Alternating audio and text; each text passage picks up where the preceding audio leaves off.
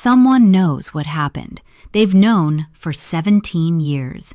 This is The Summer She Vanished, a psychological mystery thriller about a missing woman, a family haunted by unanswered questions, and a truth buried so deeply that someone is willing to kill to keep it hidden. 17 years ago, my sister disappeared on a lonely country road in rural France. No witnesses, no body, no goodbye. The investigation faded into silence, and everyone eventually learned to live with the question that never had an answer. Everyone except me. Now I've come back to the place where it all began. The villagers welcome me with gentle smiles and quiet kindness. They tell me the past is best left alone. They insist Saint-Luc is peaceful, untouched by the tragedy that once made headlines. For a while, I almost believe them. But the past has a way of making itself heard. A stranger offers help that feels too generous. Familiar faces seem to know more than they admit. Every conversation ends just a little too quickly whenever my sister's name is mentioned. Then another young woman disappears. Soon, more follow. The police begin whispering about a serial predator stalking the French countryside. Everyone is looking for a monster. I have a different fear. What if the person who took my sister has been living among us all this time? Because the closer I come to the truth about that forgotten summer, the clearer one thing becomes. Someone has spent 17 years making sure Melanie Carter was never found, and they have no intention of letting me succeed where everyone else failed. Prologue. I knew it, of course. That one day, regardless of my meticulous attention to detail, my luck could run out. And that me being me, playing it smart and making sure I was the last person anyone would suspect, wouldn't be enough. No matter how often I told myself I was in the clear, a little voice would whisper that I couldn't get away with it forever. That voice was right. Maybe God does work in mysterious ways. Yet still, being here in this grim room waiting to tell all is actually quite a shock. The whole cuffs and police car ride, being read my rights and hearing the words spoken out loud, what I am and what I've done was quite a moment. It was then the truth hit me, I think, that finally, after all these years of being just me, I was somebody. I will be famous in my own right. Or is it infamous? Yes, I think that's it. Well, one thing is for sure, I've well and truly put Saint-Luc on the map, and the buttoned-up village brimming with career busybodies and righteous sinners will really have something to pray for at church tonight. I bet the whole congregation is in rapture right now. I wonder if they'll miss me. I allow myself a little chuckle there, which I think has disconcerted the avocat de permanence who happened to be on duty when I was brought in. He's doing his best to convince me he's got this under control. He hasn't. The sheen of perspiration across his forehead and that annoying clearing of his throat tells me he's out of his depth and panic paddling underwater like a terrified duckling on its first foray across the pond. "Mummy, wait for me!" Anyhow, enough of him. What is that really annoying saying? Oh yes, c'est comme ça. It is what it is. And here I am, with a numb bottom, sitting on a plastic chair, staring at a half-empty bottle of Evian while the avocat scribbles notes in his file. This will probably make his career, let alone his day. Imagine the story he will tell his wife tonight. About his new case, defending the Saint-Luc serial killer. Well, I hope she's not expecting him home anytime soon, because once the interview starts, I intend to tell all. I'm going to make the most of my 15 minutes of police cell fame, and if I don't put them all off their dinner, I'll be disappointed. They have no idea what they're in for, not a clue. They've got me in flagrante delicto, and it pleases me no end that finally something from all those dreary Latin lessons resonates so, rather than drag it out, I'll just tell them what they want to know. Where the bodies are and who they were. Because if they think they know how many I silenced, well, I will assure them they don't. But it will all become clear, like the fact that I'm proud of what I did. a public service, and I'm really looking forward to watching their faces as it dawns on them that they are looking into the eyes of one of the most prolific and unrepentant serial killers of young women that France, maybe the world, has ever seen. I can imagine the headlines now. I'm going to save the more intimate details of their final moments for another day. Spread the joy, drag it out, drip-feed them the luscious details. I will allow only the crème de la crème of shrinks to delve inside my head and enjoy watching them fathom it out. But for now, I'd like to keep those moments private because, after all, what goes on between a man and a woman is sacred, a joyous union. Plus, I'll need something to keep me going in my cell. Maybe they'll write a paper on me, and my name will appear in La Presse Médicale. I do like the idea of that. Today, I'll feed them the basics. After all, she will have made a statement by now, so they probably know something of the dirty little whore who ruined my life. I couldn't punish her in plain sight, so I found a way to make others like her pay instead. I took them off the streets, wrapped my hands around their necks, and squeezed so tightly they'd never be able to lie about a man ever again. What I did afterwards was just for fun, a ritual that cleansed me, and once they were disposed of, I could move on. Until the next time, and the next. When the urge inside me couldn't be quieted, and the memories played like a reel of pain and shame in my brain, and I had to go hunting. Aha! I can hear footsteps in the corridor, and my pale-faced avocat is straightening his tie and sitting up straight, preparing for his big moment when he acts out every interview scene he's ever watched in the cinema. I do hope, though, that he remembers that he's not the star of this show, because that's me. This is my moment, and I'm going to enjoy it. Chapter 1. Manchester. 3 weeks earlier, Pamela gripped the phone, squashing it to her ear, as if by doing so, she'd be able to stem the pressure building inside her weary body. She was trying to control her temper with Tom, her ex-husband, who, as always, teetered between making a solid decision and being overcautious to the point of sounding pathetic. The subject of the early morning long-distance conversation was their daughter, Sunny, who was currently lying upstairs in bed, recovering from a 24-hour stint in A&E after overdosing on alcohol, again. At least this time there were no pills involved. Small mercies that Pamela was truly grateful for, but they still hadn't totally swerved a bullet. For God's sake, Tom, you're not listening. Yes, I'm sure she wasn't trying to, take her own life, but they've referred her to a psychiatrist, and the way she was ranting and raving in the ambulance, I'm surprised they didn't section her there and then. It was awful, and the things she was saying about Melanie and us, it was really embarrassing and so hurtful. Pamela swallowed hard and forbade the sob that had gathered in her throat, swiping away tears. Tom hated it when she cried, and anyway, it wouldn't solve anything. It never did.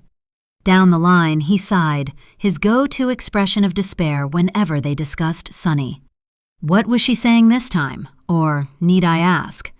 The usual, that the reason she's a freak show loser is because you fucked off and left us, and I suffocated her and made her frightened of her own shadow. That she's a waste of space, a failure, a disappointment to the whole family, etc., etc., and that she needs to go and find Melanie because we couldn't be arsed to keep on looking and left her alone in a foreign country. Pamela paused. And there's something new. She said that she can see Melanie and that it's a sign telling her to go back to Saint-Luc because she's waiting for her there. And apparently, she was in the ambulance holding her hand and in A&E sitting on the edge of the bed. Now have I got your attention? Shit, Pam, that's a bit weird. Do you think she'd taken something? Tom, they did blood tests. There weren't any drugs in her system this time, just a bottle of vodka and whatever she and her stupid friends had thrown down their necks before she passed out. Tom tutted. Okay, there's no need to get snappy. So how long do you think the Melanie thing's been going on? She didn't specify, just that she sees her everywhere. On the bus, in her room, walking to work. Which brings me on to another problem. She got sacked again. Pamela couldn't be bothered to sugarcoat it. Oh, for fuck's sake, how hard can it be to work in a petrol station? What did she do this time? Threw a bucket of flower water over a customer who complained about limp flowers. He's threatening to sue. The manager talked him out of calling the police, but she stormed off and was sacked by text. I think that tipped her over the edge and was the catalyst for the drink binge, and now, here we are again. Our 22-year-old is jobless, penniless, and on the verge of being sectioned. Pamela was exhausted just from telling the story, and she hadn't even got to the next bit, her plan to save Sunny from herself. Well, I'm sorry, Pam, but I'm sick of her behaving like a selfish teenager, and if you think I'm going to pander to her, you've got another think coming, and do not suggest she comes and stays with us, not after last time. Courtney is still upset about the things Sunny said, and I'm not having that type of bad language around the kids. They're too young and don't deserve their lives being disrupted by an out-of-control attention seeker. Sorry, I know that sounds harsh, but it's true. It was in that moment, caught between despair for her daughter and the backlash from Tom's words, that nerves got the better of Pamela, who found herself holding in a giggle when she remembered his irate phone call from Edinburgh Station. She's on her way home, and I've gladly paid the fare because she's caused bloody havoc this weekend. It's like she purposely picks on Devin and Brooklyn and takes Melanie's absence out on them, making fun of their names, and then, when Courtney told her off, called her, and I quote, a fucking fat haggis shagger. It was the last straw, on top of drinking all our wine and leaving the kitchen in a tip. I'm sorry, Pam, but enough's enough. Back in the moment, unable to deny that Sunny did push buttons, Pamela decided to share her idea. It was actually her mom's, because Grandma Doris had also reached tipping point with her beloved but trying grandchild. Okay, I get it. It's all down to me to sort out, because we can't have your precious family disrupted by your troubled, grieving daughter, who is clearly crying out for help, regardless of how bloody draining she is. Tom attempted to interrupt, but Pamela shushed him. Don't even try to deny it, because I'm not in the mood, so listen. Mums offered to pay for Sunny to go to rehab in a private clinic. The waiting list on the NHS is ridiculous, and she needs help now. On the way home in the car, I saw her turn around and smile at an empty back seat. It freaked me out, and I can't cope, Tom. I'm at the end of my tether. The mention of money always piqued Tom's interest because he was the proverbial tight arse. But Pam, that'll cost thousands. I don't care. We should have done this when she was 13 and started going off the rails. Those counselors meant well, but they didn't help. She's deeply damaged, and we've been waiting for her to turn a corner for years. So if I have to give up my inheritance for our daughter, then I will. She's hurting inside, and you know what? So am I. When Tom answered, his reply was softer and sounded like the Tom she used to love, before loving him and herself had become too hard. Failure, grief, bitterness, and despair had sucked that out of both of them. They'd given up on the notion of closure, peace, or happiness, and then, eventually, on their marriage. It had been another nail in their coffin, because Sunny had already thought they'd turned their backs on Melanie, so it had simply given her another reason to hate them. I know, love. And I'm sorry I'm not there, even if you don't believe it and think I've run away from it all. I wish I could wipe away the pain for all of us, but I can't. It lives inside me, rotting me away, eating my brain, and ruining any tiny moments of happiness by reminding me of what happened. Tom's voice caught, then he coughed and recovered.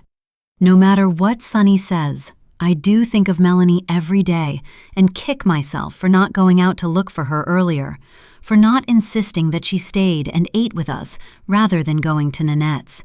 It plays on a loop in my head. That day, every hour, the weeks and months that followed. I wish we'd never gone on that holiday, and as much as Sunny drives me insane, I get it. She's damaged and hurting, and whether we are to blame or not, she's our daughter, so we need to do something.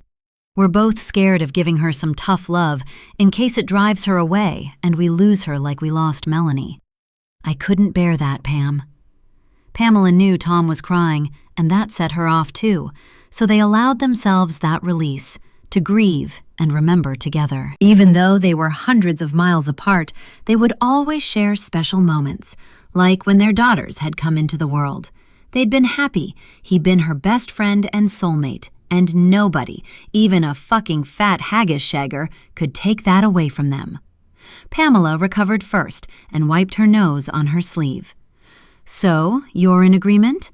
I'll look for a good place, somewhere nice, because I can't bear the thought of it being grim and run by nasty people, or her thinking we're turning our backs on her. That's what scares me the most, her hating me more than she does now. In a rare show of backbone, Tom made Pam a surprising offer. I'll drive down and we can tell her, then take her there together, if she agrees. I have no idea how all this works, Pam, but I promise I'll be there for you both, okay? Pam nodded into her phone. But what about Courtney? She won't be pleased about you. Just leave Courtney to me. I've got 3 kids and one of them is in trouble, so I'll be there. For the first time in ages, Pamela felt a swell of something positive inside. A faint light in the distance, some badly needed support from a man she still regarded as her oldest friend. They ended the call a lot more amicably than it had started, both promising to keep in touch, and Tom assuring Pam he wouldn't ring Sunny up and give her a roasting as, for now, it would only make matters worse. When she disconnected, Pam took a second to gather her thoughts before going to check on her mum, and then Sleeping Beauty, who, even though she didn't deserve it, needed some TLC, a light meal and a bath. The waft of hospital and sicky hair lingered in Sunny's bedroom, even with the window open. But it was something Tom had said before he'd ended the call that rested in Pam's heart like a lump of lead. 4 words that, even though they weren't meant in a bad way, she'd carry them with her for the rest of the day. I've got 3 kids, and it was that, the gaping hole in the reality of a sentence, that broke Pam. Because Tom was wrong. He had 4 children, and one of them was out there, somewhere. Their beautiful, clever, kind, and funny daughter who went for dinner at her friend's and never came back. And until Pam knew where she was or what had happened, if she was dead or alive, she'd tell everyone that asked that she had 2 daughters and cling on to the belief that one day, Melanie, her eldest, would come home. Chapter 2. Sunny. Sunny sat at the top of the stairs, listening to the one-sided and entirely predictable conversation between her mom and dad. She couldn't even remember saying the things her mom mentioned, but they were exactly what Sunny thought. Her mom had made her scared of the world by swaddling her in cotton wool and bubble wrap, and when she'd hit the troubled teenage years, her mom had put a tracker on her phone, monitoring Sunny's every move. Lately, she'd even checked her shoes and bag for a tag, just in case her mom had slipped one in. Did she deserve it? Yes, she did. Sunny knew she was a pain in the arse, and had been since she'd gone to secondary school, when she'd finally spread her clipped wings and evaded her mother's scrutiny for a few hours every day. Up until then, she'd been a good kid, albeit living in the shadow of resurfacing headlines, usually on the anniversary of her sister's disappearance. There was a local reporter, Bree Baxter, who seemed desperate to grab the attention of the national press by running the same piece every August. Missing Melanie, where is she now? Reminding folk how many years had passed, regurgitating the same story and photographs for no other reason than to further her own career. That was how Sunny saw it, anyway. In the 8 years since her dad had buggered off to Edinburgh with a battered Mars bar muncher, the reporter had kept coming back for more. Ironically, usually after one too many down the pub with her friends, Sunny sometimes credited Bree for not forgetting, because her parents had. That was the rot at the center of everything. They'd stopped looking. The fact that the devil, who resided in Sunny's soul, fed on. Hearing her mom leave the lounge sent Sunny racing to her room, steadying herself when the wooziness returned. Glad there was nothing left inside to chuck up, Sunny flopped into bed and dragged the duvet over her head. Unfortunately, blocking out another glorious summer day wouldn't totally erase the memories of the day before, or wipe out the date in her head. In 3 days' time, it would be August 22nd, 16 years since her 17-year-old sister disappeared off the face of the earth. It was like a stain on her brain no amount of bleach would erase. It was why she hated summer. Holiday ads on television, jolly holiday clothes in the supermarkets, even flip-flops pissed her off, triggering memories. Counting down the days to the end of term, a trip to the Trafford Center to get new clothes, packing their cases, Dad loading the car and complaining that they were taking far too much. Then finally setting off for 6 joyous weeks with Grandma Doris and Granddad Sidney.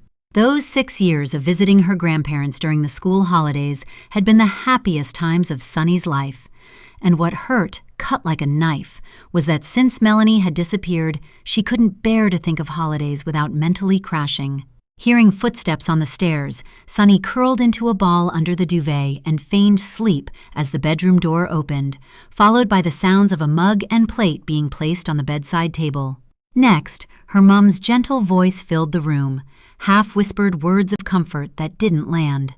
"Sunny, love, I'm going to the shops, but when I get back, I'll run you a nice bath. Try and eat something. I won't be long, I promise. Love you." Sunny didn't move. When her mom gently closed the door, Sunny pulled the duvet away, the waft of buttered toast making her gag, so she stuck her head back under and closed her eyes, replaying the conversation she'd eavesdropped on. It hadn't been nice, hearing her nasty words repeated and the sound of her mom crying down the phone. Even if she couldn't remember a thing, Sunny knew her behavior was born from rage and confusion, sadness and hurt. Because no matter how anyone dressed it up, they'd left Melanie behind. After the police had come to a dead end and reporters had drifted away, the Carters had returned to England. Her dad had had to work. Sunny had had school. Her mom had taken compassionate leave and dedicated herself to the protection of Sunny, shuttling her everywhere, then back to the safety of home. A place where tension and unanswered questions had lingered in the air, and Melanie's bedroom door had stayed firmly shut. Her grandparents had eventually sold their perfect retirement home and followed suit. Grandma Doris and Granddad Sidney had blamed themselves for emigrating to Saint-Luc in the first place.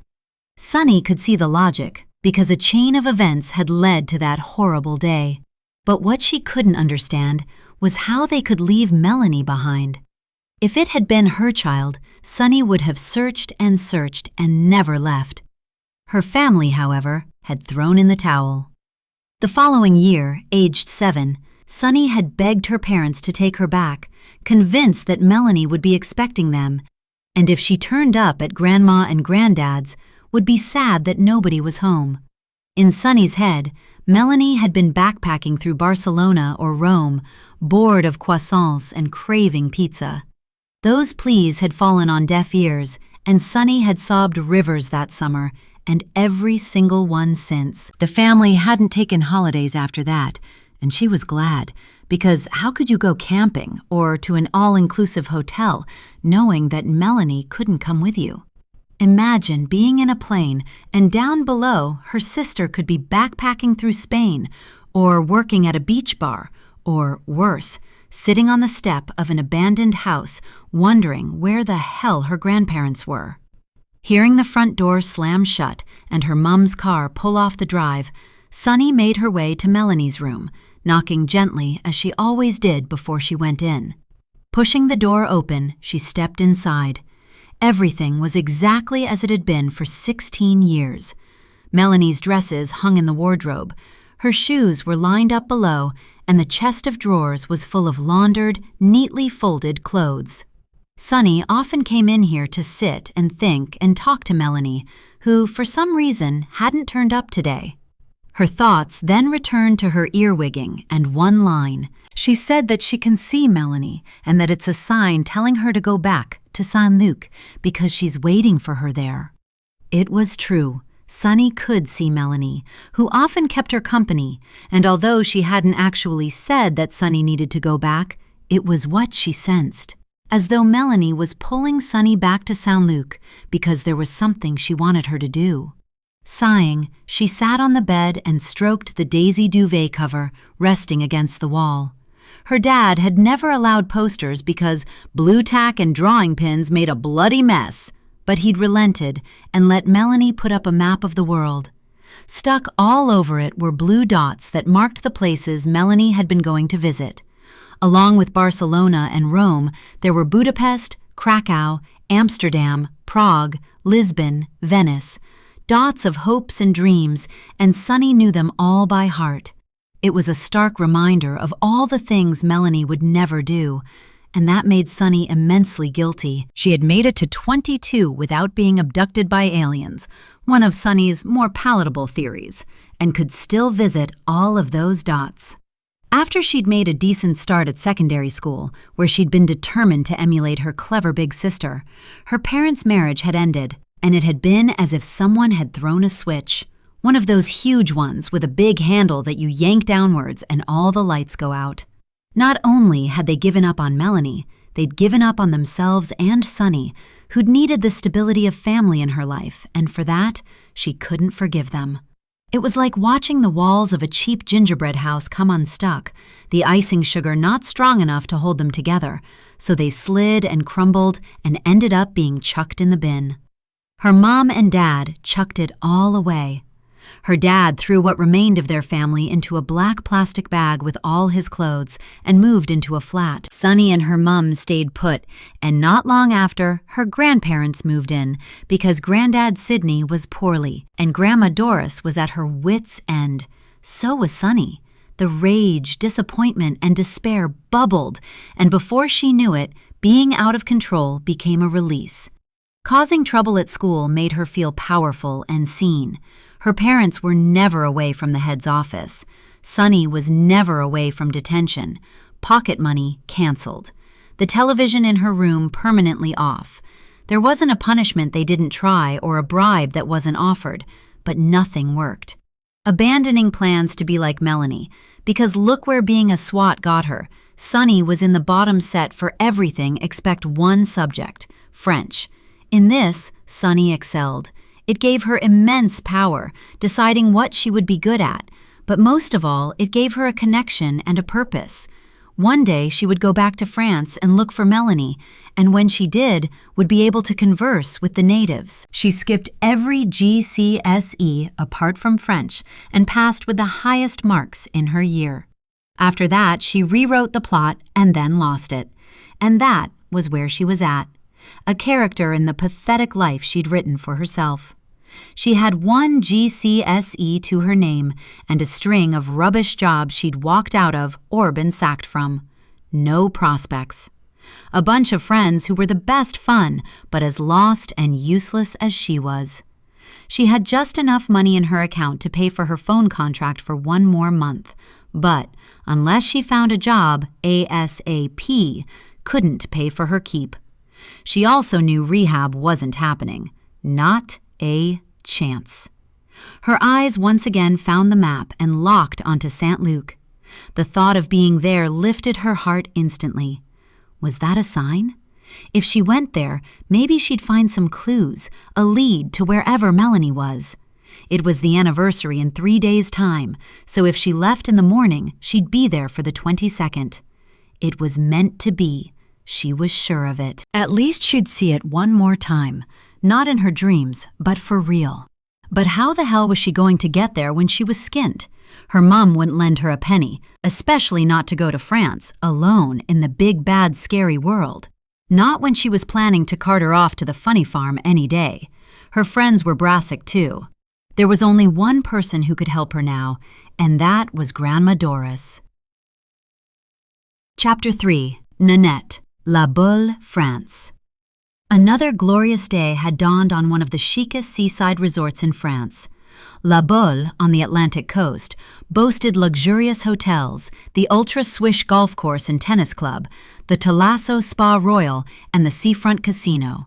La Grande Plage's crescent-shaped stretch of fine white sand and gentle waves made it perfect for families, while the promenade, lined with boutiques and cafes, invited leisurely strolls. All of this was home to Madame Nanette Montmartre, and she adored it. Living by the sea gave her a much-needed sense of joy. La Baule was a jewel, and even though she was merely a speck amongst the glitterati, she had married into one of the most respected families in town, something her mother had craved since the day Nanette was born. A big black tick in Anil Bennett's box. Nanette lived in the most sought-after quarter of La Baule, amongst tree-lined boulevards in a historic villa worth millions. Her sons, Didier and Sasha, aged 14 and 12, went to private school and wanted for nothing. Her husband, the handsome and enigmatic Rolf, heir to a brewing fortune, preferred Nanette to stay at home rather than pursue her old ambition of becoming a midwife. It hadn't been deemed an acceptable occupation for a Montmartre. Rolf and her mother-in-law reminded her often to be grateful for the life she'd married into. Even her own mother occasionally nudged her to smile and play the part, because that was what Nanette's wonderful, lavish, boring, and soulless life had been reduced to, playing a part and faking it. The only people she felt true love for were her children, who would soon have even less need for her. A sadness she accepted because there was no point in railing against it. Didier and Sasha were too absorbed in their activities and friends, and wrapped around their paternal grandparents' fingers so tightly she'd long ago given up trying to loosen the hold. No, Nanette knew her place and where she fitted, right under the thumb of her controlling, self-centered, cruel, and twisted husband. Had she a friend to trust with the unhappy reality of her life, she would tell them truthfully that she wanted out, that she would swap paradise for an apartment and a midwife's uniform in a heartbeat. But she had no such friend, not even a mother in whom she could confide. Instead, she had an online therapist who listened for a full hour each week while Nanette unburdened herself. Well, not quite everything, because that would be downright stupid and probably land her in jail. Checking her Cartier watch, a 10th anniversary gift from the warped one, Nanette opened her laptop and signed into her session with Francine. "Hello, Nanette. How are you today?" The smiling round face that appeared on screen was framed by frizzy curls and owl-like spectacles. Her fresh, freckled complexion and jangly bracelets gave Francine a wholesome and new-age look that instantly settled her client. "I'm okay, thank you, Francine, and I must say you look well. Have you caught the sun?" Francine laughed and rolled her eyes, admitting she had and was now regretting it. They soon moved the conversation along, skated over the children, and avoided Rolf. They had an agreement. They had agreed that Nanette would raise her marriage if she wished. Otherwise, Francine would lead. We ended our last session with mention of a looming anniversary, and I made a note to come back to it. "You told me you enjoy the tourist season and spending time on the beach." She looked down at her notes. "Because it helps you process things and feel close to someone you miss. I wonder if they are connected to the anniversary." Francine pushed her glasses back up her nose and waited for Nanette to respond. Nanette's heart thudded because she'd been waiting for the right time to mention a name she carried with her always, just like the pebble in the zip pocket of her handbag, something she treasured more than anything she owned. Ah, yes, the tourists we locals loathe and love in equal measure, the bread and butter of La Baule, yet they clog up the roads and restaurants and occupy the best spots on the beach. They can't win, really, can they? Nanette forced a laugh, swallowed, and took a sip of water. Francine's lack of response was a subtle cue for the patient to continue. "It's not all tourists that I'm drawn to. It's the English. They remind me of someone I loved, a friend who went missing a long time ago. We met when I was 8 and she was 7, and for 10 precious years we were inseparable." Nanette could feel her composure slipping, so, with a trembling hand, took another sip while Francine asked a question. "What was their name, and how did you meet?" It was as she prepared to answer, Nanette realized that it would be the first time in too many years that she'd said it out loud, and, for that, she was ashamed and almost changed the subject. But how could she deny her closest friend the simplest of things? It would be like committing another sin. Melanie, we met at the music festival in my home village. You know, the one they have in June each year? Her grandparents had retired to France and bought a house about 15 minutes away from mine. Our families had tables next to each other on the square. I was an only child at the time, and so was Melanie. We danced the night away under the stars. How we giggled and made sick noises down the phone and debated if everyone's parents still did it. I was adamant, of course, that my parents didn't, and if you ever met my mother, you'd probably say I was right. But when baby Sunny arrived, we adored her. She was born on the hottest day of the year and lived up to her name because she was so cute and sunny in nature, I suppose. We used to push her around the village in her pram, planning to live in Saint-Luc when we were older, in houses right next door to each other. Life was so simple and utterly perfect then. Nanette didn't realize she was smiling until she looked at the screen and saw that Francine was, too. So the English tourists remind you of Melanie and her family and make you feel close to them. Francine tilted her head and waited. Yes, that's it exactly. Sometimes I walk up to Pornichet. There's an English fish and chip shop there that attracts the Brits, and opposite, an Irish pub, so I'm guaranteed to hear familiar accents. Melanie and I loved the market on a Thursday, where we would buy clothes and cheap jewelry. That's where I go to eat fish and chips, and then sit on the beach and play Spot the English. She smiled faintly. I can always tell them, because they don't have the same relaxed way of the French holiday makers, who turn up with a towel, a bottle of water, and a book. The Brits bring windbreakers and parasols and cool boxes and eat food wrapped in tinfoil and scream a lot when they run into the sea. I close my eyes and listen to them chatting because it makes me feel close to my Melanie, and Pamela and Tom and sweet little Sunny, who must be all grown up now and living her life somewhere fabulous and fun, I hope. Francine gave her a moment and then asked, "Would you like to talk about Melanie's disappearance, or is that too raw?" "Please take your time." Nanette paused. Could she go there? Back to that day when their lives changed forever. One conversation that altered everything. And ever since, a day hadn't passed where she didn't regret what happened. Not today. Even after 16 years, that day is very raw. Francine responded, "Of course, that's totally fine. But may I ask, when is the anniversary you mentioned earlier?"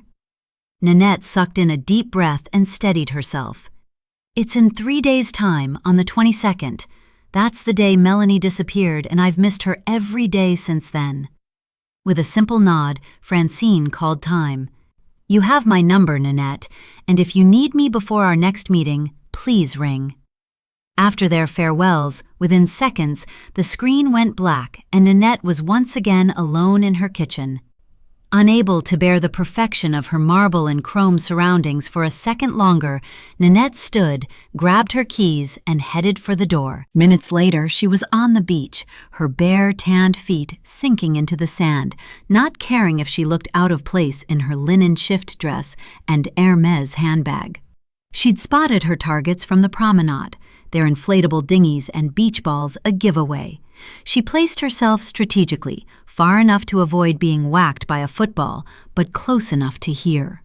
Opening a novel she had no interest in, Nanette hid behind her Ray-Bans and looked out to sea, listening to little Johnny Horrid tell his sweet little sister that if she went into the sea, she'd get eaten by a whale. Nanette ignored the tears that were trickling down her cheeks, not because of the sea breeze, but because Francine had nudged truths she preferred buried, because her life was falling apart, because she endured a violent marriage, because she had no one, and because she'd turned on the one person who tried to warn her, who had been asking for help. If only Nanette had listened that day, Melanie would still be alive. With the breeze whipping her hair around her face and the screech of seagulls overhead drowning out her voice that was barely a whisper, Nanette said the name and the words that had been trapped inside her for far too long. Melanie, Melanie, Melanie, I'm sorry. I'm sorry. I'm sorry. Then she turned a page and pretended to read. Chapter 4. Sunny. Sunny made her way downstairs on wobbly legs and found Grandma Doris in her favorite place, the conservatory. She was reading, specs perched on the end of her nose, Kindle propped up on a triangular cushion that Sunny had bought her for Christmas. Sunny loved her grandma, probably more than she loved her parents, a hard truth even in her own head. But through 16 years of turmoil, and no matter what Sunny did, their bond and love held firm. Spotting her peaky-looking granddaughter at the door, Doris smiled and held out her hand. "There you are, sleepyhead. Are you feeling better?" Sunny shuffled over to the armchair, slid to the floor, and rested her head on her grandma's lap. "Not really, but that's my own fault." Grandma Doris never lied. "I'm sorry, Grandma. I messed up again." Doris hated bad language and gave anyone who cursed a withering look and a raised eyebrow. Sunny was a repeat offender. "Sunny, what were you thinking? You gave us a right scare. Your poor mum was so upset, and you've been so good lately. Was it that business with the flowers that set you off?" Doris was stroking Sunny's head, a thing she'd always done in times of trouble, and the soothing motion was enough to send anyone to sleep. "Probably, but he was a total knobhead. Sorry, idiot. He was driving a flash car and had the cheek to complain about a knackered bunch of carnations and ask for a discount. I told him as much, so he took the huff and called me a jumped-up skank. Cheeky twat. Man, I did enjoy it, though, chucking the slimy water on him. You should have seen his face." Sunny knew her grandma was laughing, but still expected a bit of a telling off and didn't have to wait long. "Sunny, your mum and me have been talking, and we think you need some proper help. You know, go somewhere they can address your drinking issues and whatever else is bothering you, because you can't go on taking it out on strangers and hurting those who love you." The stroking continued while Doris waited for Sunny to speak. "I do, and I promise I'll get better. But please don't ask me to go to one of those units, Grandma, please. My mate Froggy's been, and he said it's shit. Awful. I'll only run away. I swear I'll sort myself out. Just give me one more chance, Grandma. I'll be good, I promise." Doris sighed and stopped stroking. "The thing is, love, we've had this conversation so many times before, haven't we? You're not a teenager anymore. You're a young woman who lives at home with her mom and grandma without a penny to her name, no qualifications or prospects, and in serious danger of killing herself if she's not careful. And what do you think this is doing to your mom and me? Don't you think we both carry enough guilt about what happened to Melanie without worrying we've let you down too?" This came as a massive shock to Sunny and caused her body to stiffen. Then, when she turned to look at her grandma, she was doubly shocked by the expression on her face. Not concern or compassion. Grandma Doris looked annoyed. "Grandma, what do you mean? How can you feel guilty about Melanie? And by the way, I have got a GCSE in French." Doris's ample bosom heaved upwards as she took a deep breath, totally ignoring Sunny's claim. "Because it was our decision to retire to France, and had we not been there, you'd have been off having an all-inclusive holiday, away from whatever pervert took our Melanie." At this, Doris pulled a hanky from her sleeve and dabbed her nose before tucking it away again. Grandma, that's not true. We loved our holidays with you and Granddad, and please don't say that about perverts. We don't know what happened to Melanie. She could still be out there somewhere. That's what I've been saying forever, and nobody listens to me. I've wanted to go back there for years, start up some kind of campaign. But Mom always shuts me down and won't even talk about it anymore. It's like you all gave up. Sunny could feel the rage building inside, and she hated getting cross, especially with her grandma. Sunny, listen. Your mom went to hell and back, but held it together because you needed her, like she needed me. That's what mums do. But don't dare think, not for one single minute, that your poor mom gave up. She had to get on with her life for you, get out of bed each morning, and put one foot in front of the other. 2 pink spots appeared on Doris's cheeks as she drilled home her point. Imagine what it's like for her on Melanie's birthday. Christmas is torture. The anniversary of the day she went is unbearable. But does she wallow or cause a fuss or kick out? No, she does not. Her marriage to her childhood sweetheart ended in divorce. She listened to her dad calling Melanie's name as he took his last breath. She supported me in her grief. And what did you do, Sunny? You made it all about you. Sunny was stunned. Her eyes were golf ball wide, her spine frozen, her knack with a mouthy retort deserting her. The honest response was to agree, but the streak of stubbornness in her refused, and instead she reverted to type and pushed back. I didn't. I was sad about Granddad too, but you didn't even talk about that or say the word cancer. It's like you all made a pact to shut me out, and I'm sick of it. Melanie was my sister, and I loved her so much, and then she was gone. My world caved in, and perhaps if you'd not closed down every conversation I ever started, I wouldn't be so angry. Doris tutted so loudly, it was a surprise her false teeth didn't pop out. Have you not heard anything I've said? We did explain it all to you, in words a 6-year-old would understand. It was too hard for your mom and dad to go back. They kept up the pressure from here, but the police had other cases. That is not our fault, and the sooner you come to terms with that, the better. I'm sorry, Sunny, but Pamela is my child, and I've had enough of your behavior. She has a job to go to, children to teach, and bills to pay. Am I making myself clear?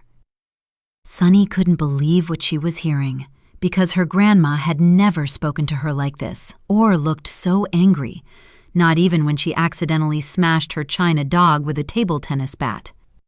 So I suggest you take yourself upstairs, get a shower, and wash your hair because it pongs. And when your mum gets home, you can apologize. And in the meantime, consider your options, which means going to rehab or ending up dead in your own sick. I love you very much, Sunny, which is why I'm taking the hard line. Your mum hasn't the strength, and if you make her poorly, I will never forgive you. I mean it. Doris sat back in her chair, looking thoroughly exhausted by her rant. Stung and shaken, Sunny stood, turned, and left the room. Halfway down the hall, she spotted her grandma's handbag by the settee in the lounge. It was a split-second, no-brainer decision fueled by annoyance at her grandma's lack of empathy, and as she opened the gold clasp and whipped out the green leather purse, she stopped and listened for movement. Nothing. Within seconds, she'd removed one of the cards, 3 20-pound notes, and stuffed them in her pocket.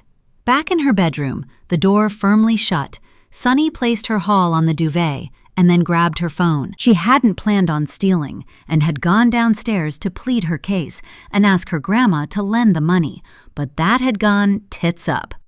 As she scrolled the internet, searching for cheap flights, something caught her eye, and when she looked up, Melanie was sitting on the dressing table stool, looking at Sunny through the mirror as she brushed her hair. When their eyes met, Melanie smiled, and Sunny's heart sang. I'll be there soon, Mel. I'm coming to find you, so just hang on. They might have given up on you, but I haven't. I never will. Melanie put down the brush and swiveled to face Sunny, her eyes sad as she looked at the card on the bed. Please don't be mad about that. I promise I'll pay it back. I'll find a job in France, picking grapes or something. I'm doing this for both of us, so I can prove to Mom and Grandma that I'm not a loser like they think. And I need to see the house one more time. It's like it's calling me back. Or you are. If I don't do this, then I really will end up in the loony bin, or, as Grandma says, dead in the gutter, and then I'll never be able to find you. The sound of the front door opening and her mum's voice calling out that she was home distracted Sunny, and when she looked back, Melanie was gone. Crawling back under the duvet, she grabbed the card and money, slipping them under her pillow. Listening for footsteps on the stairs, Sunny made a plan in her head. Book flight and Uber for morning. Pack bag when everyone is gone to bed. Passport. Melanie's map. Slip away when Mum goes to teach summer club. Stay the fuck out of Grandma's way. The thought of what she was about to do, run away from home and head for the place that had broken all their hearts, didn't fill Sunny with dread. She wasn't scared of traveling alone, no matter what common sense advised, even though she'd never been further than Blackpool without her mum. She was excited, hopeful, and positive. She lived in a city, was streetwise, Manchester savvy, stocked up on northern grit. So, in a crowded airport, on a busy train, a local bus, a seaside town, or the sleepy lanes of Saint-Luc, what could go wrong? And then that reality came and punched Sunny right in the face. Because on a sunny summer evening, minutes from her door, in a boring little village where the crime rate was 0 and nothing ever happened, Melanie vanished into thin air and never came back. Chapter 5. Sunny. Sunny stepped into the arrivals lounge at Nantes Atlantique Airport on a sunny Thursday morning, and it was just as she remembered. It felt as though she were walking in her younger self's footsteps, holding onto her mum's hand as Melanie marched ahead, leading the way as she was doing right now, beckoning Sunny. It was then, just for a split second as she was jostled by a man running late, Sunny wondered if she'd made a mistake. It was all too much, being alone, semi-hungover, in a place full of memories instead of her cozy bedroom at home. Then, the automatic doors up ahead breathed warm air into the concourse, and she remembered why she was there. Melanie. The taxi ride from the airport to the railway station was uneventful, and her GCSE French did her proud when she bought her ticket, allowing her to pass as whoever she wanted to be. Definitely not a runaway escaping rehab. Sunny took a window seat and pressed her forehead to the glass, soaking in the cool and taking a moment to acclimatize. The whistle on the platform startled her. The surge as the train began to move made her stomach flutter. It meant she was on her way to her spiritual home. Fields unrolled like green baize, interspersed with hay bales drying in the heat, and sunflowers drooping their seed-heavy heads. Soldiers of corn, mice, Sunny corrected herself, determined to speak and think in French. She didn't allow her mind to wander home to Manchester, the shameful scene in the hospital, the nurses who kept their opinions to themselves but whose faces told the truth. She was just another silly pisshead, wasting resources and testing their patience. They pitied her mum, whose voice had worn thin with worry, eyes red and streaked with tears. Back there, Sunny was just another loser who'd sought refuge in a bottle, brought in on a trolley, and shoved in a cubicle until she sobered up. Here, for now, she could be an everyday girl, going wherever she wanted on a train. When her eyelids drooped, Sunny forced them open, focusing on a church spire and a cluster of farm buildings, then more fields. The rhythm of the rails soothed her, and when she closed her eyes for a second, she saw a photo and, in it, a stripe of blue-green sea and a string of colored lights along a promenade. Le Pouligan, it had to be. There had been a man frying yum-yums and a carousel. "We're going to win a goldfish, you and me." Melanie's hand tugging hers through the crush. The train trundled on, and every now and then, in tunneled reflections, Sunny could see Melanie in the glass by her side, head resting, waiting. At La Ballet, the heat hit properly, and Sunny tied her denim jacket around her waist, the straps of her rucksack rubbing on her bare shoulders as she walked. She tightened her grip on it because it contained everything she needed to survive: passport, euros, and, along with her own debit card that would soon be useless, her grandma's that would likely be canceled any day. Tucked inside with her toiletries and clothes, folded with utmost care, was a selection of Melanie's things, a talisman. She had selected only those that her sister had worn on their last holiday, items she'd memorized from photos her mom had lovingly collated, touching each one gently as she'd folded the cellophane sheet over the top. Using Google Maps, Sunny found the bus station, and after waiting what seemed like eternity, was finally on the last leg of her journey, sitting on a cracked plastic seat on a half-empty local bus with no aircon. It bumped along the coast road, past neat villas with shutters and swaying palms, and then outwards, past the salt beds at Guérande, before hitting the rural routes. She got off where the driver pointed, just after the crossroads, at a sun-faded sign that she'd longed to see: Saint-Luc. Using her instinct because she'd lost her signal, Sunny hoisted her rucksack and started to walk. It came back in bits, a cottage that used to be no more than a wreck, the shutters that hung off, some open and some closed, like a haunted house. Now it had charcoal gray frames and a fancy door with a steel handle and an SUV in the driveway. Further along was the stone shrine, covered in ivy and moss, but you could see Jesus' head peeping from the top of the cross.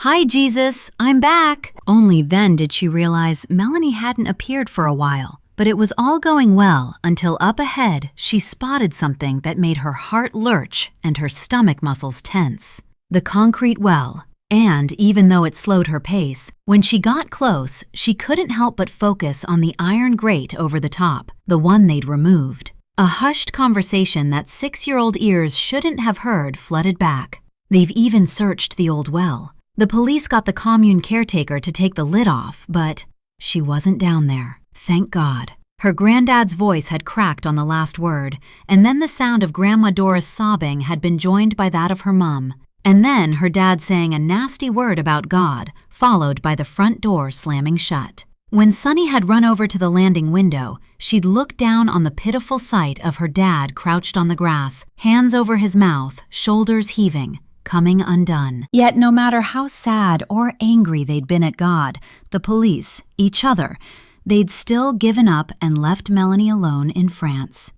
Shaking off negative thoughts, Sunny wandered on, her arms and shoulders burning under the sun, the last few centimeters of her water gone warm inside the bottle.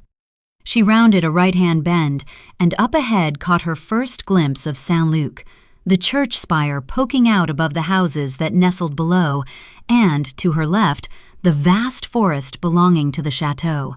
It was a moment she'd dreamed about, but what took her by surprise was the wave of nostalgia, then melancholy edged with something darker. "I'm nearly there, Mel. I made it like I said I would." Even in her eagerness, Sunny faltered when she saw the sign at the end of the lane, bearing the name of the house, La Babine. She approached it slowly, reverently, touching it once with trembling fingers before turning right into the lane, passing the letterbox that Melanie had refused to empty because it was always full of spiders and ants. The name on the front was Howden. After crossing the cattle grid, smiling when she heard the clunk of metal beneath her trainers, she followed the one-car track, the oaks that lined the way arching overhead, shielding her from the sun. She'd told herself she wouldn't cry when she saw it, but when the house finally emerged through the hedgerows, standing alone surrounded by fields, just as it did in her dreams, her breath caught under her ribs, and her eyes immediately began to swim with tears. It looked smaller, but then again she was much bigger. The slate walls were paler, just as the duck-egg blue shutters were no longer vibrant and jolly. They were closed, keeping out the blistering hot day, the temperature she guessed in the high 20s. The garden wasn't as neat. There was lavender at the borders, clumps of rosemary and mint, abundant and out of control. The vegetable patch looked healthy, though, and on the far side of the garden, the trees bore pears and apples and maybe figs. Looking around her, Sunny searched for her sister, hoping to share the moment. "Melanie," she said, "where are you?" No answer, only a fly headbutting the fence post and a bee in the brambles. Sunny scanned the front garden, where white stone bordered dry summer grass, and in the middle stood a table. Not the one she remembered. This one was smaller, for 4. The chairs surrounding it tipped forward, a sure tell that the owner was away or expecting rain. Deciding to be bold, Sunny thought she'd knock and say hello, ask for a refill of cold water. The big gate was shut, so she tried the small gate and flicked the latch. And then the proof, stuck on the front door with a tack, was a note in French. "Christian, the loto money is under the bucket. We'll be back on Sunday afternoon. See you in the bar at 7 p.m. Bingo." That meant nobody would be home for 2 whole days. And when Sunny turned, there she was, Melanie, smiling. Their plan was going well. "Do you think I should go inside? Just for a quick look and a wee." Melanie just stared. Sunny tried the shutters first, moving along the wall, then peering through the grimy glass in the front door, that when she tugged, she found to be locked. On the coat rack in the hallway hung a couple of jackets and a fleece, so she moved on to the kitchen window and was pleased to see the shutters open. Pushing her face close, she saw the old table and chairs and the Welsh dresser minus her grandma's precious plates and ornaments. It looked more or less the same, and she longed to go inside. What to do? She told herself she should go back to the road, wait for a bus, head back into town, and find somewhere cheap to stay. She'd seen the house now, so what was keeping her? Instead, she followed the walls around to the north gable, and here there was a back door into the larder and utility room. Above, a sash window, smaller and higher than the others, and minus a shutter. It was only a chance. Making her mind up, Sunny ran to the table, carried one of the chairs over, and placed it under the window. It gave her enough height to put both hands on the sill and listen. Only the crickets, and somewhere far off, a tractor revving. When she pushed at the frame, it didn't budge at first, and then a cracking sound as old wood gave in to determination, and slowly, she was able to ease the frame upwards. Her delight as she did so made her feel wicked and happy at the same time. After fumbling for a second or two, she unhooked her rucksack and pushed it through, lowering it slowly before letting it drop to the floor with a thud. Another pause as she listened for sounds, and then, head first, she wiggled into the gap and, Spider-Man style, half crawled, half dropped in an ungainly heap and landed on the stone tiles. She was inside. She was home. Chapter 6. Sunny. The smell of bare stone walls and soap powder hit her first, followed by a sour waft of alcohol from empty wine bottles stacked in a crate ready for recycling. A washing machine and tumble dryer looked on in silent disgust at her invasion of their privacy, while Sunny brushed herself down. She waited a moment, just in case anyone was taking an afternoon nap, and came bounding in, wielding a poker. Nothing. Leaving the window open as it was too high to reach, she picked up her rucksack and slowly pushed down the handle of the inner door and stepped into the kitchen. There, nostalgia and pain hit her in the ribs harder than any poker could have done. It was exactly the same, but different. Her grandparents had left most of their furniture when they'd moved, taking only personal belongings and memorabilia, which was why it was like zapping back in time, where the past, her family, had left their mark on the present, leaving smudges of voices and memories, fingerprints and footprints behind when they'd left. The Welsh dresser stood against the stair wall, but instead of her grandma's flower-festooned china, there was a mishmash of cups and plates, a pile of mail and a pair of binoculars, a stack of newspapers, and a bowl of overripe fruit. The long pine table and chairs were exactly where they'd always been. Underneath the window, the brownie-red sofa, tattier than she recalled but still going strong.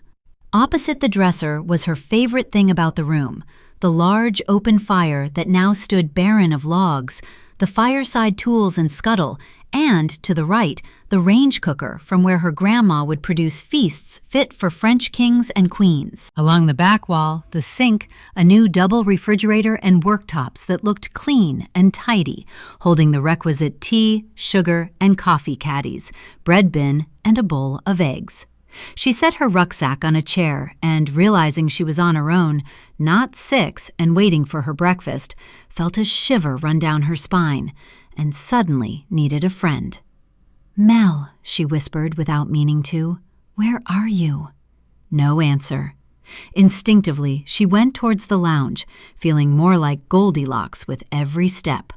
Leaning her head against the doorframe, taking in the snapshot of what had been, she welled up once more.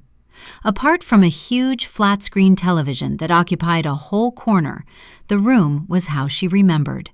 The stone walls painted cream, the slate chimney breast wall, and the glass-fronted log burner in the center, her grandparents' 3-piece suite. And then her eyes spotted something that made her smile and the tears flow. The cuckoo clock. Set into one of the alcoves either side of the chimney breast, the little black clock had been a gift from her parents after they'd taken a New Year's ski break in the Alps. Sunny and Melanie had stayed here, being spoiled, sitting around the fire, warming their feet after a hike across the fields with Granddad. But it was the clock that stuck in Sunny's memory, and the thrill of seeing the 2 little figures appear from the doors, then the cuckoo peep out. Sunny had been distraught when she'd found out they'd left him behind. But Grandma, when he pops his head out, nobody will be there and he'll be sad and lonely, and the little people will wonder where we've gone too. How she'd cried over that clock, and for days had had dreams about the little cuckoo calling her name. To Sunny, it was yet another thing they'd abandoned in France, and deep down, she'd never forgiven them for that either. Turning, trying to banish bitter thoughts, she continued her search, not sure if she was looking for Melanie or walking in the shadow of her 6-year-old self, because if that were possible, she'd go right back and change it all. She'd spent years replaying that final weekend, rewriting it in her head until it tipped into panic. Madness, she knew. Nothing short of a miracle could alter the past. Taking a seat on the sofa, Sunny stared at the cuckoo clock and listened to it tick. It all seemed so long ago, but then again, like yesterday, and if she closed her eyes and opened them, she'd be 6 again, happy, not scarred and trapped in the hole her sister had left behind.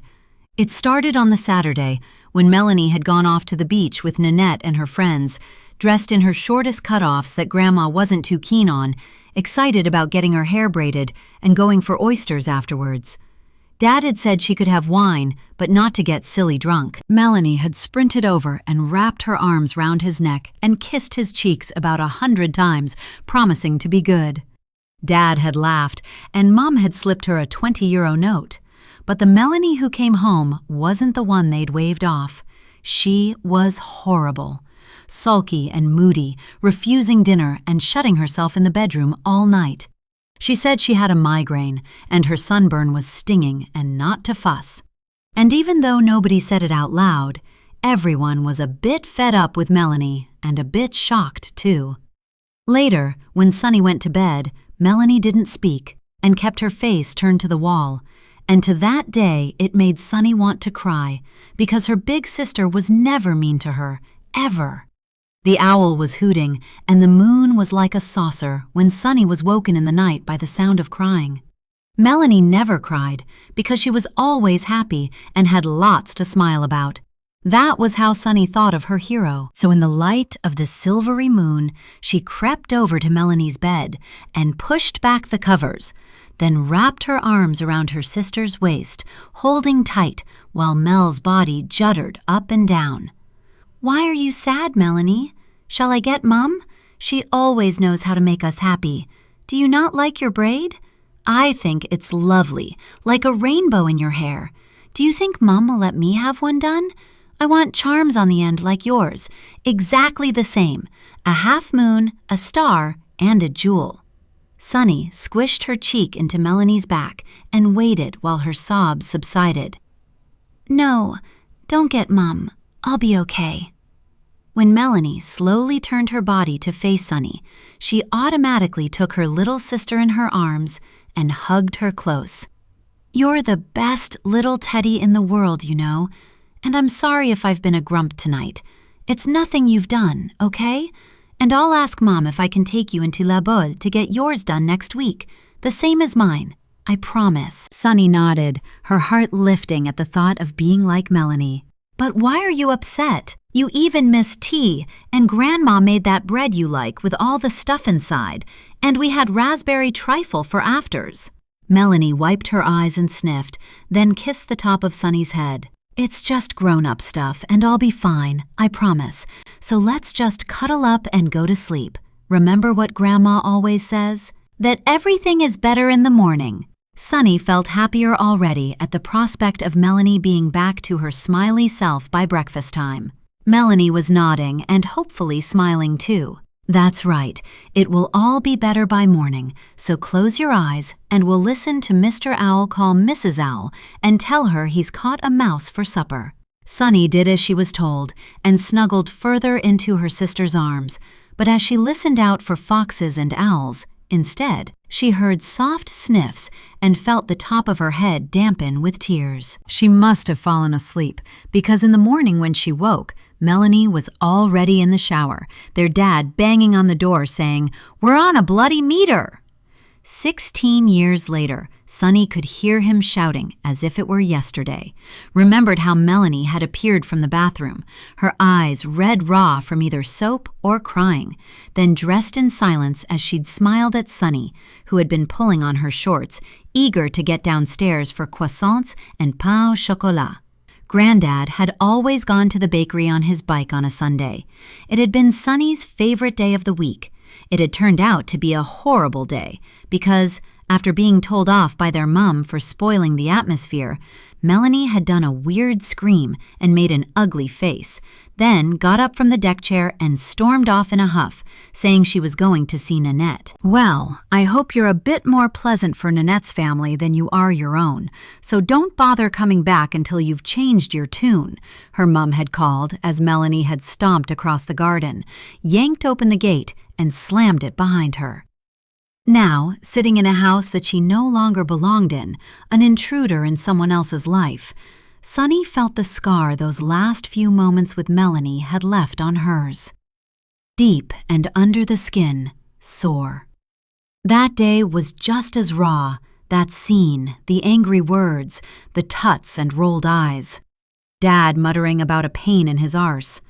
The pink swoosh on Melanie's trainers, her favorite Oasis t-shirt, a rainbow hair braid bobbing in the sun as she marched off up the lane. Indelibly inked on Sunny's brain, never forgotten. Mom never got to take those words back, and neither did her dad, but at least dear old Granddad had set her a place at the table, and their lovely grandma had made Melanie a giant Yorkshire pudding, just in case she changed her mind or wanted it for supper with some veg, mash, and gravy dolloped inside. No meat.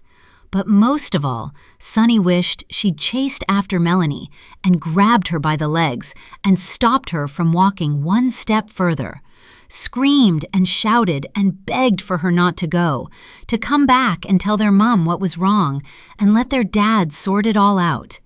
Then Melanie could have sat at the table in the garden with her family and eaten her big Yorkshire pudding.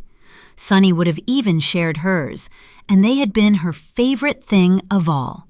They would have played cricket as the sun went down and toasted marshmallows on the fire pit, and when she went to sleep that night, Melanie would have been in the bed opposite, snoring loudly, and Sunny wouldn't have complained, not one bit. The unbearable, scream-inducing, rage-igniting truth was that Sunny hadn't done any of those things, and because of her, they never saw Melanie again. Chapter 7. Sunny. Desperate for the loo, Sunny made her way into the hall and up the wooden stairs, pausing at the top. Straight ahead was the large family bathroom, and to her left, 2 double bedrooms. One had been her grandparents' room, with a small ensuite. The other was her mom and dad's room. To her right was a small box room, and then further along, looking onto the front garden, was her and Melanie's twin room, nestled under the eaves. All the doors were firmly closed. The bathroom revealed familiar cream tiles, a white suite, and a peachy, washed-out roller blind over the window. The mirror needed a polish, and when she peeped inside, the cabinet was empty, which told her the owner used the ensuite. After using the loo, she glanced at her reflection, which was still peaky despite the sun, shadows under her eyes, and limp, sweaty hair completing the grunge look. Back on the landing, summoning courage, she exhaled and ventured on. Her old bedroom wouldn't be as it was in her dreams, and most of all, Melanie wouldn't be there, sprawled on the duvet reading or having an afternoon nap. Their dad used to despair of her, saying it was some kind of bloody teenage illness. At home, Melanie could sleep until the afternoon, then become a night owl, reading and texting through the early hours. Sunny would wake up and see the screen of Melanie's Kindle lighting up her beautiful face. Just having her there, across the room, had made her feel safe and happy. Next, Sunny tested her nerve by opening the door of the box room that smelled musty, not dirty, just dusty, and was stacked high with storage boxes full of paperbacks and bric-a-brac, the bed laden with black bin bags, and underneath a couple of suitcases. Closing the door gently, she headed to her own room. Turning the knob, she gave it a push, and there it was, her dreams stripped bare. Ahead, the windows that let in the silver light of the moon, painting shadows of swooping owls on the walls as tired eyes drooped into sleep. The flowery curtains they had never closed were faded, unlike her memories of nights where the sounds of the countryside and a summer breeze blew across the fields. Their beds stood against each wall, and in between, the chest of drawers where Sunny would store her holiday clothes, top 2 drawers for Melanie, bottom 2 for her. The mattresses were without sheets, and the double wardrobe was empty, barren of even a coat hanger. Deflated, Sunny sat on her bed, facing Melanie's, and willed her to appear. "Where are you, Mel? I thought you'd be waiting for me."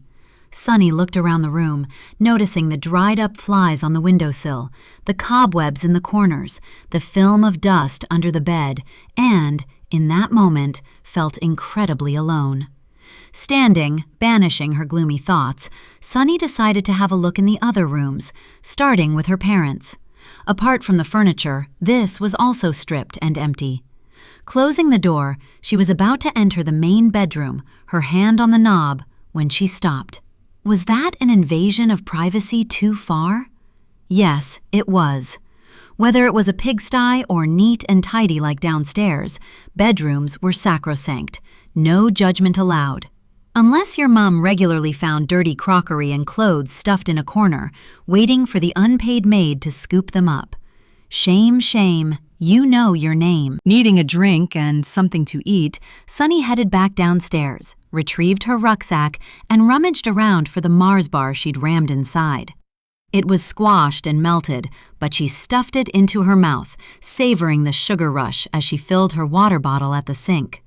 Slipping further into intruder mode, Sunny went over to the dresser and, after noting an invitation to a 60th birthday party propped against a statue of the Virgin Mary, she played detective and sifted through the pile of mail, stopping when she came to a utility bill.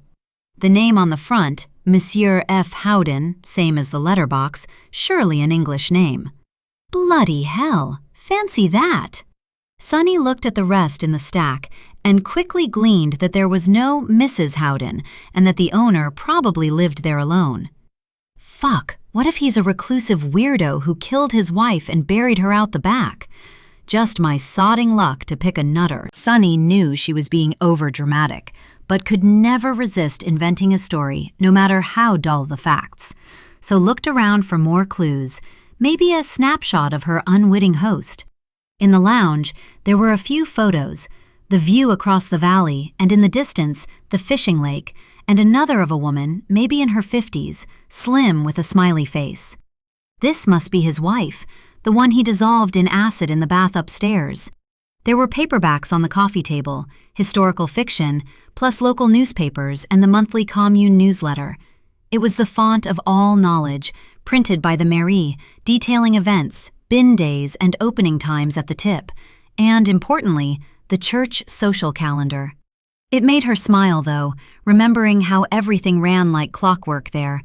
The streets were kept beautifully clean, public spaces immaculately tidy, grass cut, rubbish taken on the correct day, flower displays abundant in summer, twinkly lights strung up at Christmas. No wonder they all loved it here. It was a pity, though, that, despite the perfect picture Saint-Luc liked to paint, somehow a young woman had simply vanished off the face of the earth, right under their parochial noses. And that a police force, hardly stretched to its limits in a rural village, had failed. There it was again, that whoosh of bitterness that always crept up on her, fueling the anger that resided in her gut and would spiral out of control unless she got a grip. She constantly looked for fall guys to rage against, but what good did it ever do? Melanie was still missing, which was why, now she was back in France, she would hide out at La Babine, recharge her batteries, then set off to do what a 6-year-old couldn't: look for clues. In the meantime, Sunny was so hungry she could eat one of Monsieur Howden's paperbacks, so there was only one thing for it: raid the kitchen. First, though, she checked in her purse and counted out her euros. She had 96 plus some coins, so, taking out a 10-euro note, she placed it under the fruit bowl and made her way into the kitchen, praying there was at least something edible and meat-free in the fridge and cupboards. 2 hours later, after a dodgy moment when Christian called to collect the loto money and almost caught her raiding the fridge, Sunny's stomach was full of fried egg, oven chips, and tomato ketchup, plus a packet of French Jaffa cakes. Now Sunny was back in her old room, a bottle of red wine by her side, after washing down her meal with a nice white Vouvray. After a quick search of the wardrobe in the box room, she'd found some musty but clean sheets, a blanket, and a pillow. The house was stuffy and claustrophobic, so she'd opened the window a crack, cautious that a neighbor might pop round and be suspicious of an open window. The quiet of her surroundings and the fuzz of wine allowed her mind to wander, breaking down the barrier she'd erected, blocking out thoughts of her mum and grandma. They'd have realized she'd done a runner, thanks to the note she'd left on her dresser. She might be a total screw-up, but she wasn't completely heartless, although she hadn't gone into detail or confessed to theft either. The truth was too hard to write, so like most of her mistakes, Sunny had glossed over it, but remembered every word. "Mum, I'm sorry, but there's no way I'm going to rehab, so it's best if I put some space between us for a while. I know I'm doing your head in, and Grandma's too, and I need to try and get myself straight. I'll be okay, and I'm not going to do anything stupid, again, so don't worry. I have to do this. It's the right thing. I know I say it all the time, but I am sorry for being like this. I promise I will be in touch. Love you and Grandma very much, XX." Taking her phone and charger from the inside pocket of her rucksack, Sunny switched it on and plugged it in, the battery charging immediately, followed by pings as one message after another popped onto her screen. From her mum, Grandma, her dad, and her friend Della, who wanted to know if she'd stopped puking and fancied meeting up later, and could Sunny lend her a tenner? Typical. No way was she opening the one from her dad, because that was guaranteed to be a right royal bollocking. Instead, she opened her mum's. They all said the same, variations of pissed offness, despair, worry, and shock. "Sunny, where are you? What the hell have you done? Please call me. You're not in any trouble. Answer your phone. Let's talk. We can sort this out. Have you taken Grandma's card? Sunny, how could you? Your dad is going mental. Where the hell are you? Answer me now or I'm ringing the police. I mean it." The exclamation marks meant her mum was livid, and Sunny couldn't bear reading her grandma's 17 very long messages that would be spelt correctly, with punctuation, no abbreviations, emojis, or swear words. Sighing, Sunny typed, "Hi, Mum. I know you're all mad with me, and I'm sorry for what I've done. Please don't ring the police. There's no need. I'm totally fine, and I swear I will pay Grandma back. I'm going to get a job and will let you know when I'm sorted. You might not believe it, but I do love you and Grandma. I'll be in touch soon. I promise. Ki. Within seconds, Sunny saw her message had been read, but, not wanting to read anything that would derail her, she switched her phone to silent and turned the screen face down. It was the only way she could deal with the guilt. And when she felt like this, Sunny's coping mechanism was the bottle by her side that would be guaranteed to block it all out until morning. Forgetting the pots in the sink and the biscuit wrappers and crisp bags on the table downstairs, Sunny reached for the wine and took a swig.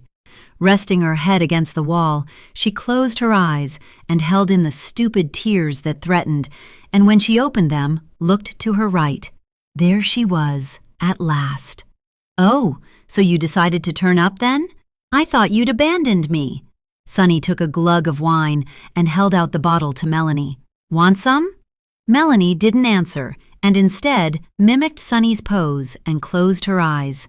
"Oh dear," Sunny slurred. "Is Big Sis pissed off with me? Never mind, I'm used to it. Hey, Lemeni, Nalami, Melanie, do you remember that time?" For the next few hours, Sunny reminisced, slurred ramblings distracting her from the constant messages that arrived and went unanswered. Just like all of the questions Sunny had asked her parents over the years, Melanie wasn't playing ball either and didn't seem to remember getting stung on the lip by a wasp or falling off the jetty at Le Croisic, but it didn't matter. There was only one thing Sunny wanted to know that she managed to ask before she slipped into a drunken sleep. "Vimani, where are you?" Chapter 8. Nanette. Another glorious August day had risen on the Bolle. Clear blue skies stretched to the horizon, the sea calm enough for early swimmers and runners pacing the golden sand before the tourists descended. At the Montmartre Villa, such serenity was something you observed, because on the inside, only silence prevailed. In school time, there was at least the sound of Didier and Sasha arguing about Fortnite to break the monotony, but they were away at summer camp in the Alps, having the best time doing what rich kids did: pony riding, surfing, archery, canyoneering, kayaking, mountaineering, paddleboarding, whatever their hearts desired. Nanette's heart desired a phone call, not a 4-word text in reply to the messages she'd sent every single day for 2 weeks.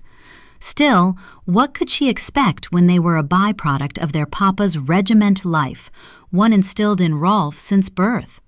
Nanette could only observe as her beautiful boys evolved into perfect Montmartre specimens. She felt no pity for herself.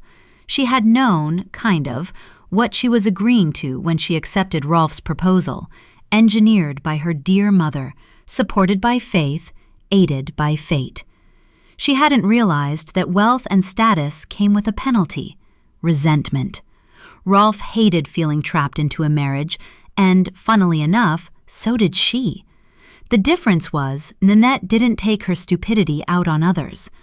Pushing painful truths away, she checked everything was in order before he appeared. On the central island sat a basket of freshly baked croissants, the air rich with the scent of coffee and the faint peppery perfume of herbs from the terracotta pots lining the windowsill. Beatrice, their cleaner-cum-maid, had already fetched pastries from the bakery at 6 a.m., so everything would be perfect when Monsieur Rolf came down at 7. On the counter nearby, the percolator gurgled, a comforting domestic sound that belied the tension of the morning routine. A jar of homemade apricot confiture sat beside a platter of ripe figs, a patty of butter, and the requisite soft, pale cheese wrapped in muslin, Rolf's favorite, but only on a Friday. The faint, salty tang of the sea air drifted in from the terrace, mingling with the aromas as Nanette took her place at the island, perching on a high stool, the velvet upholstery cushioning her buttocks and private parts that were bruised from the night before. Rolf's homecoming lovemaking, or, as she preferred to think of it, rough, perfunctory sex, was Rolf's way of taking his feelings of entrapment out on Nanette. punishing her for getting pregnant with Didier, and, as he reminded her, ruining his life when she didn't have an abortion. The only consolation, in his eyes, was that she'd provided him with a Montmartre heir and, later, a spare. Thankfully, it was always over quickly, the ordeal, but for days afterwards Nanette could barely sit or use the toilet without wincing. She rarely prayed, but when she did, it was for a mistress to keep him occupied elsewhere. Footsteps on the stairs had Nanette sitting straighter and painting a pleasant, pain-free expression on her face. Breakfast would last for exactly 20 minutes, where she would speak if spoken to while watching patiently as he stuffed his nasty face. Rolf entered, bestowing a brief smile and a nod before taking his seat opposite. In another life, she might have admired him. Handsome, tall, and broad-shouldered, he drew attention from females without effort. His blue eyes were striking but cold, his expression composed, confident to the point of arrogance, his smile never genuine. His blonde hair was neatly cut and styled, every strand in place, while a faint sheen of cologne lingered, expensive and understated. His crisp white shirt hinted at the sculpted lines beneath, sleeves rolled to reveal strong tanned forearms dusted with fair hair. The charcoal trousers were sharply pressed, the leather belt cinched onto a svelte waistline, shoes polished to a mirror shine. "Did you sleep well?" Rolf's question was for the benefit of Beatrice, who had appeared from the utility room, but she kept her eyes on the door to the garden. Even she knew her place. Nanette placed her cup on the island and replied, "Yes, did you?" In return, all she got was a non-committal hum, followed by the sound of her phone inside her bag. It was a welcome distraction, and because the boys were away, she felt justified in escaping the faux ritual to answer it. "I'll get that, in case it's the boys." Rolf didn't even look up, and in 3 strides she was by her bag and grabbing her phone, her heart dropping when she saw it was her mother. But even a kneel was worth tolerating if it got her away from Rolf. "Maman, this is a surprise. Is everything all right?" Anil Benet never wasted time, so got straight to the point. "No, I'm not all right, Nanu. You'll never guess who called me late last night, and I haven't had a wink of sleep since." "Oh no, that's a shame. And I can't guess, so who was it?" A tut was followed by, "Pamela Carter. You know, the mother of Melanie." Nanette said the name in a hush while a wash of cold air, not from the window, cooled her body and bones as her mind raced. Yes, her. She was in a terrible state, because it seems the youngest, remember the little girl? Well, she's 22 now and has run off, and Pamela thinks she's coming here, to France. Nanette's spine was rigid and her heart was doing overtime, unwanted thoughts and dark memories adding to the mix. "I don't understand. Why doesn't Pamela know where she is?" "Puh, because from what Pamela said, the pretty little child has grown up to be a monster and causes them nothing but trouble. They're at their wits' end because she's determined to look for her sister and won't leave it alone." Oh no. Nanette's stomach was churning, and she didn't dare look at Rolf. Yes, exactly. It seems that Sunny is a drinker and causes trouble everywhere she goes, and ran away because they were sending her to a clinic.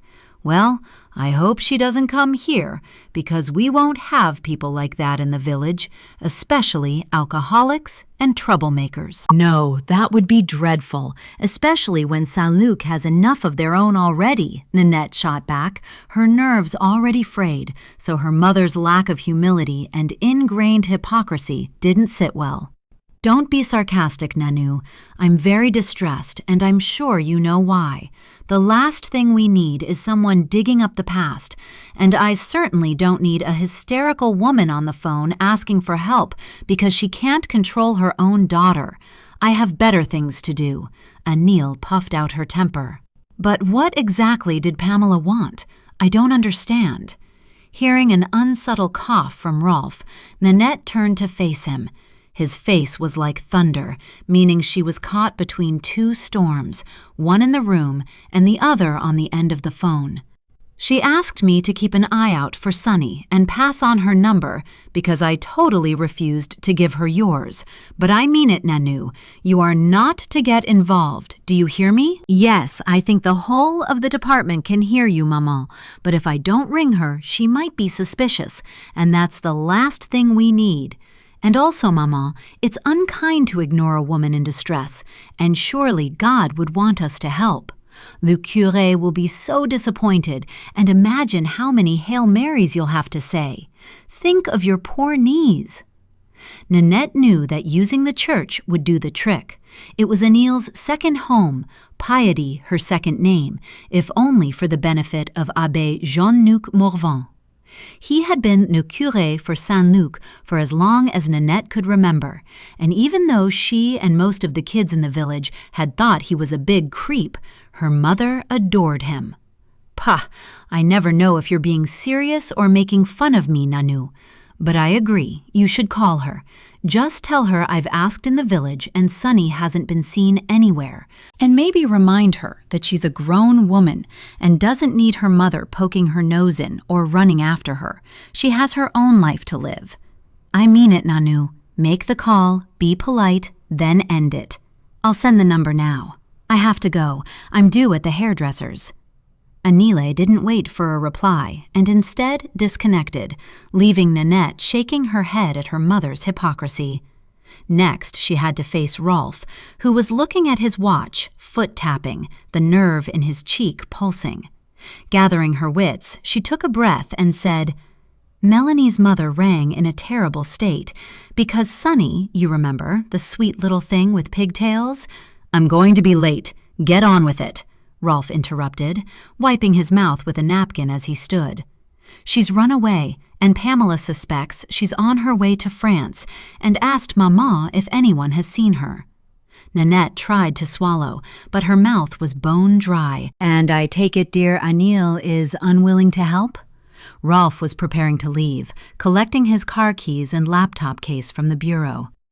Yes, she's most unhappy, especially as Pamela wanted to speak to me. Mama forbade it, but you heard what I said. It will look odd if I don't call her. Nanette didn't have the guts to disobey him, so prayed he would permit it. For once, God was listening. It will, so make the call, give her sympathy, and then get rid of her. It's not our problem, and there's nothing we can do. Make that clear. Oh, and Nanette. Rolf waited until she met his eyes. Do not go to Saint-Luc looking for that girl. Do you hear me? Leave it to your mother. You stay away. Rolf was by the door, watching Nanette closely, awaiting her compliance, which she gave with a nod. There was no goodbye kiss. Her instructions for the day, what he required for dinner, or whether he would be eating in or out, with her or alone, would come later via a text. The front door slammed, his car revved, and within seconds he was gone. Immediately, Nanette's whole body relaxed as her phone pinged. Picking it up slowly, she turned it over and swiped the screen, staring at the message, the number, and the name. They were a portal to the past, and if she stepped through, she risked opening up old wounds and putting her whole world in jeopardy. She made the decision in seconds, because even though she hated the world she lived in, she wasn't sure if the other option would be any better. So with a trembling hand and a shame-filled heart, she slipped the phone back into her bag and fastened the zip on the past. Chapter 9. Sunny. Sunny was woken not by birdsong, her own snoring, or a thumping headache, which she'd expected after drinking a very fine bottle of Saumur.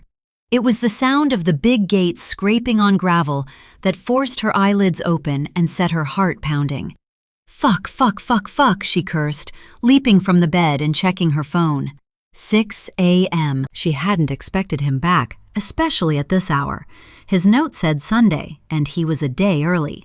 Her plan of cleaning up and being gone by the time he returned had crashed and burned, and now she was well and truly in the shit. Scrabbling around the room on her knees, Sunny grabbed yesterday's clothes and stuffed them into her rucksack, along with her phone and charger. Her toiletry bag was unzipped, its contents scattered on the floor, and once she'd rammed everything back inside, she scanned the room for anything else. Pulling on her crumpled jeans and sliding into her trainers, Sunny hooked her rucksack over her shoulders and took deep breaths. Her head spun, still under the influence of her party for one, as a swoosh of nausea threatened. If she was lucky, she could sneak out the way she'd come in before the owner realized he had a squatter. The bedroom window was open, and the absence of voices and only one car door slamming suggested he was alone. But she had to get out, fast. Creeping to the landing, she listened and, sure he was still outside, made her way slowly down the stairs, waited, then turned to her right, hoping to make it to the utility room, then out of the back door. But that panicked logic crashed and burned when the door to her escape route opened, her legs froze, and the hugest man she had ever seen blocked her way. He was so tall, his head touched the framework, and his body just about squeezed through, and in that moment of catatonic shock, the words, "It's Santa's fucking granddad," pinged into her head. Because there, in her grandma's kitchen, stood the Coca-Cola Father Christmas. Sunny swallowed and was about to launch into an apology or an ear-splitting stranger danger scream when Santa raised his hands, huge palms facing her, and spoke first. "Don't panic, it's okay." As Sunny suspected, English with a Yorkshire accent. "So, what have we here then? You gave me a right fright." Knowing she was in deep shit and was not getting past Big Santa anytime soon, Sunny deployed wily mode, the sad face and voice she'd used on her mom 1,000 times before. "Please, please don't ring the police. I'm so sorry, but I had nowhere to go, and I was scared out there on my own, and I swear—" She looked at the mess on the table. "I was going to tidy up and be gone before you came back. I've not stolen anything, I promise. You can even search my bag, and I've left money on the counter for the food." Sunny was rambling, but it sounded convincing. Big Santa lowered his hands and, to Sunny's surprise, gave her a kind smile, as if he was already believing her story and wasn't annoyed. When he spoke, his gentle words matched his expression. "It's fine, and I promise I'm not going to call the police, okay? Are you on your own, or is there a gang of squatters hiding upstairs?" Sunny heard the tremble in her own voice when she realized the stupidity and danger of her situation. "Oh God, he's a psycho perv, and he's going to rape me and strangle me with those giant meaty hands, and nobody will hear me scream."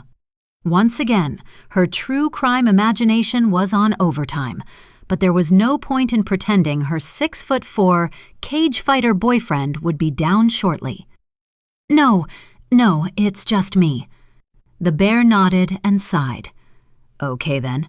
So are you going to tell me what a lone English girl is doing in the middle of nowhere, breaking into houses and—" His eyes rested on the empty bottle of wine and mess on the table. "Eating me out of house and home?" "Like I said, I'm so sorry, and I've paid you for the wine and the food, and I really was going to tidy up before you got back." Big Santa frowned and asked, "How did you know when I'd be back?" "There was a note on your door for your mate. He's been, by the way, and took the Lotto money. Just so you know, I didn't pinch it." Sunny felt the need to reiterate her honest nature, even if she was a housebreaking squatter standing in a trashed kitchen. "So I take it Christian didn't see you. He would have rung me if he had." At this point, he moved away from the door. Sunny eyed the exit, wondering if she could make a run for it before he could stop her. She could kick him in the nuts, too. That was if her foot would find them under that giant belly. "No, I heard him arrive and kept out of sight." "Look, why don't you sit? Or you can go. It's up to you. There's the door." He tilted his head. "I won't stop you, but I would like to know what brings you here. It's really unusual for a backpacker to be out this way. And why did you choose my house? I could make us some coffee while you explain." He glanced at the empty wine bottle, and as he collected the wrappers said, "And I reckon some caffeine and a proper meal might do you good. There wasn't much in the fridge, but then again, I wasn't expecting guests." His comment wasn't nasty, and the chuckle as he flicked the kettle on eased the tension. Sunny dithered. Her head was starting to pound, and the thought of some real food made her wine-lined stomach rumble. So, slowly pulling out a chair but keeping her rucksack on, she sat, perched and ready to pounce in case Big Santa demanded payment in kind for biscuits and crisps. Something told her, though, that the man making coffee and fetching mugs was what her grandma would call a good soul and meant her no harm. So, relaxing slightly, Sunny made an effort to be polite. "Where were you? You don't look like you've been on holiday." He returned with the mugs and a bowl of sugar. "In the Vendée, selling my produce at the markets, but I'd sold up and the bed in the hotel was giving my back jip, so I set off earlier than planned." Sunny smiled. "You sound like Goldilocks." "I think you're the Goldilocks in this situation, and no, I don't have any porridge." He brought the cafetiere to the table and lowered himself onto the chair, his bulk spilling over the sides. "Right then, lass. Let's hear your story, and I promise I won't judge. I'll have heard it all before, believe me. I'm totally unshockable. But let's start with the basics.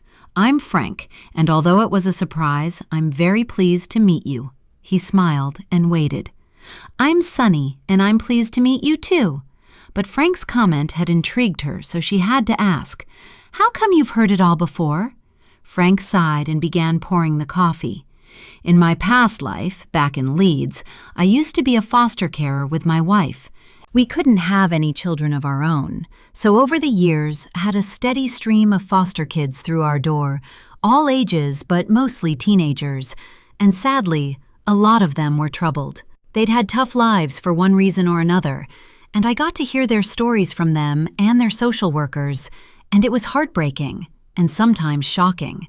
That's why we gave them a happy place to live for as long as they needed one. So, if you don't mind me saying, I can spot a troubled soul a mile off." For a few beats, Sunny was offended by the assumption, but instead of taking the huff, she swallowed her pride and admitted he was right. "Okay, so to answer your questions one by one, I didn't randomly choose this house. I came here because it used to belong to my grandparents, the Waterfords, who I think you bought it from." At this, Frank's eyes widened and he sat straighter. "Really? Your grandparents used to live here, so that means—" Sunny could almost hear the cogs in Frank's head, so saved him the trouble. "Yes, it was my sister that went missing. I was 6 at the time. Afterwards, they couldn't bear living here anymore." "Oh, lass, I'm sorry to hear that. I really am. I used to live over in Kedudal, nice place not far from here. I was renting and looking for somewhere to buy. The agent explained it had been hard to sell, but I knew all about what happened and fell in love with it anyway. But I don't understand why you came back on your own, and now— has it been too painful before?" "It's complicated, but basically I'm pissed off with my parents. Have been for a long time, really, because they gave up on Melanie. That's my sister's name, by the way. I used to beg them to come back so we could keep looking, but they wouldn't. In the end, I gave up asking and swore I'd do it myself one day, but that didn't work out like I planned. But tomorrow is her anniversary, and I just wanted to be here." Sunny bowed her head at this point, more in shame than sorrow. It was awkward, spilling her guts about herself, but when she looked up, Frank's non-judgmental expression relaxed her. "Drink your coffee before it goes cold, and I'll tell you what I think, and you can correct me if I'm wrong. I reckon you've built up a shed load of resentment towards your parents over what happened here, and somehow it's come to a head so you bolted. Am I right?" Sunny took a gulp of her coffee and, after setting the mug down, nodded. "Oh my God! Yes, that's exactly it. My dad's favorite saying is, 'She's a pain in the arse,' and he's right because I've totally messed up my life. I'm 22, can't keep a job or a boyfriend, have no money and zero ambition apart from wanting to find Melanie. I ended up in A&E again, and they were going to send me to rehab, so I stole my grandma's credit card and legged it. Oh, and I'm a compulsive swearer and have a bad habit of saying inappropriate or thoughtless things. At that, Frank let out a kind of breathy whistle and shook his head before standing, at which point Sunny thought she was going to get her marching orders. Right, well, on that jolly note, I think we need a breather, and I need to unload my van, and then, when I get back, I'll make us a proper breakfast, so, in the meantime, you can wash up. He gave her a wink then. You're welcome to hang about or go, but I'm not going to turf you out. Things might look bleak, but I'm sure there's a way to make amends with your family. But, for now, get washing these pots, and I'll be back soon. Frank took the mugs to the sink and a bunch of keys from the hook by the chalkboard and, without another word, went out through the utility room, leaving Sunny to make her choice. Chapter 10. Sunny. She'd watched Frank reverse his white caddy van into the garage beside the barn out the back, then lost interest, and set about cleaning the pigsty she'd left his kitchen in. He'd been gone for a while, but had returned carrying 2 bulging carrier bags, and was now unpacking bread, fruit, tomatoes, huge mushrooms, plus a string of sausages, gammon slices, and a box of eggs. Got these from the market yesterday. The bread won't be too great, but it'll do. I reckon we've got the makings of a feast here. Oh, and thanks for clearing up. Looks champion. He winked at Sunny, who was hovering awkwardly. Frank was holding the sausages aloft when she spoke up. Frank, I need to tell you something. I'm a vegetarian." He covered his disappointment well. "Oh, right. Well, never mind. I'll just do you some veggie stuff. It's no problem." Sunny nodded, relieved that the V word hadn't caused any offense, and, channeling the nice kid she used to be, she made herself useful fetching plates while Frank got started on breakfast. As she laid the cutlery, memories of being sat around that table with her family flooded in, and her mind wandered straight back to Manchester. Grandma Doris would be so disappointed, her mum at her wits' end. She had zero pity for her dad, who was a knobhead, and Courtney didn't give a toss about her anyway. Pushing those thoughts away, she focused on food and what the hell to do next. She was skint, homeless, and abroad, so she needed a plan, and quick. They'd eaten half their meal in companionable silence, and now she was feeling fuller. Sunny ventured some questions of her own. "I meant to ask, what do you sell on the markets?" Frank paused, then continued to cut up his sausages. "Pies. My dad was a butcher and I worked with him. We made pies too, and when he passed, I inherited the business. My wife Jackie, she did most of the hard work with the foster kids while I was at the shop." "Can I ask what happened to your wife? There's only one photo of her and none of you. Plus, I checked your mail and there's no Madam Howden, so I wasn't sure who lived here." Sunny knew it was nosy and hoped she hadn't gone too far. Initially, Frank's face changed, tense, then sad. His shoulders slumped. Knife and fork rested on the plate, as though he was gathering his thoughts before answering. "Jackie passed away a couple of years before I came to France. Cancer. It was quick, thank God, and she didn't suffer too much. I fell apart. Was no use to anyone, let alone the foster kids. Anyway, long story short, I was on my own, parents and wife dead, so I sold everything and did what Jackie told me to do before she passed." "What was that?" Sunny could see that, despite the sorrow in Frank's eyes, he was telling his story in a pragmatic way, as though he'd done so many times before. "We were going to retire here. We came every year, mostly to Brittany, sometimes the Med or the Pyrenees. She told me to live my life for her, to be happy doing the things we'd planned. I hoped being here might make me feel close to her via our memories, because living in Leeds was unbearable." Sunny totally got the need to be close to someone you'd lost, and listened intently as Frank continued. "So I pulled myself together and honored her wishes. I rented before I bought this, but needed a job until my pension kicks in. I'd brought most of the equipment from the shop and turned the barn into a production unit where I make the same pies as my dad and his dad. I sell them all over the place, direct to people around here or on the markets and in shops. The Frenchies can't get enough of them. Sonny was impressed. That's so cool and brave. You got your life back on track, and I bet Jackie would be really proud of you. I like to think so. And by the way, I don't have any photos up of me because I hate the way I look. Always have. Have you always been a big lad? The second she said it, Sonny cringed. Oh, I blame my dad. Not only did he make the best pies in Leeds, his ethos was waste not, want not, and woe betide anyone who left a scrap on their plate. The rest, he placed his hands on his huge belly, is history. Came in handy for a while when I was younger. Used to do a bit of boxing, you know, the old 1-2. Frank shadowboxed, then smiled but couldn't hide his discomfort at her comment. Frank, I'm sorry for being insensitive. He smiled and waved her apology away, then answered another question. I got picked on a lot when I was a lad, so find looking at photos of me tough. Jackie is even harder, so I prefer to keep her in my head, but have that one out as a mark of respect. Frank made a little coughing sound, then got on with his breakfast, avoiding direct eye contact while he ate. Sonny tactfully did the same and mopped up tomato juice with a slice of bread. As she dabbed and ate, she decided that, in some ways, she and Frank had a lot in common. Not just the connection to the house, but because they both craved being close to someone they loved. She'd existed on her memories since she was 6, poring over photo albums and replaying videos so often that she knew what happened, what was said, where it was taken. Now she needed new data, fresh images and memories of her own to either help her heal or exorcise the pain.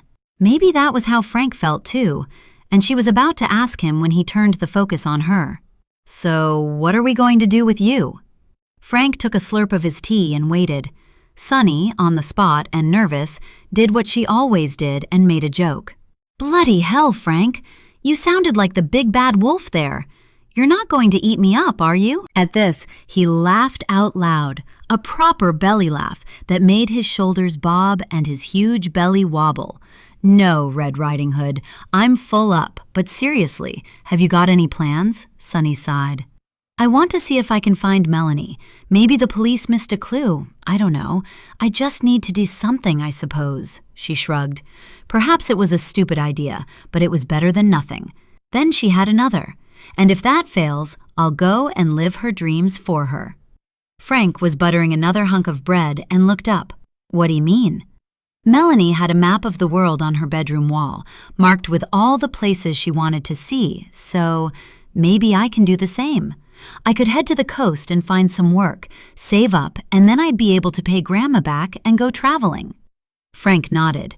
It's a nice plan, but backpacking around France or anywhere alone isn't a great idea. I know that makes me sound like a fossil, but there are big bad wolves out there, and I'm not being dramatic either. Sonny knew he had a point, and the thought of heading off alone across Europe was daunting. Nothing like how she'd felt when she jumped into the Uber in Manchester. She'd been coming here, to a familiar place, even if it was with a half-baked plan on the spur of the moment. As if sensing her concern, Frank leant forward and smiled. Look, I know we've only just met, but maybe you tipping up here, and me being, shall we say, of an understanding and easygoing nature, was fate, or something like that. So, I have an idea. Straightening, Sonny waited to hear what it was. Go on, hit me. The problem with looking for work in La Baule is you'll need somewhere to stay, which won't be cheap. The harvest will start soon, and they always need as many apple pickers as they can get. It's really good money, as much as 2,000 euros per month, and I know a couple of farmers who'd take you on, cash in hand. Sometimes they offer lodgings, too. How does that sound? Sonny couldn't believe her luck. Really? That much? But what would I do in the meantime? Frank tilted his head and stared for a moment, then said, My instinct tells me that you're a good person at heart, and everything you've told me is on the level. And I think, like many other young kids I've known, you need a lucky break. So, if you want, you can stay here until you get sorted. There's plenty of things need doing around the place, like cutting that blooming lawn for a start. Seeing as you're a veggie, I doubt you'll want to help butcher meat for the pies, but you could look after the house. How does that sound? Sunny put her hands over her chest, as if to hold in the bubble of happiness and relief. Her cheeks had gone hot, too. Frank, I swear what I told you is true. So if you're sure, yes, please. I'll help wherever you need me to.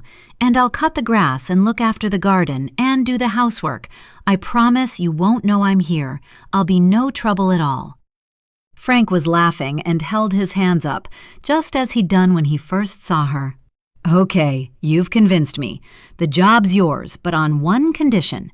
What's that? Sunny suddenly had one of her weird thoughts and prayed he wouldn't say, "You have to sleep in my bed and give me a big cuddle." She instinctively eyed her rucksack and got ready to bolt. You let your family know you're safe, or the deal's off. I can't imagine what your mom is going through, so please, even if it's a text for now, get in touch. It was a standoff, and in these situations, Sunny usually dug her heels in, but she needed somewhere to stay, and this was the best offer she was going to get. Defo preferable to sleeping rough or getting nabbed by a Croatian sex trafficker. Okay, but I'm not telling her where I am because if I do, her and my dad will be here by morning to drag me off to the loony bin. I mean it. I may as well go now.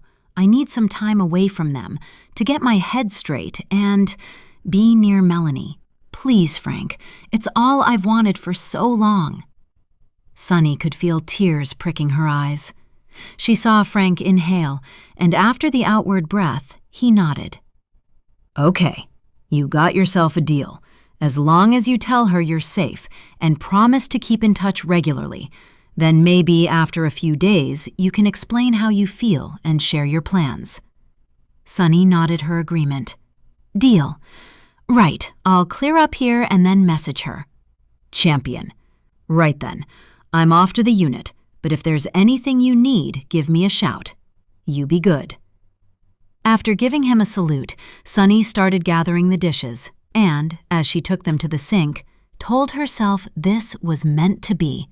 She wasn't going to mess things up either, because finally, after years of waiting, she was here, at La Babine. This was her time, her chance, her mission, finding Melanie. Chapter 11. Nanette. Nanette lay curled in a ball under the sheet, her silk nightdress stuck to her body, her hair tangled and itchy thanks to the humidity that only a storm would clear. She was ravaged by guilt and nightmares, sleep and peace of mind evading her as she burrowed down a rabbit hole filled with warped and fragmented visions. The dreams featured two young girls enjoying the halcyon days of summer, dessert left uneaten, angry words and tear-streaked faces, fish pond water turning pink, church bells calling the faithful to Mass. To make things worse, Rolf hadn't come home to eat the dinner he'd requested, and even though Nanette was relieved by his absence, listening out for his arrival hour after hour, the worry of what mood he might be in on his return was sheer torture. Despite his late night, doing God only knew what with whom, Rolf finally returned before dawn and slithered into bed beside her and slept like a babe. He was up with the lark and, with his back turned, said he was off to the tennis club, followed by an afternoon of sailing with his father. Nanette was glad. By 9 a.m. she was showered and dressed and, after 3 espressos, ready to make good the promise she'd made to herself at 4:17 a.m. She was going to make the call. Before she could back out, Nanette jabbed the screen, waited for the call to connect, and, as she placed the phone to her ear, closed her eyes and breathed deep. Hello, Nanette, is that you? Pamela must have been guarding her phone, because she answered on the second ring. Hi, Pamela, yes, it's me. My mother said you wanted to speak to me. Are you okay? It was a stupid question, and not the one she'd rehearsed. "Oh, Nanette, thank you for calling. It's so lovely to hear your voice after all this time. It really is." Pamela's voice wobbled on the last word, then recovered slightly, but her distress came down the line, loud and clear. "And no, I'm not okay. In fact, I'm going out of my mind with worry about Sunny. Did Anil explain what's happened?" Nanette hadn't planned to go down memory lane, but couldn't help it. Not when she could hear Pamela sniffing at the other end. "Yes, she did, and I'm so sorry you are going through this. I can't imagine the little girl I used to take to the swimming pool or push on the swings being one day of trouble to you. She was always so sweet and happy and suited her name so much." "Well, I assure you that our precious little angel turned into a right little monster when she hit 13, rebelling against us and the world, and now she's disappeared, just like Melanie." Pamela was really crying now, and the sound was pitiful. "Has she not been in touch?" Nanette asked. "Only one short message. It didn't say where she was, but at least I know she's—" Nanette didn't want Pamela to say the word, so interrupted. "Yes, that's true, and if I can help in any way, I will." The instant she said the words, Nanette scrunched her face, regretting going against Rolf and her mother and her own common sense. Regaining control, Pamela replied with a croak, "Nanette, thank you. I knew I could count on you. I told Tom and Mum that you'd be there for us." Knowing she'd messed up, but there was no way out of it now, Nanette asked the obvious. "Is there anything I can do? Maman is going to ask around the village and will let you know if there's any news." "There is something, and I would have asked your mum, but I know she's a very busy person, what with helping your father and all that." Nanette tutted. "You mean interfering in Marie issues that don't concern her and making his life a living hell?" At this, Pamela managed to laugh. "Yes, well, I didn't like to say, but she was always rather overzealous, even back then." The sound of a mother's mind winding back to another time was almost audible. "But I wondered if you'd mind going to La Babine to ask the people who live there now if they've noticed anyone hanging around, and give them my number, too, in case they see her. My parents sold the house to another English buyer, although I can't remember the details, and at the time, I didn't want to know. Maman told me an Englishman lives there now. He's popular in the village, apparently, and I've seen him a few times at her events." Nanette was in big trouble, and the last place she wanted to go was the village or La Babine, but she didn't know how to say no. She couldn't even lie and say she'd been, not when Pamela wanted her to leave a phone number. It was too cruel to deny her. "Why do you think she'd go there?" Pamela sighed. Because Sunny thinks she can see Melanie and has convinced herself that Melanie wants her to go back to Saint-Luc to find out what happened to her. I know it's crazy, but she believes it, and that we failed Melanie, which is why she sees us as the enemy." Nanette had gone cold, the hairs on her arms standing on end as she imagined the ghostly image of Melanie visiting Sunny, followed by a silent question. Why hasn't she been to see me? But Nanette knew the answer to that. She just couldn't bear to admit it. "That's so sad, and poor Sunny sounds a bit messed up. I'm sure she's not a bad girl. It's impossible to believe when I picture her as a little girl. I am sure she is just confused and hurt." It was guilt and panic talking, Nanette knew, but there was also truth in her words, because she understood Sunny's anger and despair. They had clung to her for the past 16 years. Pamela sniffed, but her voice sounded lighter.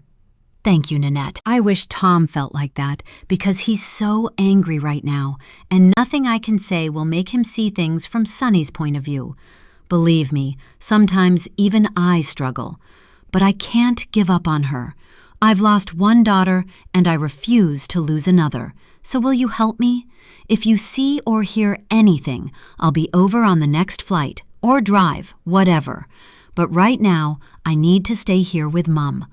All this has brought so much back, and I can't risk leaving her. Anyway, Sunny might just come back once she's calmed down. I understand, and you must stay there until we have some firm news. Do you know for sure she came to France? Yes, because I'm ashamed to say she took Mom's credit card to pay for a cab to the airport, a flight to Nantes, then a train ticket to La Baule. But after that, the trail ends. She also took cash out of the machine at Manchester Airport, so I know she has some money for food, but we've canceled the card now. We can't risk her going somewhere further afield, like Asia, to live the backpacker dream. Oh, and her phone contract will probably run out soon, but I'm going to pay for that. Then at least she can get in touch, and I can send her messages to go with the hundreds she's ignored. Pamela sounded exhausted by the time she'd finished. The sound of her blowing her nose gave Nanette time to think. Okay, I get it. I'll go to Saint-Luc today and see if I can find anything. I'll call you later, and in the meantime, please give Doris my love, and if you can, try not to worry. They ended the conversation with thanks and promises, and Pamela suggesting she send some recent photos of Sunny. By the time Nanette pressed the red button on her phone, she was drained from pacifying one of the nicest women she'd ever known, and the exertion of sticking to a cruel lie. Chapter 12. Nanette. The day was already gearing up to be a scorcher. As she leant over to open the window, she was grateful for the coastal breeze that caressed her face. Nanette closed her eyes and admitted that it had been too long since anyone had touched her with gentleness or even kindness. Her boys were at the age where they shied away from hugs, and kisses were a no-go, unless they were the formal type that the French lived by. She had long ago admitted to being lonely, trapped in a vacuous community that was governed by etiquette and standards, one-upmanship and promenading their wealth.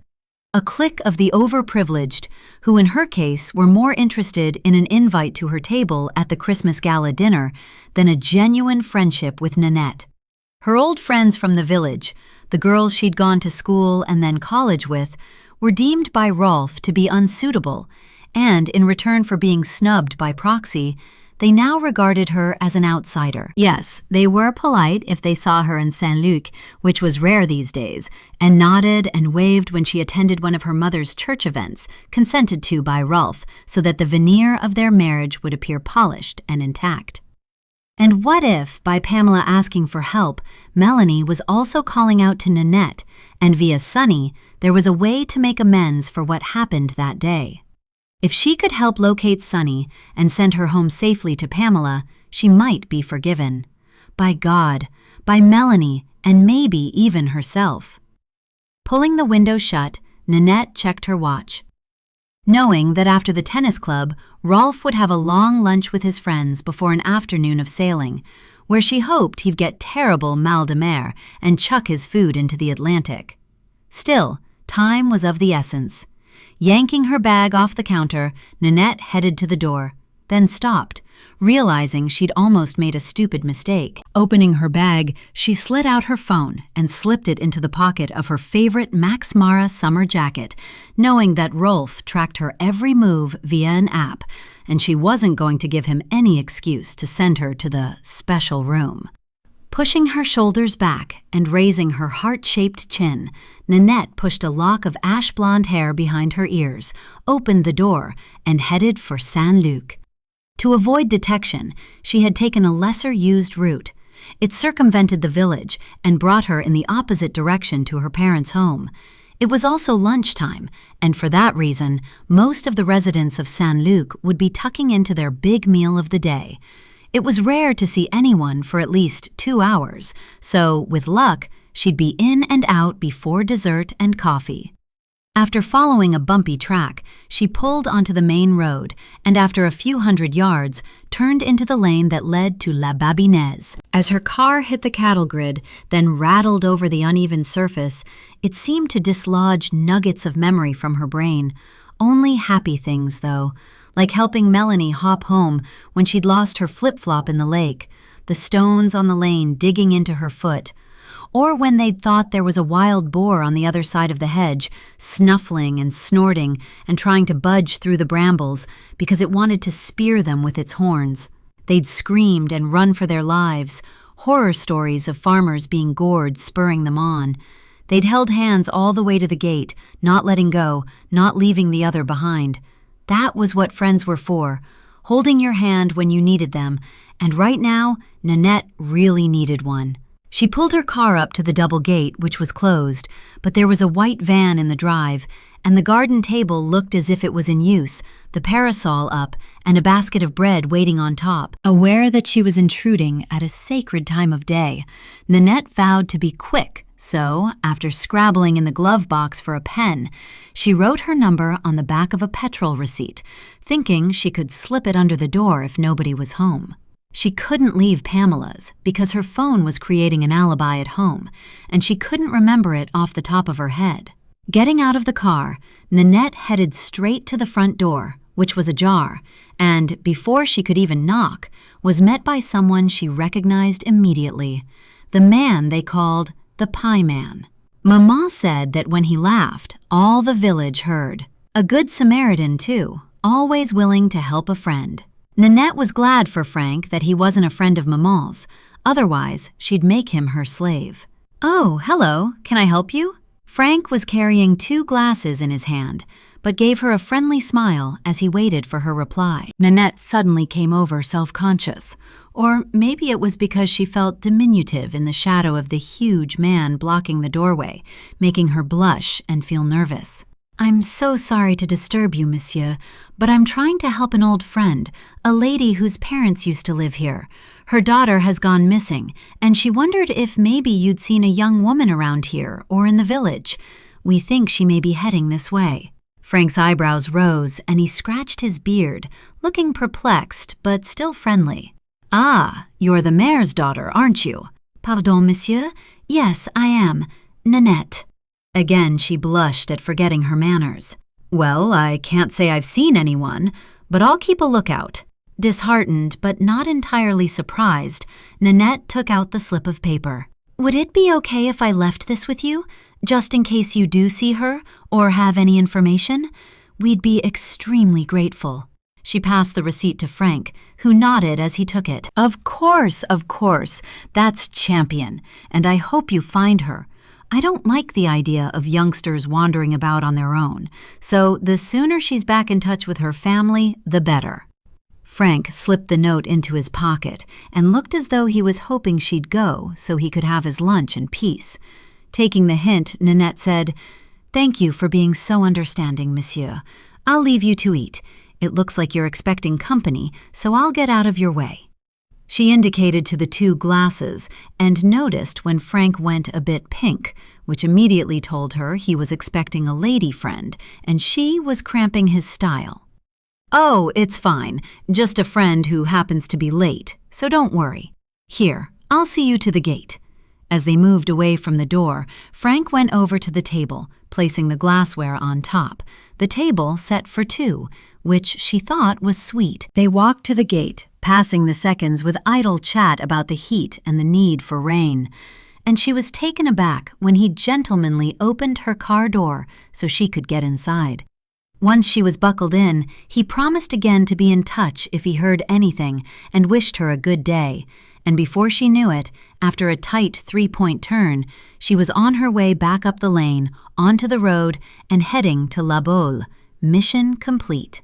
It was as she drove home alone to an empty house to eat a late lunch by herself that Nanette wondered who Frank's mystery lady could be. To amuse herself and divert from her own situation, she ticked off all the single women in the village, discounting them one by one because, in truth, she wouldn't wish any of them on Frank. He was a nice man, so with a bit of luck, whoever his lady friend was, she was nothing like the harridans who lived in Saint-Luc. Chapter 13. Sunny. It had been a close call when Nanette had turned up at Frank's. If they hadn't heard the clunk of the cattle grid, Sunny's cover would have been totally blown. From the landing, she'd recognized Nanette immediately. Older, of course, and refined, not dressed in jeans and a t-shirt like the last time Sunny had seen her. It had been shortly after Melanie had gone missing, when she'd accompanied her mum, Anil, to bring a lasagna and say they'd pray for Melanie's safe return. That had been 16 years ago. Sunny had known instantly why Nanette was there, and before she'd flown upstairs out of sight, had persuaded Frank not to let on that he had a visitor.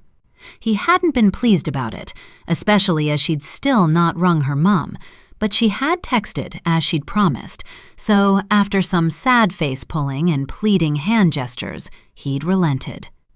Frank had done good, and Nanette had seemed content with handing over her phone number, which Sunny intended to destroy. She suspected that Frank was a bit of a do-gooder and might salve his conscience by sending a sneaky text to Nanette later on. The whole thing had been over in minutes, and now they were sitting in the garden eating lunch, although her senses were on high alert just in case someone else turned up. Frank had reassured her that the old cattle grid at the top of the lane never let him down, and they'd hear an approaching car well before it arrived. Apparently, none of his friends came on foot, so they were safe enough.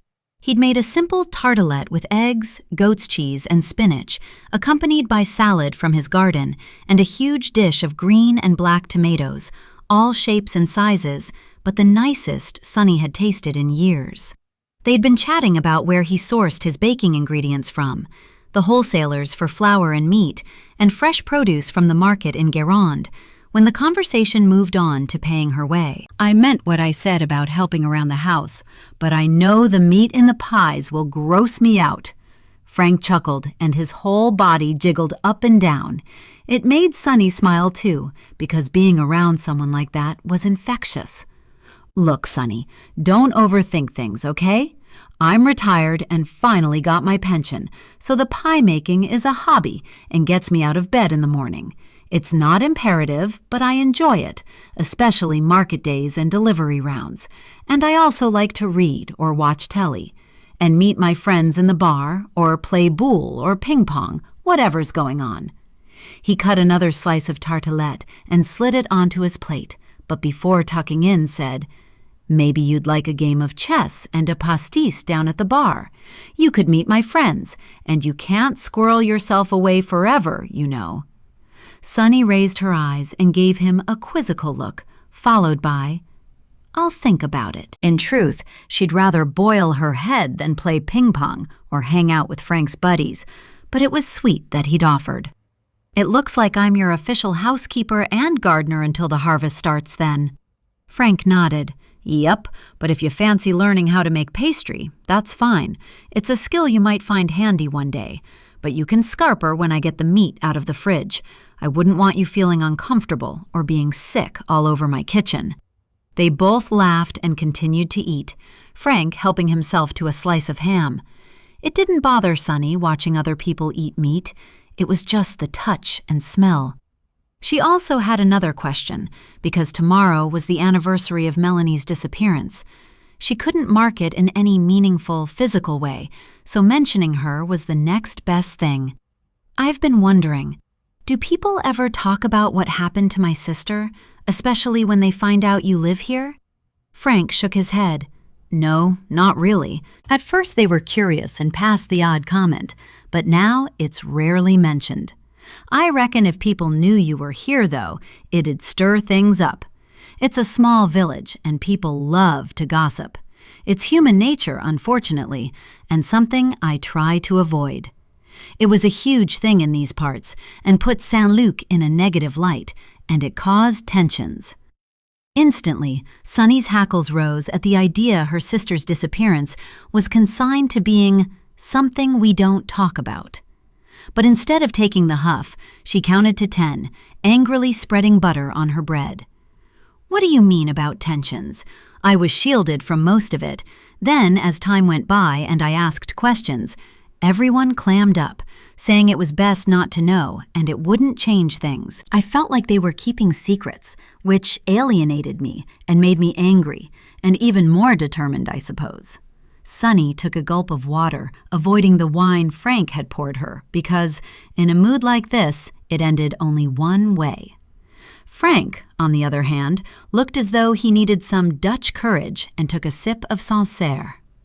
"I can't speak for your family as I didn't know them or what horrors they were going through, but I have to be honest, I can see why they protected you. You were so young. Maybe, over the years, they began to heal and didn't want to churn it all up, and, more than anything, not traumatize you more than you were already. Sunny didn't retaliate. She just stared. Frank, caught in the glare, gulped, but bravely carried on. Thing is, from my fostering experiences, I suspect you're suffering from some kind of PTSD, or a deep-rooted sense of injustice, which they didn't want to aggravate. Does that make sense? Sunny's insides trembled. The familiar volcanic eruption was bubbling, and if she lost her shit with Frank, she'd be down the road before sorbet was served. So, instead, she stubbornly avoided his question and asked one of her own. You didn't answer about the tensions in the village. Frank regarded her for a second, and whatever wisdom he'd gained during his foster care years kicked in. He avoided conflict and moved on. People were fed up of news crews portraying Saint-Luc as a dangerous place, especially when they were about to unveil the new housing complex on the edge of the village.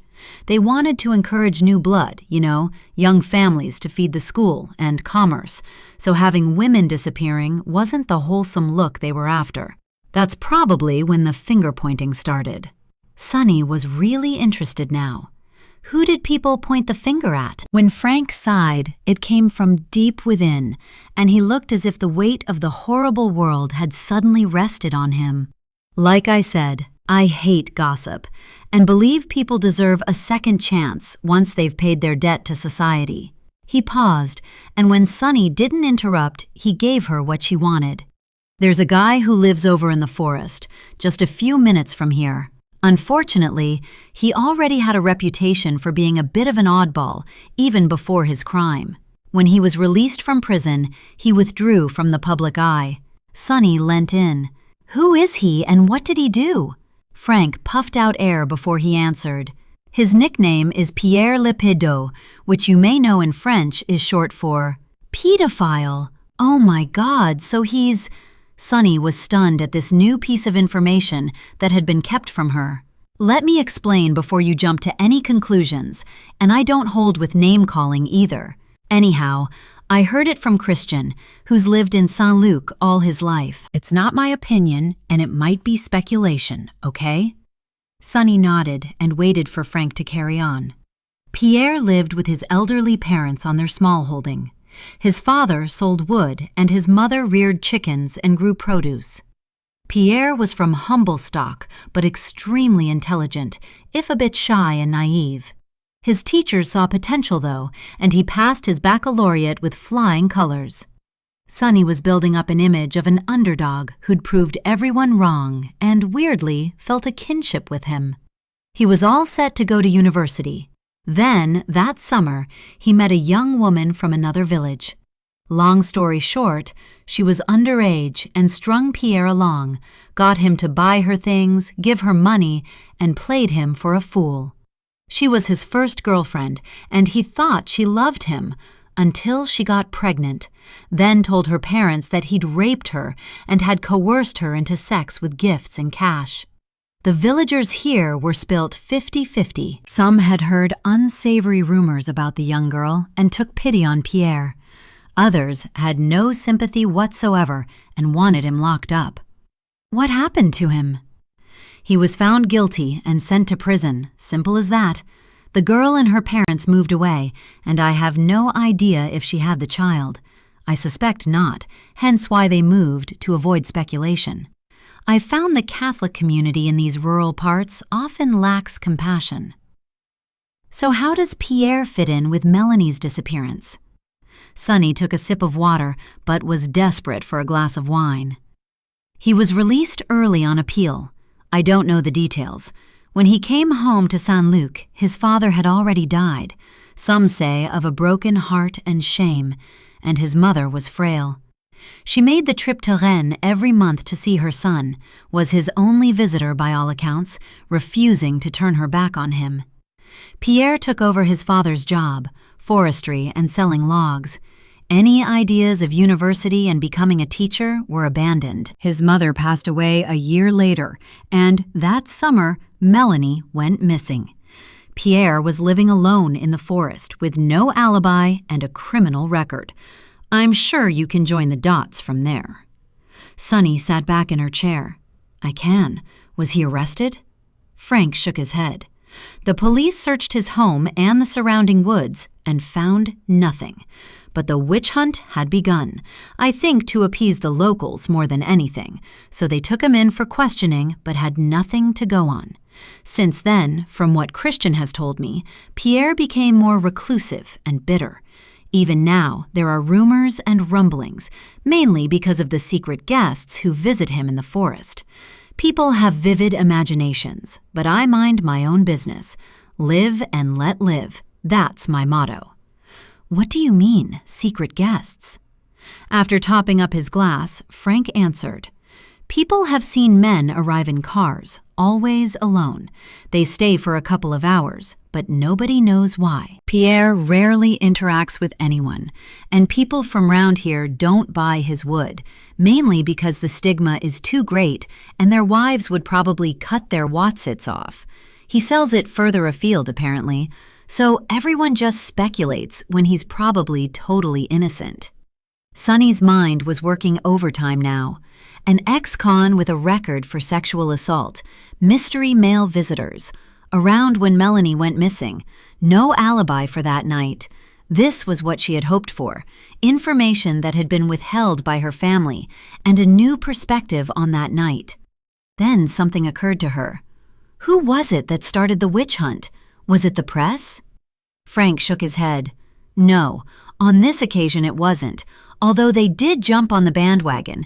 But it was someone from the village who went hell for leather naming Pierre and demanding he was arrested. Even to this day, she thinks he's responsible. Like a dog with a bone, she is. Who do you mean? Frank was unwrapping some camembert, the pungent aroma wafting across the table. It was Nanette's mother, Anil Benet. She started it all and, given half a chance, would still see him arrested and locked up. Cheese? Sunny nodded and took the packet, cut a wedge, then slid it onto her plate, thinking all the time. After passing Frank the cheese, she poured and took a glug of wine, needing the hit of alcohol to soothe her jangling nerves.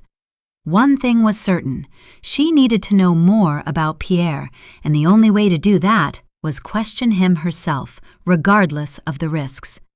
She had to. For Melanie. Chapter 14. Nanette. She was crossing off another day on the calendar, a simple pleasure that meant her boys would soon be home. Not that they'd come flying into her arms as they used to, but it didn't matter.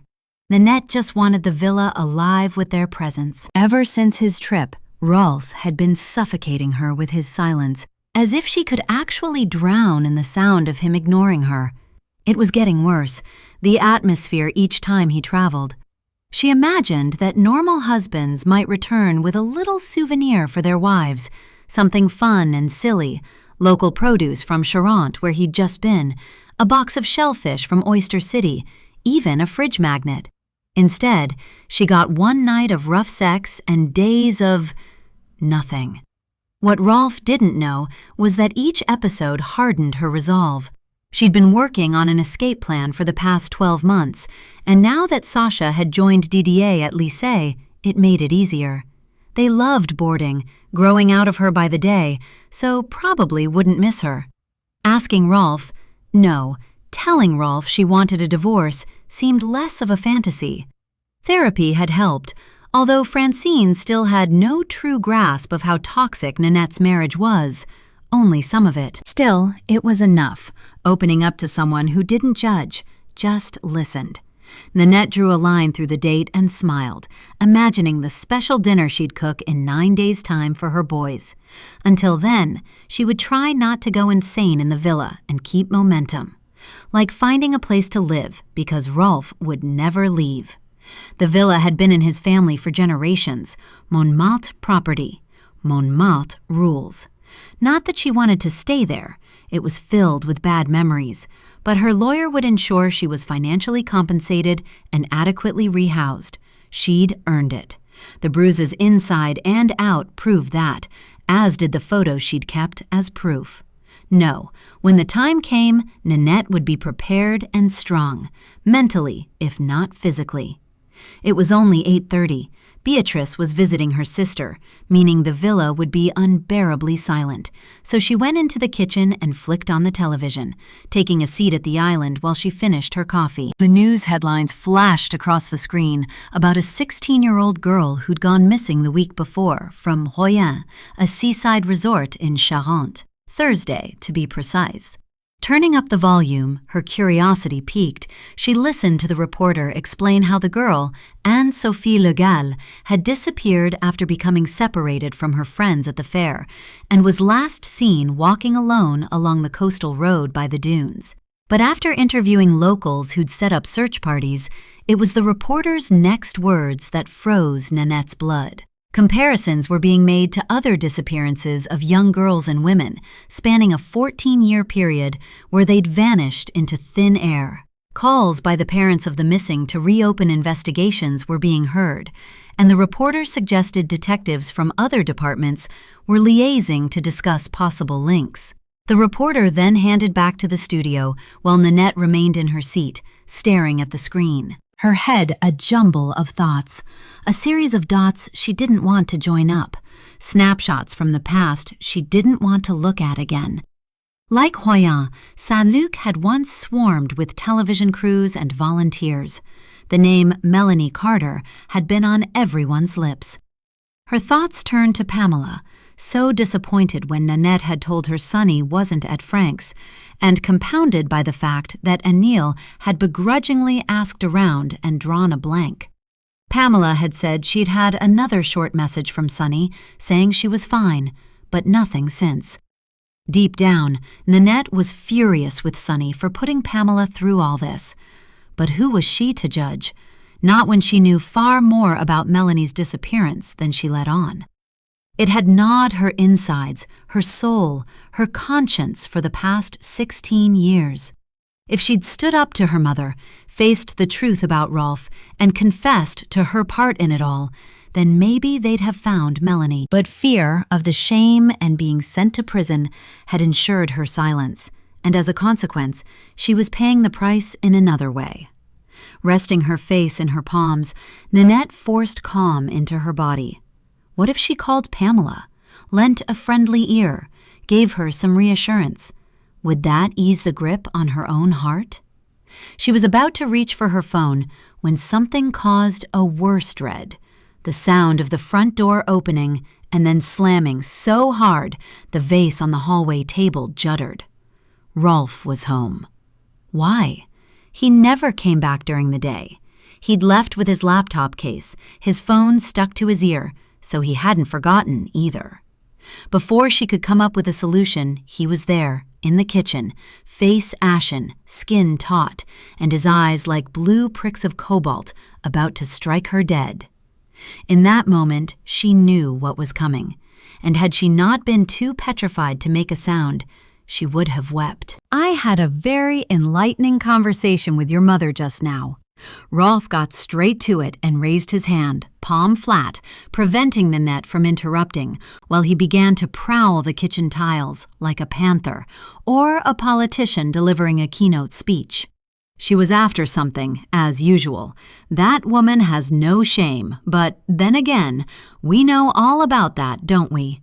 This time, it was a few cases of beer for one of her pathetic fundraisers, and, of course, being the dutiful son-in-law, I agreed. I'm always willing to do my duty, even if it means marrying a stupid woman who forgot to take her pill, then, ironically, has the audacity to plead piety and refuse to have an abortion. But that's by the by, isn't it, Nanette? Nanette had heard this many times before, mostly when Rolf was whiskey drunk and nasty. Replying was pointless, so instead she lowered her head, the look of contempt on his face unbearable. "Don't you dare look away from me," Rolf roared. "I know exactly what you've done, despite my specific instructions to the contrary. And you almost got away with it. But there's just something about your poisonous mother, isn't there? That link in her brain that's missing.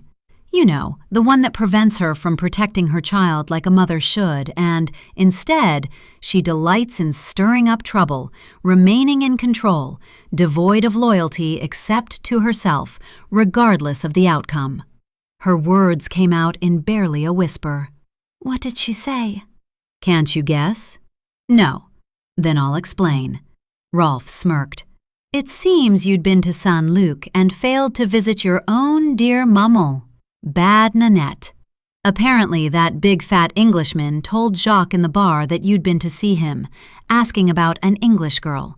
And poor Anil was so hurt that you couldn't spare her a few moments. Now are you understanding? Yes.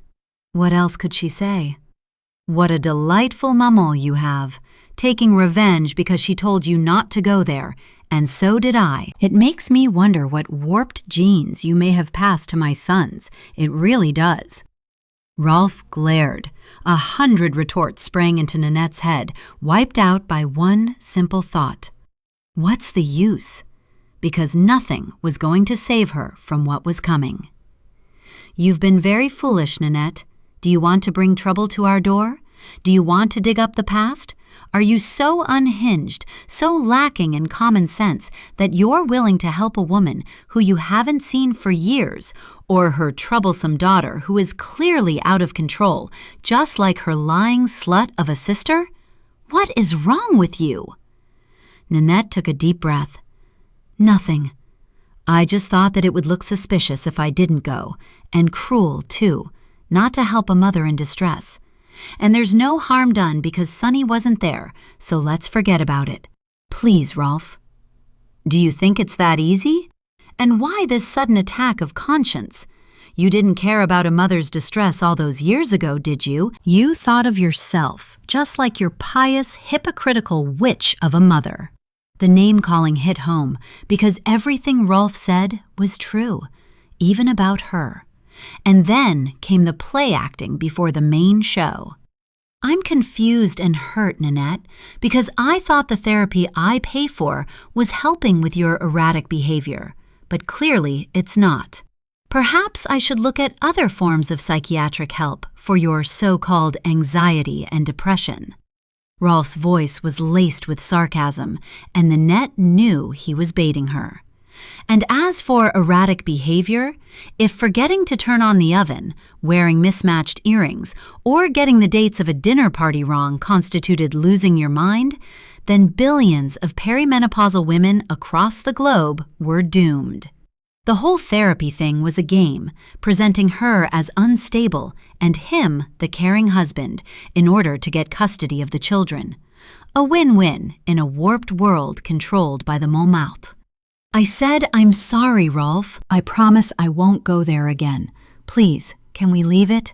I'm getting a migraine and need to lie down, so go back to work and I'll see you at dinner. We're having salmon like you requested. It was worth a try, yet futile. Go to the bathroom and prepare, now. Rolf took one step forward, his arms by his sides, fists clenched, body taut. Nanette whimpered. Please, Rolf, no, don't make me.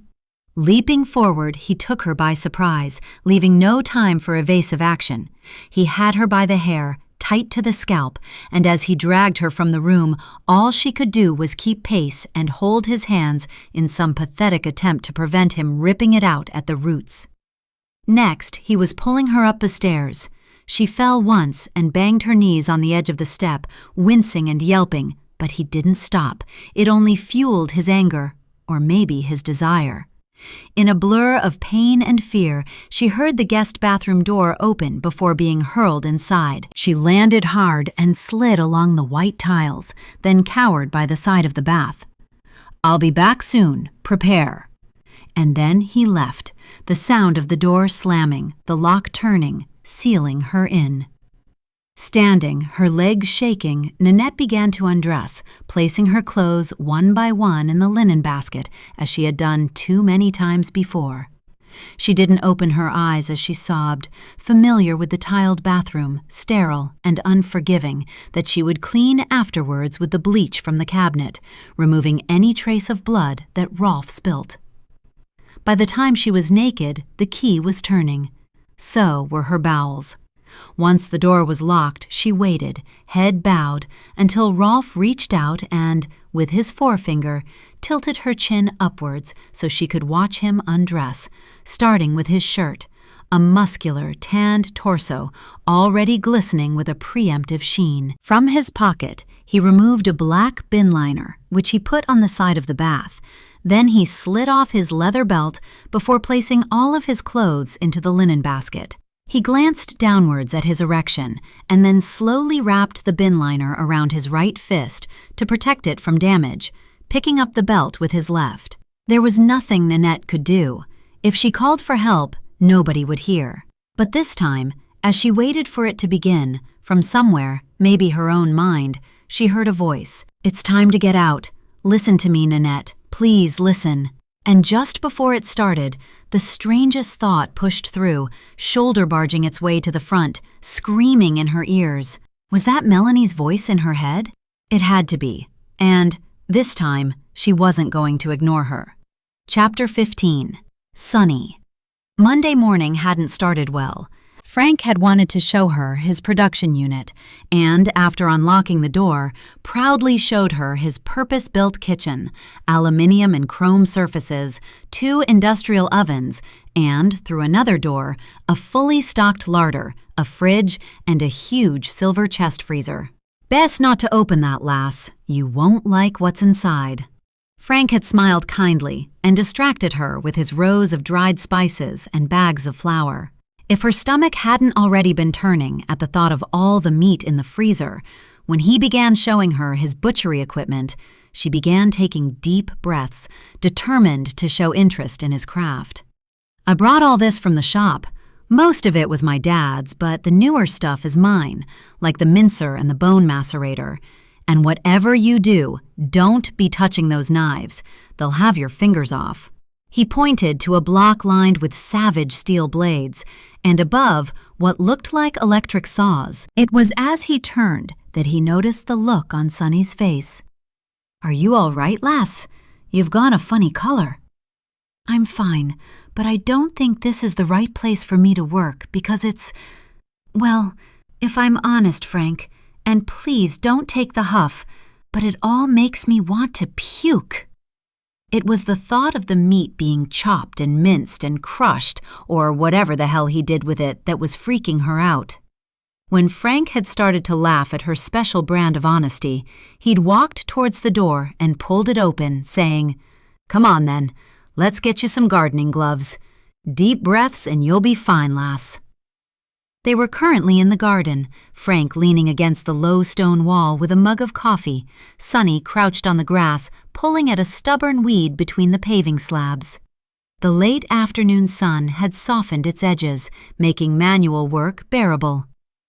"How come you've not got any animals?" "My granddad always wanted to get some, but after their dog died, Grandma was so upset she put a ban on any pets. I'm surprised you don't keep chickens. You've got loads of room for a coop, and think of the chicken pies and egg buddies you could make. And a cat or a dog would keep you company." Frank shook his head. "Nah, I couldn't do that. You know, kill something, then eat it, and I'm scared to death of dogs. Now and then a feral cat will turn up, but they often move on. I'm fine just as I am." Sunny stopped what she was doing. "Why are you scared of dogs? I wouldn't have thought a big bloke like you would be scared of anything." Frank raised his eyebrows at that, but replied, "I was bit by an Alsatian when I was a nipper, really bad and had to have stitches, and ever since I've been petrified of all dogs, even little yappy ones. In fact, they're the worst." Sunny studied him for a moment, then said, "Frank, you're such an odd bod. So you don't mind chopping up dead meat, but you draw the line at chicken murdering." "Correct. I know it sounds weird, and my dad thought I was a bit of a wuss because I refused to go to the abattoir with him." Sunny held her hand up. "Let's stop it right there, shall we? Before you make me want to puke again. I've only just recovered from the grand tour of terror earlier." Frank thought that was hilarious, but swiftly changed the subject, talking about nothing much, the lane that was peppered with potholes that needed filling before winter. Sunny was half listening, her attention drifting to the far field, when the warning sound came. The clunk of the cattle grid. Sunny's hand froze around the weed. Frank's head lifted at the same time, his posture changing almost imperceptibly, like a guard dog catching a scent. A second later came the jaunty toot, toot, toot of a horn. Frank smiled. "That'll be le curé," he said, as if announcing a neighbor who regularly popped round to borrow a cup of sugar. "Our friendly neighborhood priest, bringing me some eggs." Sunny was already on her feet. "I need to hide." "Be quick then," Frank murmured, "if you don't want him to see you." She didn't argue and slipped through the utility room door, the sound of her bare feet slapping on cool tiles, before taking the stairs 2 at a time, heart knocking and ducking into her bedroom. From there, she had a good view over the garden and the gravel sweep of the drive beyond it. Sunny knelt on her bed and pushed herself against the wall, pulling the curtain back just enough to see. The car rolled in slowly, a dull red Peugeot, tires crunching, dust lifting. Moments later, Abbé Saint-Luc Morvan stepped out, already smiling, raising a hand in greeting. From above, Sunny could see the way Frank loved to play the host, welcoming him warmly. Le curé reached out and gripped Frank in a two-handed manly gesture, like one of those secret Masonic handshakes she'd seen on TV. It creeped Sunny out, causing her to lean closer to the glass. Le curé was smaller and older than she remembered, but the last time she'd seen him, she was 6. Now he was thinner through the shoulders, his black jacket hanging loose on him. His hair was gray at the temples, his face lined, carving grooves into his skin. When he relinquished his grip on Frank, le curé clasped his hands together. Then, as Frank whispered something she couldn't hear, Sunny saw it. The curé's thumb brushed the inside of his ring finger. Once, quickly, as if checking something. Her stomach tightened as a memory flooded back. She was 6 again, her face pushed against the spindles on the banister, as le curé spoke to her family in soothing tones, saying he couldn't believe Melanie was missing. He said he'd seen Melanie at dinner at Anil's, and she was fine. Sunny's grandparents were polite and thanked him for taking the time, and then, when he inquired if there were any leads, shook his head sadly when told there were none. It was when he asked them if they'd like to pray, or for him to pray for them, that the mood turned and her dad flipped out, saying nasty things about God, and then, using a really bad swear word, told le curé to get out. Her mom gasped and pulled her dad into the lounge while her grandparents apologized. It was in the furor that le curé, as if sensing she was there, looked up and smiled at her, and, as he did so, rubbed the ring on his left hand. She might have been only 6, but it had made her feel funny inside, a bit scared and uncomfortable. So before anyone else spotted her, she'd turned and scrambled up the stairs, then into her room. That night, she'd had terrible dreams about Melanie being chased by a man dressed in black. His face had been the same as the one she was looking down on now. As they walked towards the house, the curé chatted to Frank, who gave nothing away. "I thought I'd pop by since I missed you at Mass yesterday," the curé said. "I hope I'm not disturbing your work." "Not at all," Frank said. "You're always welcome, and I was a bit busy yesterday, but I'll be there this week. That's a promise." "Excellent. Now, I wanted a word," the curé said. His voice was loud. He was no doubt used to projecting to his congregation, so it carried surprisingly well. "There's been talk in Saint-Luc that I wondered if you were aware of." Frank tilted his head. "Talk?" "Yes, Anil Benet has been making inquiries. She's concerned." Le curé smiled again, but it didn't reach his eyes. "She believes the English sister of Melanie Carter, the young woman who went missing, may be in the area. Do you remember the incident?" Frank nodded, and Sunny's breath caught. "Her name is Sunny," he went on, saying the name gently, almost fondly. "Or so Anil says." Frank shook his head. "That's an unusual name." "It is," the curé agreed. His thumb moved again. Ring finger, rub, release. But Anil feels it would be wise for people to be alert, you understand, after everything that happened and how it affected everyone. I do, Frank said.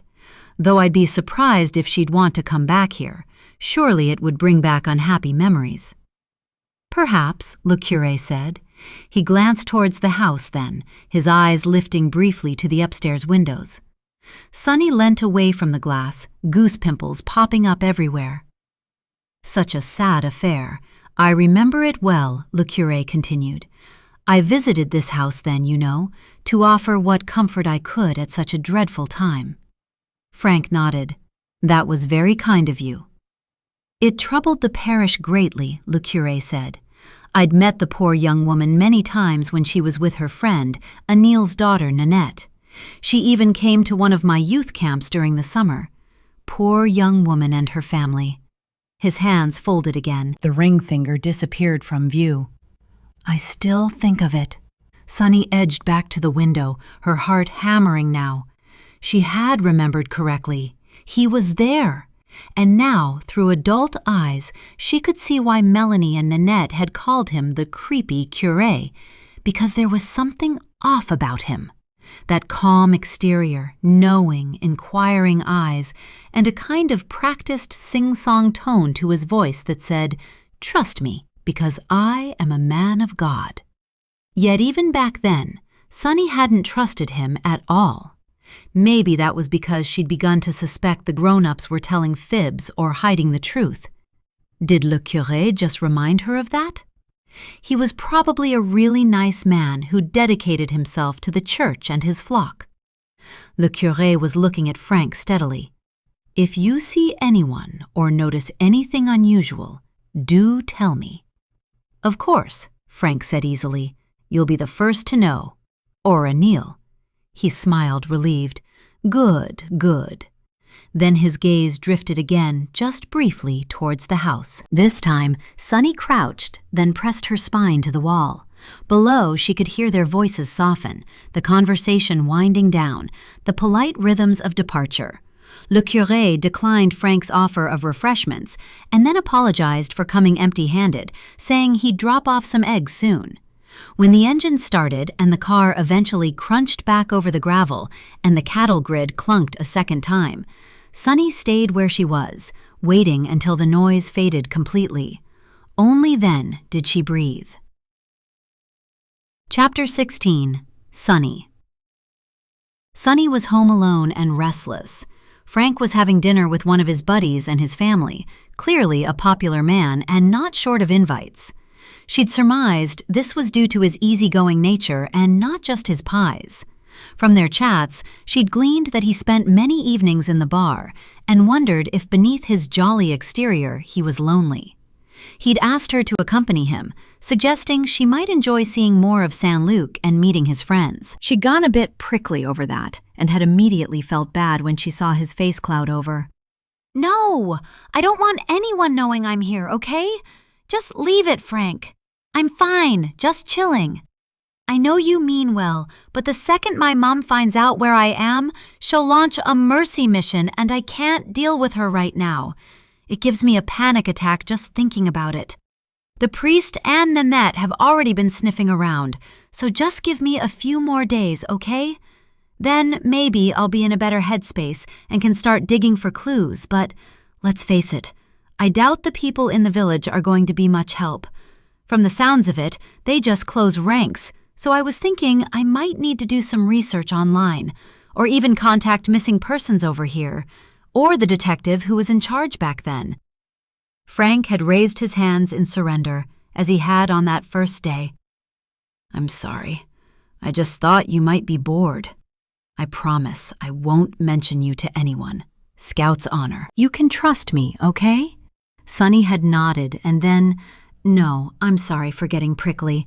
I do trust you, Frank, so bugger off and I'll see you later tonight. Don't rush back. I fancy watching a film. It's too hot outside and the lounge is lovely and cool. She'd winked and he'd smiled, collected his keys, and within seconds, his van had been zooming up the lane, clunking over the cattle grid. Sprawled on the sofa, Sonny scrolled channels and watched the ads that helped polish her French. but her thoughts strayed back to Pierre the Ped, as the locals called him. Questions had plagued her from the moment she had woken. After a humid night spent with both windows open, not caring what winged insects or creatures might fly in, she'd chanced turning on her phone. Dreading the barrage of messages that would be waiting for her, she'd used her precious data and Googled the words Pierre, Saint-Luc, pedophile, coming up with absolutely nothing. No photos, no news clippings, no face to go with the nickname, no extra details to Frank's secondhand story. Then, just in case her dad had had a coronary over his pain-in-the-arse daughter, or her mom really had rung the police, she scanned her list of messages that were much of the same. Selfish and inconsiderate. That was her dad's 10 pence worth. Her grandma forgave her for the money, but was very cross about upsetting her mum. Numerous texts from friends. Is it true you've run away from home? What a legend! Or, are you with a guy? Then, one from her mum, and it made her eyes leak. I've put some money in your account for your phone contract, so we can keep in touch. Love you. Kiss. Sunny replied with reassurances she was okay, and she loved her mum too. Then she turned off her phone, because the black screen was far easier to deal with than seeing 300 notifications and missed calls. Banishing thoughts of home, she turned off the television and went back to Pierre. Was it a coincidence that a sex offender lived minutes away, alone, with no alibi on the night Melanie disappeared? Had her parents known about him? Was he innocent? Or did he have something to do with it? Or maybe the men who visited him did. The specter of Pierre loomed large, and there was only one way to scratch the itch. She needed to see him for herself. Sunny checked the time. Almost 6 p.m. Could she get to Pierre's house without being seen? Thanks to Google Maps, she knew exactly where the house was, across the road and along the footpath that skirted the forest. Before she could talk herself out of it, she'd slipped on her trainers and was on her way. She hadn't left Frank a note because, even though he wasn't judgy, he wouldn't be happy, so she stuck to the what he doesn't know can't hurt him method of madness. It had gone like a dream, especially because Melanie had turned up to keep her company. She was dressed the same as always, denim shorts and Oasis tee, her trainers with the pink swoosh, braid bobbing, eyes fixed on the road ahead. Once over the cattle grid, Sunny jogged, the evening sun warming her bare legs that were pale, just like her arms that peeped from her vest top. She stood out like a sore thumb, a lone woman, a stranger to these parts, jogging along the road. Melanie stuck by her side, though, keeping pace. Once they'd rounded the bend, they sprinted along the narrow footpath, swallowed by gorse bushes and trees. The worn, uneven footpath ended at a sign, La Quartelle, Pierre's forest home. Her breath hitched, and nerves told her to turn back. No chance. Goldilocks was now Red Riding Hood, not about to visit her granny. This time, it was the local pedophile.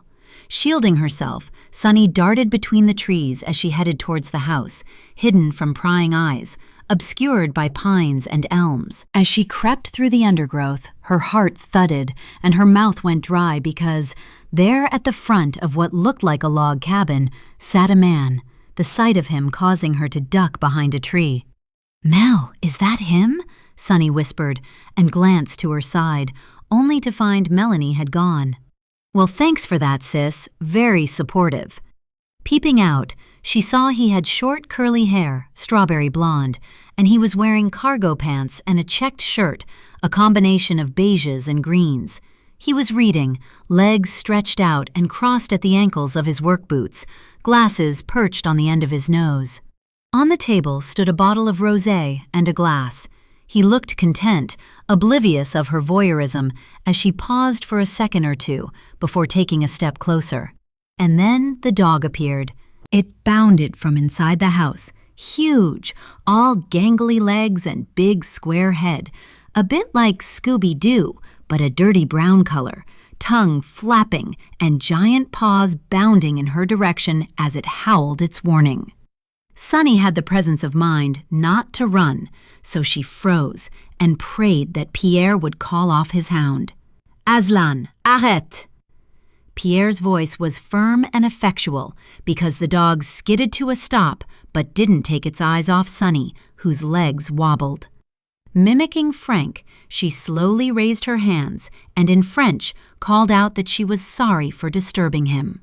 To her surprise, he replied in English, "What are you doing here? This is private land. Did you not see the sign?" Sunny shook her head, swallowing down her nerves as Pierre walked towards her. He was tall and lithe and had a confident gait, kind of panther-like. When he was only a couple of paces away, she noticed he had pale brown eyes and a smattering of freckles over his nose. He looked healthy and fit, toned biceps showing below his rolled-up shirt sleeve. Not what she'd thought the pedo in the woods would look like at all. I came to... Sunny wasn't sure what was the best thing to say and, in her confusion, had one of her fuck it moments that rarely ended well. "I wanted to see what you looked like and to ask you about my sister. She went missing back in 2010. Do you remember?" And that was when she saw it, the shadow of anger that fell across his face as his body tensed and straightened. She'd hit a nerve. "Yes, of course I remember, but I have nothing to say, so you need to go, now. And do not come here again, or I will let Aslan loose." His eyes drilled into hers, but there was something about his tough guy act Sunny didn't buy. "Look, please don't be angry. I just wanted to talk to someone who was here at the time, and the villagers won't be pleased if I start stirring things up again, so I can't ask them. I'm not accusing you of anything, I swear. The thing is, I was only 6 when she disappeared, and I've spent my whole life wondering what happened, which is why I'm here." Pierre squinted his eyes. "Why now?" Sunny began to relax a notch, but kept one eye on the drooling dog as she answered. "I got myself into a bit of trouble at home and needed to lie low, and, well, here I am." "And decided to come here and point your finger at me again?" Pierre reached out his right hand to Aslan, who butted it with his massive head as though giving his master reassurance. "No, not at all. I'm curious and desperate to know what happened back then. So please, if you can spare me a few minutes, will you tell me in your own words what you remember? It would really mean a lot." Sunny fully expected him to give her a mouthful and tell her to clear off, but she was wrong. Pierre sighed, puffed out a breath, shook his head and said, "You have 5 minutes. Then I want you to go and leave me in peace. Come, take a seat." With Aslan by his side, he made his way back to the clearing at the front of the house, Sunny following behind. When they reached the table, he gestured for her to sit, which she did, and she became very aware of her long, bare legs and skinny arms. Self-conscious under his gaze, Sunny felt herself blush. "Would you like some water? You look hot, or I can bring another wine glass. See, even sex offenders can be polite." Pierre almost smiled, either reading her mind or making fun of her. "Water would be great." She watched him nod, then disappear into the wooden chalet. The panels looked freshly painted, and the windows were clean, curtains hanging inside. Her gaze wandered around the garden, which was well kept, nothing fancy, no potted plants or flowers, more practical, with a neatly stacked log pile and over to the right, an old well. It was as she waited, Aslan watching her intently, that she realized she'd made a rookie mistake. Pierre could be in there right now, dropping Rohypnol into her glass of water, which was why, when he came out carrying a small plastic bottle and passed it to her, the seal tightly in place, she felt foolish and rather ashamed of herself, too. Pierre took the seat opposite, holding out his hand to Aslan, who immediately came to his side and sat. "So, what do you want to ask?" Pierre stroked his dog's ears as Sunny cracked open the bottle of water and took a long, grateful gulp, then replied, "For a start, where did you learn to speak such good English? And is my French so terrible you shut me up?" At this, the corner of his lips twitched slightly, although his answer was far from jovial. "I had plenty of time to study in prison. All the things I would have done had I gone to university. I can also speak Spanish and German, and your French is quite good, but you need practice. Next question. Sunny was impressed and not offended. She was also intrigued by Pierre, who was very direct, nothing like the monster she'd imagined. What did you want to do after university? Pierre frowned, then said, Teach, but that won't happen now. Anyway, I thought you wanted to ask about your sister, not my failed education, and remember, you only have 5 minutes. Sunny paused and then drained her water in an impressive chug. Yes, I do, but is there any chance of another bottle? I'm proper thirsty. She placed the bottle on the table and waited as Pierre sighed, then stood. Aslan, guard the crazy woman. Smiling, Sunny watched him go inside, and once he was out of sight, patted her knees and called Aslan over, and as she rubbed his ears, relaxed, knowing Scooby-Doo was on side. All she had to do next was win over his owner. Chapter 17. Sunny. Pierre sipped his wine and eyed Sunny over the rim of his glass. She made the most of cuddling Aslan, the first warm embrace, furry or otherwise, she'd had in a long while. She was still wary of her host, but doubted he'd be stupid enough to kill someone on his own doorstep. To be on the safe side, she gave herself a get-out clause. I can't stay long because Frank, that's who I'm staying with, will expect me back. Sunny stroked Aslan's fur, which ponged of whatever he'd rolled in. Ah, so you are staying with the fatty man from over the way. I see him around sometimes. Always waves to me, which is unusual. I believe they call him Happy Frank. How come you're there, in your old place? Pierre was very direct. Feeling protective of Frank, Sunny replied, I don't think he'd like you calling him that. He's sensitive about his size. Pierre looked unfazed. It's the truth. He's huge, like a hay bale, and I speak my mind. Lies and false words have a habit of making lives a misery. That made Sunny catch her breath, his comment hitting the mark, which in turn made her bold. Fair enough. He's what we'd call back in Manchester a big lad. But in answer to your question, and because you value honesty, I stole my grandma's credit card and some money, then made my way here. My sister was calling me back, and I was in deep shit back home. What did you do?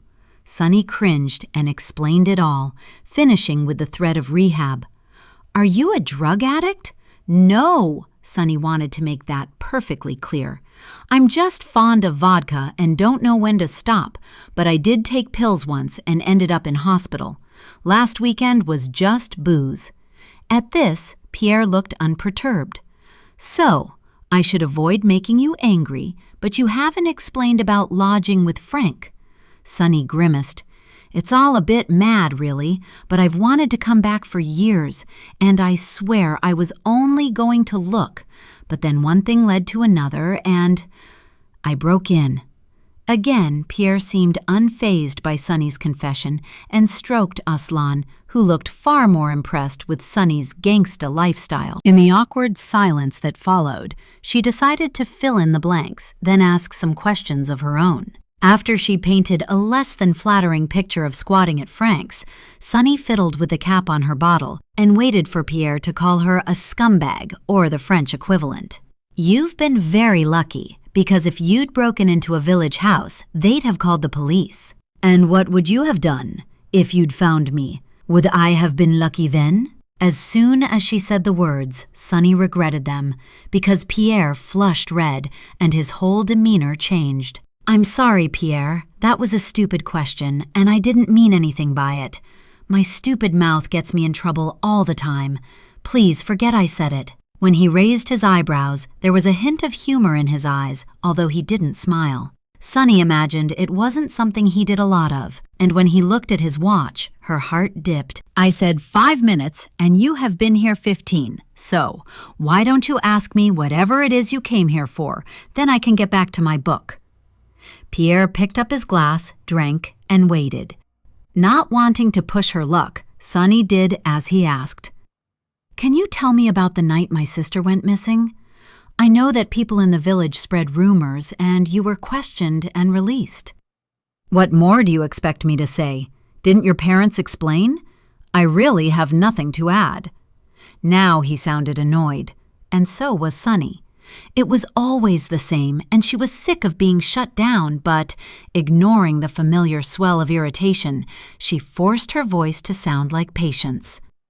I'm asking because you were here.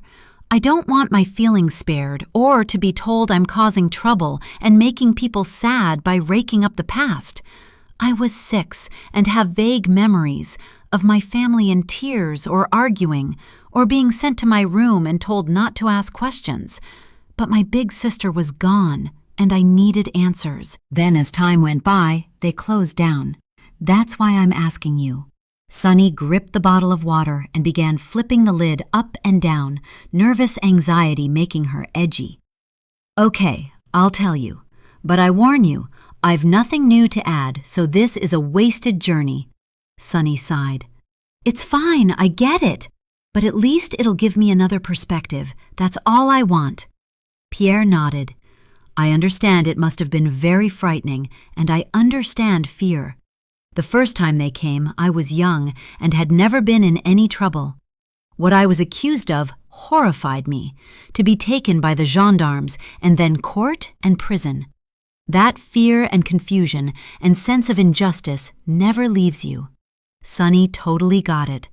It eats away, doesn't it? And what I went through is different, but we do have something in common, how it feels when nobody listens to you. And I swear I'm not judging you. I really need you to know that. Thank you. And yes, it eats away, but I've learned to live with it, almost. And then he smiled. Not a beamer, it was more kind, knowing, and a bit sad, too. Sunny was caught off guard because there was something about Pierre, a quality that she couldn't put a finger on, a sense of honesty and purity about him, a layer of deep hurt and mistrust, wisdom, too. Maybe his years in prison had changed him from one person into another, but the man seated before her didn't seem as though he had a bad bone in him, or he was simply a good liar. Either way, she wanted to hear what he said, and, weirdly, she wanted to get to know him too. Are the villagers still horrible to you?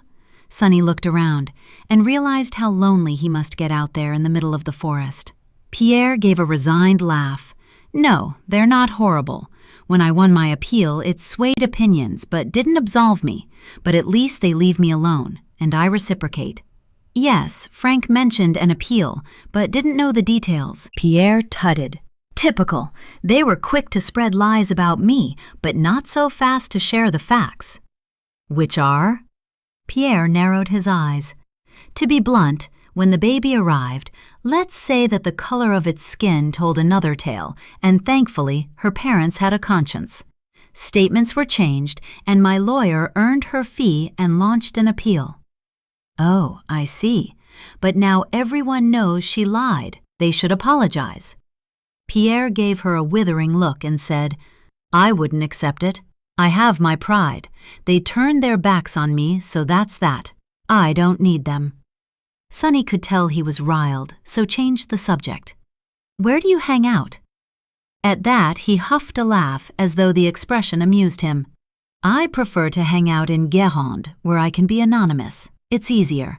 I don't go to bars or restaurants, usually the cinema and Burger King, the drive-thru. I avoid places where I can be recognized. And then she remembered something Frank had said to her about the visitors seen coming and going from Pierre's. And before she could think it through, she asked, Do you have friends, though? It must get very lonely here on your own. At that, he closed down immediately, shutters over his eyes, expression locked. Sunny knew she'd hit a nerve, but waited to see what he'd reveal. Yes, I have friends, online mostly, but let's get back to your sister. The subject of friends was closed down, full stop. On the night she disappeared, I was alone, reading and half-watching television. Later, the mayor organized a search party, who looked everywhere, even here in the forest. I wasn't asked to join, obviously. 3 days after she went missing, the police came. I was taken to the gendarmerie for routine questioning while they searched this place. The only alibi I had was my dog, Not Aslan, his papa, Hubert. Sadly, he couldn't speak up for me. They found nothing, but it didn't matter. I was convenient, and even without proof, remained a suspect for years. Thank God my mother wasn't here. The first time was bad enough. Sonny imagined it all, but not the sadness in Pierre's eyes when he mentioned his mum. That was real. I'm glad your mum stood by you, though, and saw you released, too. It must have been very hard for her while you were away, especially the gossip. At this, Pierre straightened and refilled his glass, not offering Sonny any, maybe wary that she'd get hammered and pass out in his garden. His mother was clearly a touchy subject, and he soon explained why. The sanctimonious women of the village, who my mother took mass with, stood next to at the school gates, attended weddings with, knitted baby clothes for, deserted her just when she needed their friendship. All apart from my teacher, Madame Lebon, and le curé, Abbé Morvan. They didn't desert me or my mother, God rest her. Pierre made the sign of the cross and took another drink. That's nice about your teacher and le curé. Sonny didn't know what else to say and wondered if Pierre might be getting drunk. At least it might loosen him up, because if anyone needed to, he did. Madame Lebon mentored me at school and made me believe I could be someone, gave me the courage to apply for university. She was so happy when I was accepted, and then that girl ruined everything. I was a stupid fool. I accept that, but she lied to me and then about me. You know the rest, but I swear on my parents' and Madame Lebon's souls that I didn't do the things she said. I'll take that to my grave. I believe you, I really do. Sonny meant it, and from the look in Pierre's eyes, apart from his parents and Madame Lebon, she was the only other person who'd ever said it. Thank you. It's a pity that others don't share your opinion, especially that Benet woman. It was her who started it. Sonny sat forward at this. Frank told me. Pierre nodded. The great warrior Anil, protecting the female population of Saint-Luc from people like me. She loved the attention. That woman is a vile, interfering, poisonous influence on everyone. I agree. Sonny looked at her watch and realized she'd been there for a while. Frank could be back at any time, and Pierre's mood was turning dark. It was time to go. Look, this has all been quite heavy, and I don't want to ruin your evening, so I should get off. But would it be okay if I came back again? I'll understand if you say no. Pierre regarded her for a moment or two, then answered, Yes, okay, on one condition. Sonny waited, that you don't tell anyone you've been here. That woman will start rumors because of who you are. I swear I won't. I'll not even tell Frank in case he slips up. It'll be our secret. Sonny stood, wishing she could stay and keep him company. I'll walk you to the road. Aslan, come. Pierre signaled to his dog, who leapt up and began to lead the way. Sonny didn't object and fell into step beside him, passing a huge machine as they went. What's that for? Sonny pointed. Ah, that is the shredder for the small branches. Anile probably tells everyone it's how I dispose of bodies, after I've chopped them into pieces with my axes and chainsaws, like in the movies. He looked sideways at Sonny and winked, then carried on down the lane. For a second, his flippant comment shocked and wounded Sonny. Many times when her thoughts had turned dark, she'd contemplated hideous fates for Melanie, and perhaps her silence alerted him to his faux pas. Oh no, Sonny, I'm so sorry. That was thoughtless of me. Sonny interrupted. No, don't apologize. I get it. Why you imagine the things people say. It was the same for me at school. They whispered and said tactless things, to my face and probably behind my back too. My parents took the brunt of it. Suspicions and conspiracies like, it's always someone you know, or the parents let her wander around the countryside on her own. Stuff like that. So it's fine, okay?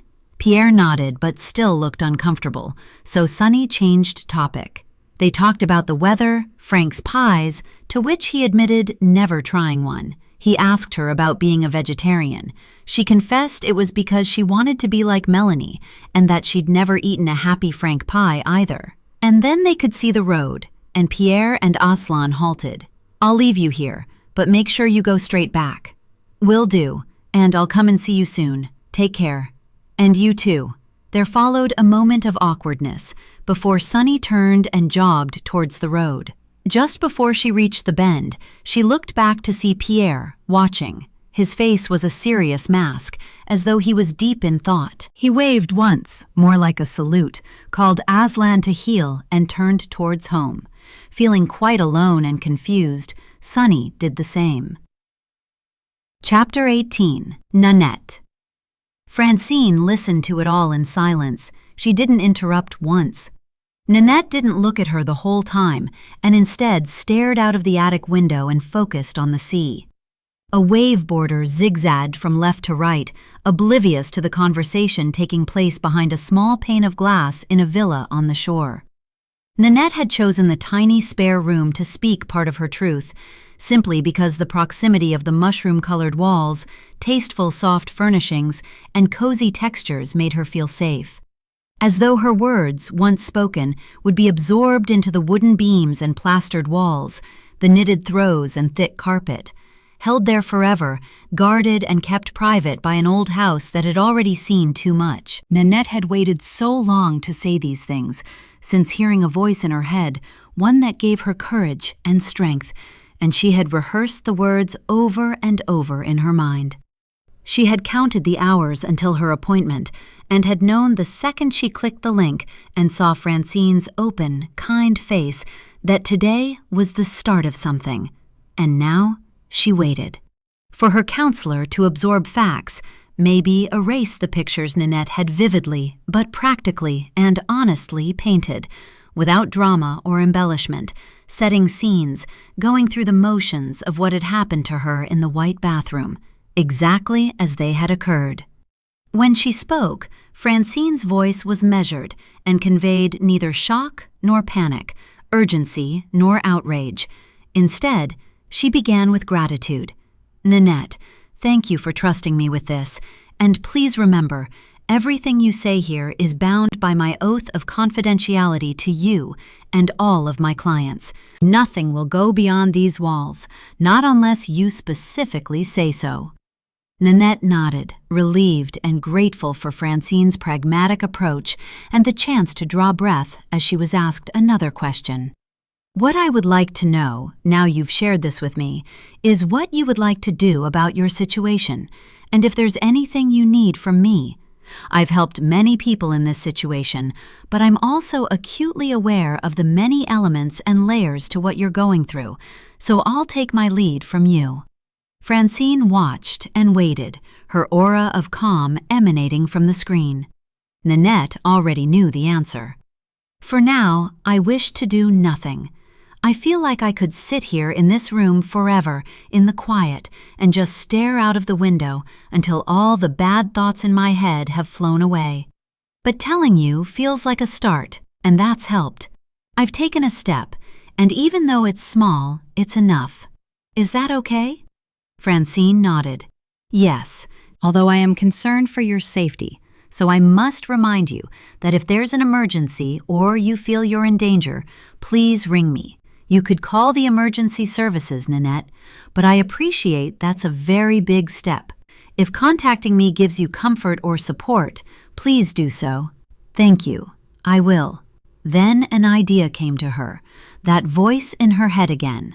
"Francine, I have photos of my body after, and I'm scared that he might find them, so perhaps, could I send them to you for safekeeping? Then, if anything happens, something terrible, you can show them to the police. I'll give you written permission if you need it. Just tell me what I should do." Nanette witnessed a change in Francine's body language, sitting straighter and leaning forward, as though the request required a positive visual and verbal response. "Yes, of course. I'll place them in your file and adhere to any instructions you give. Perhaps it will make you feel secure and have one less thing to worry about, knowing they're in my care." But you said this is only part of what troubles you, and I wonder if there's anything else you'd like to share today. Anything at all. Nanette's head snapped up and her whole body tensed because she couldn't remember that slipping out. She had to wriggle out of it because the rest was not for sharing. Not today, maybe never. It's something that happened long ago about my friend Melanie who disappeared, but I don't want to talk about it. I can't. I'm sorry. I wish I could, and even if I did, you can't help me. Nobody can. Nanette looked down at her fingers that were twisted together, knotted like her heart. Then, may I suggest that if talking to me about your husband has helped, would writing down how you feel about Melanie do the same? I often find that putting words onto paper is one of the simplest ways to empty your head of its troubles, even for a short while. It can untangle thoughts and memories and make them a little easier to cope with. Would that be an idea, do you think? It wasn't something Nanette had ever considered, but it made sense because in the past 24 hours, a terrible sense of dread had crept up on her, like an invisible threat breathing down her neck, shadowing her every move, waiting to pounce. Did it make sense to purge herself of the past, even if it was on paper? Nanette didn't have the bravery to walk into a police station and hand herself in, let alone tell Pamela what had happened to her daughter. Not face to face. But if something bad happened to her, and if she didn't have to look them in the eye or wear prison clothes for the rest of her life, telling Melanie's family the truth was the second most decent thing to do.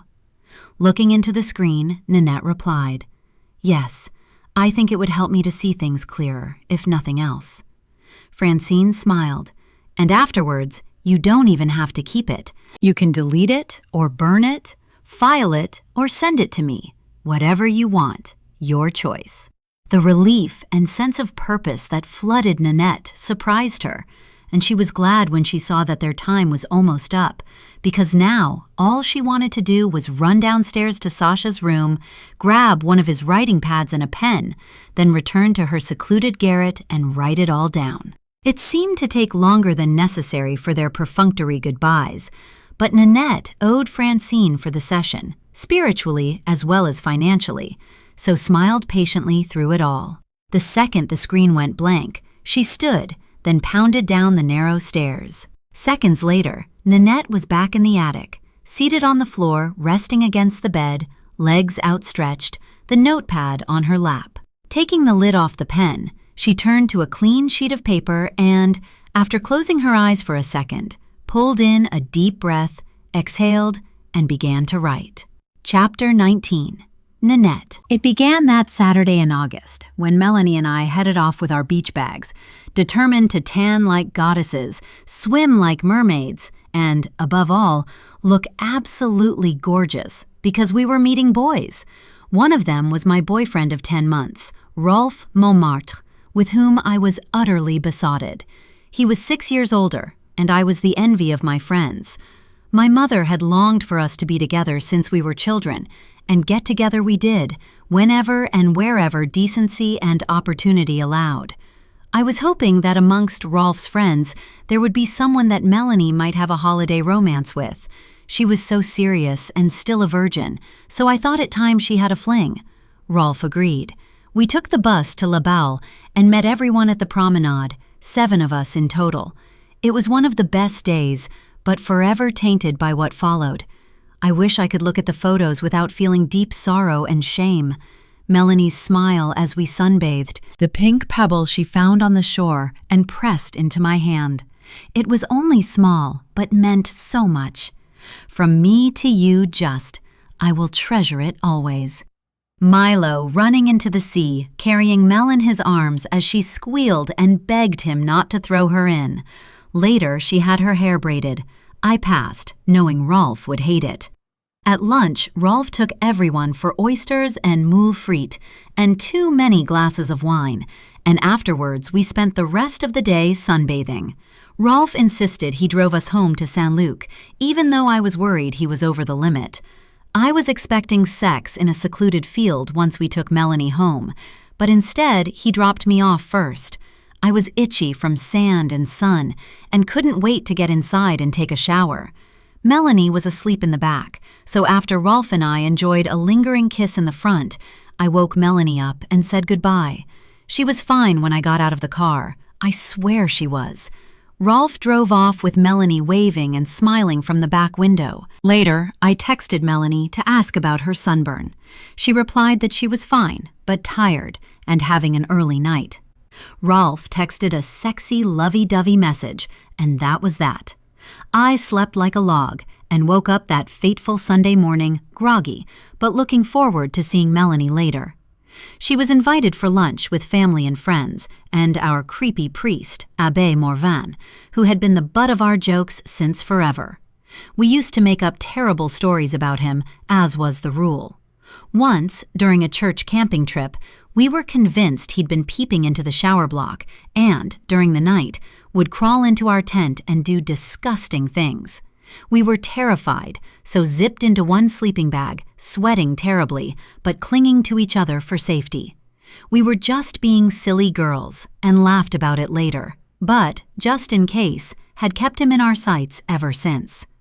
Melanie texted to say she was still hungover and might come later. She asked if Rolf was invited, which I didn't think much about at the time, presuming she wanted it to be just us.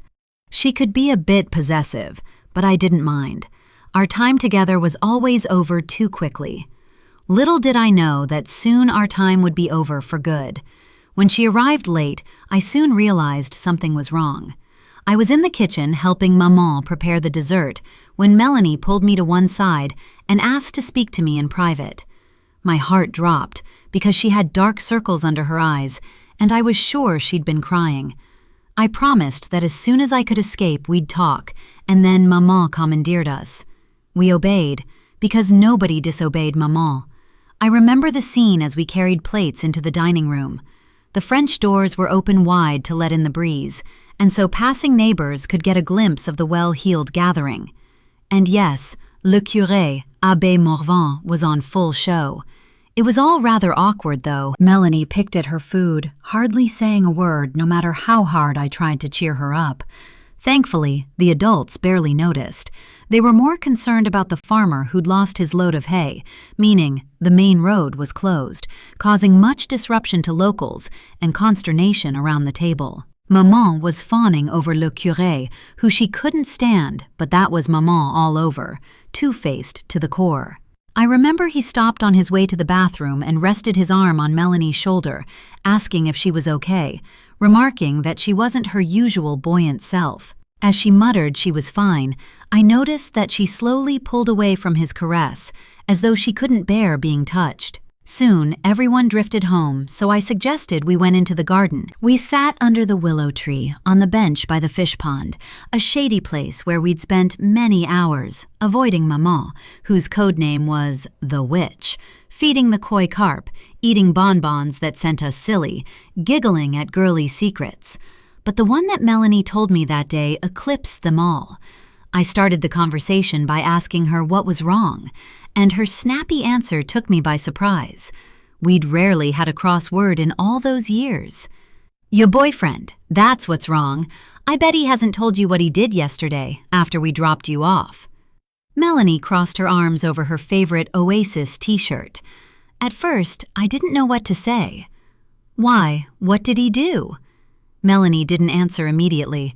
Instead, she looked me in the eye, chewed her lip, and flicked the rainbow braid behind her ear, then hit me with it. "He tried to rape me, in the back of his car. That's what he did." It took a while for it to sink in, because my brain had frozen, much like my body. I just sat there and stared like a fool, then said, "No, I don't... What do you mean? Melanie, how can you say that about Rolf?" She stood then, anger radiating from her body. "When we left here," she sniffed, "he suddenly pulled off the road and set off towards the lake. I asked him where we were going, and he said it was a surprise. I was scared and knew something was wrong when he stared at me in the mirror. He had this horrible look in his eyes, so I told him to turn around. I shouted it to make sure he understood. I should have put my arm around her, comforted her. Another regret I will carry forever." What happened next? He stopped the car and undid his seatbelt, and then turned so his body was in the middle of the front seats. And And then he started stroking my leg and saying that he knew I was a virgin because you told him, that he'd seen me looking at him at the beach and knew I wanted him, that he could take my cherry and show me what to do. And before I could tell him to fuck off, he was climbing into the back, and then he lunged at me and I thought I was going to vomit Maman's duck confit onto the lawn. What did he do? Melanie was about to answer. Her mouth had opened, and my heart was beating out of my chest, when we heard Maman's voice from the kitchen door, and, when we looked, she was waving a bunch of flowers. By her side stood Rolf. Maman was already bustling back inside to find a vase, but Rolf looked furious. "What's going on here?" When he reached us, Melanie wouldn't meet his stare. I did. "Melanie's just told me about the detour you took yesterday, along the track by the lake, and that you climbed into the back with—" I didn't get to finish because Rolf's voice exploded as he whipped his head towards Melanie and pointed. "You liar! Melanie, how could you?" Then he turned to me, his eyes fearful, awash with tears as she spoke. "Nanette, my darling, do not listen to her. I knew she'd say something like this. That's why I'm here. I've been worrying all night because if I told you what she did, it would ruin your friendship, and I didn't want to do that." He placed one hand over his heart, then said, "I told her yesterday what she did was wrong, a betrayal of your trust, but for the sake of friendship and my love for you, we should forget all about it." "What do you mean?" Rolf didn't miss a beat, explaining how Melanie waited until I got out of the car before climbing into the front seat, and then began to touch and caress him, asking him to take her somewhere private. I thought my head was going to explode. Rolf called Melanie a whore and swore on his life, both hands clasped together in prayer, that Melanie made a pass at him, and he was so shocked and offended he slapped her hand away, drove her home, and told her to get out. Throughout, Melanie sobbed and shook her head, and when he finished, she stepped right up to him, poked him in the chest, and called him a liar and a cheat, said he was sick and should be locked up. She turned to me next and looked unhinged, grabbing me by the shoulders, her eyes pleading, her voice shaking. "Nanette, I swear that everything he said is a lie. You know I'd never, ever betray you. He climbed into the back and forced himself on me, pushing his hands up my shorts, groping me, touching inside my body and trying to—" Her voice hitched. Then she managed, "I kicked him really hard, with my knee. He called me a fucking bitch. I grabbed my bag and ran. I didn't stop all the way home because I was terrified he'd come after me. That's the true story, not the rubbish that sicko is saying." I kept thinking about how much wine Rolf had drunk. We all had. So maybe it was a tipsy mistake where people took things the wrong way. And instead of keeping that pathetic thought to myself, I said it out loud. "You two need to stop this right now. I mean it. Both of you had too much to drink yesterday and—" No, that's not right. Melanie let go of my shoulders and turned to point at Rolf. "He sexually assaulted me, and if you don't believe me, then I'm going to tell my mom and dad and get them to ring the police and have him arrested. See who believes your precious boyfriend then." I don't know why I did it. Panic maybe. But there was a sudden surge of anger. Images of the gendarmes knocking on the door, and my mother freaking out, and the village knowing, and the shame. I had to make her stop.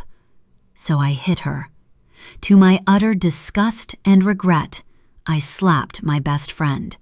Really hard, accentuated by the noise of palm hitting cheek and her head jerking backwards. The rest happened in a haze, Melanie flying at me, a howl of hurt or temper, anguish or disbelief that her best friend didn't believe her, comfort her, take her side.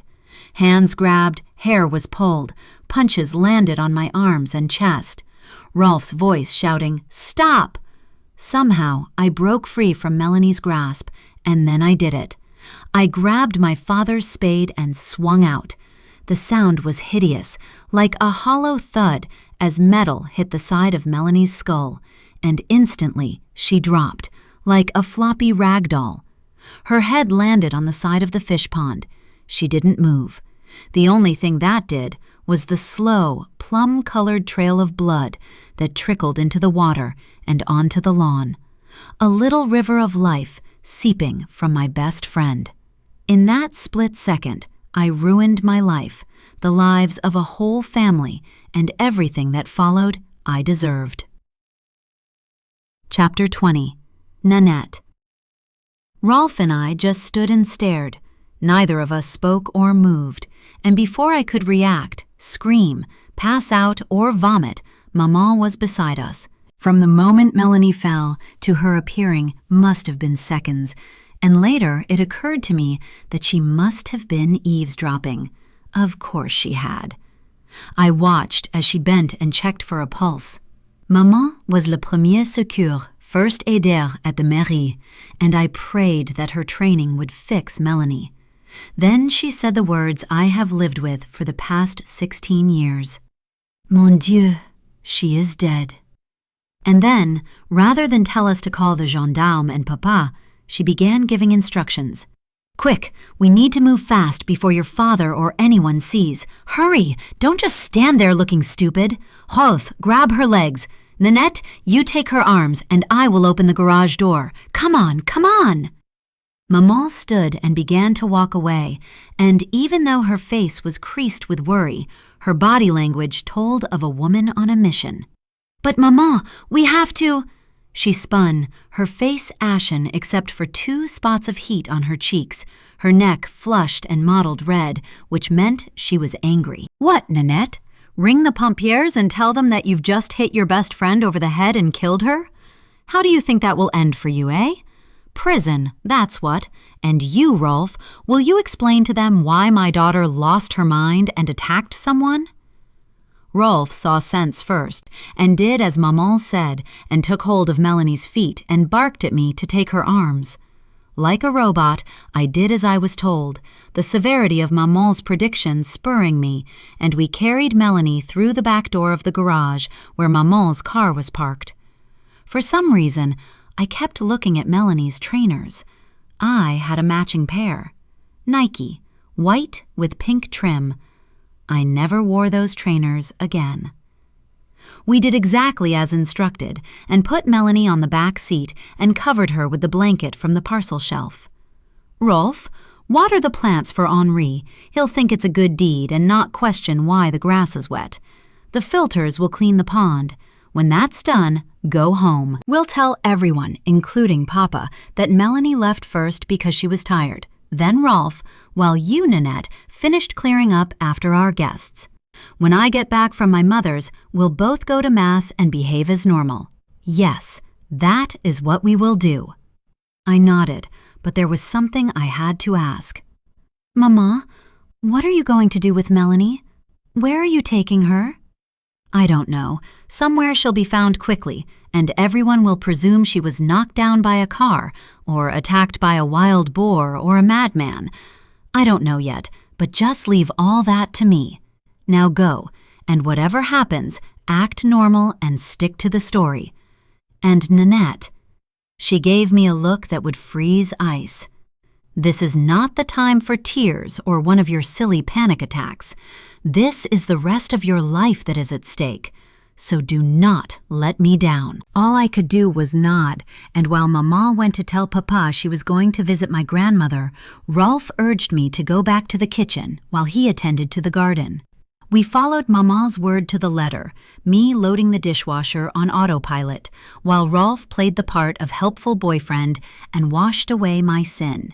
When Rolf kissed me goodbye, he was cool and calm, which freaked me out.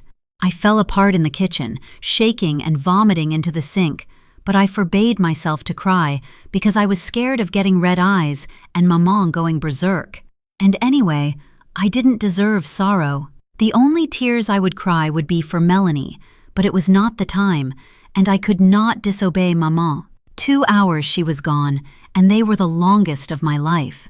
I sat in the lounge with Papa and watched the clock, trying not to fidget and, as Maman instructed, to look normal. I have never been able to watch the Grand Prix since, because the sound of the cars, that screeching, whining noise as they went round and round the track, almost sent me insane. That and the guilt and fear. When Maman came back, I swear you'd have thought she'd been to a flower club meeting, not disposing of a body. Much to Papa's annoyance, she interrupted the commentary and chatted away about how cantankerous her mother was becoming, and that if she ever got like that, he could shoot her. Even Papa's raised eyebrows failed to make me smile, and as Maman and I walked to church, neither did her solemn and hushed assurances that it was all taken care of. I couldn't bring myself to ask what that meant, so remained mute. But then, keeping her eyes focused on the path ahead, she said something that chilled me to the bone. "Nanette, if we get through tonight without trouble, then we are never to speak of this incident again. Do you understand? Do not ask me where I went or what I did, because I won't tell you. Ever. We will all stick to the story and move on with our lives. Have I made myself clear?" "Yes, Maman, perfectly." I bowed my head, and nothing more was said as we entered the house of God. Two of Saint-Luc's greatest sinners, about to pray for forgiveness we didn't deserve. But there is something else that has always bothered me about that night, other than the obvious, and it was the way Maman behaved when we got home. Papa went to bed early to read. Maman and I sat in the salon. I'd never known her so subdued, as if she was waiting, holding her breath, expecting a knock on the door, rehearsing her lines, going over her plan of action, getting her story straight for when the body was discovered. It chilled my blood. I had no clue what she'd done, and it was hard to reconcile the woman who baked madeleines every Friday, a pillar of the community, with someone who could efficiently dispose of a body. I couldn't imagine what she'd done, and even closing my eyes didn't block out images of Maman driving over Melanie's body or throwing her in the lake. It was gone 10 when we went to bed, and I didn't sleep a wink. I'm sure she didn't either. I'd been staring at the digital numbers flicking over and over, and at 23:06 exactly, my phone started ringing, and I knew it was about to begin. Poor Pamela, the shock in her voice when I acted surprised, stuck to the story and told her that Melanie had left hours ago. Then Maman, appearing at my bedroom door, listening to every word before going to wake Papa, who immediately called some of his friends to go help look for her. I went too. I had to. Not because I'm a good friend, I am not, but because Maman whispered that I should, for appearances. To my utter horror, the next day she made me go with her to see Melanie's family, and if I never go to prison for what I did, standing in front of that family, lying and witnessing their agony, was punishment itself. Again, I noticed something about Maman, because, despite the pandemonium, as the days went by, she seemed to relax, easing into the role of understanding and supportive neighbor, and the tension she'd carried evaporated, as though she were the one who got away with murder, not me. Rolf, under Maman's tutelage, called to see me regularly to play the part of reliable and caring boyfriend, and that included having sex in my bedroom when we had the house to ourselves. I told myself it was a release for him and comfort for me, because at the time I needed someone to cling to, and if we played the part, it'd all be okay. We were Rolf and Nanette, the cinema screens squeaky clean and wholesome, our wonderful lives ahead of us. Unlike Melanie, who was dead and buried, or at the bottom of the lake, somewhere, because she sure as hell hadn't been found in a ditch at the side of the road. Time ticked on. The media circus, the gendarmes and their sniffer dogs, the search parties came and went. Maman started a rumor about Pierre, who lives in the forest, that gained momentum then fizzled out, much to her annoyance. Rolf and I never spoke about that day. He took it for granted that I believed him or loved him so madly that I'd forgiven him. Neither was the case.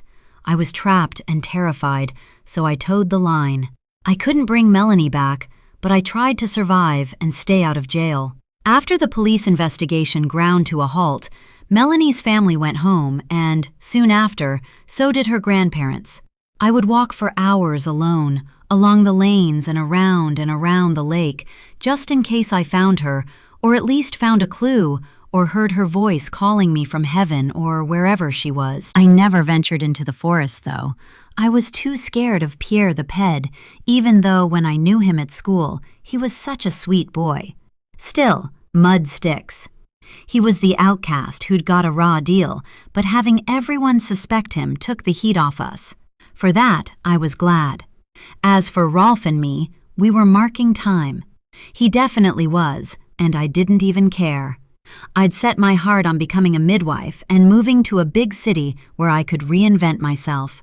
Unfortunately, God really does move in mysterious ways, and if Melanie couldn't live her dreams, then neither would I. What better way to punish me than to prevent my escape by tying me to the man at the root of it all?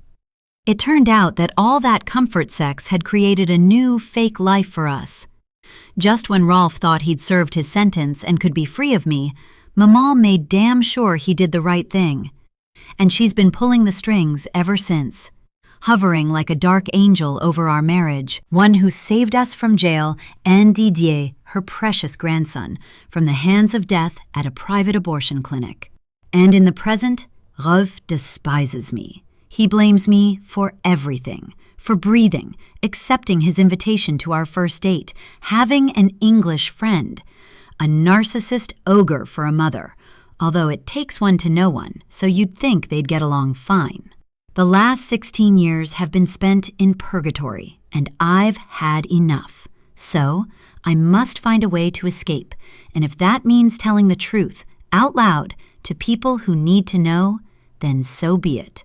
I just have to summon the courage and come to terms with the fact I will lose everything, my sons included. Alternatively, I endure this nothing life, accepting my silent, debilitating, and deserved punishment. Through adult eyes, I see it all in perspective, the roadmap of my fate, how each scene led to another, and why I'm in this unholy mess.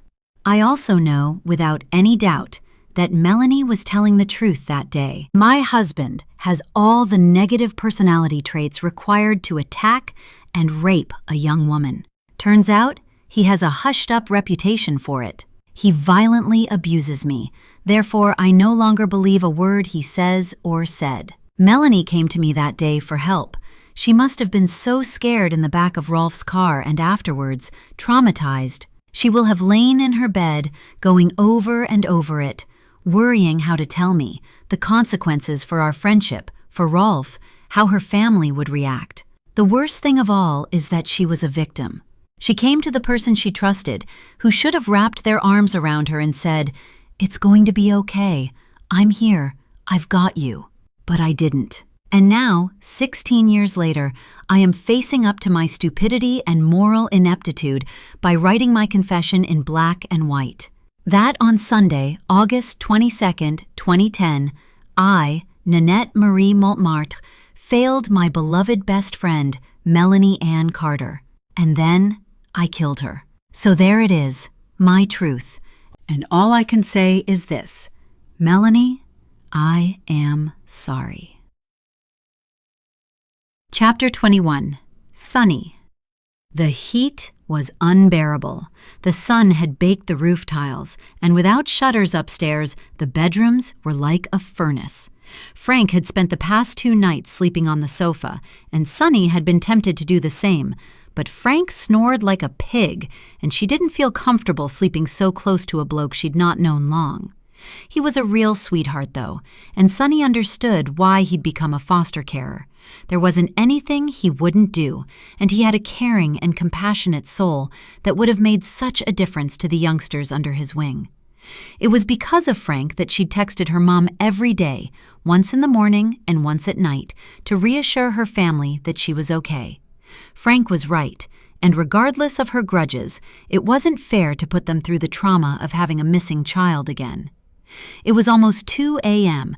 when she heard a noise outside, and for a moment she lay frozen, listening to the sounds and fearing they had an intruder. It was a weird noise, like something banging, followed by footsteps on the gravel path, the barn door sliding closed. Seconds passed, More footsteps, the front door opening, and, thankfully, the sound of Frank dropping his keys onto the dish on the dresser. Sunny smiled, and knowing she wouldn't be able to sleep, kicked off her tangled sheets and went downstairs. Frank was in the kitchen, stuffing a bag of ice into the freezer. "Hey, Santa," she called out, wary of startling him. "I thought we had bloody burglars." Frank turned and rolled his eyes. "As if we'd get burglars round here. Sorry if I woke you, lass, but I went out for some fresh air. Took a walk round the garden, then got more ice from the chest freezer. I think we both need it." He pushed the door shut. "Do you want a cold drink?" Sunny nodded and wandered into the kitchen as Frank passed her a bottle of icy water from the fridge. She took it to the table and sat, followed by Frank, who looked tired. "I think you're well brave wandering around the garden at night. It's pitch black out there." Me and Mel loved that there were no streetlights because you could see the stars so clearly, but no way would either of us go out there in the dark. It's creepy, especially with the animal noises. "I don't mind it. There's many a night I've sat in the garden in the dark watching the wildlife. There's loads of rabbits, foxes, and pine martens, and owls. They're my favorites, I think. Are you hungry? I could make us some supper." Frank looked hopeful, never one to turn down food. "I'm fine, thanks, but you go for it. Water is fine." She raised her bottle and looked on as Frank stood, headed over to the fridge, and took out a plate of leftovers. "I'll do bubble and squeak. My dad always used to make us this. He couldn't abide waste, probably because he remembered the war and rations. I think that's why I'm the same, and fat." He turned and winked at Sunny. "I wasn't allowed to leave the table unless I'd finished every scrap, and then, when I started at the shop, I really cultivated my pie belly." He rubbed his hands over his wobbly stomach and chuckled before getting on with cooking his 2 a.m. supper cum breakfast. They talked while he cooked, running over his plans for the week, which entailed a hospital appointment later that day to get his ticker checked. Then a day at the races with the table tennis club, to which he invited Sunny, saying it would do her good to get away from the house. His encouragement to come out of hiding was always gentle, his suggestion that she tell her mom where she was more direct, all backed up by common sense, which she appreciated but still rejected. In an attempt to avoid the subject, Sunny went into the lounge and flicked on the television and selected the news channel, where they were running a report that caught her attention. A girl had gone missing from Royan in the Charente region.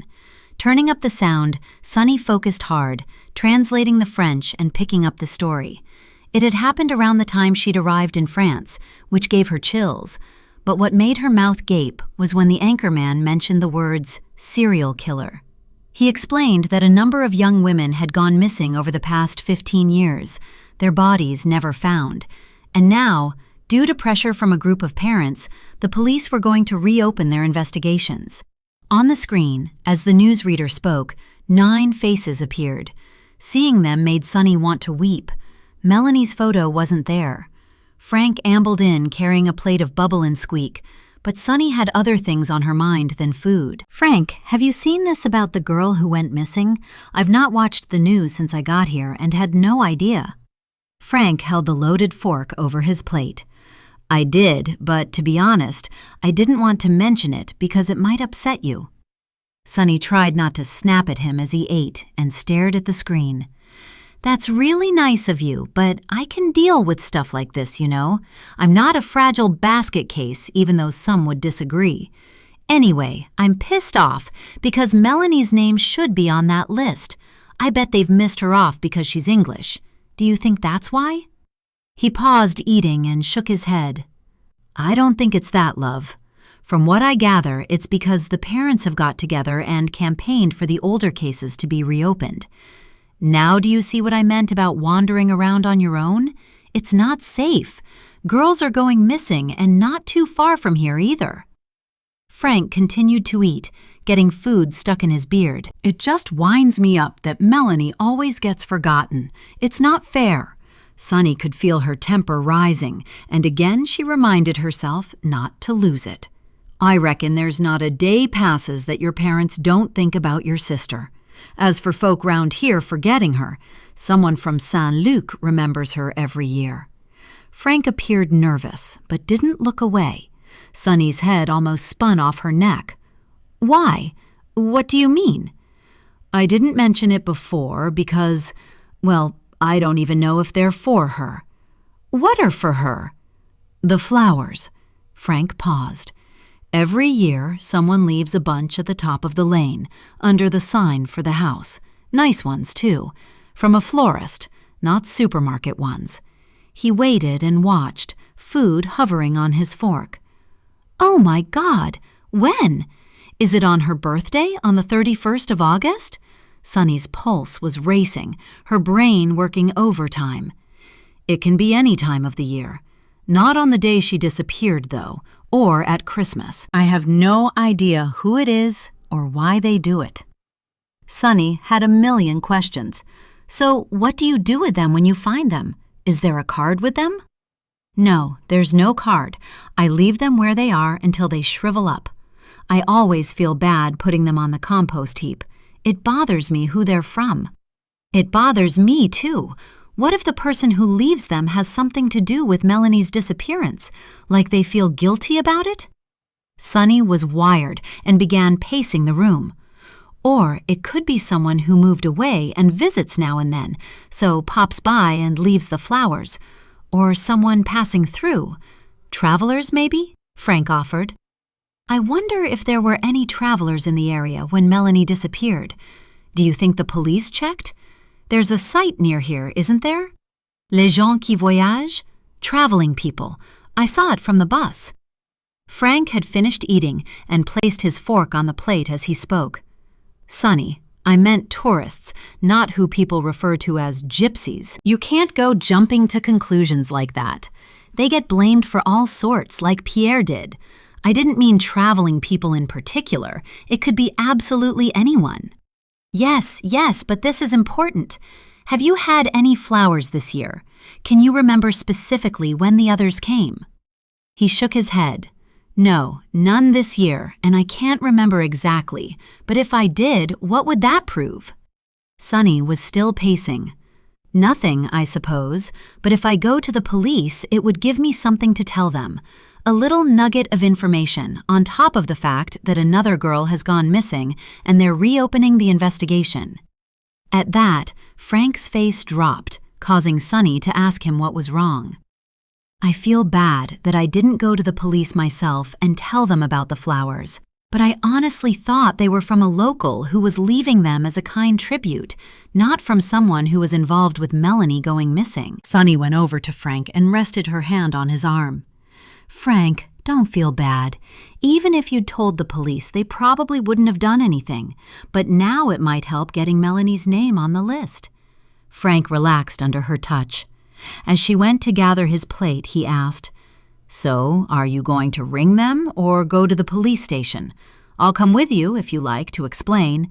I know some of the local gendarmes because they buy my pies. I'm not sure yet.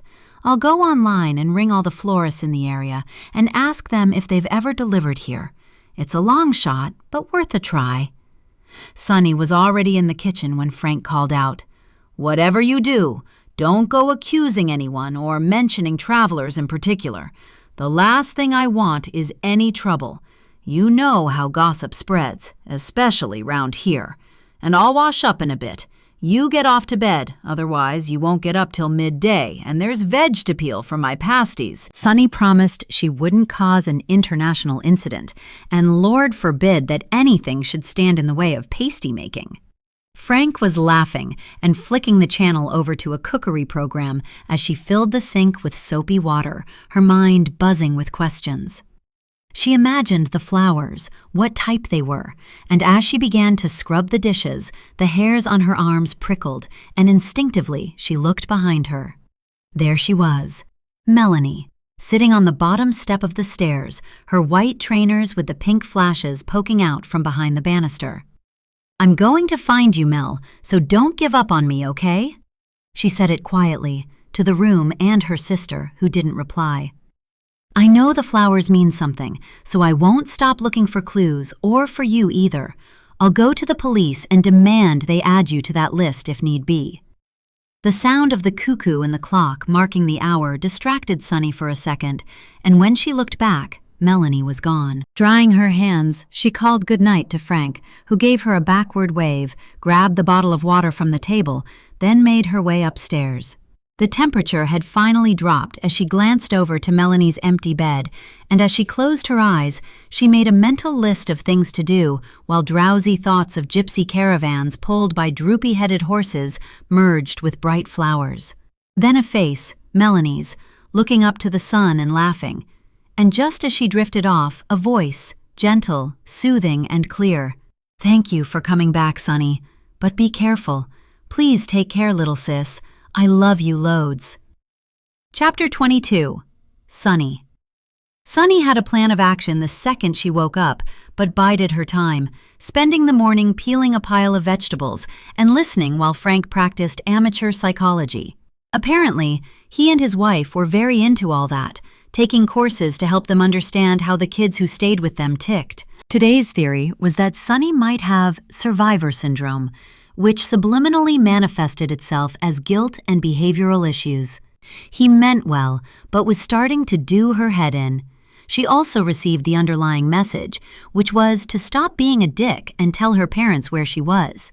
He sounded like a cracked record, as her grandma would say, so when he began to mince pork for his pies, she was out of there like a shot. She spent the next hour watching the news channel for more about the missing girl who still hadn't turned up. She was sure the other girls, whose faces appeared on a poster, were linked, and the rumor mill was on the money. The theory, a serial abductor of women or a gang of traffickers, had plucked the women off the streets and vanished them into thin air. After a quick lunch, Frank finally buggered off to Nantes for his appointment, and she was on her way to Pierre's, carrying a bag of pies and sausage rolls from the kitchen freezer. It was rammed with them, Frank's midnight feast stash, and she doubted he'd even notice they were missing. She hoped taking an offering would ease the awkwardness of her visit.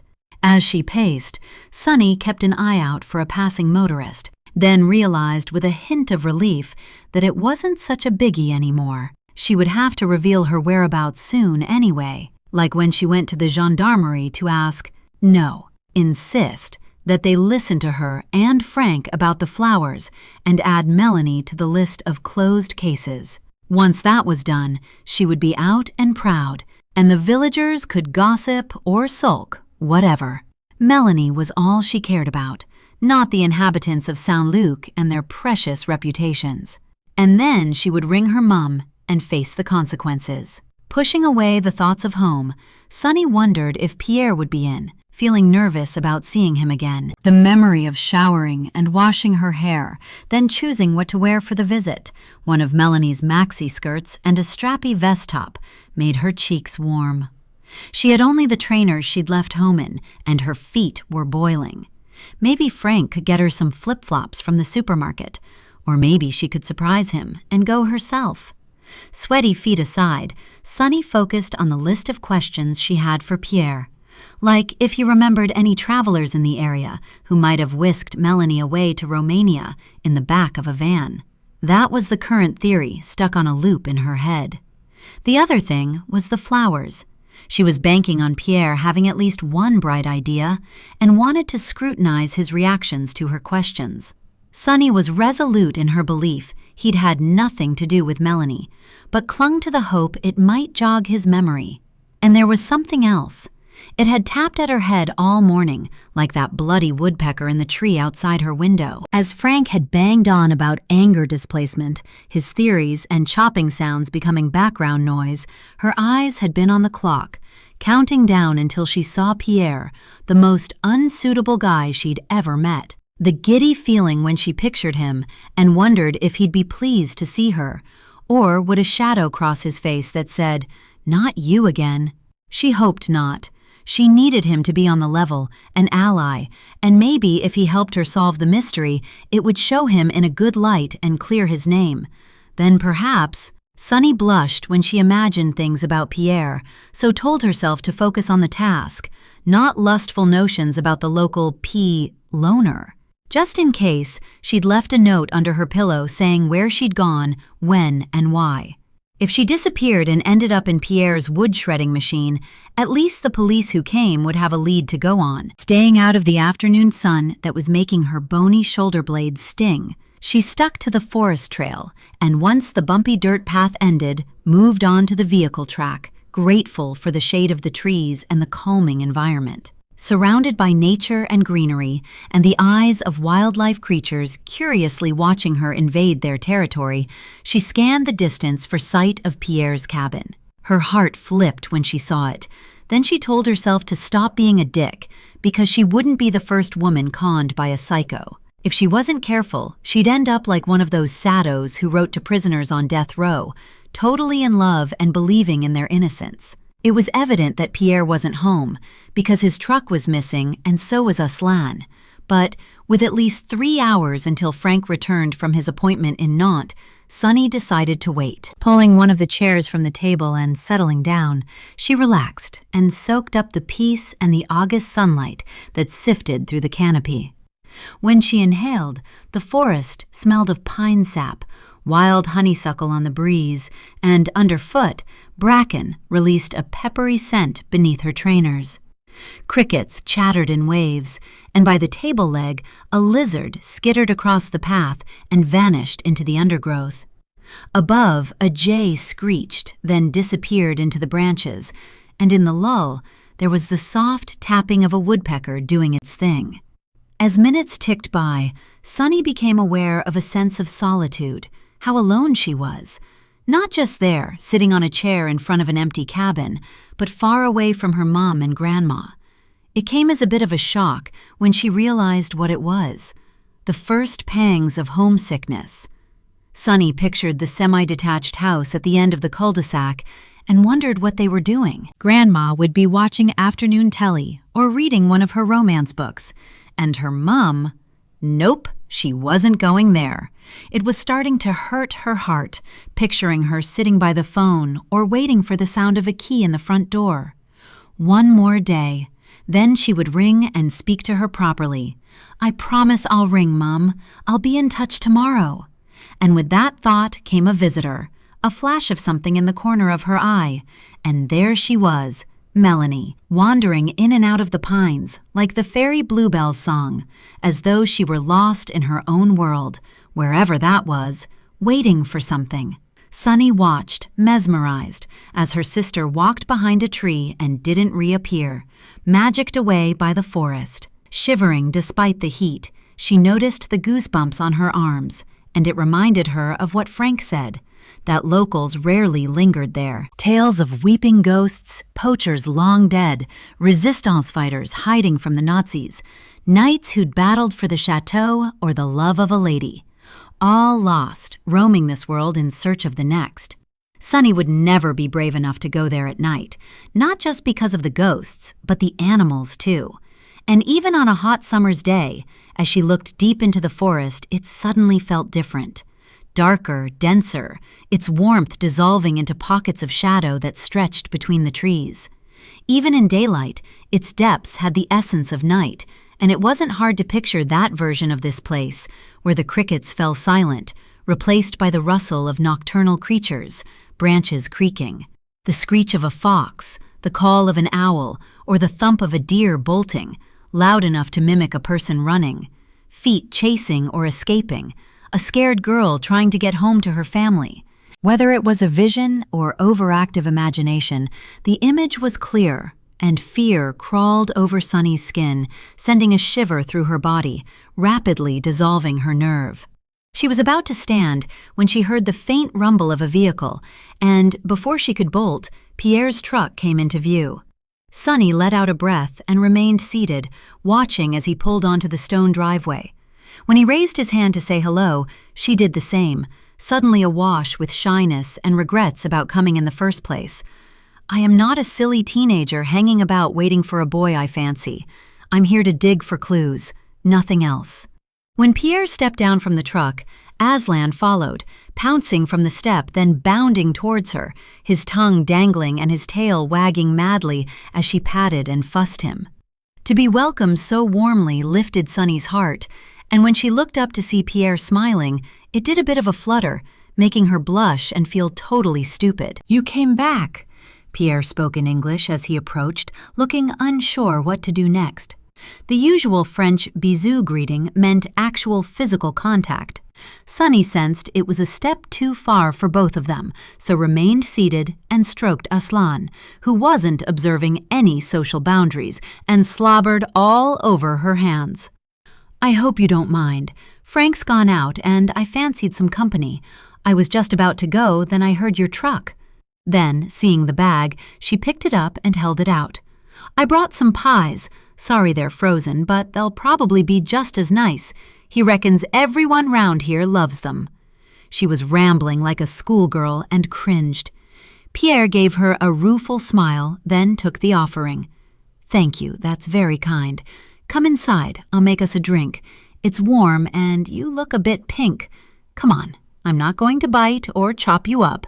You'll be very safe. Trust me." Sunny laughed, liking his dry wit and not worried about some Hansel and Gretel scenario going down once inside his lair. In fact, she was curious to see what it was like. A singleton cesspit piled high with beer bottles, porno mags, and pizza boxes, or freaky monk vibe, with a steel bed, crucifix on the wall, and a horsehair shirt hung on the back of the door. When he unlocked the door, Aslan pushed inside first, eager to get to his bowl of water. Sunny followed Pierre, her eyes adjusting to the dark interior that gradually revealed itself. Instead of stale beer, sweat, unwashed clothes, or worse, a monk's cell that screamed cold stone and penitence, the cabin was lovely. It had a lived-in comfort. The main room was open plan, a blend of kitchen and living area, with pine boards underfoot and beams overhead. The wooden walls were honey-colored,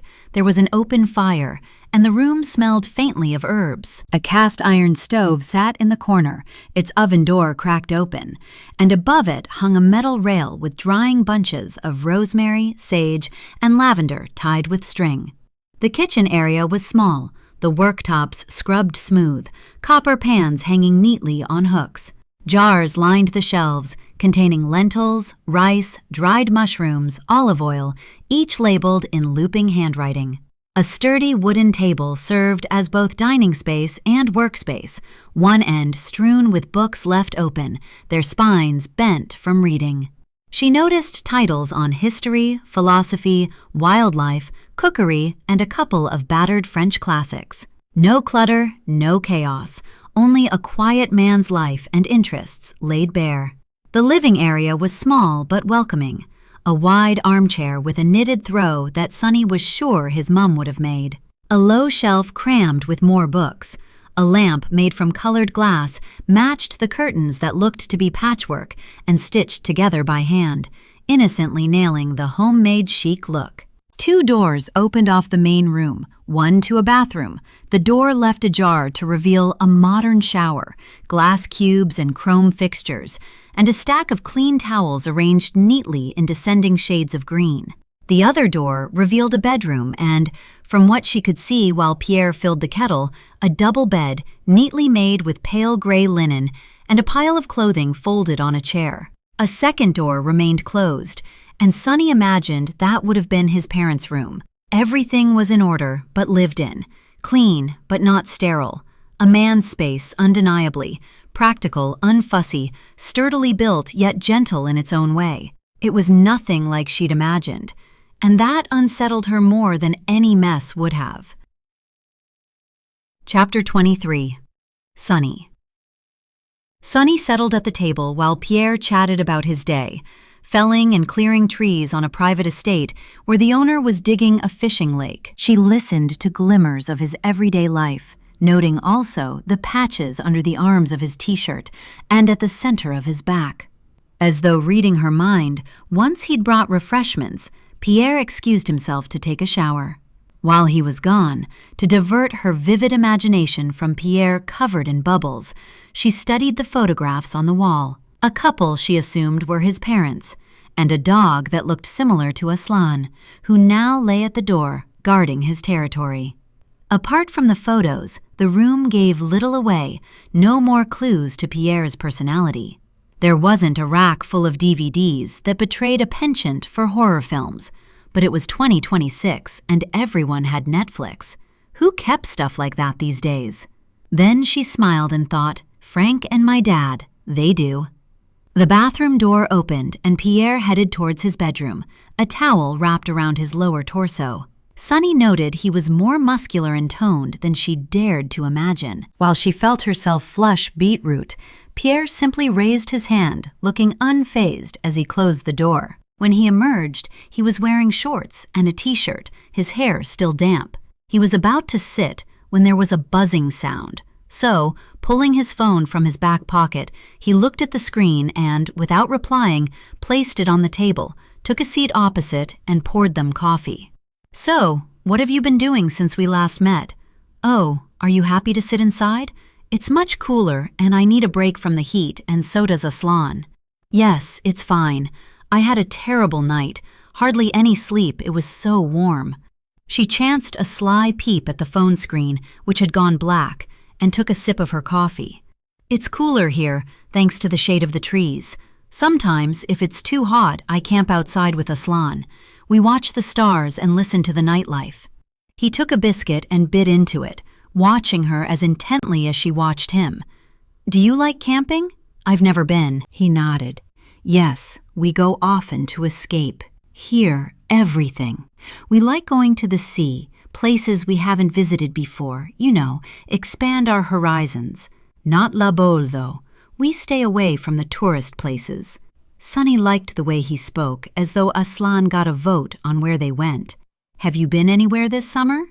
A few weeks ago, when work was slow. It's always the same in summer when everywhere closes down, so we just pack up and head off, to Aquitaine this time. Pierre looked wistful, as though remembering the trip. Sunny was also picturing the map of France and was sure that Aquitaine was the department below Charente, where the most recent disappearance had occurred, and, before she could stop herself, had a fuck it moment. Have you seen the news about the girl that's gone missing from Royan, just north of Aquitaine? Apparently, they're tying it to other cases of girls who have disappeared. They might be opening the investigations again. And there it was. The second she mentioned it, Pierre's face changed. He became guarded and his body visibly tensed. In a beat, he recovered. Yes, I've seen, and it's terrible, and it crossed my mind that your sister's name will be amongst them. So, is that the real reason you are here? Not to bring English food or that you feel lonely, but because you want to talk about all that? He was as direct as his stare, which didn't seem unfriendly, just a touch cooler than seconds before. Rather than bullshit him, Sunny took the honest approach. She suspected that was the way to go with Pierre. Yes and no. I did want to come and see you again, hand on heart, she mimed her words. But also, I've learned a couple of things that I hope you'll be able to help me with, to take to the gendarmes. Pierre pushed his mug away, then stood, making Sunny think she was going to get her marching orders. But instead, he went over to the fridge, pulled open the door, then turned. It's too warm for coffee. Would you like a beer? I'd love one, thank you. And Pierre, please don't read anything into my questions. I don't believe for 1 minute you had something to do with Melanie. I really mean that. He nodded, then turned back to the fridge. As he did, his phone buzzed again, a name and photo flashing on the screen. Joella. The rush of jealousy that washed over Sunny took her by surprise, and when Pierre returned with 2 bottles, he glanced at his phone, then back at her, saying nothing. Instead, he placed the drinks on the table and popped the lids. They didn't say cheers, and he didn't mention Joella. They took a gulp of beer and afterwards sat in silence for a few seconds, thoughtful and slightly awkward. Again, Sunny's verbal restraint failed her. So, who's Joella? The sudden question made her wonder if she might have some kind of uncontrollable tic. Pierre sighed, then said, She's a friend who lives in Nantes, and we hook up occasionally to go to the cinema, and yes, we sometimes have sex, or sometimes just go for dinner, and no, she isn't my girlfriend and has no intention of being so. It's a casual thing, mutually non-serious. And before you ask, yes, she knows my background and she's cool with it. like you say you are." Never in her whole life had Sunny felt so utterly exposed, naive, and out of her depth.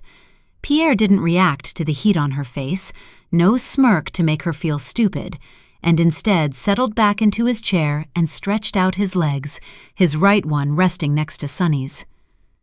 "Go ahead then, now we've got that out of the way. Ask me your questions, and if I can help, I will." Sunny tried to brazen it out as she sipped her beer, then said, "Thanks, I appreciate it. So Frank mentioned something really weird, that since he's lived at La Babine, each year, but not on a memorable date, someone leaves flowers at the end of the lane. It totally freaked me out because it has to be linked to Melanie. Do you agree? Why would anyone do that?" Pierre leant forward and rested his arms on the table, and from the slight frown, it looked as if she'd got his attention. "Yes, I do. People leave flowers at a calvaire, or what you might call a wayside shrine, but maybe only on saint days. So it's not on your sister's birthday or the day she went missing?" Sunny shook her head.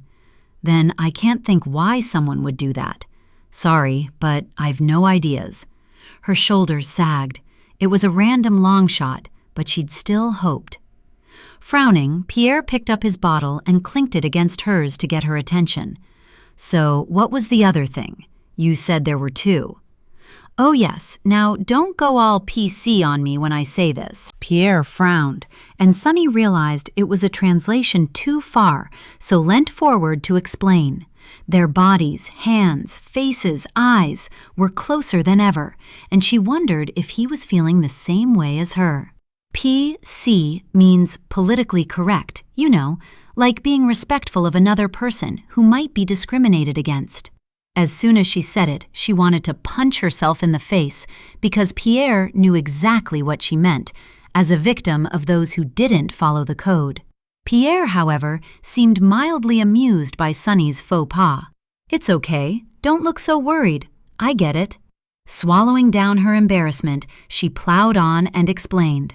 The initial idea that Melanie had been kidnapped had morphed into something entirely different, because what if, and it was a long shot, her sister had met a traveler and run away with them? Perhaps he was moving on, and she couldn't bear being left behind, and, knowing their mom and dad would freak, she eloped. If it wasn't that, then the other option was also possible, but Sunny preferred the romantic version.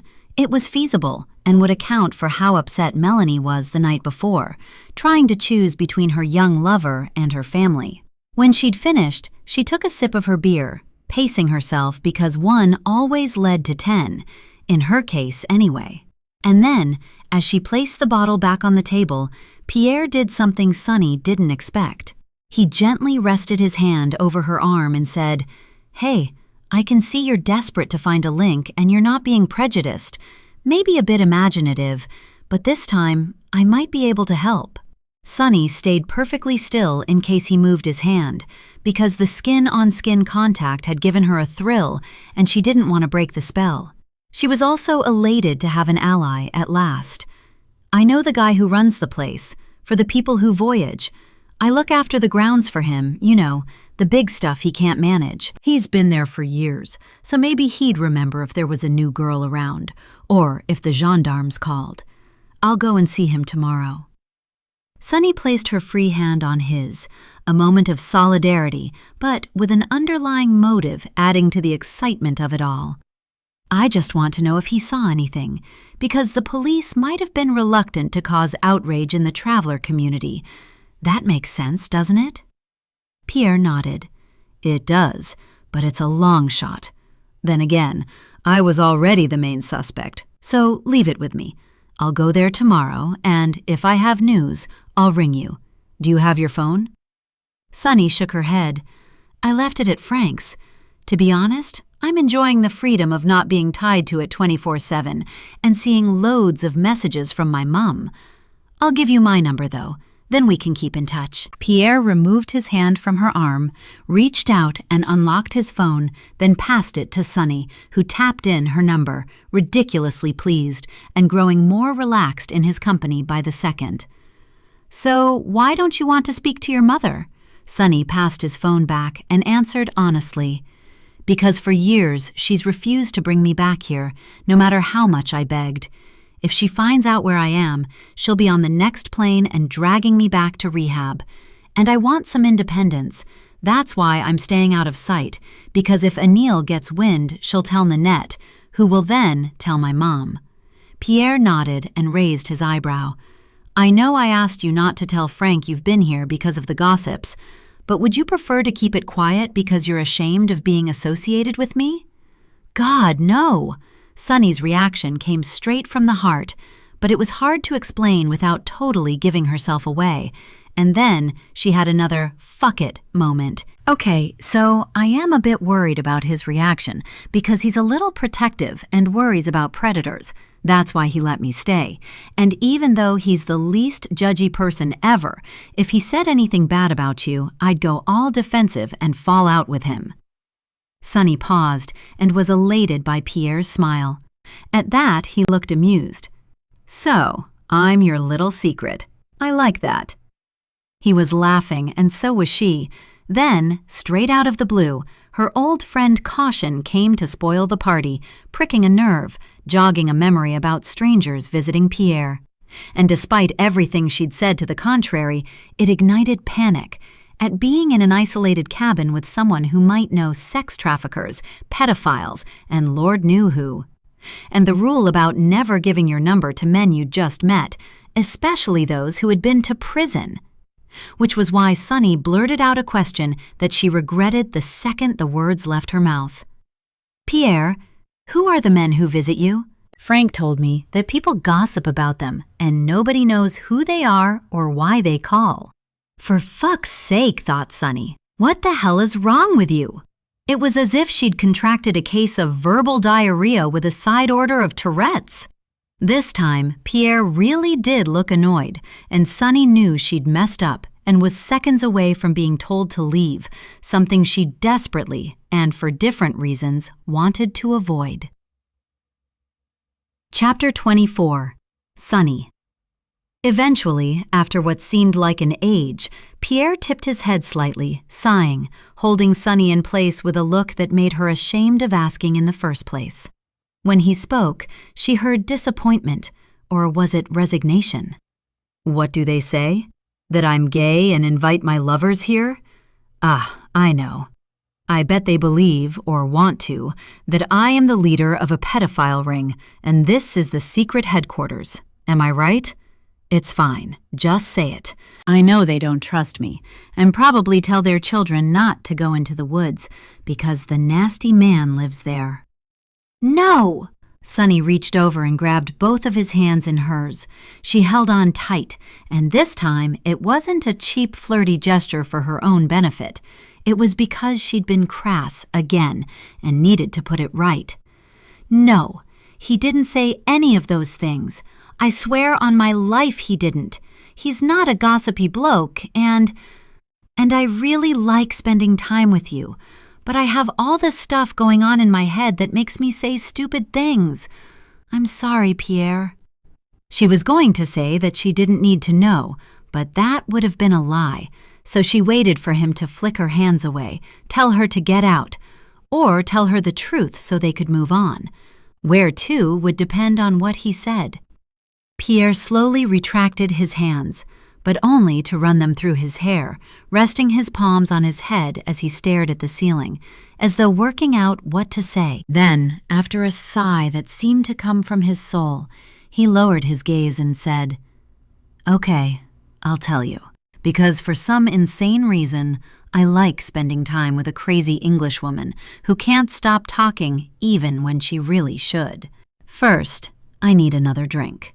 Sunny remained silent, not wanting to do or say the wrong thing, so she watched as Pierre went to the fridge and returned with 2 more bottles. He opened his and left hers on the table, leaving the choice to drink or not to her.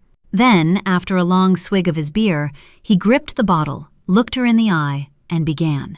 It was brutal in prison, and once you leave, it's much the same. Inside or out, you learn very quickly that silence is safety, and that explanations fall on deaf ears. But you asked me directly, and you deserve the truth." He took another swallow of beer, then set the bottle down. "Prison is not—" He searched for the word, then gave a short, humorless huff. "It's not what people see on television. It's smaller, meaner. There are places you avoid and looks you don't meet.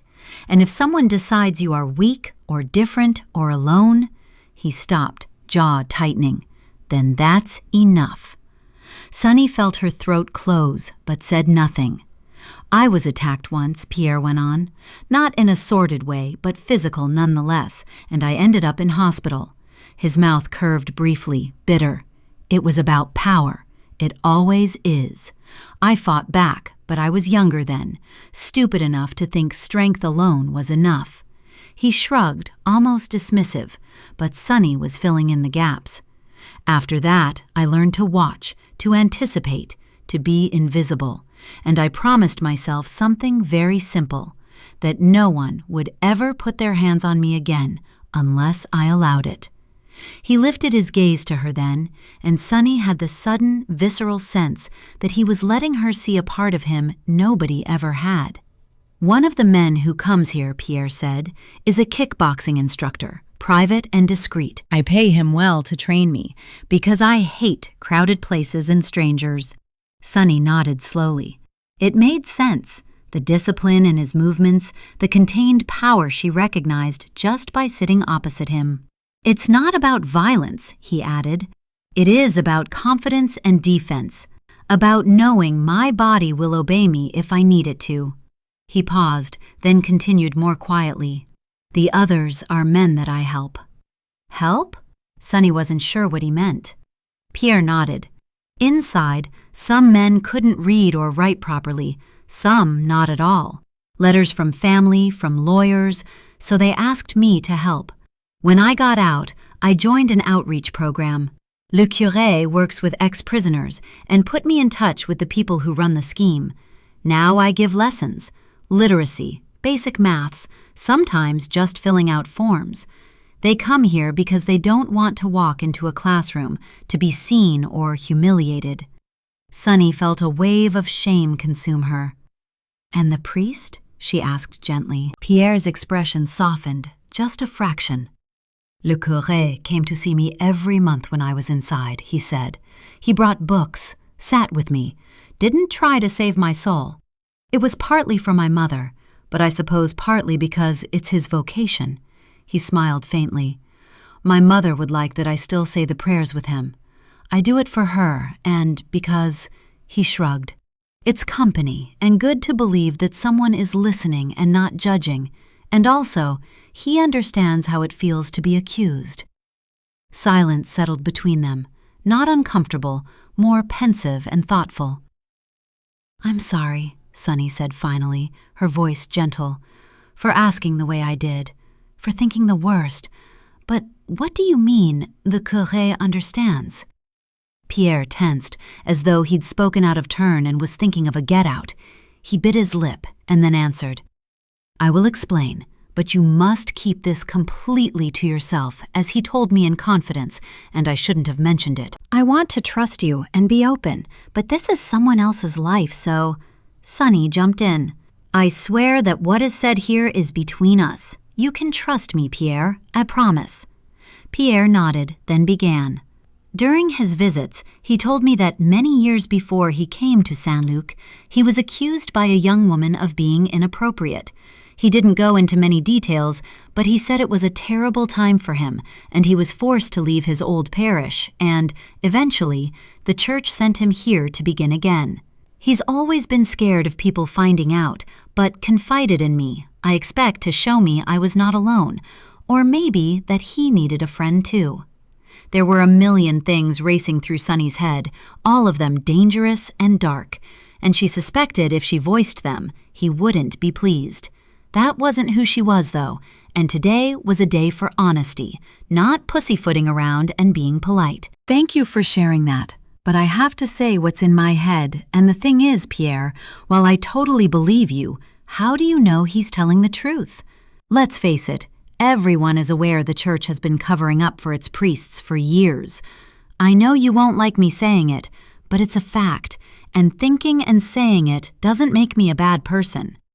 She knew it, that once she started, she wouldn't be able to stop, and she wished she'd kept her big gob shut because he didn't look pleased.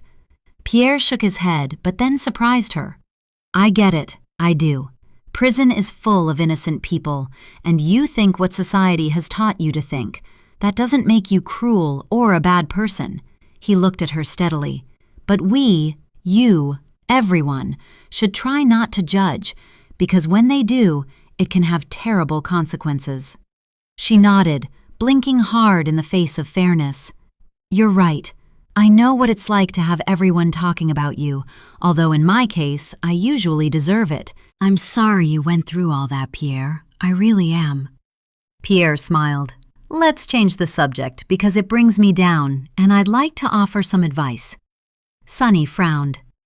Cherish your parents, especially your mother, because when they're gone, you'll spend many hours wanting them back, wishing for one more conversation, or to eat their rabbit stew, even though it's the most disgusting thing on earth.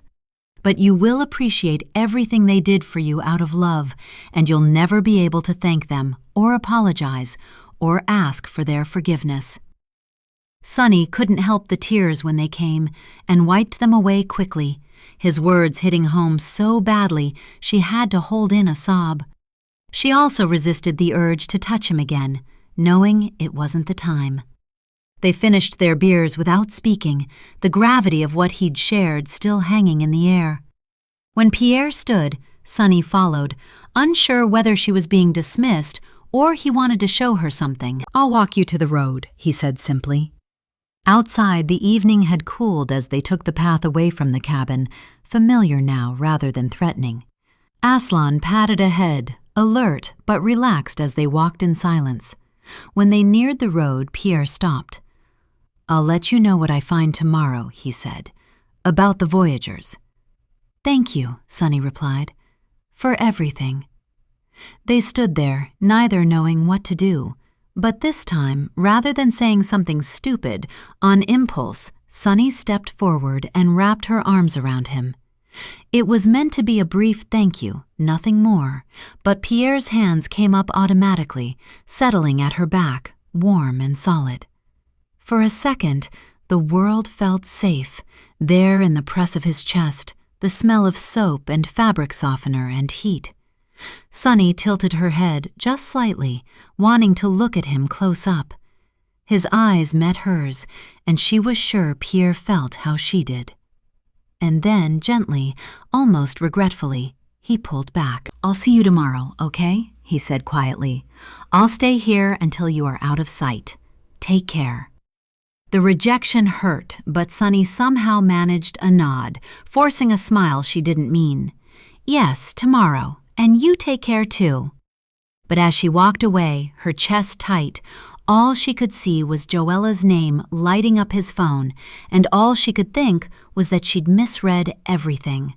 She turned once to see Pierre watching, as if he was deep in thought, his jaw firm, hands in his pockets, Aslan by his side.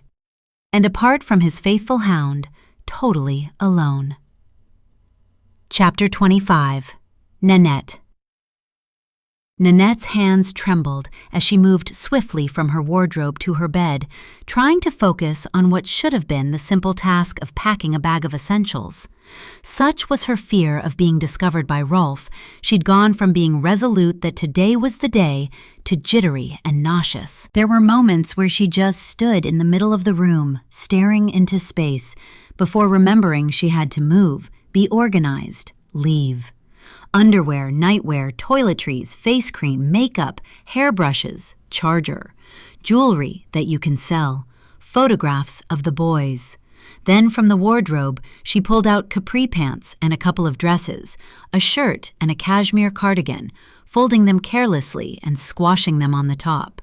Finally, she checked inside her handbag, opening the side zip and feeling inside for the little velvet bag that went everywhere with her. She had no photographs of Melanie because Rolf forbade them, and any she had were hidden in the wardrobe of her old room at her parents'. What she did have was the last thing Melanie gave her, the pink pebble. Hearing a car door slam, she raced to the window and looked onto the drive.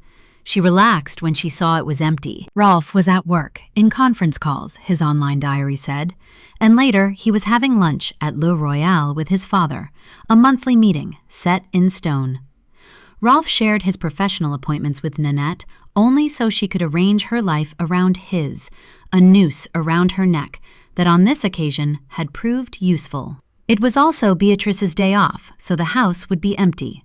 Today, she would make her stand and leave the note saying she wanted a divorce. The letter of confession had been the catalyst.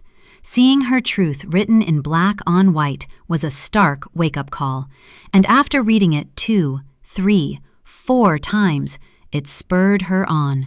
Taking an envelope from Rolf's office, she placed the confession inside and sealed it, then placed that inside a larger one, addressing it to Francine's office. There was also a covering note with her instructions to keep the envelope safe and on file, and should anything happen to Nanette, Francine was to read the contents, then give the evidence to the gendarmes. It was in her handbag, ready to take to La Poste. From a zipped secret folder on her laptop, she then emailed photographs of the injuries she'd sustained at Rolf's hands and feet. And Nanette closed her eyes to the memories of the worst of it. And it was those moments of pain and degradation that had kept her awake all night while he'd slept soundly at the edge of the bed, his back turned, as if she had the plague.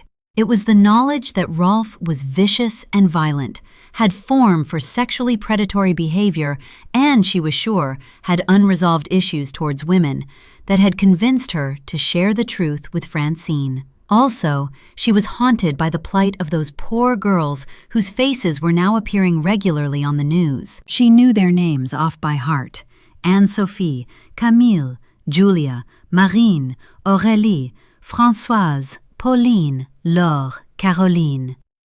There was another missing person to add to the list, of course, but in this case, Nanette knew exactly who was responsible for Melanie's disappearance.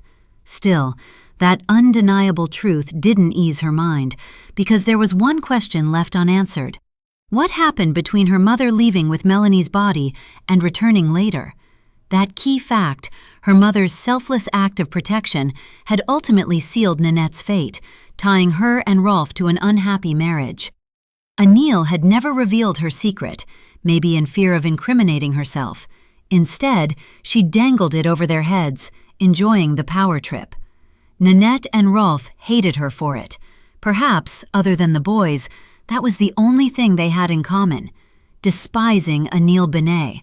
Revenge was nigh, because by leaving Rolf, bringing scandal to both families, ultimately her mother would lose, and Nanette knew she would hate it. Good. Nanette's thoughts then turned to Sunny. Was she in France? Had she seen the news? According to Pamela, Sunny was on a mission that could bring trouble back to Anil's door, which was why, if Nanette truly wanted to be free from Rolf and the past, she needed to confront her mother, get some answers, and prepare for the worst. Her mind then wandered to her boys. Nanette knew that when they returned, cosseted and safe with Maman and Papa, her resolve would wane, just like all the other times she'd wanted to leave. Avoiding emotional blackmail was paramount, knowing they would beg her to stay or refuse to go with her. Therefore, she wouldn't give them the option and suffer another indignity, them choosing their papa over her. Nanette was also determined to spare them witnessing Rolf's reaction. His wife divorcing him would hurt his pride and rescind his power, but was better than the alternative. Him beating her to death in his freaky white bathroom of terror, or blaming the end of a marriage on his psychologically damaged wife. Neither option appealed to Nanette. A spell in a private clinic or ending up on a metal table in the morgue. She was acutely aware that Rolf couldn't bear to disappoint his sainted mother and father, who'd been covering up his messes for years. So the last thing they wanted was another society scandal, which meant he was in for the long haul, punishing her and amusing himself to pass the time in the bathroom from hell. Nanette was not going in there ever again. That she avowed too, shuddering at the thought, Nanette zipped up the bag and did one last sweep of the bedroom, checking for anything she might have missed. It was 11:30 a.m. She couldn't check into the hotel just along the coast in Saint-Nazaire until 4 p.m., so she decided to check in with Pamela instead. Sitting on the edge of the bed, she tapped the screen and waited, placing it on speaker as she stared out across the bay, knowing she'd never see that view again. Miles away in England, Pamela answered on the third ring. "Nanette, hello! Have you got some news?" Instantly feeling terrible because Pamela would assume she was calling with an update, Nanette immediately apologized. "I'm sorry, I haven't. I was just checking in to see if you'd heard anything." When she replied, Pamela's disappointment was audible. "I've only had texts, and they all say the same thing, that she's fine, has found somewhere to stay, and will keep in touch, and that I shouldn't worry. Oh, and that she's going to get a job when the harvest begins, but that could mean she's anywhere in France." Desperate to help in some way, Nanette offered, "I think the lavender harvest will be over in Provence, so maybe she isn't in the south. And usually the grape harvest doesn't start until September, but that depends. Last year it was early and started in August. I checked online for fruit farms, and instinct is telling me she's near you, to be close to Melanie. I was sure your mother would hear something, you know, being an important person in Saint-Luc." Nanette almost smiled, knowing that Pamela was being polite and probably wanted to say nosy, which her mother was, amongst other things. "Unfortunately, there haven't been any sightings. If she hears anything, I promise I'll tell you. But I have other news, about me. Is everything okay?" Pamela sounded concerned, which caused a lump to form in Nanette's throat, unused as she was to parental care that didn't masquerade as interference. Regardless, Nanette wasn't ready to overshare, so kept things vague for now. "Not really. You see, Rolf and I are going through a bad patch, so I'm going away, not far, so I can see the boys when they get back from camp. I just need to let you know that things might be a bit crazy here, but I'll still keep my eyes." The sound of someone clearing their throat behind her caused Nanette to freeze and stop talking mid-sentence, knowing exactly who was there and what he'd heard. Without daring to turn around, Nanette tried to keep the tremor from her voice as she ended the call. "Pamela, I have to go. I'll be in touch. Goodbye." She'd have to face him eventually, Nanette knew that, so she sucked in air, managed to stand, knees trembling, and slowly turned to face the enemy who'd caught her red-handed. What could she do? Bluff or bargain? Stand firm or run? Nanette tried bluff first. "What are you doing home? I thought you were meeting Papa Louis." He was leaning against the door, his arms folded, a look of pure rage on his face that twisted into a sneer at her words. "I am going to meet Papa, but as you can see," he indicated his trousers, which appeared to have a stain on the thigh.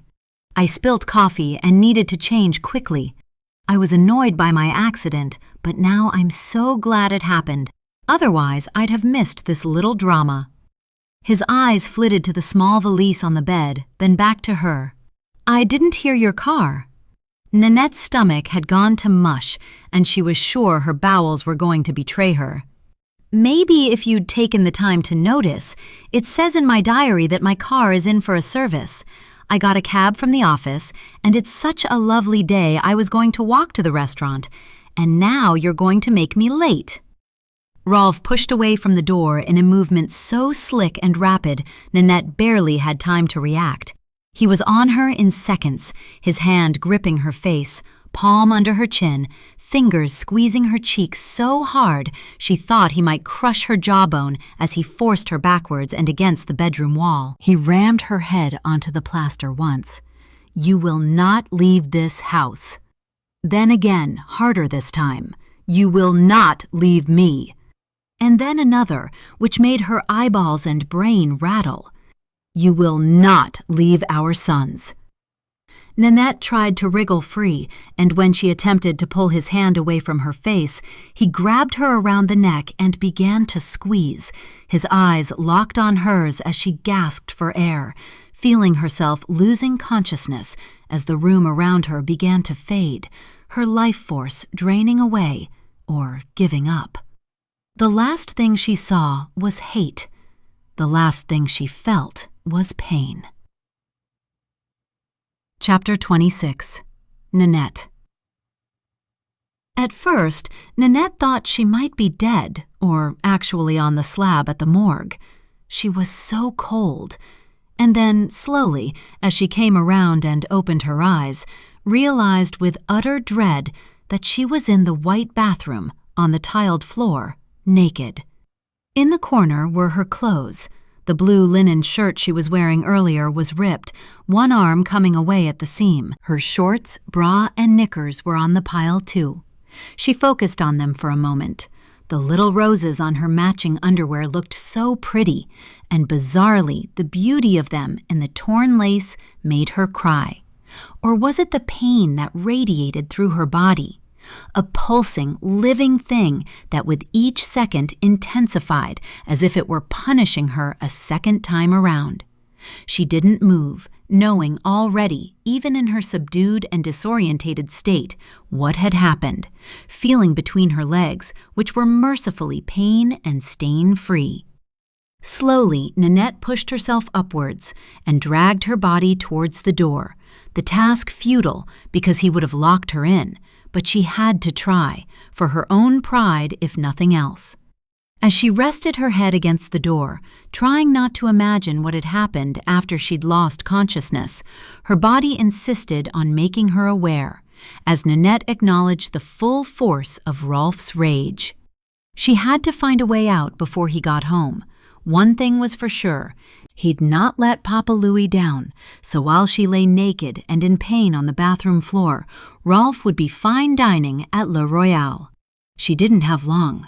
But how could she get out when the door was locked from the other side, and the window was barely big enough to get your head through? Maybe she could scream for help until someone heard. So with every ounce of strength she had left, Nanette forced her body to turn, until she heard a noise outside. No, please, don't let him have canceled. Please, God, please, no more. But it wasn't Rolf's voice or footsteps she heard. It was the sound of Beatrice humming one of her pop songs as she came up the stairs, which sent Nanette's heart thumping and her hands beating against the door as she prayed Beatrice wouldn't have those huge headphones on. Beatrice, it's me. Please, Beatrice, open the door. Nanette carried on pounding and crying tears of immense relief and panic, and after a couple more seconds, she heard the lock turn and felt the door push against her body, causing her to shuffle backwards and cover herself with her arms. "Oh my God, Madame! Oh my God, what has happened? Why are you— Here, let me help you!" Beatrice's voice wobbled as she bent and gently aided Nanette to her feet. "Come, let us go to your room and cover you up. Then you can tell me—" "Oh, Madame, I am so sorry. You poor thing." Nanette was sobbing now, even though her throat hurt so bad. But kind words and gentle hands had a tendency to do that to someone who wasn't used to either.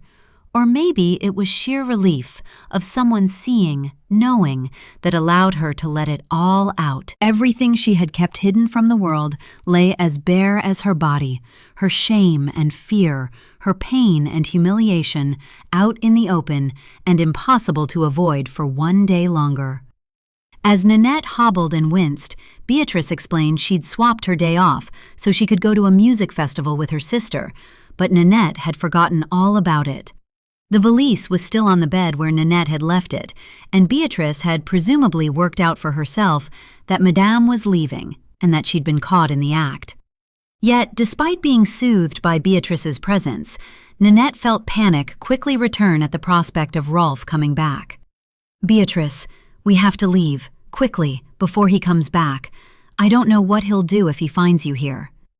Immediately understanding the situation, Beatrice swooped into action, insisting on cleaning the blood from Nanette's face and assuring her that Monsieur Rolfe would be sorry if he crossed her path that day. Beatrice had the touch of a feather and wept tears of an angel as she gently sponged down Nanette's body and dried her skin, her presence and words creating a place of safety. She moved swiftly, as if sensing Nanette's need to get away, one woman helping another, with tact and kindness.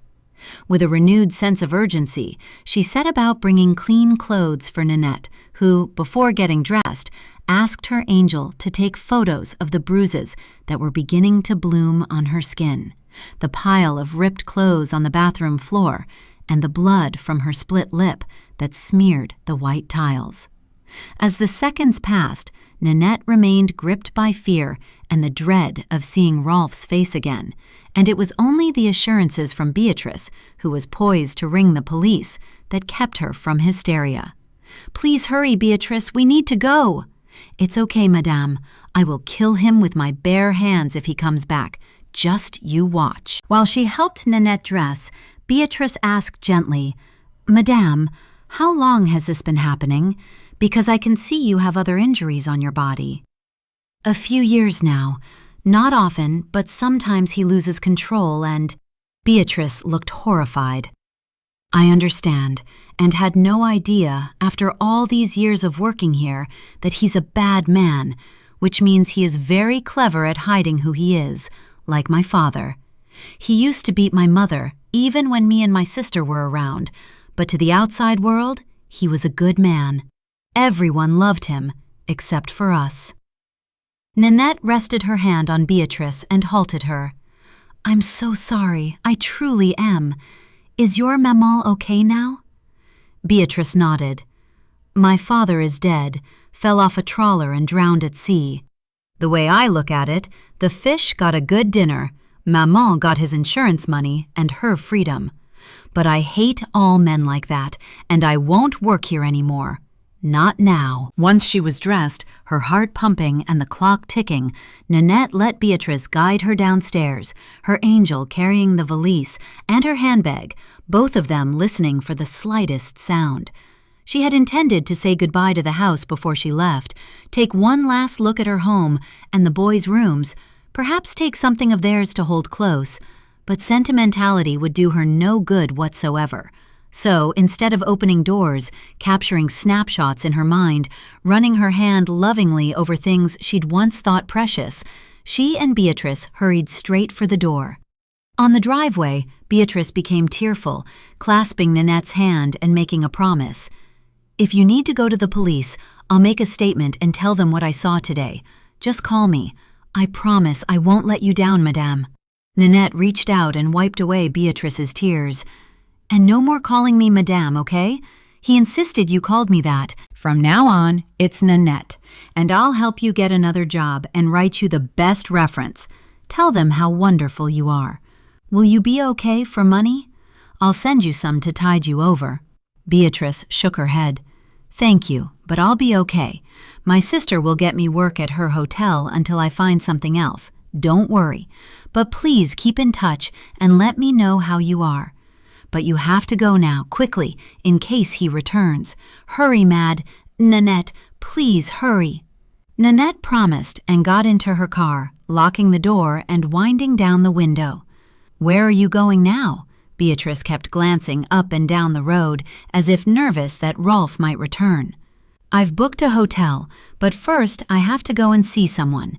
You should go now, but please take care, Beatrice, and thank you." Beatrice smiled, and when Nanette pulled away, both were in tears. In her mirror, she saw Beatrice get into her car and head off in the opposite direction, relieved that they'd got away before Rolfe returned. Nanette was in so much pain, possibly in shock, yet able to comprehend the magnitude of what she'd done. She was alive and free, and that was something to cling on to, give her courage as she headed out of town. Driving away from the specter of one devil, she was on her way to face another, Anil Benet. Chapter 27. Nanette. Nanette was on autopilot, somehow navigating her way through traffic lights and over roundabouts that, once cleared, she had no recollection of. On she went regardless, with nothing to lose and everything to gain from hearing the truth. With each kilometer, Nanette affirmed, prepared, and took stock. First, she was never going back to that house while Rolf was there, not after the things he'd said and done. She'd tolerated an abuser for reasons no doubt shared by millions of women across the world, from all walks of life and cultures, most of all, for her children. And then the secret fear she held deep in her core. What would happen if it all came out? And worse, the longer it had gone on, the more lives they'd ruined by protecting one another, the more heinous the crime. She'd seen for herself the terror, the sadness, the confusion in Pamela's and Tom's eyes, had heard Doris sobbing and watched Sydney shaking hands as he'd popped the kettle on. But it was a little girl's face, squished against the stair spindles, that had been the hardest to bear. That child, Sunny, now a woman, was still suffering because of them, and Nanette couldn't bear it any longer. She had to find out, once and for all. Today was the day. Nanette pulled onto the drive of her childhood home at speed and almost took out the back end of her papa's car. She didn't bother with the front door of the modern, palatial home her papa had built on the hill, overlooking the best view in Saint-Luc. Her mother had overseen the designs and created a symbol of her power, something the whole village envied and dared not object to. Nobody wanted to cross Anil Benet. That was about to change. Feeling unhinged and strangely untouchable, Nanette marched around the side of the house. Reaching the garden, she averted her eyes from the immaculate lawn and the rockery festooned with summer blooms. She never, ever looked at the pond and the koi carp that swam there, who'd witnessed a murder but couldn't remember. Oh, to have the memory of a fish! As she neared the conservatory that overlooked the faux tranquility, Nanette heard female voices. Bursting through the door, she enjoyed the look of surprise, then confusion on each of their faces. Nanette's hair wasn't perfectly groomed, and her face was devoid of tastefully applied makeup, with a cut lip. Her mother had probably never seen her look bedraggled, in hastily pulled-on joggers and a t-shirt, and, oops, the pantuflas that Sasha had bought her for Christmas. Slippers in the daytime. Outside. How common. But rather than apologize for her state, Nanette stood firm and let them gawp, mouths open, cups and saucers half raised or perched on knees, her mother sporting 2 red circles of shame on her cheeks. "Nanette, what? I didn't expect you today." Anil spluttered her embarrassment and looked mad as hell. "I need to speak with you now, so your friends—" Nanette glanced around the group and gave each a withering look. "They'll have to go. Now." And with that, Nanette approached Madame Roland and removed the cup and saucer from her hand, and did the same to Madame Jerome, liberating her from her plate and éclair, slamming both down on the table. "Nanette!" Anil went to object, but, seeing her friends begin to stand and gather their things as Nanette continued to take their drinks, turned her attention to apologizing and getting them out of the door as quickly as possible. She might have been an arrogant tyrant, but Anil Benet was no fool, and Nanette was making it abundantly clear that she meant business. Within seconds, the conservatory was cleared, and the group of 4 women were bustling down the path, no doubt desperate to get away, regroup, dissect, and spread the gossip far and wide. While the coast cleared, Anil and Nanette became locked in a Western standoff, where at least one of them was going to die, and once the women were well out of sight and earshot, the showdown began. "How dare you come here, in that state?" Anil looked Nanette up and down and actually grimaced. "And speak in such a rude manner.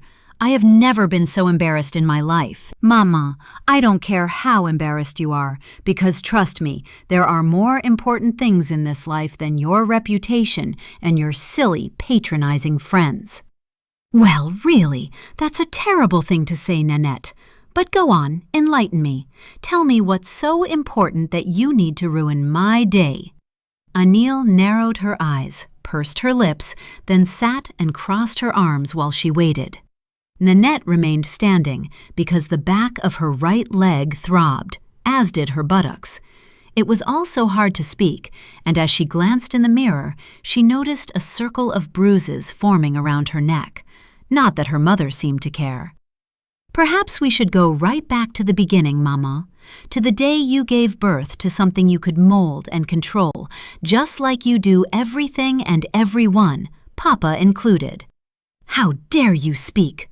Nanette shushed her immediately. "Don't do that, because I really and truly do not care if I offend, disappoint, or disgust you. Not one tiny bit. What I do care about is how, ever since the day Melanie disappeared, you took your manipulation of me and my life to a whole new level. And don't say you didn't, because I know you did.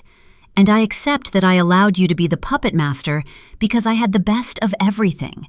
A good life, if I ignored your suffocating presence, and yes, I basked in your praise when I made you proud. I was even relieved when I hooked myself the boyfriend you'd chosen for me. But that's where it should have stopped, because after that, you took it too far, and by being weak and scared and confused, I allowed you to ruin the rest of my life, and those of others.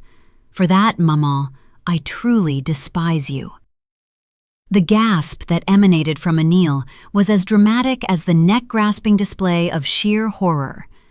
"Nanette, dear God in heaven, what has come over you? Are you ill? How can you even think these things, let alone say them to me of all people?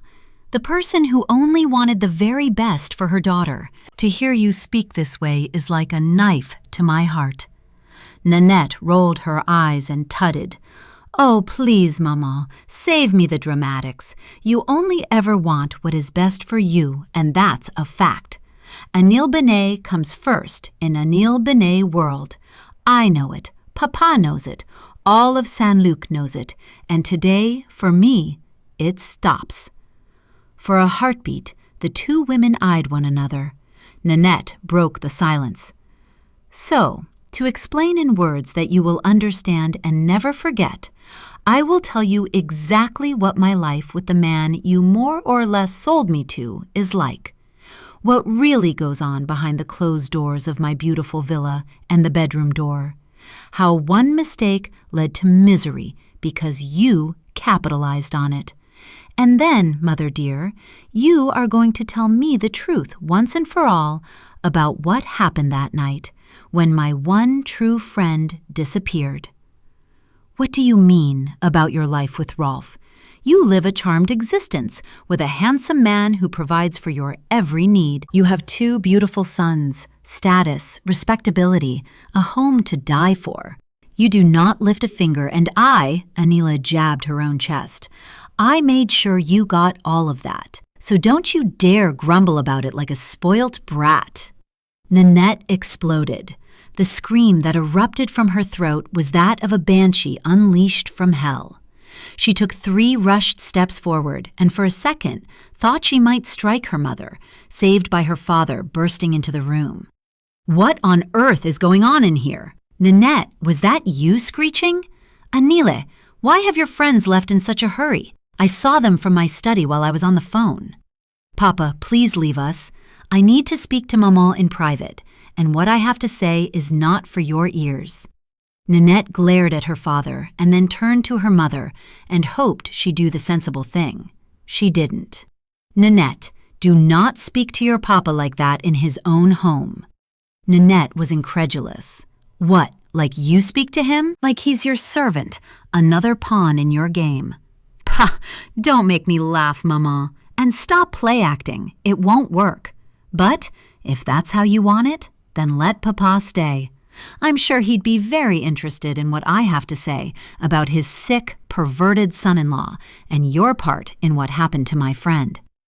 Anil did a sharp intake of breath before turning to her husband and saying, "Henri, please leave us. This is a mother and daughter thing, so why not take yourself to the bar? Go on. We'll be fine." Henri, years of meticulous training behind him, knew when to do as he was told, so gave Anil a curt nod and his daughter a brief and curious glance before retreating. Pathetic. The only word that summed up Nanette's disappointment in her father as she watched his back and heard the front door close behind him, then turned to face her mother. Well, go on then. Tell your sad story and let me be the judge of whether or not I should have sympathy for you. Because Nanette, from what Rolf has been telling me, it is he who has reason to complain about you. I hear the therapy isn't working and your fragile nature is becoming something of a problem. Am I correct? Anil didn't quite smirk, but it was there, her utter lack of humility or concern for her own child, manifesting in cruel derision. Of all the things that had happened that day, it almost broke Nanette. Taking a few steps back, not in retreat, but in preparation, putting physical distance between them, the emotional gap already an abyss, Nanette began to undress. First, she pulled off her t-shirt and dropped it onto the coffee table, wincing when muscles protested loudly. Then she bent, slowly this time, pushing down her joggers, ignoring the pain, before she stood and allowed her mother to take in the sight of Rolf's handiwork, slowly turning so Anil could see the belt marks on the tender skin of her hips, the purple bruises on her ribs, the shoe prints on her thighs. And then there was the necklace of fingerprints that told its own tale. Nanette paused a moment, hoping that what Anil saw would speak louder than words. Now do you see what you did, Maman? Do you understand what my life entails? And what the wonderful man I married truly is? Both women remained silent as Nanette pulled up her joggers and put her t-shirt back on, not caring that it was inside out and back to front.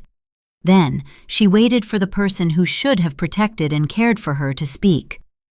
And what have you done to make Rolf so angry that he did this? You must have driven him to it. Anil didn't finish her sentence because the slap that connected with the side of her face was so hard, loud, and vicious that it sent her careering onto the armchair, both hands holding her face, which she hid, burying it into the fabric.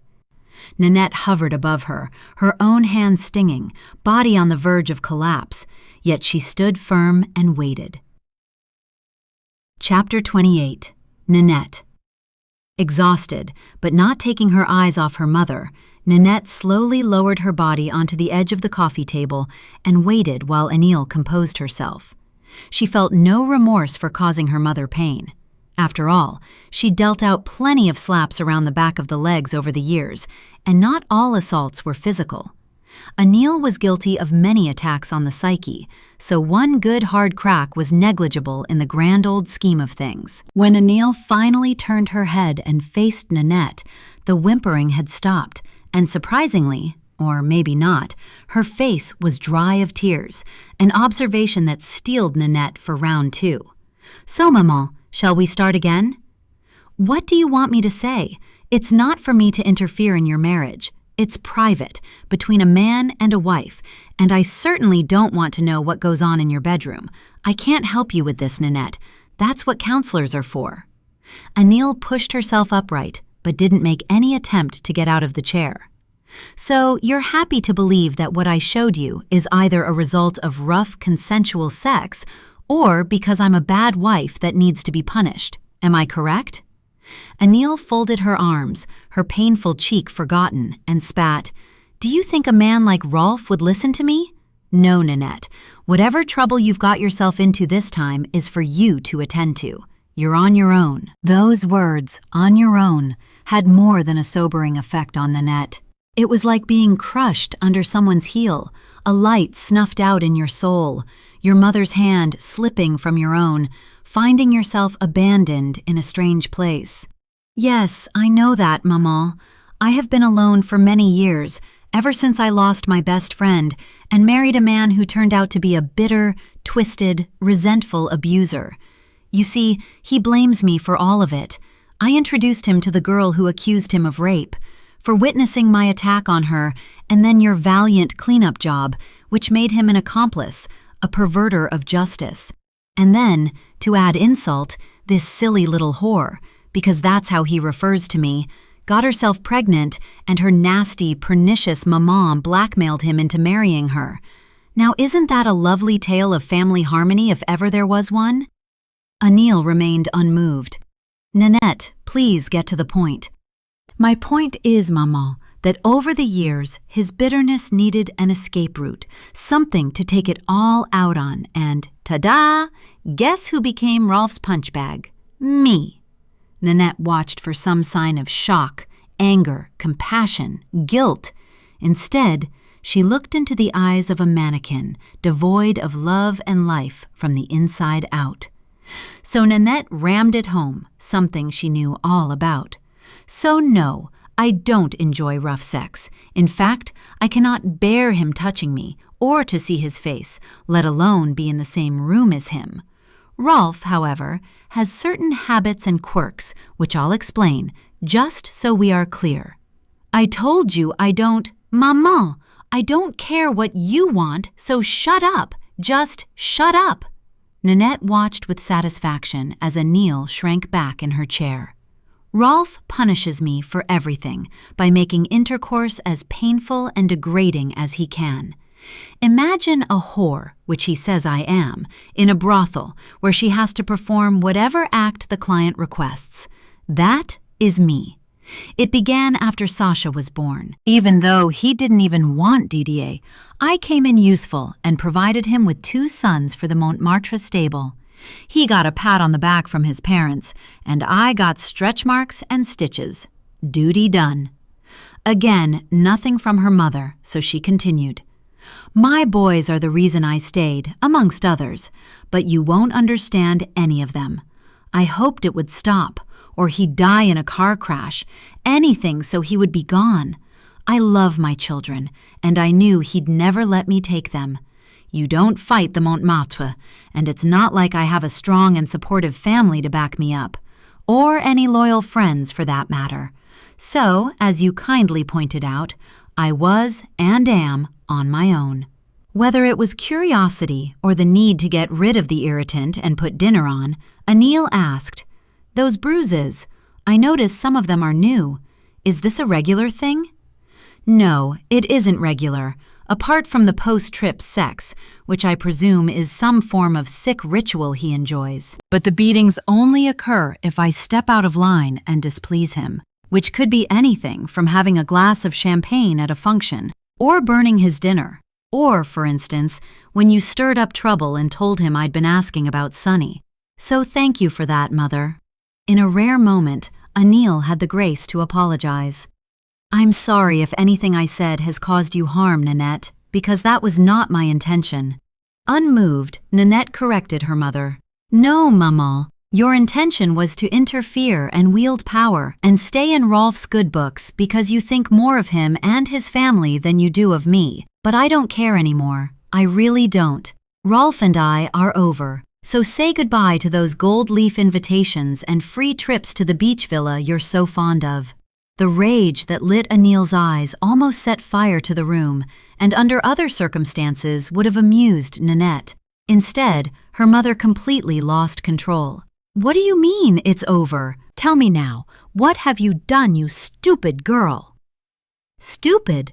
What's stupid about telling your sick and abusive husband that you're leaving and want a divorce? It's over. Finished. The end. And yes, he'll say I'm deranged, threaten me with never seeing the boys again, that I'll have nothing, live a life of poverty, and have to sell my body in order to eat, and all that nonsense. But I would rather starve than live with him 1 second longer. I hate him and everything his life stands for. And after today, I feel the same about you, too. Anil gasped, and once again her hand grasped her throat, as if the notion of one's own flesh and blood objecting to their poor treatment was abhorrent. You ungrateful, vile girl! How dare you say that? You must go straight to church right now and repent before God for those evil words. Nanette bolted upright, wincing again and regretting her action. Oh, shut up, Maman. I'm not going anywhere near your stupid church or that creepy curé, and if anyone needs to get down on their knees and pray, it's you. Which brings me nicely to the reason I'm here. Whether it was the proximity of her red-faced daughter looming over her that caused Anil to backtrack, Nanette wasn't sure, but the question that followed was a touch meeker. What reason? I thought you'd come here to tell me you'd thrown your life away and blame me for all of it. I did. And seeing as I've done all that, there's no need for secrets and lies and pretending anymore, is there? I don't have to play the loving wife or the dutiful daughter or make out that we didn't do something despicable many years ago. You don't need to protect me because I do not care anymore and would gladly go to the police right now and hand myself in. So I want to know what happened when you left this house with Melanie and what you did with her. Anil's mouth made a perfect O. Nanette, I told you. I dealt with it, and I saved you both from scandal and sacrificed my own soul so that you and Rolf wouldn't go to prison. Nanette stepped forward, her legs touching Anil's. Yes, my sainted mother, I know what you told us, that you disposed of Melanie so neither Rolf nor I would be incriminated. We were so grateful, weren't we, Maman? Nanette scrutinized Anil. So relieved to get away with it. Glad you cleaned up our mess, so we made a pact, swore never to mention it again. And what fools we were, playing right into your hands. By entering into our tryst of 3, each keeping the other's secret, we gave you the power and control you craved, that you feed off. Had I not got pregnant, Rolf would have moved on eventually. I may have even led a better life. A good one helping people. Not that I deserved it. Nanette raised her aching body, but her eyes didn't leave those of her mother. So now, while you have the chance, prove to me that you're not evil, that you're sorry for all the bad things you've done. Anile's whole body tensed, and her hands gripped the arms of the chair as if she knew what was coming. What do you want to know? Nanette tipped her head to one side and smiled. Maman, quit the acting, and tell me what you did with Melanie's body. Where is she? Then I can tell the police and we can find her, and then Sunny and her family can rest. That's all you have to do. When Anile jumped forward in her seat, the action and the anger in her voice startled Nanette, who took a small step back. No, never. I cannot tell you, Nanette.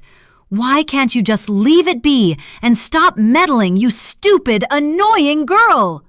At this, Nanette snapped and grabbed the bronze ornament from the side table, a stag whose antlers would have your eyes out, and raised it above her head, where it wavered in her trembling hand. Maman, you will tell me now, or I swear I will hit you and hit you until you are dead. I mean it, Maman. Tell me where you put Melanie, or I will ring the police and then go to the church and ring the bells and tell everyone what we did. Nanette, stop. Please stop. I cannot tell you where Melanie is because she's not dead. Nanette froze. The statue remained above her head as she whispered, What do you mean? I saw her. I saw her lying by the pond. The blood. I carried her to your car. She was dead. You said you checked her pulse and she was dead. Anil shrank back, collapsed in her chair, and crossed both hands over her chest as she spoke in a muted voice, all anger gone, resignation in her voice.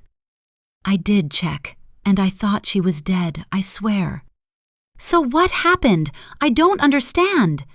Nanette lowered the statue but kept hold of it, still not sure whether she'd want to beat her own mother to a pulp once she'd explained. Just sit down and calm down, and I will tell you. Anile gestured to the sofa and watched as Nanette reversed and almost fell onto one of the cushions. In the background, the church bell tolled 3 as mother and daughter faced each other across the room, one about to hear, the other about to tell the truth. Chapter 29. Anile. Anile didn't have a plan when she drove out of the garage, only that she had to get rid of Melanie so that nothing came back on Nanette. Rolf was the least of her concerns, especially if he had assaulted the girl, who, to be fair, had looked pretty upset when she'd been telling Nanette what had happened. When Rolf had called Melanie a liar and a whore, Anile had been particularly upset by that type of nasty language being used in her garden, and on a holy day too. She had gone outside to chivvy her helpers and stumbled on the argument by accident. Never one to miss out on drama or the opportunity to gather information, she'd watched it all unfold from behind Henri's shed. At the time, it had occurred to her that Melanie didn't seem the type to make something like that up, not unless she'd been jealous and had, as Rolf had argued, made a pass at him. But Anil didn't want to think about that now. Once Melanie's body was loaded onto the back seat, she drove out of Saint-Luc, waving to anyone she saw, smiling brightly as if everything was just fine, then took the route towards her mother's home. She had no intention of delivering a plate of dinner, as she'd told Henri, who was engrossed in one of his train documentaries. Once she was on the quieter roads, Anil glanced at the back seat and the shape concealed by the blanket, and desperately tried to think of a plan. She needed somewhere quiet, but couldn't risk going too far out of her way in case anyone saw and questioned it later. Because one thing was for sure, once a dead body was found, all hell would break loose, and everyone would have an opinion or a culprit in mind. Which was when the idea occurred to her. Pierre. If anyone was likely to murder a young girl, surely their local sex offender would be the prime suspect. Without a moment's hesitation, Anil headed towards one of the lesser-known tracks that led into the forest. She knew the area like the back of her hand, because in the old days, before she'd married Henri, it had been where she'd met her boyfriends. The forest belonged to Château de Montclair and sprawled between 3 villages with many routes in and out, some passable only by foot or cart, others large enough for a car or tractor. The one she chose was twisty and isolated and led to the main road only minutes away from Pierre's cabin and therefore ideal for her purposes. Dump the body, wait for it to be found, let the pedo loner take the blame. Simple. It was as her car bumped along the track that something happened that made Anile almost drive into a ditch. A groan coming from the back seat, and when she turned quickly to look, she could see movement under the blanket. Melanie was alive. That was when her quick-thinking, proactive, problem-solving mind kicked into action, because Melanie couldn't be allowed to accuse Nanette of assault or Rolf of attempted rape. That English lot wouldn't stay quiet or respect that, in Saint-Luc, everyone dealt with matters such as this behind closed doors, in a civil way, no big fuss or drama necessary.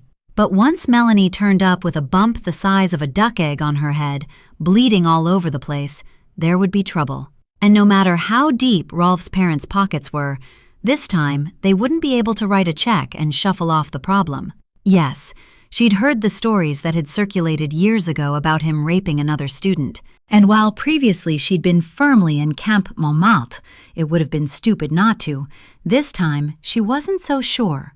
History and a DNA sample could prove once and for all that Golden Boy Rolf was a predator, just as the young girl at his school had said he was. In that moment, he was the least of her concerns. Nanette, however, was top of the list, along with buying that pocket of prime development land over in Croisic. Her child needed her help, and with local elections looming, she and Henri really could do without the scandal. Another groan had Anil panicking and scanning for a suitable place to stop, and, seeing a passing place edged by bushes, decided it was as good a place as any. Pulling over and cutting the engine, she took a moment to get her head together and come to terms with what she was about to do. Could she really finish the job and silence Melanie? Would she get away with it, or end up spending her life behind bars? And was it worth it, to ensure everyone's reputation remained untarnished, for the years she'd invested in her only child not to go to waste? Of course it was. Anil had 2 choices. Melanie lived to tell her tale, or the Bennetts lived to fight another day. There really was no other option. Getting out of the car, Anil went round to the boot and opened it, lifting the lid that covered the spare wheel compartment and taking out the brace. The touch of cool, hard steel in her hand resonated. She told herself that was how she had to make her heart and head. Going to the back door, she opened it and pulled off the blanket and stuffed it in the footwell. Melanie was coming round, moving and trying to sit up, probably severely concussed, the gash on her head still bleeding quite badly, and most of her face was smeared with red. Without wasting any time, Anil placed the brace on the roof and grabbed Melanie's arms and began to pull, her 5'8" frame and strong forearms managing the task easily as the slight, semi-conscious body slid off the back seat and onto the ground below. A few strong tugs, and Melanie was away from the car, lying on her back, her t-shirt blood-stained and rising up to expose her stomach and belly button ring, a moon on a hoop. As she lay there, still as stone, a ray of afternoon sun caught the charm and glittered, a glimmer of bright in what was soon to be a dark and final moment in a young girl's life. Shaking away the thought, no time for sentimentality, Anil grabbed the brace, took a deep breath, and turned. What she saw caused her to gasp and take a step back, suddenly self-conscious at holding a weapon. Melanie was sitting up, rubbing her head and looking at her blood-stained hand, dazed and confused. She turned and saw Anil, her movements slow, as if she was groggy, but still with the wherewithal to ask, "Anil, what happened?" Panic. That was what Anil felt flooding her veins, and the knee-jerk reaction to her predicament made her nasty and angry. "Because you're a liar, and I can't have you spreading lies about Nanette and Rolf." Melanie shook her head slowly, then scrunched her eyes as if the movement caused her pain. "What? No, I'm not lying, Anil. Rolf attacked me and—" "Shut up! Shut up right now!" Anil was shaking. This wasn't how it was supposed to go, and now she'd have to do it while Melanie was awake. A swell of panic and fear urged her forward, the need to get it done overwhelming as she stepped towards her prey and raised the brace above her head. "Anila, what are you doing with that?" Melanie cowered and recoiled, but then, through the fog and pain, must have realized what Anila intended, and in a split second of self-preservation, raised her knees and kicked out hard, catching her attacker off guard, the force knocking her off balance. As she tumbled to the ground, Anila screeched and let go of the brace, giving Melanie time to stand on swaying legs, find her equilibrium, and voice. "What the fuck are you doing, you mad bitch? Just stay away from me, you nutter!" Anila was furious and attempted to get up, but Melanie was too quick for her and kicked out again, this time connecting with Anila's chest, leaving her sprawled in the grass. When she looked up, Melanie was already running away, albeit in a haphazard manner, like a soldier dodging bullets, moving from side to side, staggering occasionally, but managing to stay upright. The last Anil saw of Melanie was as she disappeared into the trees, swallowed up by the pines and elms and the darkness. There was no point in giving chase. It would be futile in such a vast expanse of woodland, and there was always the chance she'd be seen by a dog walker or a rabbit trapper, or even that pervert Pierre. Pushing herself upright, Anil brushed away the twigs from her legs and clothing, then retrieved the brace and threw it into the boot. She was panting by the time she sat in the driver's seat, not from exhaustion, but from a panic attack, something she'd never experienced before. Think, woman, think. Take deep breaths and focus. You're in big trouble and need to work this out. Anil started the engine and, with no other solid plan, decided she would head towards her mother's after all. Yes, that was a good idea. Create an alibi. She would put the blanket in the wash, clean the car, then have a stiff drink, and then a coffee, and give herself time to come up with— what? It was too late now for plans of a practical nature, so what was left? Lies? Patience? She would wait for a knock at the door, which would come in the form of the English lot, or, worst case, the gendarmes. Either way, how would she play it? No way could she tell the truth. No, that was never ever going to happen. As if she, Anil Benet, would confess to taking an unconscious woman in the back of her car to an isolated spot, then attempting to murder her. No, she would stick to the story, that when Melanie left, she was perfectly fine. Yes, officer, Melanie was here. The young ones, you know what they can be like when they've had one glass of wine too many. They were fooling around in the garden, and I got a little cross, so told them all to cool down. Melanie decided to head home. I offered to take her, but she said a walk would clear her head. I don't think she wanted to get into trouble for drinking. You know what these English are like. Not as liberal as us French. Melanie left. Nanette and Rolf helped me clear the table, and a little while later, Rolf headed home, and I went to visit my mother. She's not been well, and, you know, it's my duty to care for her. And afterwards, I went straight to Mass, where I was joined by my daughter. We both presumed Melanie had made it home. I really have no idea where all this nonsense has come from about an argument with Nanette and Rolf, or me taking her to the woods in my car. Why on earth would I do that? As if the wife of the mayor would behave in such a way. It's too incredible to even imagine. Has she been taking drugs? Maybe you should check. She said she was assaulted? Here? At my house? No, that's not possible. We were all together and nothing like that happened. Do you think maybe she fell and has a concussion, and it's made her go funny in the head? I must say, though, officer, that I'm not too pleased with Melanie making up lies about us. Not happy at all. Our families have been friends for a long time. I shall be speaking with her parents and my lawyer if she persists. By the time Anil pulled up outside her mother's, she had almost convinced herself her story was true, and any right-minded officer of the law would believe her word over that of a drunken, concussed English girl. Still, she wasn't out of trouble just yet, and had an alibi to establish and a date to keep with God. It wouldn't do any harm to get him up there batting for Teen Bennett and, at the same time, make sure the congregation remembered seeing their dear friend Anil down on her knees, looking perfectly relaxed and normal. As it happened, even though it was the longest night ever as she waited for a knock on the door, it never came, and all of Anil's rehearsals and trips to the loo when her nervous tummy got the better of her were for nothing.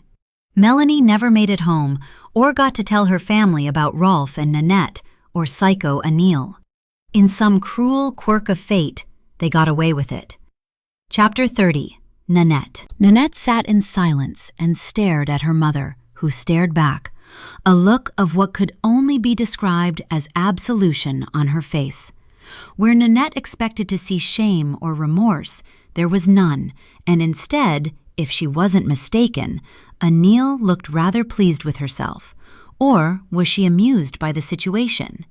So all this time, you've led Rolf and me to believe that you disposed of Melanie's body to cover up both our crimes and, for that, we were expected to be grateful. Anil shrugged. And rightly so. For all intents and purposes, I saved Rolf from being labeled as a sex pest rapist and you from being an attempted murderer. Oh my God, Maman. Can you hear the words you're saying? Do you even understand what you've done?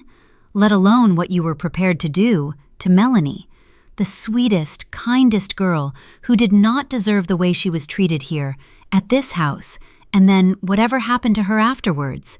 Were you really prepared to kill her? In cold blood? Yes, Anile shot back, suddenly angry and defensive. Of course I would have done that for you. You're my only child, and I would have killed for you. But it didn't turn out that way, did it? So no harm done. Why can't you just leave things how they are, Nanu? It worked out in the end, and none of us got sent to prison. So what is the problem? Nanette couldn't believe what she was hearing, and for a second or two, held her head in her hands, just to give herself time to think and not have to look at the triumphant face of her mother. Mama, you are wrong in so many ways. Not only do you hold a vital clue to Melanie's disappearance, you have manipulated Rolf and me for years, dangled a false story over our heads, and used it to get your own way. That is truly despicable. Puh, what nonsense. If you remember, it was me that pointed the gendarmes and the whole village in the direction of Pierre, because that's where she was headed. What are the odds that she didn't come across the little maggot, eh? He probably found her unconscious and had his filthy way with her, then buried her under a tree. And just because the sniffer dogs didn't find her, doesn't mean she's not there. And remember the rumors? that he'd chopped her into pieces and fed her into his shredding machine. How do you know that's not true? Or maybe he put her in the lake or took her somewhere in that truck of his. No, I stick to my guns. He did it. I'm convinced of it. Nanette stared open-mouthed at the woman who clearly believed every single word that came out of her own mouth. But the thing was, this time, some of it made sense. What if Melanie did run straight into the arms of a sex offender and made all of Pierre's dreams come true? But there were other issues that Nanette was not letting her mother get away with so easily. Not this time. I always thought that you'd started those rumors to cover your own tracks, but you actually believe he did it.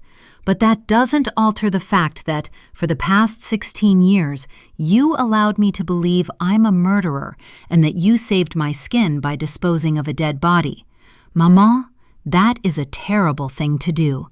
But what is also hard to bear is that you use the fear of exposure to bind Rolf and me to a marriage neither of us wanted.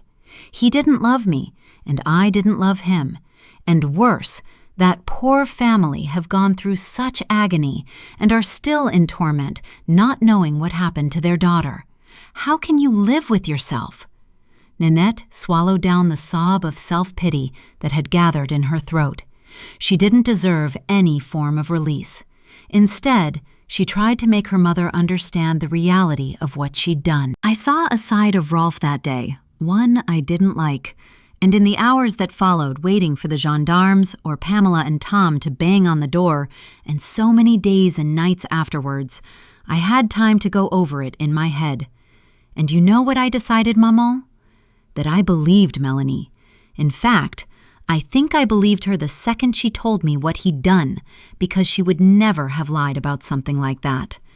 Instead of listening, I panicked and reacted badly, and what kills me, and has done every single day since, is that I never got to tell her.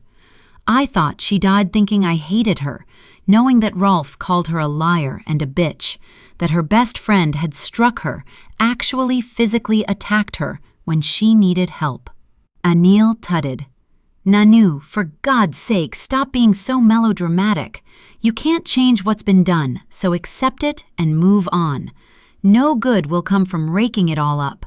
I've been telling you this for weeks, but no, you won't listen, and now look what's happened. But then, from somewhere, that truth gave her strength to expel the poison that was Rolf, even if the woman before her remained unmoved and impassive. Your child has endured this life only for the sake of her sons, and now I cannot do it for one more day, minute, second longer. And the fact I told him it's over has nothing to do with Sunny or Melanie, and neither is it something that can be fixed with a bunch of flowers and a nice dinner at Le Royale. It's not my fault. I don't need to try harder to be a better wife. What I need is to escape the life I live, to be free, somehow and somewhere. Maman, please say you understand that. Nanette's insides were like gelatin, and whether it was shock, lack of food, pain, or exhaustion, she could barely stand. Yet keeping her body upright and proud in the face of such ambivalence had never seemed so important. Patiently, willing herself strength, she waited for her mother to answer. Slowly, Anil tilted her head and narrowed her eyes, pursed her lips, and then, as though reaching her verdict, sighed, long and slow, before passing judgment.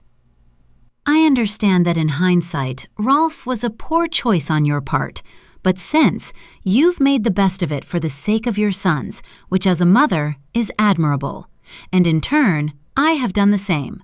Not only did I keep you out of prison, I served Rolf up on a plate because that's what I thought you wanted, avoiding the shame of an illegitimate child and preventing you from committing a grave sin against God. And now, Nanu, it seems like you have another life choice to make, doesn't it?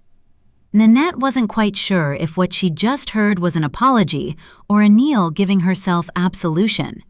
Confused, Nanette stared and waited, her brain running on empty as her mother explained. The choice you have to make now is this. Do you put your sons first and forget all this nonsense about helping Pamela and accept that Melanie is gone and there's nothing you can do about it?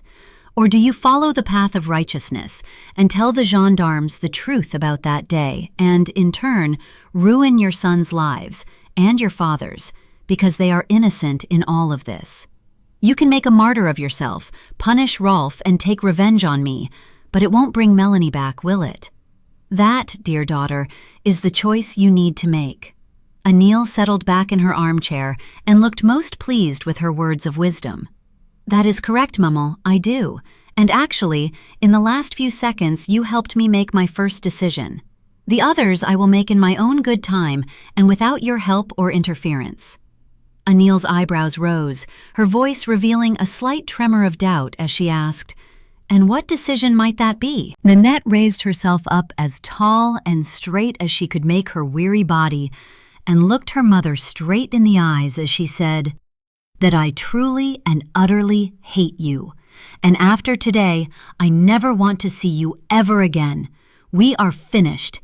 You have no daughter, and I have no mother. Goodbye, Maman." And with that, she turned and pulled open the conservatory door. Even though she wanted to run, her legs didn't have the strength, so instead, she walked as proudly and calmly as she could muster, not looking back or heeding the screeches demanding her return. She made it to the car, got inside and locked the door, and, once more on autopilot, started the engine. She reversed slowly and took one last look at her childhood home, then drove away. Chapter 31. Sunny. The dream was the same as 100 times before, and in it, she was Melanie, drenched in sweat. "You're nearly home. Keep going. You're nearly there." "Mom, I'm coming home. Mom! Mom!" Sunny woke, gasping for breath and forcing her eyes open, and realized she wasn't alone. Someone was there, looming over the bed, a huge black shadow, blocking out the dim light from the hallway. She screamed, so loud and piercing that she scared herself, and shuffled back up the bed, grabbing the covers and squashing herself into the corner between the headboard and the wall, her heart about to explode under her ribs. Next, a voice, soft, wary. "Sunny, love, it's me, Frank. It's okay, don't be scared." "Frank! For fuck's sake, you nearly bloody killed me. What are you doing?" I'm sorry, love, but you were shouting in your sleep. Sorry, so sorry I scared you. I'll get you some water, hold on." He turned and shuffled out, his lumbering gait illuminated by the moon, as Sunny's eyes adjusted and watched him squeeze between the doorframe, returning seconds later, holding out a glass. "Here you go, love. Drink that. Are you okay now?" "Thanks, Frank. It's a dream I have a lot. I'm sorry if I freaked you out." Frank was already on his way to the door, but turned and waved his hand. "You didn't. Don't worry, as long as you're okay. Now, try to go back to sleep. I'm up early for market day, so need some shut-eye. See you later." "Night, Frank, and thanks for checking in on me." It was as she snuggled back down and her body relaxed, a familiar pair of trainers caught her eye, and, when she looked across, she smiled at Melanie lying on the bed opposite. Her foot tapping, arms folded behind her head, looking at the ceiling, as if she was listening to music. "I wish I knew what the dream meant, Mel." No reply, just more foot tapping and stubborn silence. Sunny stared at Melanie, holding the image in her sight until her eyes began to droop, and the next time she looked, she was gone. Placing the glass on the side, Sunny turned and tried to sleep, focusing on the next day and hopefully a call from Pierre to say he had news. "Please find something, Pierre, anything, a tiny clue. Someone knows something, I know they do." It was 6 a.m. and already warm as Sunny watched Frank from the window as he ambled back and forth from his van, loading the trays of produce he was taking to Pornichet Market, the adjoining town to La Baule, Sunny and Melanie's favorite place. It was the snapshots in her head of happy, carefree times that caused her to make a decision, throw open the window, and lean out so she could call down to Frank.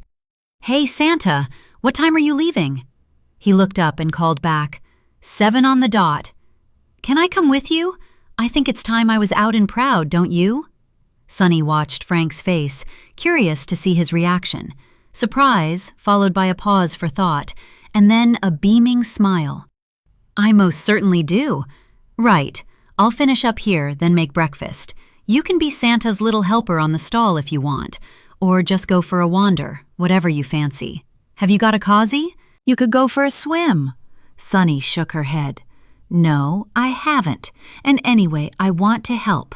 "Right. I'll get showered and changed. Won't be long." She ducked back into her room and rushed over to the wardrobe where her meager belongings hung.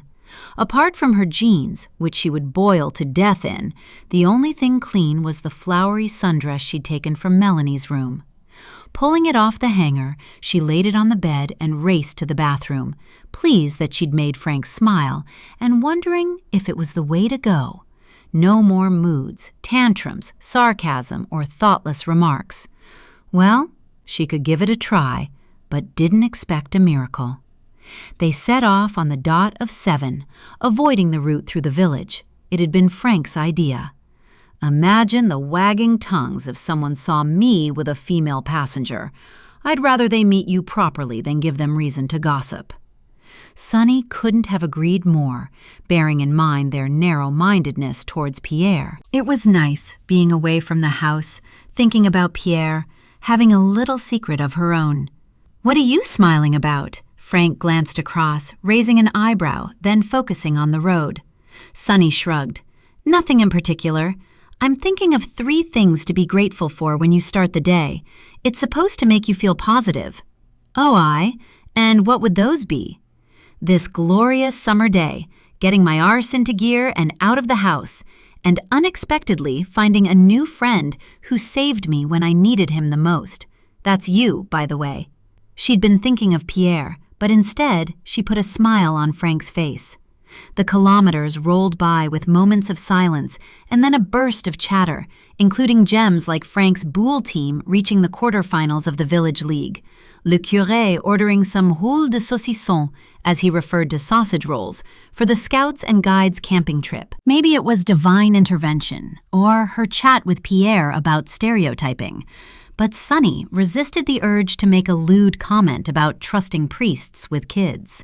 She'd also been checking her phone every 2 minutes, hoping for a message, apart from, "Thank you for believing in me. Good night and sleep well." And that morning, "I'll be in touch as soon as I can." Pierre proved he was a man of few words, although, when he did speak, they kind of rocked her world. Knowing that lusting after Pierre wasn't helpful or likely to lead anywhere, Sonny looked forward to a change of scenery and, most of all, seeing the ocean. Today was going to be a reset, preparing mentally for what she had to do, because that was why she'd come to France in the first place, to be close to Melanie, who she still believed had called her there. Maybe she'd discover that Melanie did run away with the gypsies, joined a fair, and was living happily in a caravan with 5 kids. Sonny hoped it would be something as simple as that. A case of true love. She had a list in her head of how it was going to go. Get the info from Pierre. Tell Frank about him. Go to the gendarmes and ask for Melanie's case to be reopened. Ring her mum and explain it all. Become a thorn in Saint-Luc's side. Get to know Pierre better. And once the harvest started, she'd get a job picking apples and pay her grandma back. Simple. As the van rolled into Pornichet, she caught the first glimpse of the marina and an array of small yachts, their masts packed together and swaying in the Atlantic breeze. Frank pointed something out ahead, but she barely heard him. Her eyes followed the curve of the promenade as it unfurled along the bay towards La Bolle. White stone, clipped palms, tidy flower beds, the occasional cyclist gliding past with a wicker basket bouncing on the handlebars. Early morning dog walkers strolled past the long sweep of sand where the tide was pulling back, leaving swaths of wet flatbeds and shell-seekers. It's like going back in time, with Mum and Dad and Grandma and Granddad and Melanie. A swell of sadness threatened to overwhelm the moment, but she forced it away. We used to get churros from a stall near the beach, and there was a restaurant. I wonder if I can find it, where the grown-ups had oysters and moule frites. Granddad always gave us €5 each to buy whatever we wanted. Sunny felt the tears welling and stopped talking, knowing if she didn't, she'd sob. We can go for moule frites later if you want, or in your case, just frites. Sunny nodded as they slowed, the market appearing up ahead, an explosion of color and activity. Rows of stalls, sellers unloading crates of fruit and vegetables or pushing rails of clothing towards their pitch. Sunny wound the window down and allowed the smells to drift in. Coffee, warm bread, a curl of cigarette smoke, that unmistakable tang of the sea. "Are you here, Mel? Please give me a sign." Frank steered them closer to a side street, and when the van jolted over a cobble, the spell broke as he nipped into a space and sighed, pleased with himself for nabbing a place. "Right, my little elf. Let's get this lot unloaded onto the trolley and set up shop. I think you're going to enjoy today. I know I am. It's nice having help for a change." "Okay, Santa, lead the way." Sunny gave him a salute and a wink that got him chuckling, and with a roll of his eyes, Frank got out and on with the job. Sunny was enjoying herself as an assistant pie seller, and she hadn't lost her touch speaking the lingo either. Every now and then, when there was a lull, she would scan the crowd, searching for Melanie. But so far, she hadn't made an appearance. In between selling pasties, pies, and sausage rolls, she'd been checking her phone for a message from Pierre, who was being as elusive as her sister. And even if it wasn't one of her virtues, she tried to be patient. Feeling a tap on her shoulder, she turned to see Frank, who'd brought her a can of Coke, which she took gratefully, the condensation from the tin wetting her hands. "Why don't you go and have a mooch around the stalls?" Frank said, as he dipped his hand into the money pouch that he'd somehow managed to tie around his waist. "Here, take this. You've earned it. There's a Thai food stall on the other side that sells veggie stuff. It looks right up your street." Sunny pushed the money away. "No way. I came to help, and I'm not taking a cent off you. I'll have some of the fruit and crisps we brought. I'll be fine. And I'm insisting you take it and get yourself some sandals or flip-flops. Those trainers pong and need to go in the wash when we get home, or in the bin, so take it, or I'll sulk." He pushed 2 €20 notes into her hand and gave her a look that said he wasn't messing. "Go on, bugger off and enjoy the seaside for an hour. I'll be fine here." "Okay, but this is to save you from a pong worse than hell. I won't be long." "Oh, how long are we staying for, so I can help pack up?" "Probably till about 1-ish. Everyone will be sloping off to get lunch, and we've almost sold up anyway. What's left, I'll pop in the freezer when we get back. Now go, have fun. That's an order." Giving Santa Frank another salute, Sunny headed into the crowd. First stop, a stall that sold summer shoes, where her eyes homed in on some flip-flop style sandals. She bought them, and within minutes had found the Thai stall, bought a selection of snacks, and was heading to the beach, eager to swap her trainers and spend some time by the sea. Crossing the busy promenade road, she made her way down the sloping walkway towards the marina wall and settled in the shade, liberated her feet, and popped the can of Coke. It was as she ate and people watched, she spotted a familiar figure, wandering along the sand, then crouching to pick up shells, brushing her long brown hair from her eyes as she examined her finds. As if Melanie knew she was being watched, she stopped and turned, then waved to Sunny, her face illuminated by the midday sun. She held out her hand as if to show her what she'd found, and as their eyes locked, despite the midday heat, Melanie's expression sent a trickle of ice down Sunny's spine. Because, instead of joy at being by the sea, for the first time ever, her big sister looked scared. Chapter 32. Nanette. Nanette sat by the window of the fish and chip shop, her elbows resting on the little formica table, a red paper serviette folded neatly beside her cutlery, and an empty wine glass. She'd told herself she needed it, then told herself she didn't have to explain anything to anyone anymore, so had waved to the guy behind the counter to bring her a refill, large. The windows were open, dissipating occasional wafts of fryer oil, and from her vantage point, she could watch the busy sprawl of the Thursday market taking place on the square. Sunlight flashed off canopies striped in blue and white, and underneath, the stalls were crowded with people, bronzed tourists with all the time in the world, dodged by locals in a hurry, baskets hooked over their arms and baguettes tucked under elbows. A fishmonger shouted above the crowd, holding up a gleaming sea bass to a customer, while a woman haggled over a punnet of cherries, pressing one to her lips before paying. The market was a wash of color, a scene from 1,000 watercolors, pyramids of tomatoes and apricots, an array of basketball-sized melons, buckets of peonies, strings of garlic swinging in the breeze. Across the square, outside the cafes and bistros, the French regulars lingered over plates of oysters glistening on beds of crushed ice, as wine glasses and coffee cups clinked.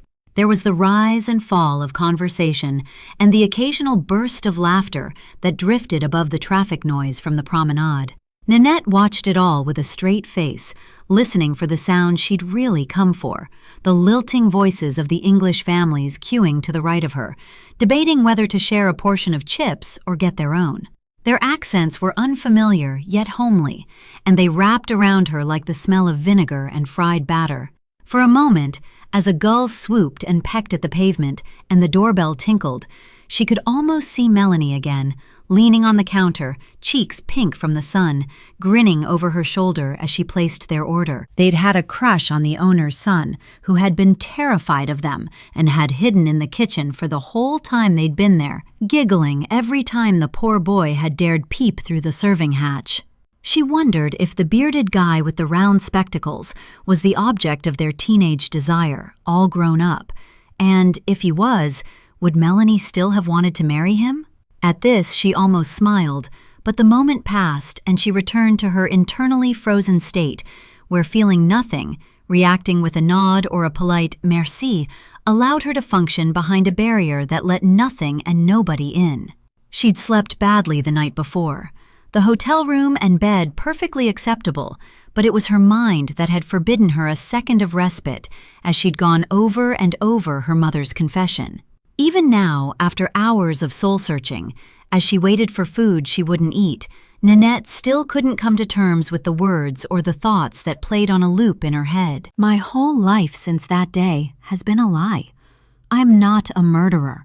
Melanie was alive. My mother was going to kill her. My mother is a monster. My husband is a monster. I am a monster. Shaking away those truths, Nanette focused on people-watching, while, from her handbag hooked over the back of the chair, she heard the buzz of her phone. She'd deleted the tracking app, and it was only because of the boys she'd not thrown the damn thing into the sea. But she was still a mother, even if, in her mind, she was no longer a wife. She had no intention of answering calls, briefly glancing at the texts from Beatrice asking if she was okay.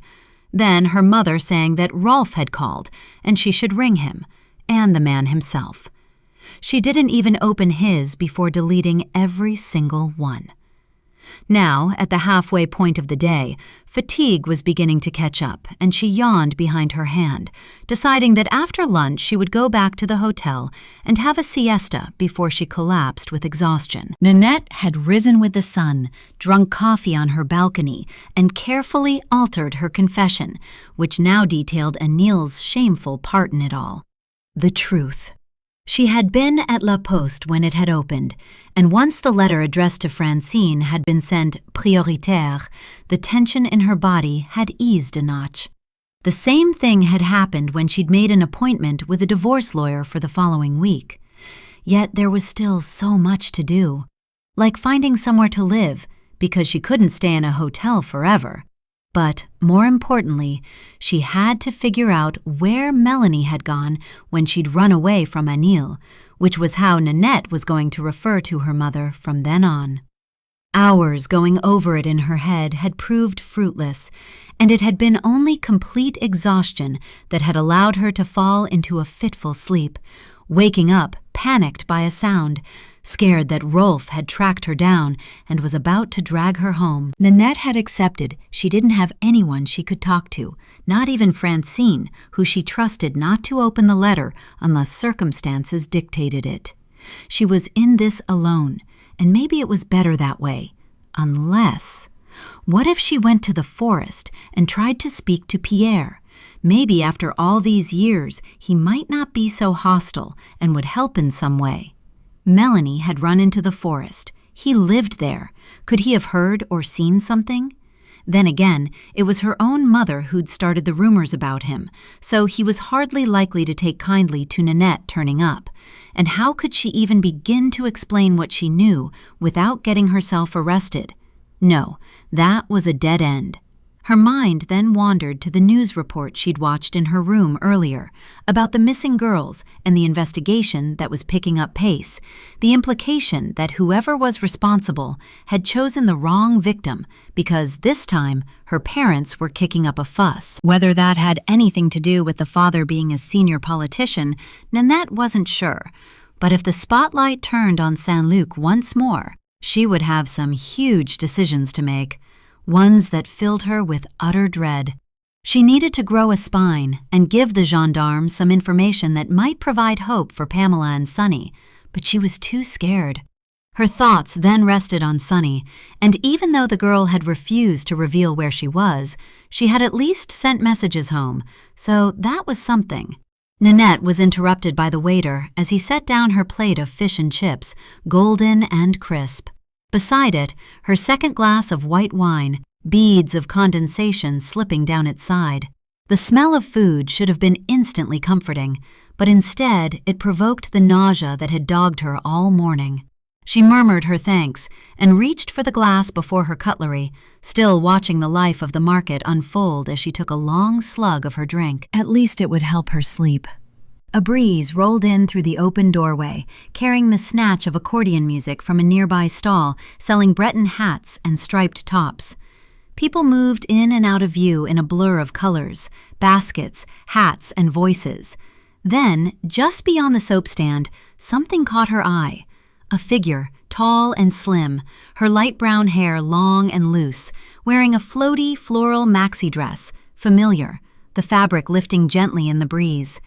She was turned slightly, examining a display of scarves, but it was the bands of colors in the dress, a soft pink merging into aubergine, then teal seeping into burnt orange, darkening as they swirled towards the deep blue hem that was adorned with flowers. They looked as if they'd been potato printed on, jolly white daisies with yellow centers. She'd had one that was identical to Melanie's. They'd bought them together, on that very market. Nanette's breath caught. For a heartbeat, the sounds of the market fell away. The heat, the chatter, the clang of plates, all of it dissolved until there was only that girl, that dress, that impossible resemblance. Her fork slipped from her fingers, landing noisily on the plate. Melanie? The name escaped her before she could stop it, a whisper half swallowed by the diners' voices. The girl moved away, weaving between stalls, her hair bobbing as she walked. Nanette's pulse quickened. She pushed back her chair, heart hammering as she fumbled for her bag and purse, yanking out a handful of notes that she slammed onto the table, hands shaking furiously. The waiter turned in surprise as she brushed past him, the doorbell jangling violently in her wake. Out in the glare of the market, she shielded her eyes, searching the crowd. A glimpse of the dress near the flower stall, then gone again. "Melanie! Melanie, wait!" She started to run. The smell of crushed fruit underfoot was the only other sensory adornment to her state of sheer panic, confusion, exhilaration as she hurried across the square, weaving through shoppers and baskets and dogs on leads, chasing hope through the bright chaos of market day. She called out again, "Melanie!" More panic this time, and tears were beginning to cloud her vision as her heart went wild inside her chest. She stood for a second to get her bearings and calm herself, turning in a circle, scanning every face, every inch of space between bodies, around and around, desperately looking for salvation and an end to all those years of not knowing. Feeling dizzy, Nanette stopped, breathless, her heart still thrumming in her ears, the taste of wine on her tongue, disbelief etched on her brain as she faced up to the truth. The crowd had swallowed the ghost girl whole. Noticing people staring, she gripped her bag and began to walk, wishing for the melee to take her too. And it was as she moved with the throng, she spotted a familiar face amongst the stalls. It was Happy Frank, the pie man from Saint-Luc, and, relieved to see someone she sort of knew, she gravitated there, needing an anchor of some kind, a friendly face, and someone to listen, even if he'd think she'd gone completely mad. Chapter 33. Sunny. Sunny watched through the side windows of the van she'd darted behind the second she'd heard the name Melanie being called across the market square. She knew without actually knowing that they'd meant her, and that person was very likely to be Nanette. The vibrant dress she was wearing was Melanie's, so maybe Nanette had recognized it. And now, that very same flustered best friend was heading over to see Frank, who, by his own admission, was a rubbish liar and a bit of a bloody goody two-shoes. She willed him not to dob her in. She hadn't expected to see anyone she knew, not today and miles away from Saint-Luc. And if he came clean, she'd be forced to tell her mum before she was ready. So, creeping from her hiding place, Sunny used the cover of meandering bodies to get closer to Frank's stall.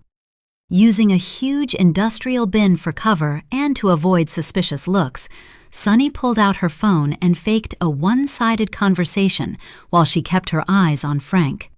He was now chatting to Nanette, eyes widening as if whatever she'd said had surprised him. Every now and then, he'd look away and glance amongst the shoppers, as if looking for her, so she prayed he managed to be convincing. Eventually, after what felt like eternity, she saw Frank place a couple of sausage rolls into a bag and hand them to Nanette, who offered to pay but was refused, and then she was walking away, heading into the thinning crowd towards the far side of the market. Not willing to show herself, Sunny waved and eventually grabbed Frank's attention. After miming a steering wheel and pointing towards where he'd parked the van, she received the thumbs up. Without wasting a second, Sunny turned and began weaving through the bodies, eager to get as far away from Pornichet as she could. She was unsettled, and her light spirit had been consumed by a darker one, which reminded her of the look of fear she'd seen on Melanie's face earlier. Because she had seen it. Sunny was surer of that than anything else in her life right then. It seemed like an age before Frank ambled up the street. Hearing the click of the door as he flicked the fob, she yanked it open, chucked her bag and smelly trainers on the floor, and dived inside, sliding down in the passenger seat while he loaded up. "Well, that was blooming awkward," Frank said as he climbed into the seat. "I felt awful listening to that poor woman pour her heart out. She's convinced she either saw the ghost of your sister or that she's alive and well and living here in town." Frank was pulling the seatbelt across his belly, touch and go if it would reach. Click, job done, and the engine started as Sunny began her defense.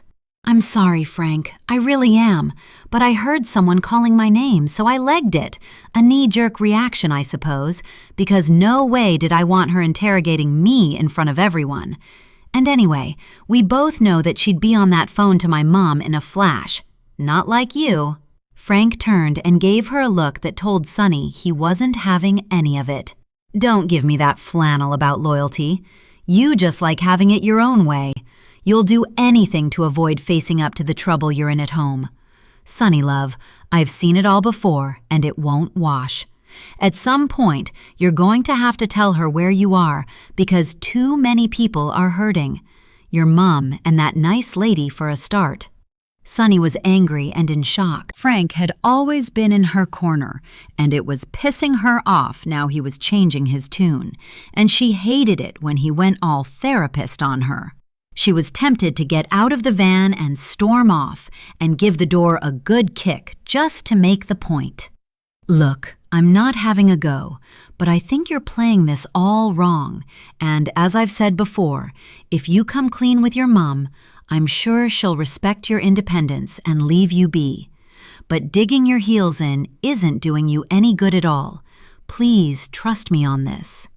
She met his plea with stony silence, but at least he hadn't betrayed her, which was something. And she did feel tight on Nanette, because if anyone knew what it felt like when Melanie appeared right before your eyes, Sunny did. So, seeing as Nanette's on the prowl, it looks like our slap-up lunch in town is out of the question, and I'm blooming starving. Looks like it's that all-time classic, McDonald's. He turned and gave her an amused look. So, my little sulky elf, can I tempt you to chips and a selection of salads? Sunny couldn't keep up the Marty teenager thing for much longer, so allowed him a smile. He meant well, she knew that, and he did have a point. All this hiding and skulking was wearing thin, and if she was honest with herself at least, she was really missing her mum and couldn't wait to hear her voice. Okay, Santa, you win. And I'm sorry I've ruined your plans. And she was, thoroughly sick of being that person who fucked things up for herself and everyone, so there was only one thing for it: time to sort her shit out. It took forever to get back, thanks to Frank's van constantly overheating, which meant they had to keep pulling over while it cooled down. Sunny tried to smother her irritation, made worse by the searing heat and the lack of aircon, and her phone battery was showing red. Frank moaned about how dire his lunch had been, and then a message from Pierre saying he needed to see her ASAP. Before her phone conked out, she managed to fire off a reply, asking what he'd found out, but he didn't read it, and if anything pissed her off, it was seeing 2 gray ticks on her WhatsApp. Finally, the van had limped home, and after unloading the leftover stock, Frank had set off to see his friend, a dab hand with engines apparently. Sunny had waited until she'd heard the clunk-clunk of the cattle grid, and after plugging her dying phone into the charger, had counted to 10, then set off for the forest. She was now sitting at the table in front of Pierre's cabin, waiting for him to fetch drinks. Unlike her host, Aslan seemed pleased to see her and was lying by her feet. She'd noticed Pierre's changed demeanor the second she'd stepped into the clearing, where she'd found him surrounded by machinery parts and tools. His hands had been thick with grease and oil from stripping down the wood shredder. Even though she hadn't been sure what type of greeting to expect after their previous goodbye, she'd hoped for more than a shy wave and him disappearing inside to wash up. It was as though he was nervous or something. Sunny smoothed down her dress and finger-combed her knotty hair, wishing she'd freshened up before racing to Pierre's. So by the time he reappeared, clean-handed, a bottle tucked under his arm and bearing 2 glasses, she felt as uncomfortable as he looked. He placed everything on the table and sat, poured, took a sip, and without preamble put Sunny out of her misery. The traveler site was empty the week Melanie went missing. The guy was adamant and even showed me on the calendar on his computer that they were closed for repairs. A water pipe burst and flooded the pitches so it was impossible to open. I'm sorry, Sunny, but it was a tiny chance that he'd remember something, and I'm sure that the police would have gone there, political correctness or not. So basically, you were humoring me. Is that it? Did you really go, or were you with your friend with benefits? Fuck. The second the words came out, Sunny regretted them, because the look that washed over Pierre's face wasn't pretty. Pierre, I'm sorry. I didn't mean that, and where you go is none of my business, and you're right, it was a stupid hunch, but I was desperate. He interrupted. I get it. You wanted something to take to the gendarmes, but I did go to see the guy. I promise. I'd never lie to you about that. Pierre looked her dead in the eye then, quickly, back at his wineglass, and fell silent, twiddling the stem around and around. Sunny could see he was deep in thought, as though he was battling with something inside, trying to work out what to do or say next, so she helped him out. Pierre, is something wrong? You can tell me anything you know, and... Feeling brave and wanting to touch him again, she leant forward and placed her fingers on his, stilling the wine twiddling. I've not stopped thinking about you, so that's why I said that, about your friend. When he looked up, the darkness was gone, and there was light in his eyes again, and a smile forming on his lips. But before it could grow, His expression clouded over. But in other news, he'd taken her hand in his and was leaning forward too, so their heads were almost touching. He was going to either kiss her or speak. She hoped it was the former. "Sonny, listen." He reached up and stroked her face with his free hand, then let it fall, and before she could react, said, "There's something I need to tell you, and it's been on my mind since you walked away from me last night, and I have to. If I don't tell you, it'll kill me. But when I do, everything will be ruined. Our friendship, the feelings I have inside, and the ones I think you have, too." Pierre waited a moment, his words settling like the dust motes that caught the sun as it broke through the canopy overhead. "I felt it from that first day, and ever since I was waiting for you to come back. And I was trying to think of reasons, too." Sonny placed a hand over his and hoped he'd get the hint, otherwise she was going to take the initiative, and yet sensed she should wait. "You had no reason to be nice to me, or believe the things I told you, but having someone listen and not judge, it means so much, but..." "But what? I don't understand, Pierre. I like you and you like me. Surely there are no buts." Sonny meant what she said, but it didn't quell the dread building inside her. Had she got this all wrong? He tilted his head, closed his eyes, opened them, and looked at the sky before meeting her gaze. "I haven't been honest with you, or anyone, about the night your sister went missing." Sonny yanked her hand away, a reflex at the shock and fear she was experiencing, and the voice in her head that told her to run. But then, just as she was about to stand and flee, Melanie appeared at her side and slowly lowered herself to the ground, sitting cross-legged beside Aslan, whose eyes opened, ears twitched once, then he went straight back to sleep. Melanie wanted to hear too. "Go on then." Her tone was harsh and her body language stiff. "Let's hear it. Prove to me once again what a crap judge of character I am." Pierre sighed and sat back, then rubbed his eyes before looking straight into hers.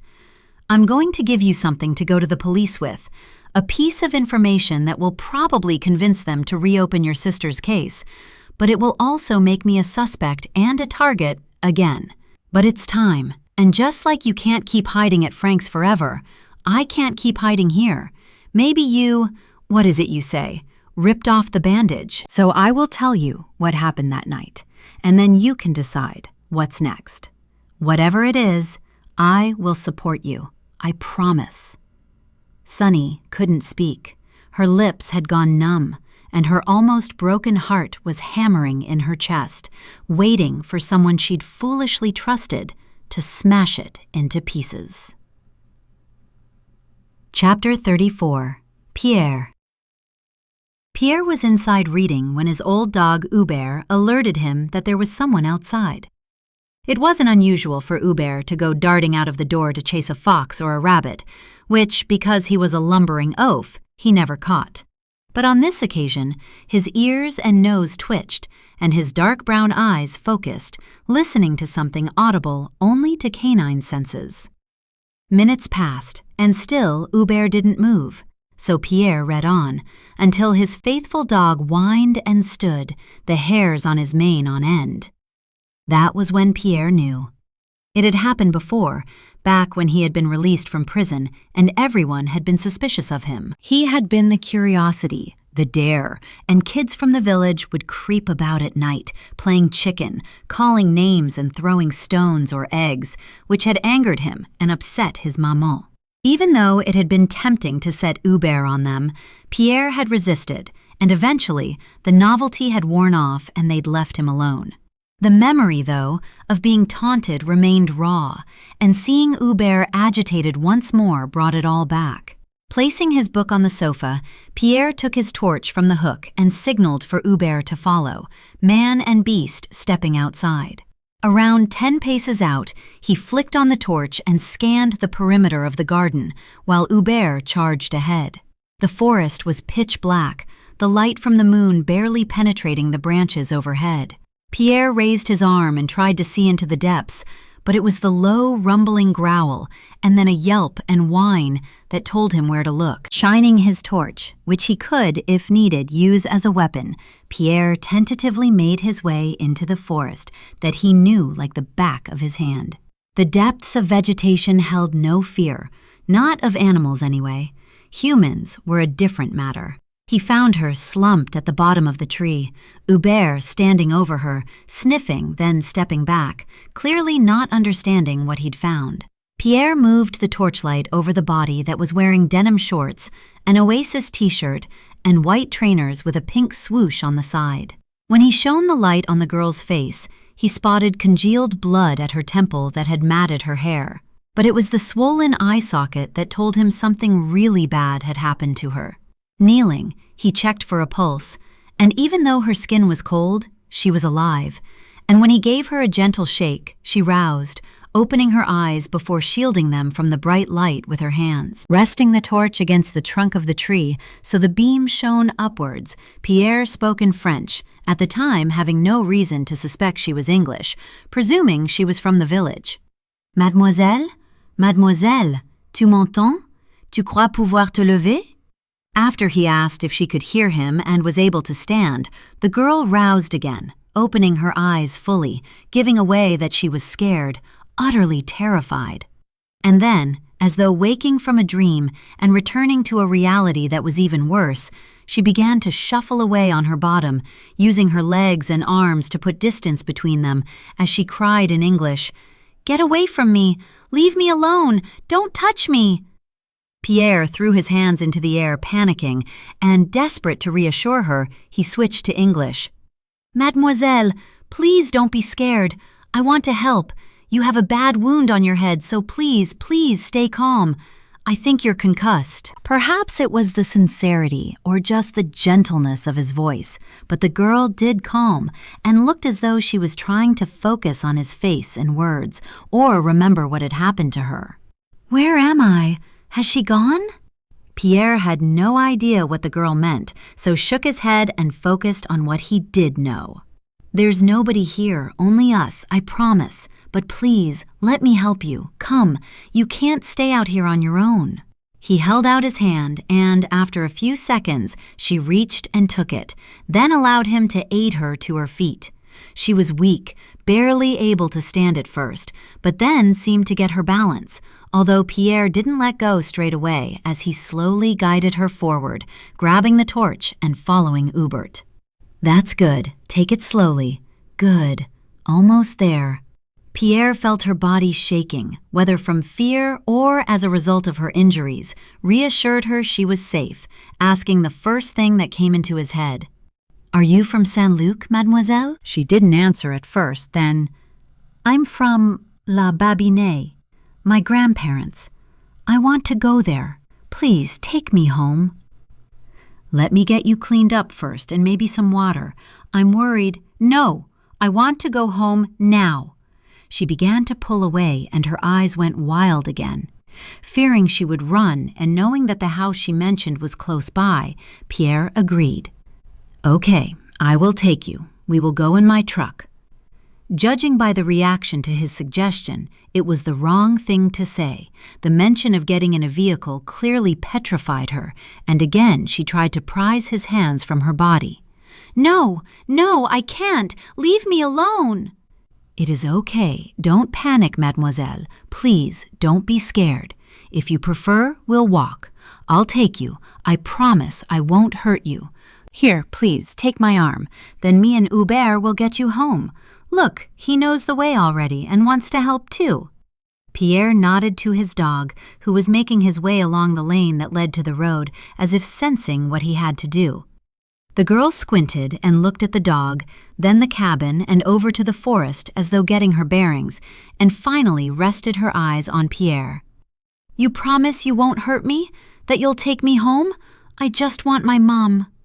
She started to cry then, and it made Pierre sad. "I promise. You're safe. You can trust me." He lifted his arm. "Hold on tight, and we'll go see your maman." The girl didn't smile, but did as she was told, and they slowly set off towards the main road, the only light coming from the torch as it illuminated the dirt track and Hubert's wagging tail, the cabin receding in the background. Curious, but not wanting to alarm or distress the girl, Pierre attempted to reassure her and find out how she had ended up alone in the forest, asking, "I wonder, mademoiselle, what is your name?" Melanie. "Hello, Melanie. Can you tell me how you hurt your head and came to be out here on your own? Were you at a party?" Pierre spoke slowly, in his best English, and as if he were addressing a child. "No, not a party. I told her what he did. He's a bad man, but she hit me and, when I woke up, the witch was going to kill me, so I ran. I think, yes, that's what happened." Pierre observed her behavior that confirmed his suspicions, that she was concussed and had probably taken drugs that resulted in gibberish. So, apart from soothing words and guiding the way, he chose to remain quiet, not wanting to confuse her any more than she was already. It seemed to take forever to reach the main road, but when they did, Melanie stalled, disorientated, then pulled away from Pierre as if something had spooked her. "I'm okay now, you can go. I'll be fine." She stepped further away, eyes wide and mistrustful. "No, I can't leave you. Please, let me see you home." "Stop hassling me. I'll be okay from here. Leave me alone." Melanie raised her hands and looked agitated, her eyes scanning everywhere, as if she was checking nobody was following. Looking to the left, she shook her head, realizing that wasn't the way, and then to the right, and as she did, her body straightened slightly, her eyes widening. "It's that way, just down there. I know where I am, so just go." Her tone was aggressive and, knowing she wasn't thinking straight, Pierre was suddenly hit with a dilemma, fear and bad memories combining, leaving him crippled with paranoia. What if, in that state, she got confused and pointed the finger at him, or, to avoid the wrath of her parents, said he'd given her drugs and assaulted her? He'd go back to prison, and he couldn't go through all that again. It would kill him. Girls lied, twisted the truth to save themselves, and made stories up for their parents. He wasn't going to be another story. Which was why, stepping well away, he made sure she was steady on her feet, not swaying or about to keel over, telling himself she was fine and would be home within minutes, easing the guilt. In one last attempt to do the right thing, he shone the light on the road ahead. "I'll stay right here until you go round the bend, and then you'll be almost home to your mama, okay?" Melanie nodded, still no smile. Then she touched the gash and congealed blood and said, "I can't believe she hit me. Let the witch take me away." And, as though she was back to reality, lowered her arm and turned to go. "Please be careful, Melanie," Pierre whispered, afraid to startle her in any way. But she wasn't listening, already turning away and beginning the walk towards home, staying close to the grass verge, even if her gait was like that of a drunk, hugging her arms around her body, half limping, half running, the luminous strip on the heel of her trainers catching the torchlight.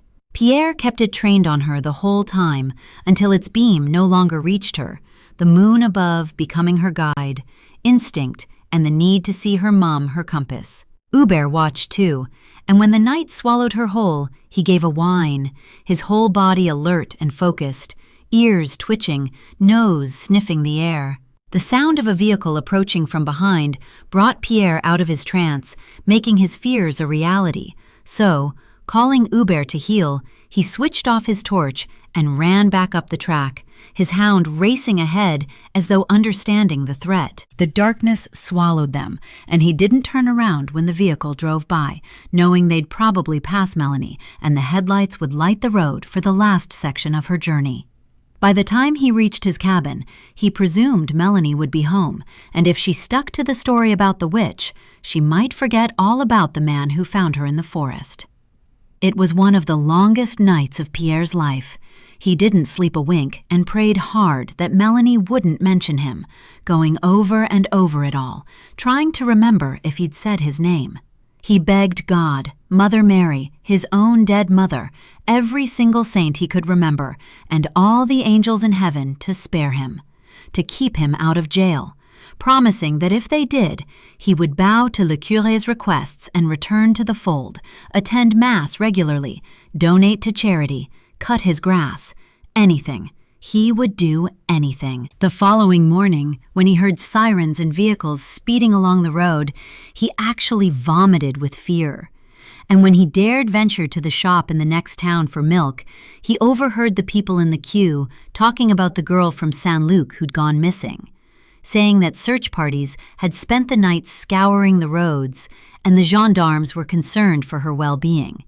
So by the time they inevitably turned up to question the local ex-con pedophile, Pierre had his story straight. He'd been reading and watching television all night, gone to bed early, heard nothing, saw nobody. And that was the story he'd stuck to for the past 16 years, because, despite Anil's best efforts, it had kept him out of jail. The truth had been his secret, his shame, and now he'd shared it with Sunny, and from that moment on, his life was in her hands. Chapter 35. Sunny. Sunny was in a state of complete paralysis, her brain on power saver mode, not fully comprehending what her ears had heard. She simply stared at the ashen face of a man who minutes earlier was someone she wanted to kiss, trusted, believed. God, she never learned, did she? And even if she'd been able to speak, she wouldn't, not yet, because watching him suffer, enjoying the worry in his eyes, was payback. The punishment he deserved for letting Melanie down so badly. All he'd had to do was walk her home, to the door, or ring her mom and dad and ask them to come and get her. Instead, he'd put himself over the safety of a vulnerable young woman. There was no excuse. He might believe there was, but no way could she condone what he'd done, and if one positive thing came out of his pathetic confession, she hoped it was guilt and shame. Because it was his fault Melanie had disappeared. His. Then a light bulb moment. Because now Sunny knew that Melanie had run into some kind of trouble after she'd left Nanette's, survived it, and then, only minutes from home, someone had taken her. The driver of the vehicle that had passed by must have abducted her sister. But once again, the big hero across the way had been thinking of himself and had been too scared to look back, because had he done so, they'd have something to go on, a make or model, a shape or a color, big, small, something useful. God, she hated him, wanted to flip the table and ram it into Pierre's face and smash it to smithereens. The only reason she didn't was knowing Aslan would rip her throat out if she tried. She glanced at the doe-eyed hound who was lying by Pierre's chair and wished dogs could talk, because she'd ask Aslan if Hubert had ever mentioned what he'd seen that night. Because, let's face it, a psychic medium talking to the spirit of a dead dog would be more use than Soft Lad over there. How could he have kept quiet? Surely if he'd told the police what had happened, then it would have taken the heat off him and poured water on Anil Benet's gossip-mongering. He'd withheld vital information, and not just that, it would have pieced some of the puzzle together, made sense of Melanie's journey home instead of her family having to imagine it 1,000 times over, picturing the horrors conjured by their own minds. It was so unfair, and she couldn't understand why another human being, one she'd thought decent despite the odds, would put others through such trauma. Sunny couldn't stay a second longer, couldn't bear to look at him, didn't want to hear another word he had to say. And then, out of the blue, just as she was about to bolt, he broke the silence. "I know what you're thinking." Pierre's voice sounded sure, but not as sure as Sunny's. "I doubt it, unless it's that I fucking hate you." He didn't flinch. "You think I'm selfish, and that I was the reason your sister disappeared. I should have walked her to the door and been braver, put her safety over my fears. But it wasn't that simple, a case of me or her. Please believe me." His plea was met by a wall of silence and a cold glare. But it didn't put him off. "But I do agree with you. The Pierre who sits here looking at you knows the Pierre back then made a terrible mistake. But neither can change the past. But I can help change the future, if you'll let me." Sunny pounced forward and slammed her hand on the table, causing Aslan to bark and stand, startled and confused, giving off a deep growl. Selfish! Mate, that's only one of the words I'd use. But go on then, give it your best shot.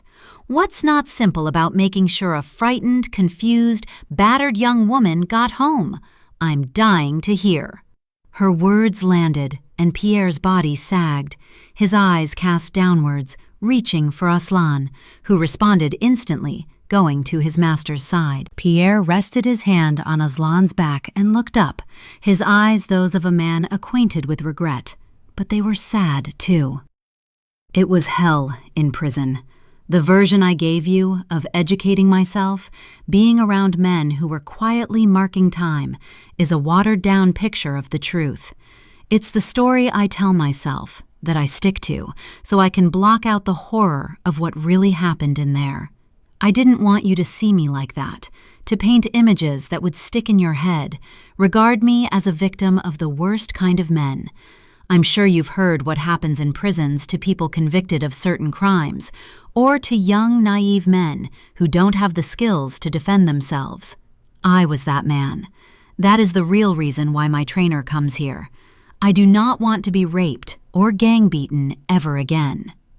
Sunny swallowed because, yes, she'd seen the films and read the books and the rest. She could imagine. And no, as much as she was angry, she didn't wish those things on him, and neither did she want to picture people hurting him. And now, she always would. But she remained silent and waited, not ready to soften, and also sensed he had more to say. When I walked Melanie along that track right there, he swung his free arm and indicated, I swear to you I was going to take her straight home. Then, when she became nervous, it hit me. The memory of what that girl said about me made her parents believe she was a helpless victim. It was easier to make me the bad guy than admit the truth. Easier for a parent to believe their child did no wrong. So what if your sister did the same? The way she was talking, I was sure she'd been to a party and taken drugs. The teenagers from the village hang out in the forest doing just that. She could have said I'd attacked her, anything. I was terrified of going back to prison. They didn't believe me the first time, so why would they again? Pierre paused, then leaned forward, both hands on the table, clasped together, not praying, more like an attempt to stop them shaking, as his body was. Sunny, please, please believe me. I stayed right there and shone the torch on her and watched every step. Hubert, too. He would have attacked if anyone went near her, so when she disappeared around the corner, I was sure she'd be okay. I even thought that the vehicle passing was a good thing. I had no idea what would happen next. Once again, he looked down at his hands. Not being able to see his face made it easier to stay angry with him, because as he'd explained, the pain in his eyes, his taut expression, had weakened her resolve. There was more she had to say, though. Silence was not an option. Melanie could still have blamed you if she'd got home, said that the pedo in the cabin had attacked her.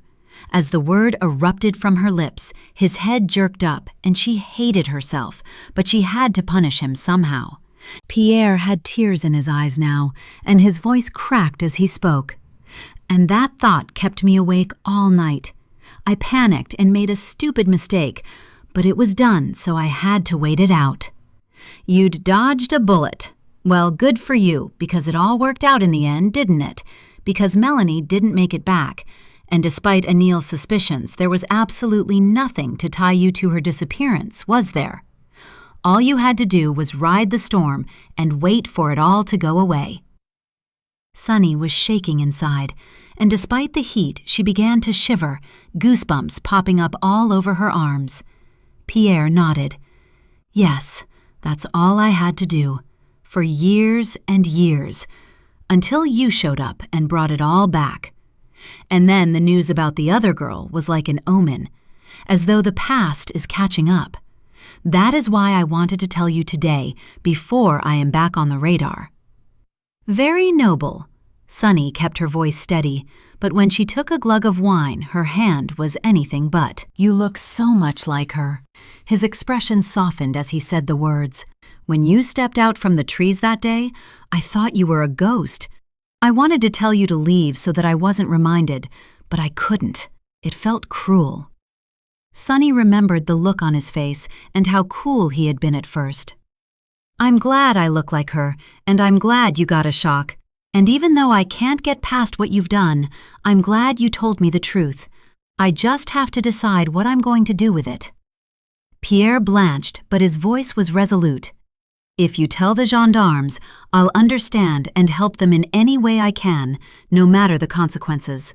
I promise." Unable to be in his company any longer, she stepped away from the table. The hate that had boiled her insides earlier had reduced to a simmer, but still, she couldn't let him back under her skin or allow herself to pity him. And from nowhere, the tears came.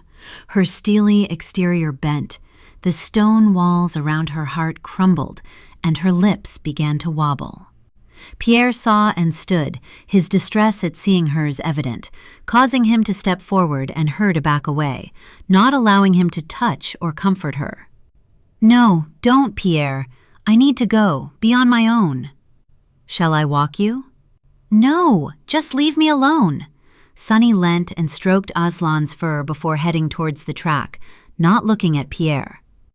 "Sunny," his voice held a hint of panic, then lowered. "What will you do?" She stopped and turned side on, took in the man who'd let her down before they'd even begun. "I don't know yet."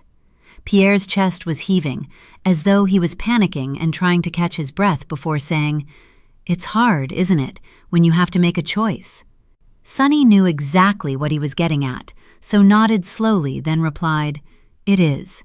But this time, I'm going to put Melanie first, just like you should have done." The drop of his shoulders told her she'd made her point, so she turned and began to walk, which turned into a jog, and then a run, her dress wrapping around her legs, wincing when stones got trapped between her sandals. Ignoring the pain, she ran on, tears streaking her face as she sobbed and gulped for air, and when she turned right onto the road, she realized she had company. Running by her side was Melanie, keeping pace, heading for home, wanting to see her mum.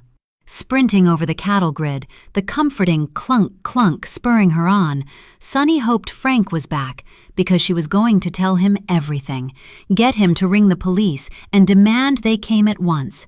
But as soon as she ran through the big gate and spotted his van wasn't there, her heart sank. She needed to speak to someone. Racing inside the house, she grabbed her phone from the dresser and yanked it out of the charger, then swiped, jabbed, and listened. 3 rings. That was all it took.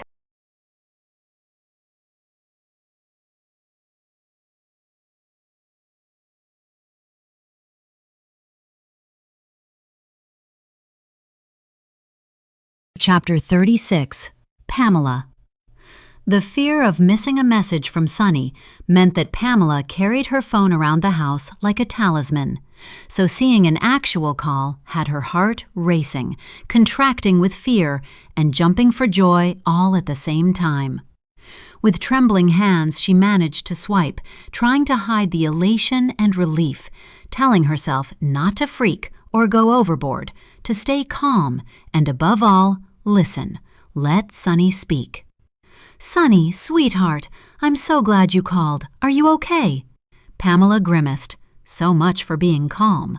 "Hi, Mom. I'm okay. How's Grandma?" Pamela knew, the second she heard Sunny's voice, she was far from okay, and had been crying because she sounded hoarse, snotty, and bunged up, but, sticking to the script, didn't let on. "She's fine. Gone out with Bev for a wander round the garden center. She'll be sorry to have missed you. What are you up to?" Do not ask where she is or if she's coming home. "I've been to Pornichet today, working on the market." Pamela's heart lifted. At last she had a location. But then it ached, as she knew instinctively Sunny was struggling, so she filled the gaps. "Ooh, we loved going there, didn't we? Wait till I tell Grandma where you've been. So, what were you selling on the market?" pies, bloody minging meat pies mainly, but it was nice to be by the sea and get out of the house. Do not push or pry. Keep it neutral. I'm glad to hear you've got a little job, even if it is a meaty one. Is the weather nice there? It's lovely here and hasn't rained for a week, a Manchester miracle. Yeah, it's gorgeous. Look, Mum, there's something I need to tell you, and it might make you upset, but you need to know. Pamela's blood immediately turned to ice. Please don't let her be pregnant or in trouble with the police. Go on, it's fine. The thing is, on the news here, there's a story about a girl who's gone missing in Shahant. It's on all the channels, and the police have linked it to other cases of girls in the wider area over a few years. 9 of them. Oh my God, 9! Pamela couldn't have held that in if she'd tried. Yes, and the thing is, they're all around Melanie's age and went missing when they were walking home. The police think there could be a serial, some nutter on the loose, and they're going to reopen the cases, and that means they might include Melanie. That's good, isn't it? Pamela's heart was racing, her mind caught between sadness for the parents of the latest missing girl and memories of the worst time in her life. The thought of it all being churned up and being disappointed again panicked her. But that wasn't the reaction Sunny wanted. So, instead of showing her true feelings, she agreed. Yes, love, that is good news, but I haven't heard anything from the police yet. I'm sure they still have our contact details. Maybe they've forgotten about Melanie. That's what I wanted to tell you. I'm going to go to the police and get them to open Melanie's file. Apparently, the only reason they're getting their fingers out now is because the dad of the latest girl is someone high up in the government, which pisses me right off. But if it gets things moving again, then who cares? Sunny paused and came up for air, so Pamela dived straight in, knowing that tone of voice only too well. It meant one thing. Sunny was winding herself up, and soon her irate, cocky daughter would be banging on the desk at the gendarmerie, demanding attention. Yes, it is really positive, and I have an idea. Why don't you let me dig out the contact details I have for the detective who was investigating at the time? Maybe he's still around, and I can have a word, save you going in. They'll probably listen to me more. Why, because I'm only 22? Mum, I'm not a child. I'm quite capable of speaking to the police in French, which I'm quite good at, so there's a bloody good chance I'll make more sense than you. Here we go. Okay, French was never my strong point, so maybe it is best you go, unless… What if I come over and we go together? Silence. For a moment, Pamela wondered if Sunny had hung up. But then she heard a puffing noise down the line, her daughter's exasperation traveling across the airwaves. No, it's fine. I want to do this myself, for Melanie. It's what I came here for, and anyway, I might have some new information, but it's complicated. This really got Pamela's attention. Sunny being mysterious didn't bode well, but she had to tread carefully. Really? What information, and why's it complicated?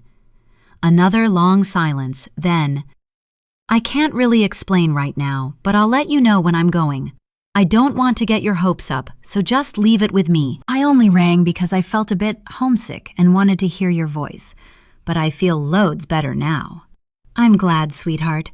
I'd love it if you rang a bit more often, not just the odd text. Then she decided to push, just a little bit.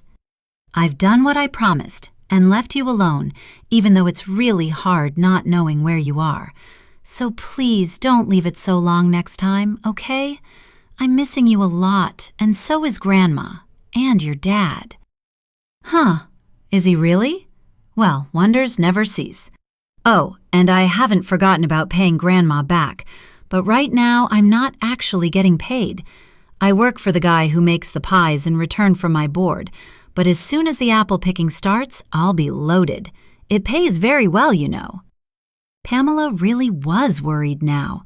Soap storylines and news articles about slave labor flashed before her eyes, causing her to blurt out, "That's great!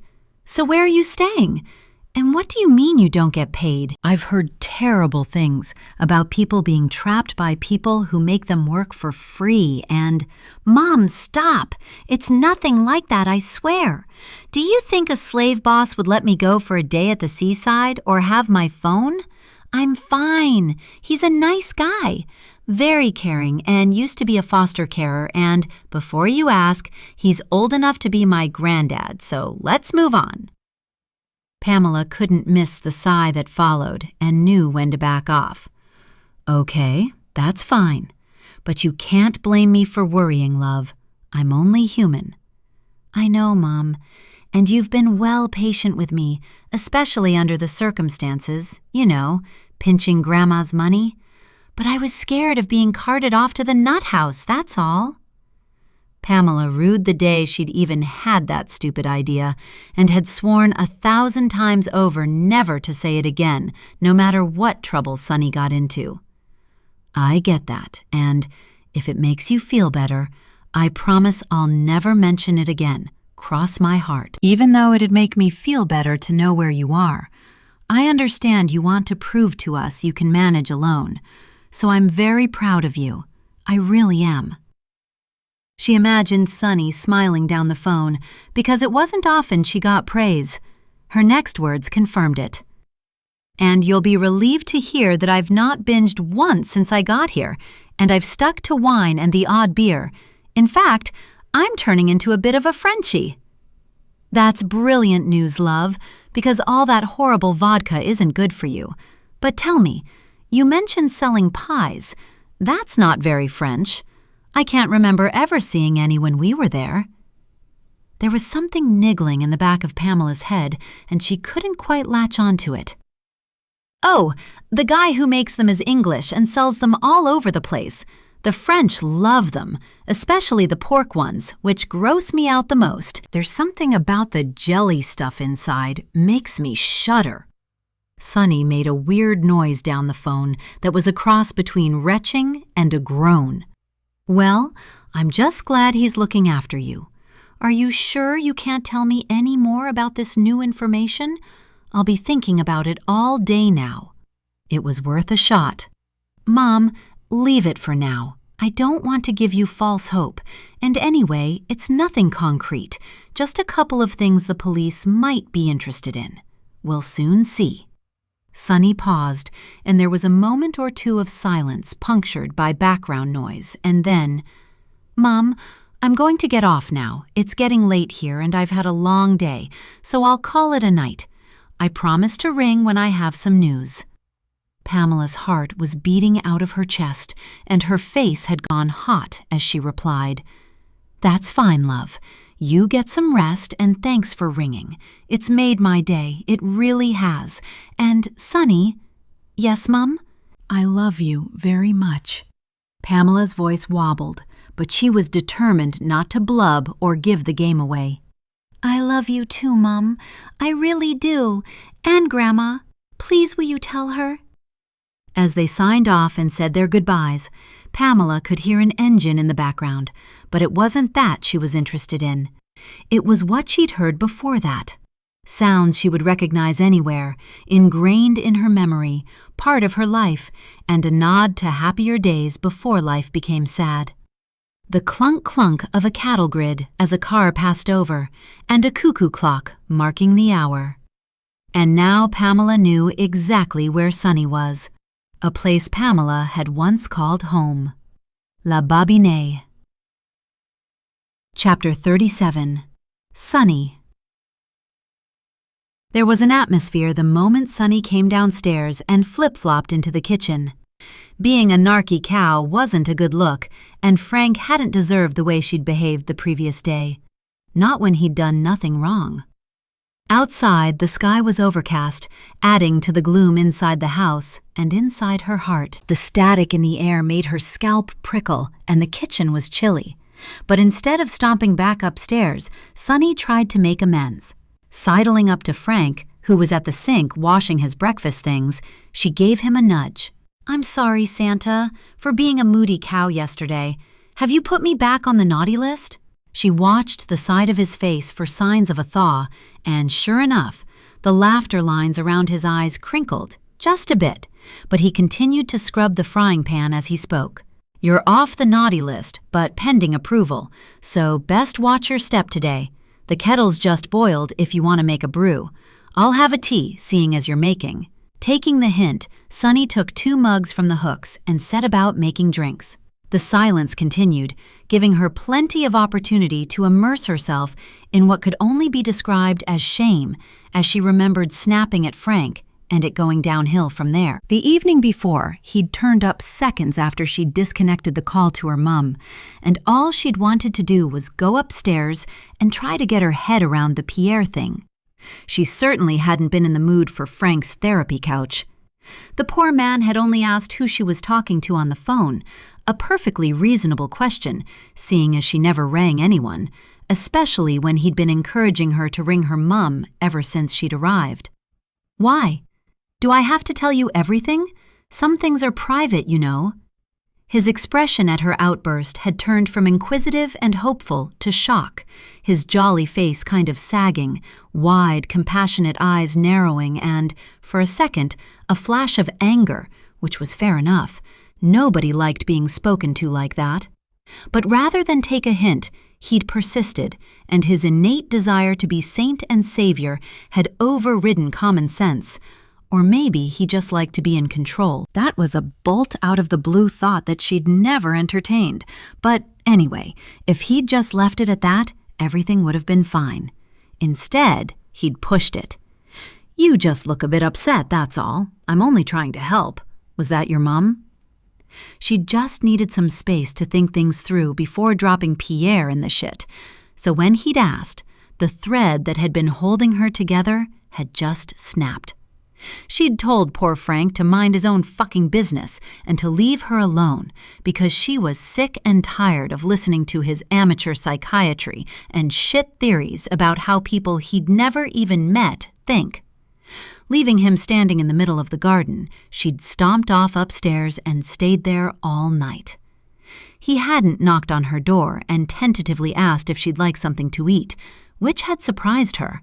She had also been starving, so that had pissed her off too. It had been dark when she'd heard him go outside and lock the big gate, then listened as he'd closed the front door and lumbered up the creaking stairs to bed. She'd waited for him to knock, and she would have apologized, but instead he'd gone straight to bed and, in a way, she'd been glad. Sorry wasn't a word that came easily, and there was something about him that was starting to get on her nerves. A thought that made her feel ashamed even though it was real. Perhaps good people, jolly people, happy people, kind people, perfect people just annoyed her because they reminded her she wasn't one of them. And now, thanks to Pierre, she was filled with more bitterness and confusion, and it didn't look as though she'd be taking holy orders anytime soon. And now, the silence and pan scrubbing were starting to bug her, so, in the spirit of trying to be a nice person, Sunny gave it another shot. I'm sorry for the things I said last night. I had a lot on my mind, you know, with the missing girl thing on the news and the net poking her nose in again. I just wanted to get my head straight. But just so you know, it was my mom I was talking to, and she was really pleased I'd got in touch.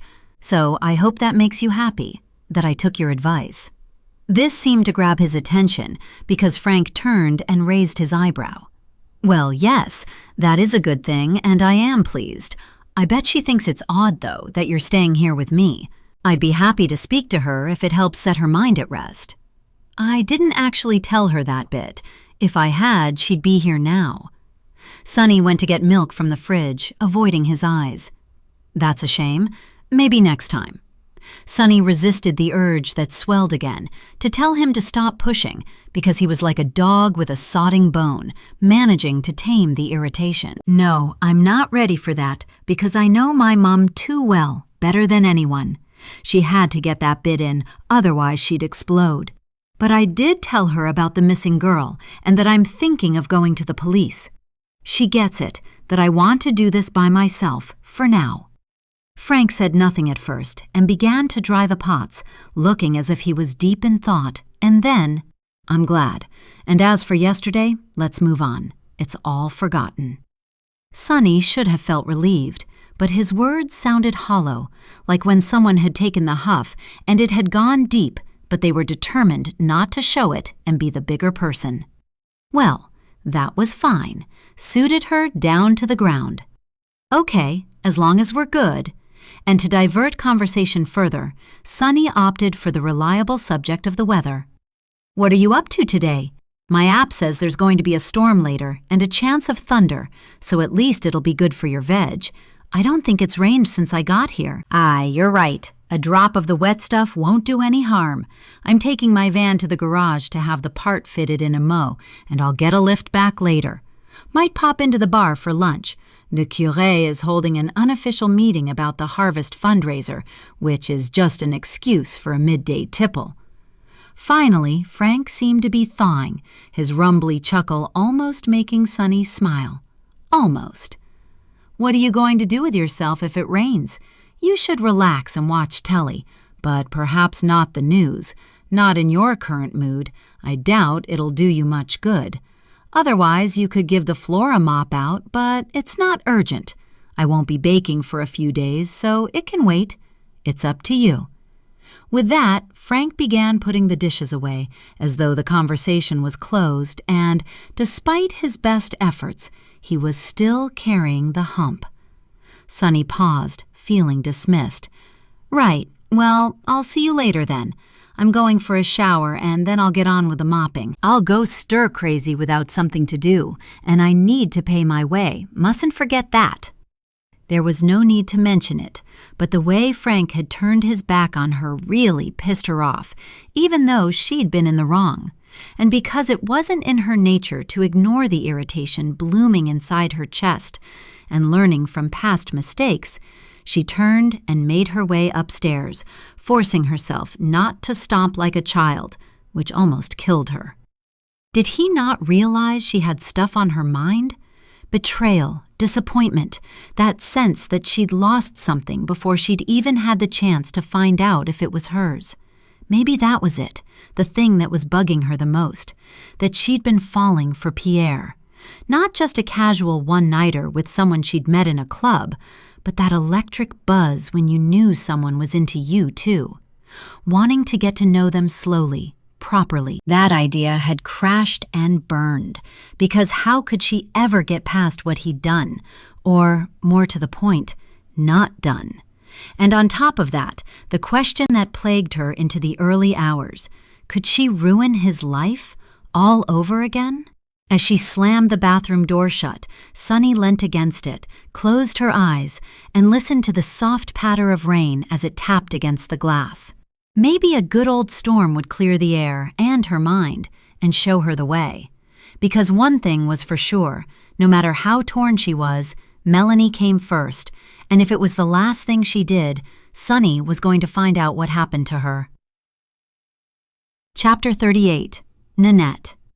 It had been many a year since Nanette had woken up in such a state, hungover, wearing yesterday's disheveled clothes, and surrounded by leftover food.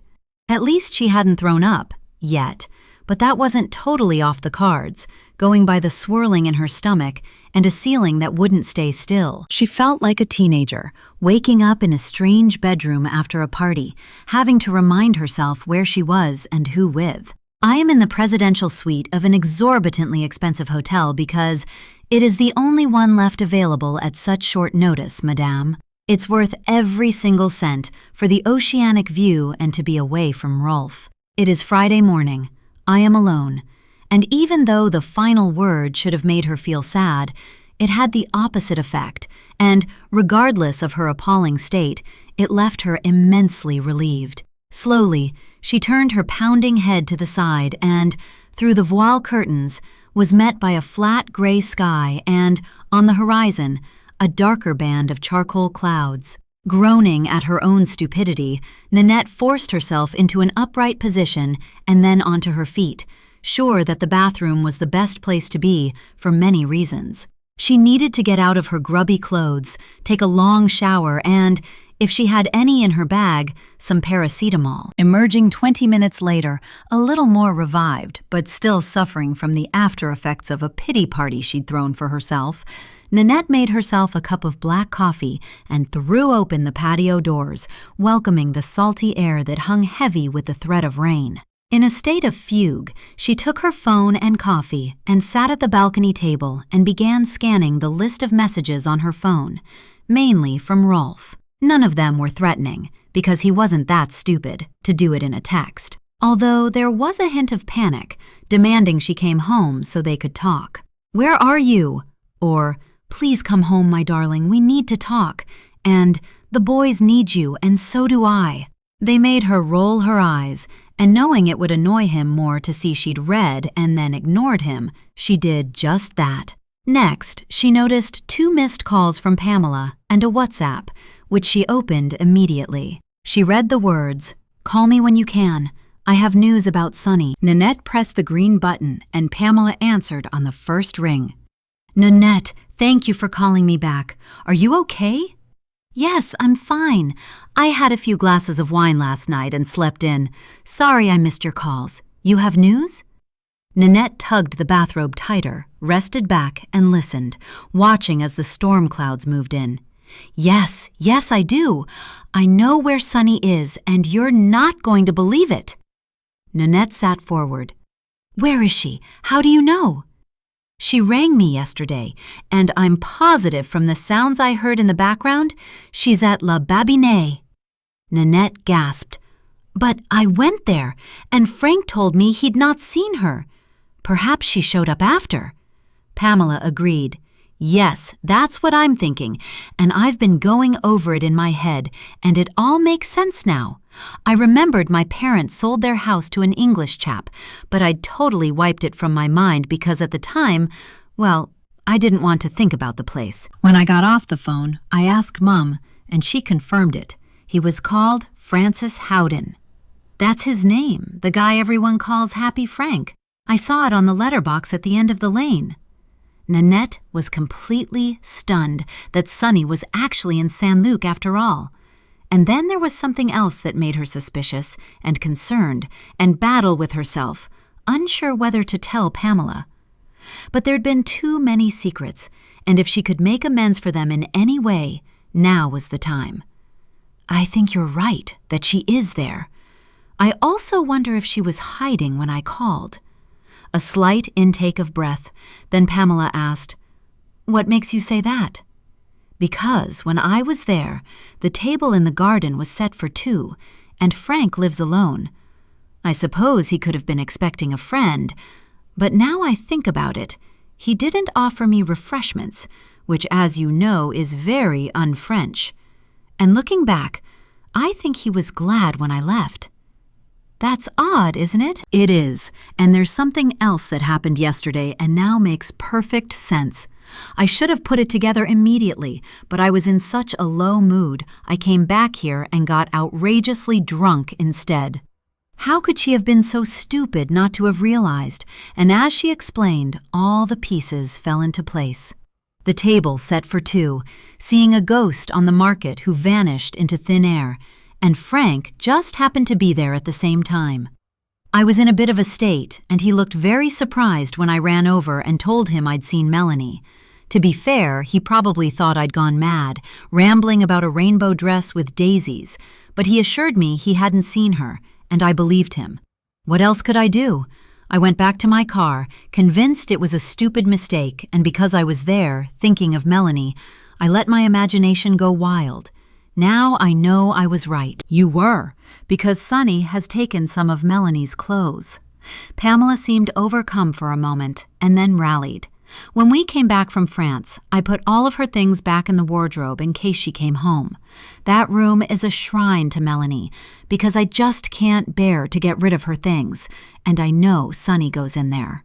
Nanette's heart broke for Pamela and Sunny, for all of them, made worse knowing she was part of the cause. I understand, Pamela, why you keep it, and if it brings you comfort, then that's good. It was all she could come up with, other than confess, and now was not the time.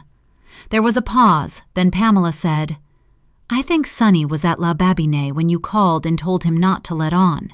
He also blatantly lied yesterday. There's no denying that. Do you think that's strange, that he covered for her? Nanette sensed that Pamela was worried. Maybe Sonny told Frank some tall tales and convinced him to lie for her. But the fact she was at the seaside tells me she's having a nice time. He's a well-liked man, so at least she's safe and being cared for, and not sleeping outside or in a horrible place. Pamela's sigh was audible. Yes, you're right, and I'm worrying over nothing. It's probably hearing about the missing girl that unnerved me, and then she told me about going to the police, with some new information apparently.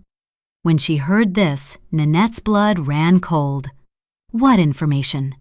That's the thing, she wouldn't say, didn't want to get my hopes up, but she said the police are reopening cold cases, and she wants Melanie included. She has new leads and wants to tell them. That's all I know. I miss her so much, and I'm torn between booking a flight or leaving her to work this out herself. Nanette could tell that Pamela was on the verge of tears, so offered up an idea. What if I go to La Babine, but this time I'll leave my car on the road so they don't hear the cattle grid. And, you never know, Sonny might make an appearance. It will make you feel better. I could pretend I was passing and say I want to order some of those pies he sells. How does that sound? It sounds sensible. Just don't let her know we're on to her. I promise. I'll get myself together and head over soon. I'm not feeling great, so need more coffee and some pills, and then I'll be on my way. Thank you, Nanette, and please, tell me to mind my own business if you want. But how are things between you and Rolf? Every time his name was mentioned, Nanette's whole body tensed, which she hated, but she answered honestly, because it would come out sooner or later anyway. I've left him, and for now, I'm in a hotel. We're totally finished, but he's the least of my concerns. Today, we need to focus on Sonny and putting your mind at rest. I'm so sorry about you and Rolf, Nanette. It's horrible going through a divorce, so if you need to talk to anyone, I'm here for you. Please remember that. Nanette smiled, appreciating the kind offer. I will, but the hardest part is done. I've left, and once I've told my boys, I can start to make plans for the rest of my life, and I'm looking forward to that. Good. I'm glad you've made the first step, but the offer stands. And please take care, Nanette. There are obviously some bad people out there, even at the seaside. Pamela's voice had turned panicky again. I promise, I'll be very careful. Now I must go. They said their goodbyes, and by the time she disconnected, Nanette felt drained. She would have loved nothing more than to curl up under the covers and sleep off her hangover, but she'd made a promise, so going inside, she flicked on the kettle and began to get ready. Coffee and determination were all she needed to see her through the day, and not getting stopped by the gendarmes because she was definitely over the limit, but needs must. And there was something else. A deep sense of agitation and urgency, as though she was being drawn back to Saint-Luc by a girl who lived in her head, who once wore a long, floaty dress and was calling out her name. Nanette, you need to hurry because we're running out of time. I'm waiting for you. I'm here, at La Babine. Chapter 39, Sonny.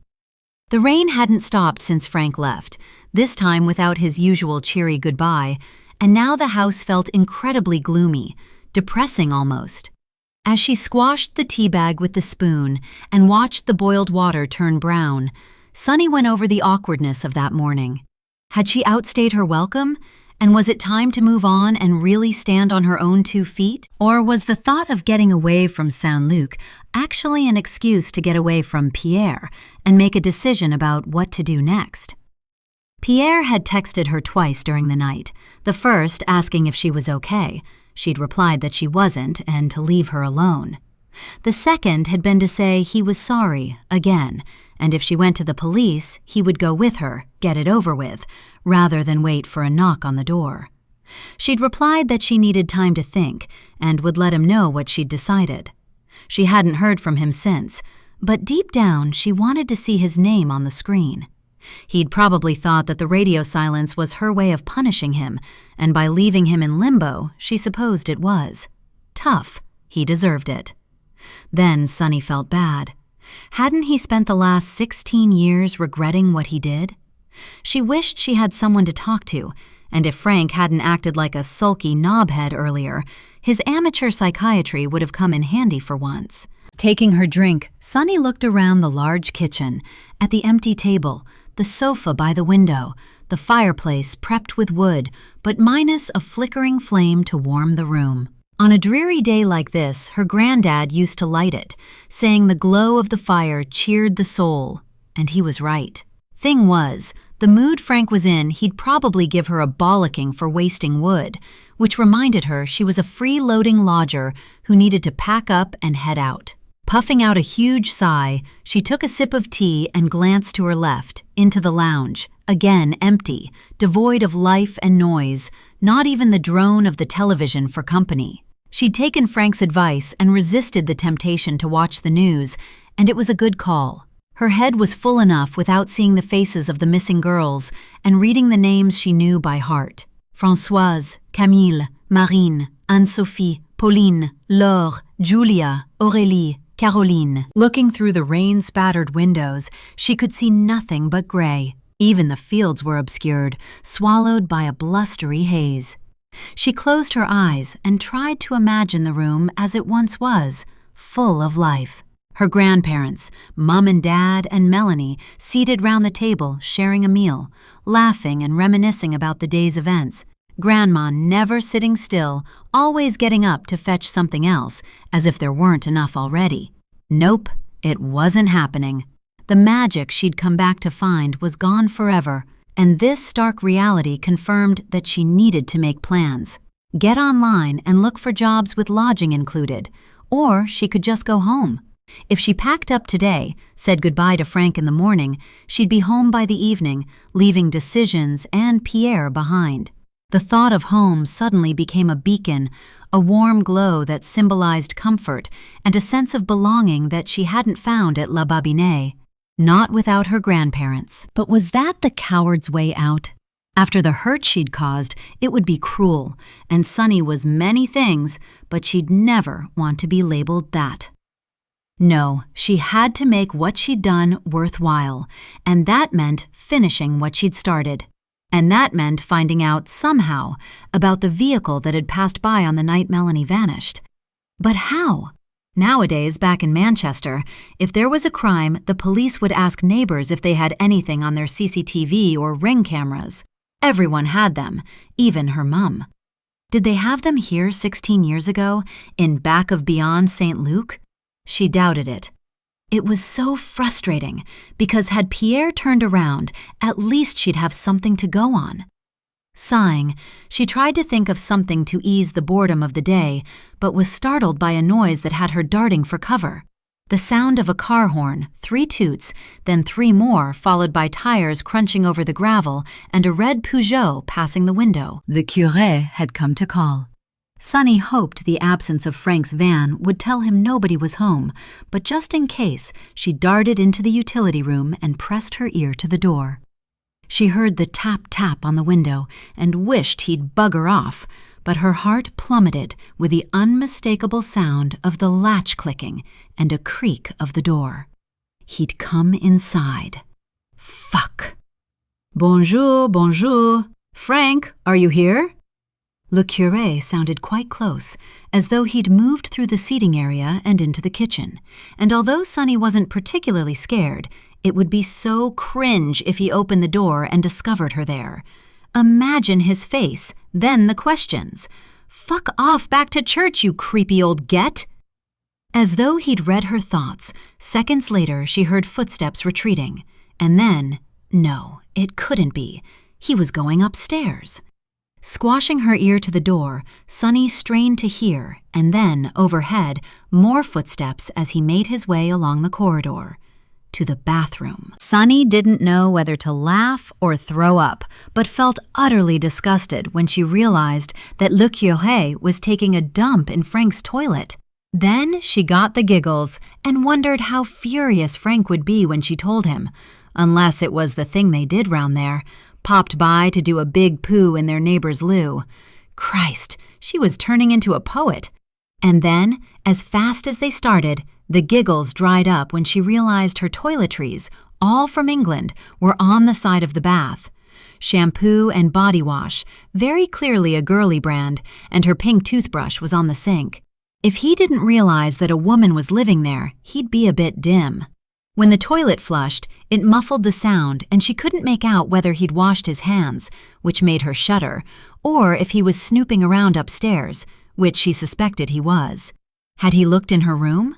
Again she cringed, knowing her underwear was lying on the bed. Her phone was plugged into the charger and her makeup bag and tampon box were on display too. By the time the cistern had filled up and the noise lessened, she could hear the clomping of shoes on the wooden stairs.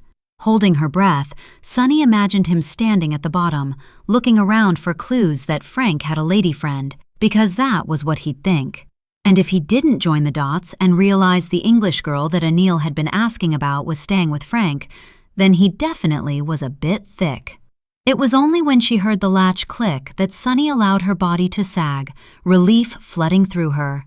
Just to be on the safe side, she stayed in the utility room for another few minutes, not wanting to be caught out in case the Holy One was sitting at the garden table waiting for Frank.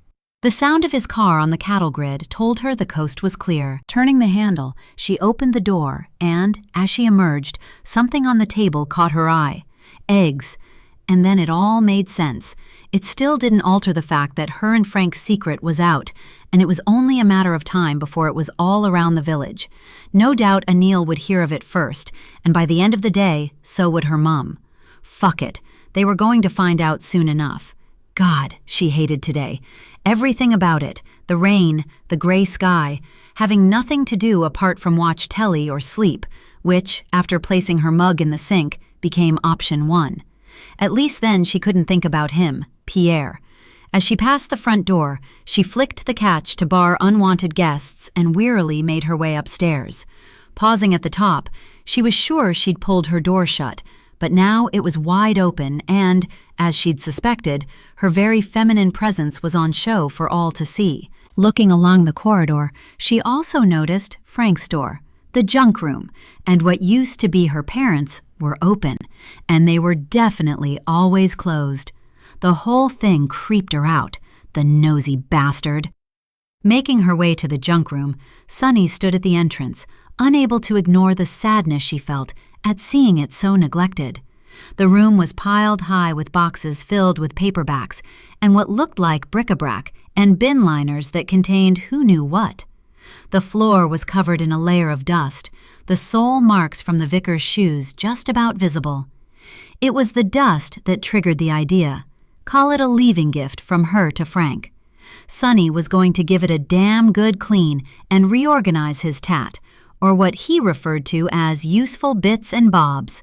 He'd told her not to bother with this room, but it was the least she could do, and it might even put a smile back on his marty face. Flicking off her sandals, Sunny decided to start with the stuff that was stuffed under the bed. Then she could sweep and mop the floor. As she knelt, movement to her right made her start and turn her head. At first she thought it might be the creepy curé, but her pulse returned to normal when she saw it was Melanie, sitting on the window ledge, watching intently. Smiling, glad of the company, Sunny cracked on with the job and peered underneath the bed to see what appeared to be a really tatty suitcase, scuffed and cracked, and more carrier bags full to the brim, the handles tied in knots. Reaching out, she grabbed the suitcase, pulling it by the chunky leather handle, then, after standing, yanked it upwards, intending to put it on top of the bed. She couldn't prevent the 2 brass clasps pinging open, the lid flipping, and the entire contents scattering over the floor.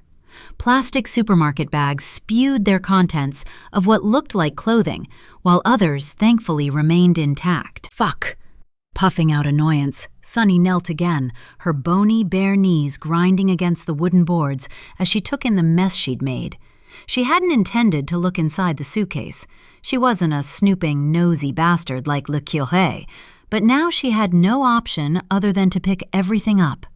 And it was as she started to scoop the bags together, the dawning realization of what they contained stalled her heart. Her hands slowed, and her eyes went from one item to another while her brain raced, trying to make sense of the horror before her. Chapter 40. Sunny. With trembling hands, she placed the items of clothing onto her knee, her fingers fumbling with an envelope that bore the name Anne Sophie, a name she instantly recognized from the news reports. Then she matched the name to a face she'd seen on the screen many times. As her heart began to beat faster, her breathing kept pace as she lifted the flap and tipped the contents onto her hand. A purple Swatch watch tumbled out. 2 gold loop earrings rested by its side. Closing her palm, she held it to her chest. Then, with her other hand, gently touched the pale pink skirt that lay crumpled in her lap and the soft fabric of the white blouse. Silently and reverently, she slid the watch and earrings back into the envelope and placed it on top before setting the pile onto the floorboards. Her lips were numb, and it was as though she were having an out-of-body experience, looking down on herself as she reached for another bag that had spewed more clothes and a similar white envelope. Almost too terrified to turn it over, Sunny paused and sucked in air, then slowly flipped it and read the name Pauline. The surge of bile was unexpected, but she caught it in time, clamping a hand over her mouth as she repeated the name over and over in her mind, while the face of a smiley, red-headed girl flashed before her eyes.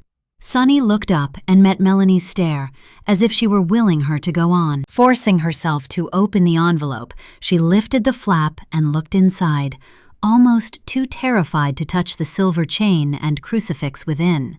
She rested her hand on the gray t-shirt and then the pale blue jeans with a broken zip, the right leg splattered with a brownish-red stain caused by something she dared not imagine. Instinctively needing comfort and wanting to give it, she clasped the items to her chest, closing her eyes as hot tears leaked onto her cheeks, her voice cracking as she spoke. "I'm sorry, Pauline. I'm so sorry. You poor girl. You poor, poor girl." Because it was obvious what they meant. The bags, the clothes, the jewelry, trophies. They were trophies. Which meant Pauline and Anne Sophie weren't missing or trafficked, because why remove their clothes?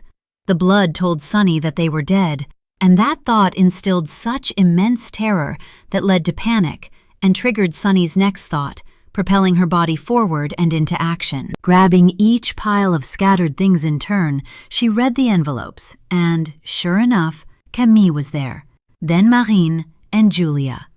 Next, she moved frantically to the pile of bags that were still tied, pulling at the handles and delving inside for the dreaded envelope that might as well have been a death certificate. One by one, she read the names as their television images flashed in full color before her eyes. Then, she placed each envelope back inside, not wanting to see the trophy that sealed the fate of Laure and Caroline. And then, at the bottom, the final bag, Melanie. Sunny's body recoiled, her legs involuntarily shuffling backwards in an attempt to distance herself from what her eyes were seeing. When the panic eased, she forced herself to reach for the envelope, catching sight of the word Oasis emblazoned on the t-shirt that was stained with blood at the collar. And she still didn't want to believe it. But as nausea swirled and her eyes blurred under a river of tears, she opened the flap, and when her fingertips touched what lay inside, Sunny knew. Her world collapsed. Hope shriveled and died. Slowly, her body racked by wave after wave of pure terror, she pulled out a rainbow-colored hair braid with 3 tiny charms on the end, a half moon, a star, and a blue gemstone. Sunny would have recognized them anywhere. As she sobbed, her eyes traveled along the length, taking in the swirls of color that had once bounced and caught the light as Melanie had marched away from the house that final day. But it was the wisps of hair at the tip, where the braid had been cut from Melanie's. The vomit came unbidden, ferocious and putrid, as Sunny retched and deposited her horror all over the floorboards, her body purging itself of the most hideous truth. When the torrent abated, leaving her weak, hiccuping and sobbing through tears and something worse than sadness, Sunny managed to straighten her body, wipe her mouth with the hem of her top as she looked around the room for Melanie, who was nowhere to be seen. "Mel, where are you? Please don't leave me now. Please, Mel, I need your help." But there was nothing. Shivering, Sunny tied the braid around her hand and held it to her chest as she took in the sight before her. 10 bags, 10 trophies, 10 dead women. That was what it meant, but what Sunny didn't know, couldn't work out, was how did they get there? And then she realized. Le curé. Was that why he'd come upstairs? Had he used the excuse of bringing eggs to Frank's to add the latest trophy to his collection, knowing Frank was out? But surely there was no way he could hide all of them here for years without Frank knowing. It was impossible, which meant, no, she couldn't even think that. Frank couldn't hurt a fly, let alone a woman. He was too kind, a good man. He'd taken her in, kept her safe, and put up with all of her bullshit, and not once had he been mean or impatient until that morning. Yes, he'd definitely been different, and she'd seen a different side to him, but that didn't mean anything. Not when she'd been a total cow. Wasn't that why she was up there in the first place, trying to make amends? No, it had to be the creepy curé. It was the only thing that made sense. The room was a state, and he could have been going there for years, hiding his trophies and framing Frank. That was it. He was framing Frank just in case. Sunny shuffled backwards and rested against the wall. Shock had scrambled her mind, but gradually, like ball bearings to a magnet, clicking and clacking, thoughts pinged one by one, gaining momentum so fast she thought her brain might explode. The curé visited La Babinée when Melanie disappeared. They say serial killers are voyeurs. Grandma and Granddad aren't even religious, so why did he call? How long was Le curé upstairs for? Maybe today he had his latest trophies with him, then stuffed them in the case and didn't close it properly. Were Melanie and Nanette right about him all along? Did they know something about him? He was at Anil's for the lunch the night Mel disappeared. Maybe he waited for her after the meal. He visits Pierre, too. Could he have been there when Pierre found Mel, watching from the woods? Oh, God, was it him who drove past that night? Pierre said that Le curé works with ex-prisoners, so he could be part of some sick group of men who… But wait, Frank and Le curé are friends. What if… No, Frank can't be part of this. He just can't. He lived in Kerudal when Mel went missing, not here.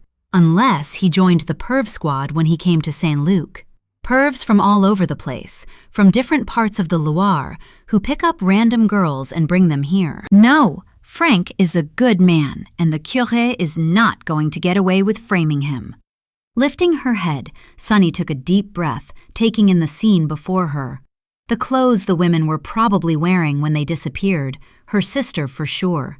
And then, the question that chilled her blood and set her thoughts racing again. So, if their clothes and personal belongings are here, where are the… Melanie couldn't bear to think it, but she had to. Where are the bodies?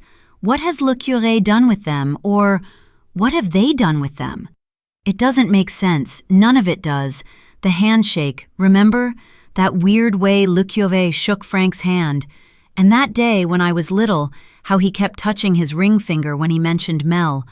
I knew there was something not right about that. Are they part of a freaky sect and have secret handshakes and signals? Think, Sunny, think. Where are the bodies? There has to be… And then it came to her, the one place she never ever looked, because Frank had told her not to. Best not to open that, lass. You won't like what's inside. Was Anne-Sophie in the big chest freezer waiting to be disposed of? Sunny knew she had to look, even if the thought scared her to death. Insane, pure madness to even think about it. But it would prove Frank's innocence once and for all. She would look, then ring him immediately and tell him to get back there and show him the stuff, explain about Le curé calling, and then get Frank to ring the gendarme. Yes, that was what she would do. Frank was innocent. It couldn't be him. She wouldn't believe he'd hurt a fly. He couldn't even kill a chicken. No, she was convinced it was Le curé. the churchy perv who liked taking kids camping, who got booted out of his old parish, was around when Mel disappeared, then came to La Babinette to gloat at her family's distress. Sunny was on fire, bounding downstairs, yanking the keys off the hook, flicking the door catch, then heading towards the unit. With every step, her pace quickened, and by halfway across the garden, she was running, fumbling with the lock and opening the door. The cold air in the sterile kitchen was a slap in the face and grounded her, somewhat calming her wildly beating heart, although a sense of dread prevailed.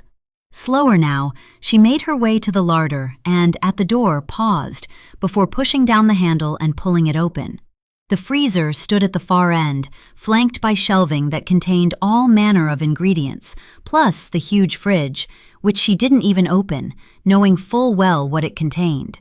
It was the big silver tomb against the wall that beckoned so, swallowing down her fear and telling her wild imagination to butt out for just a minute.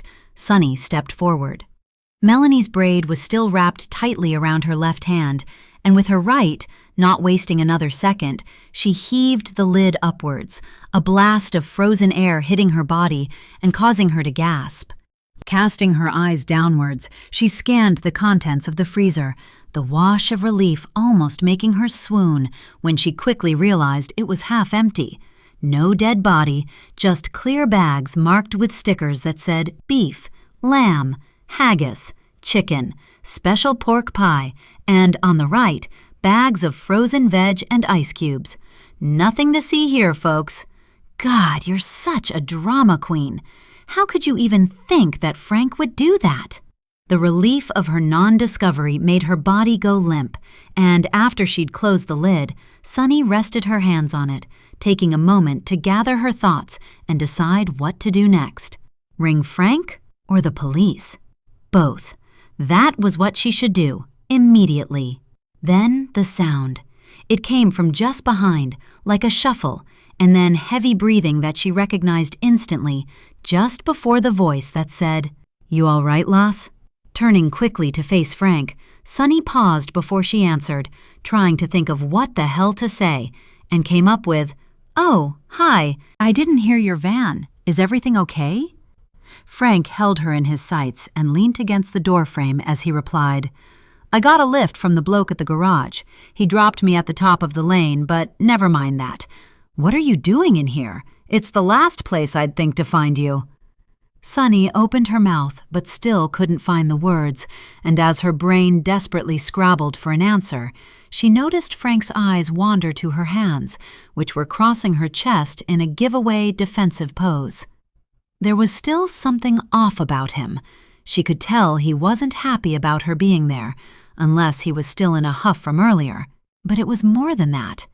He was staring at the braid wrapped around her fingers, and as his eyes narrowed and his jowly face became taut, his pallor morphed from flushed to angry white. And then it hit her. An epiphany. A blinding flash of truth, rooted to the spot by lip-numbing fear, caught in a stare so cold it chilled her core. Sunny knew in that moment, and without a shadow of doubt, that Frank wasn't who she'd thought he was, and that she was looking straight into the eyes of evil. Chapter 41. Sunny. His bulk was blocking her escape route. Sunny would never be able to barge through the mountain of fat, muscle, and bone that was Frank, and from his body language, he had no intention of moving out of the way. He was so not pleased with Sunny. The flat, soulless way he spoke confirmed it. Frank nodded to the braid. "I see you've been snooping where you shouldn't. I told you not to bother with the junk room." Sunny swallowed. "I wasn't snooping, I swear. I wanted to tidy it up for you. I was bored and—" "There you go. Typical Sunny." His voice then took on a mimicking, whiny tone. "I'm bored. I'm angry. I'm hurt. I'm a pain in the fucking arse and don't care whose day I ruin as long as I get my way." "Well, this time, princess, it won't wash." Sunny might as well have been slapped in the face hearing Frank, the man she'd seen as her friend and savior, talking about her like that. And with every sarcastic word, she'd realized how gullible she'd been, and as his face twisted with spite, also knew she was in danger. "Frank," Sunny took a step closer, then another, her only hope to try to ram her way past him, and almost within arm's length, she tried to reason with him. "I found the bags, but I swear I don't believe they've got anything to do with you." That was a lie, because now she was sure he was in league with Le Curé and a pervy group of women killers.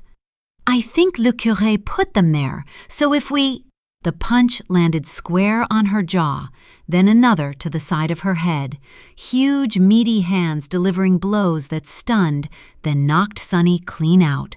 Her world going black, her chance of escape gone. The horrendous pain in her face compounded the panic that coursed through her body as she tried to focus. She was sitting upright, outside the larder and against the kitchen wall, facing the outer door, which she couldn't see because the fat fuck monster was crouched, blocking the view. Her hands and ankles were cable-tied, and her head hurt so bad it was hard to hold it up. When she felt the cold touch of steel under her chin, pushing her jaw upwards, increasing the pain to searing, the terror of realizing Frank was holding a huge butcher's knife was like nothing she'd known.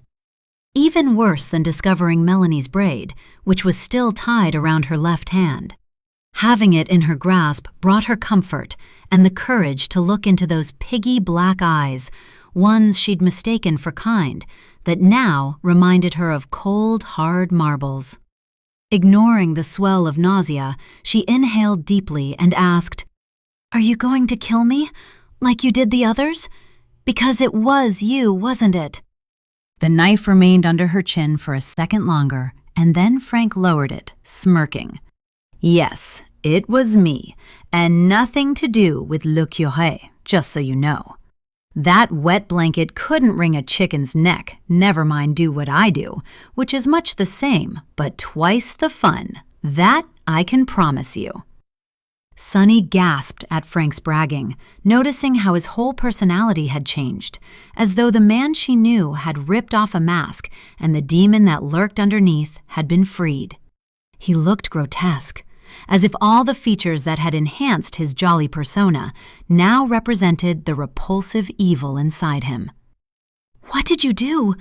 To Melanie?" Her voice cracked, but she had to know. "Same as I do with all the cocky little bitches I find wandering the streets at night. I taught her some manners, and what happens to dirty little slappers who are gagging for it." "No, don't you fucking dare say that about Melanie, because she's none of those things." The slap, delivered to the unbruised side of Sunny's face by hands the size of bats, rattled her brain and made her ears ring, but rather than leave her cowed, it riled her. While tears dripped from her eyes, she spat right in his face, a challenge, a slur, maybe a final act of defiance, but it was what she did best, and if he was going to kill her, then she'd make the most of her final moments. "You're a freak, you know that, don't you? What you've done is sick, cruel, and weak. You're pathetic. I mean, look at the size of you. Big, hard Frankie boy overpowering tiny little women. Bet you're well proud of yourself, aren't you, you fat twat sicko?" "Shut it and listen, you cocky bitch." Frank wiped his face, then lunged, ramming the knife back under her chin, his eyes manic. As if enjoying being in the spotlight and reveling in his sick glory, he continued. "Then, after everything we did, welcoming them into our home, one common trollop said I'd touched her up and gave her hush money, but that's not what happened. They were bribing me, and when I saw through them, they lied to anyone who'd listen, ruined my life, lost me my marriage and my home. I wish I'd ended that slag, but instead she ended me. My reputation, my friends, everything gone." He was staring at the blade now, tracking it upwards, over her stomach and breasts to her neck, where he stopped and dug the point into her flesh, causing a warm dribble of blood to trickle onto her top. Frank didn't notice, too absorbed in what he was doing to her. All she had left was to get him talking, distract him, delay the inevitable. Did you go to prison? Is that why you're so bitter and angry? When he snapped out of his trance, his head jerked upwards and he looked her in the eye. No, they couldn't prove anything. It was her word against mine, and social services didn't want a big hoo-ha. But that bitch, my so-called wife, believed the tramp. She kicked me out, and I couldn't stay round there, not with everyone gossiping. So I sold the shop, started again, and tried to put it behind me. Another shocker. So, your wife isn't dead? No, unfortunately. Sonny was confused. But if you hate her so much, why do you have her photo in the house? Frank threw his head back and laughed. That's not my wife. Why would I want to look at that cow? I found it in a charity shop in Nantes, and it amused me, pretending to be a sad widower who mourned his cancer-riddled wife. It adds to the persona I've cultivated and buys into the pity factor. You fell for it like everyone does. Despite her shock, Sonny was piecing it all together slowly. Why Freako Frank had it in for young women, but there was more she needed to know. So that's why you target the girls, because of what happened. You hunt them down. No, I don't go hunting. I just spot them while I'm away at the markets. God or fate puts them in my path as if they're asking for it. They shouldn't be wandering about at night, so it's their own fault, and they need teaching a lesson, and I'm more than happy to oblige. Sonny's voice was barely a whisper when she said, So that's why they're from different places. The link is market day. Frank smiled then, like a benevolent teacher who'd finally taught the stupidest kid in the class how to multiply fractions. Exactly. But one thing didn't make sense. What about Melanie, though? There was no market, so why were you here? Tipping his head to one side, he explained, I was on my way home to Queroudal, but a trailer had shed its load of hay, so I diverted through Saint-Luc. I saw her staggering along the road, pissed up, so I drove past and pulled in front. And guess what? Your dear Melanie is the special one. Sonny hated playing his sick game, but had to ask. Why? She was my first, and if it hadn't been for her, I'd never have known how good it was. Served her right for being nasty. I don't like rude, ungrateful girls, as you know. What do you mean? Mel was kind and polite. I don't believe you. Again, he lunged forward, but this time he grabbed Sonny's chin between his fat, sweaty fingers and squeezed so hard she thought her jaw would crush. Do not call me a liar. Frank's face was millimeters away from hers, and she could smell garlic and stale beer, and had he not been scrunching her mouth closed, she would have gagged. Instead, she listened to the last moments of her sister's life.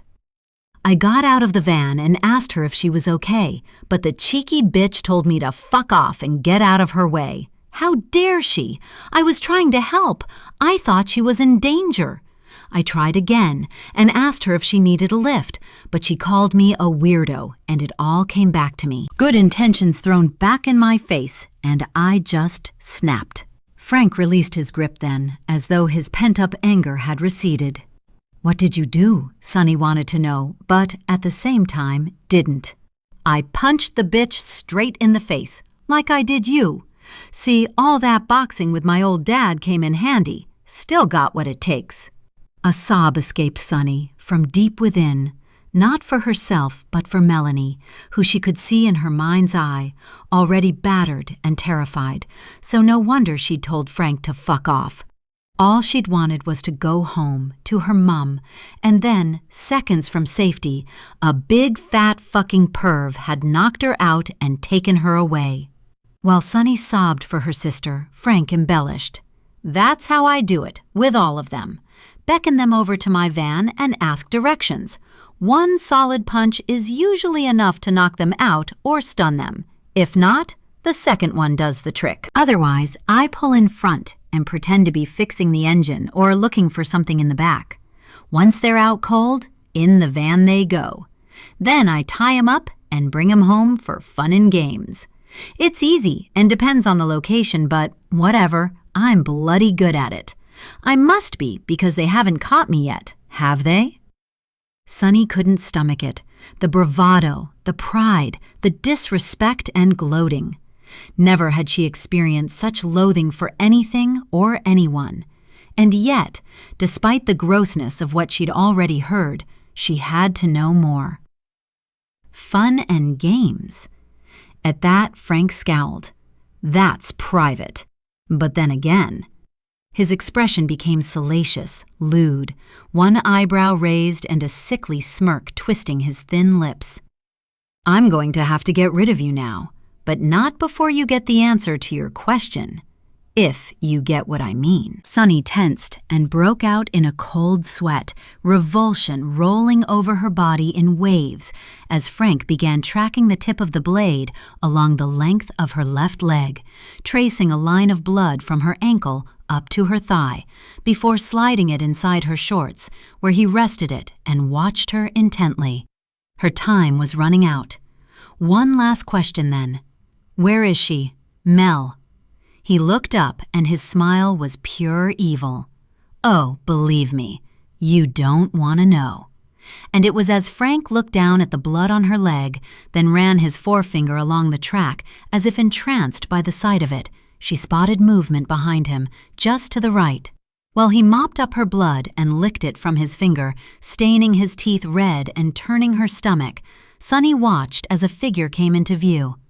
Desperately trying not to alert Frank, she made brief eye contact with the person who was signaling her to be quiet, who might just save her life. Nanette. Chapter 42. Sunny.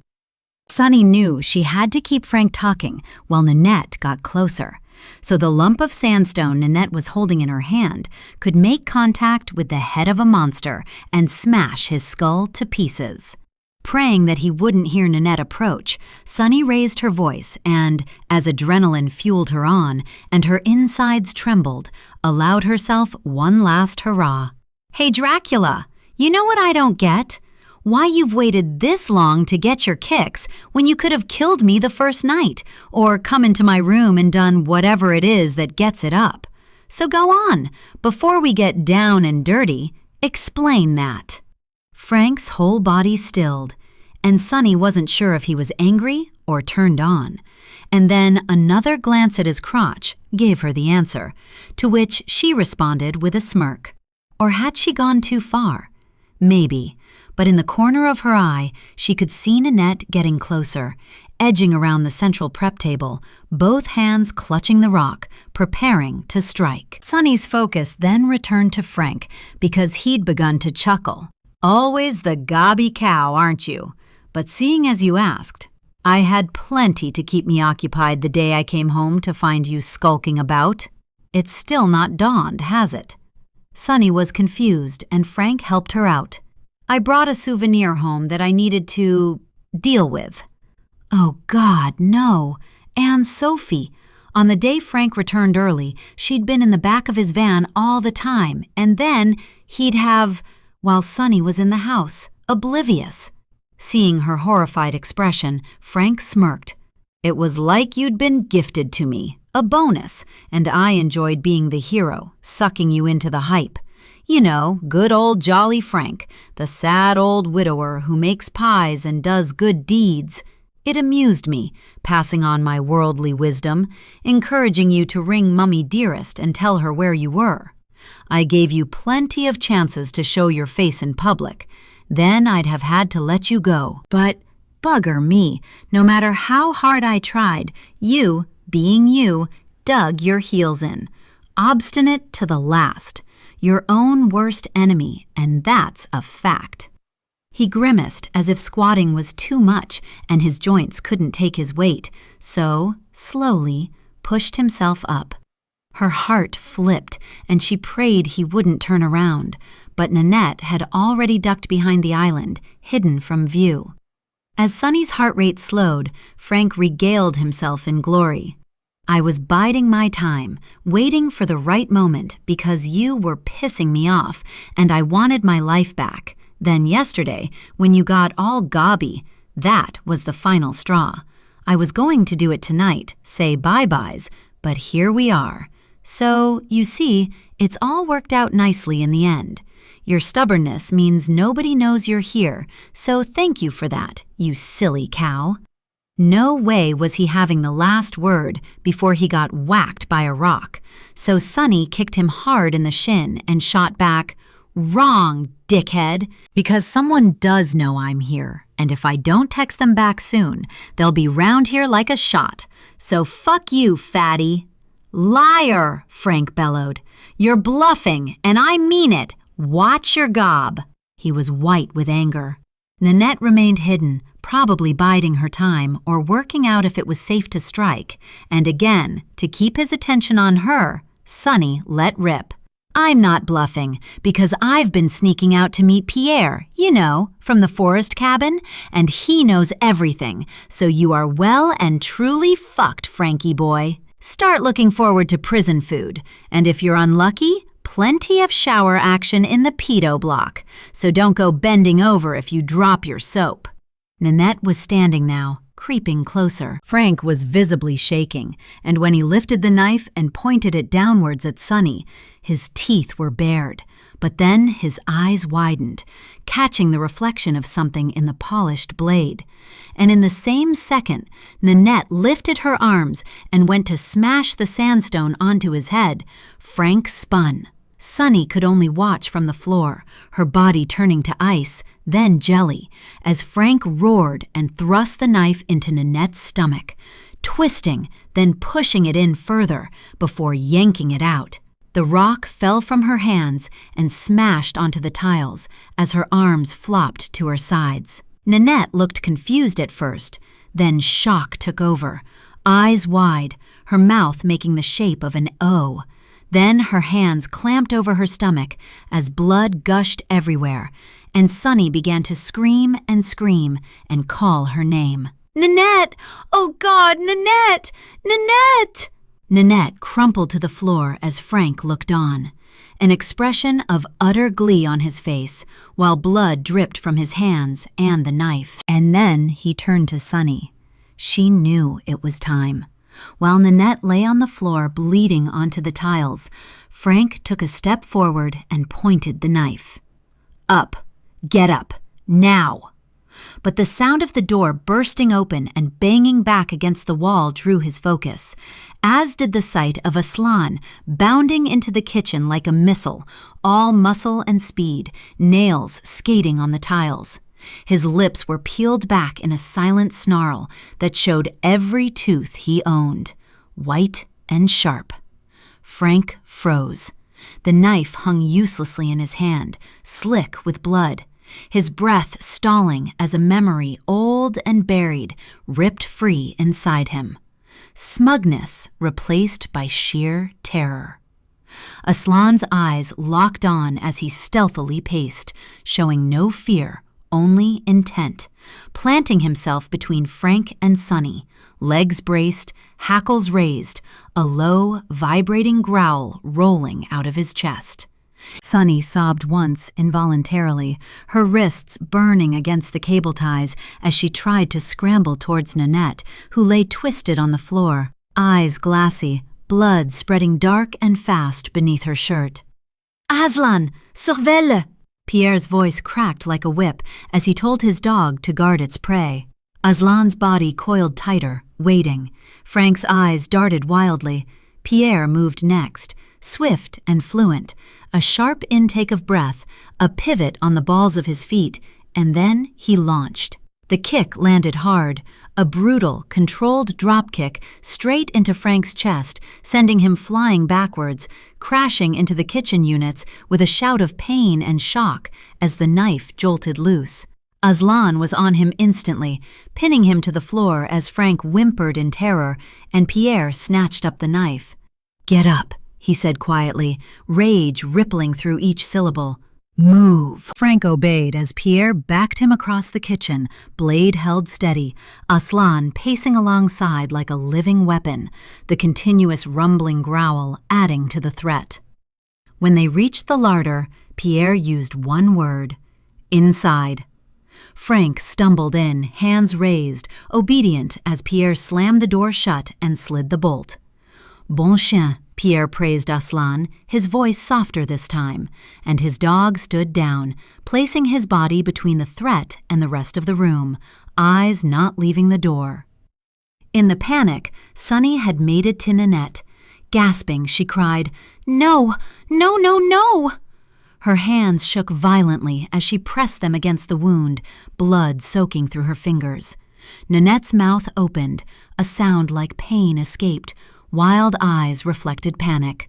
Sunny screamed, "Pierre, call the ambulance!" Pierre was already moving, phone in his hand, face gray, voice tight as he spoke. Aslan stayed where he was as Sunny knelt by Nanette's side, willing her to hold on. "The ambulance is coming. It won't be long, and then we'll have you fixed up in no time. Thank you, Nanette. Thank you for coming to save me." Nanette opened her eyes and managed a smile. "Sunny, there isn't much time. I have something to say that you must know." "Shush, don't speak. Save your energy. Take deep breaths and stay calm. Please, please, just breathe."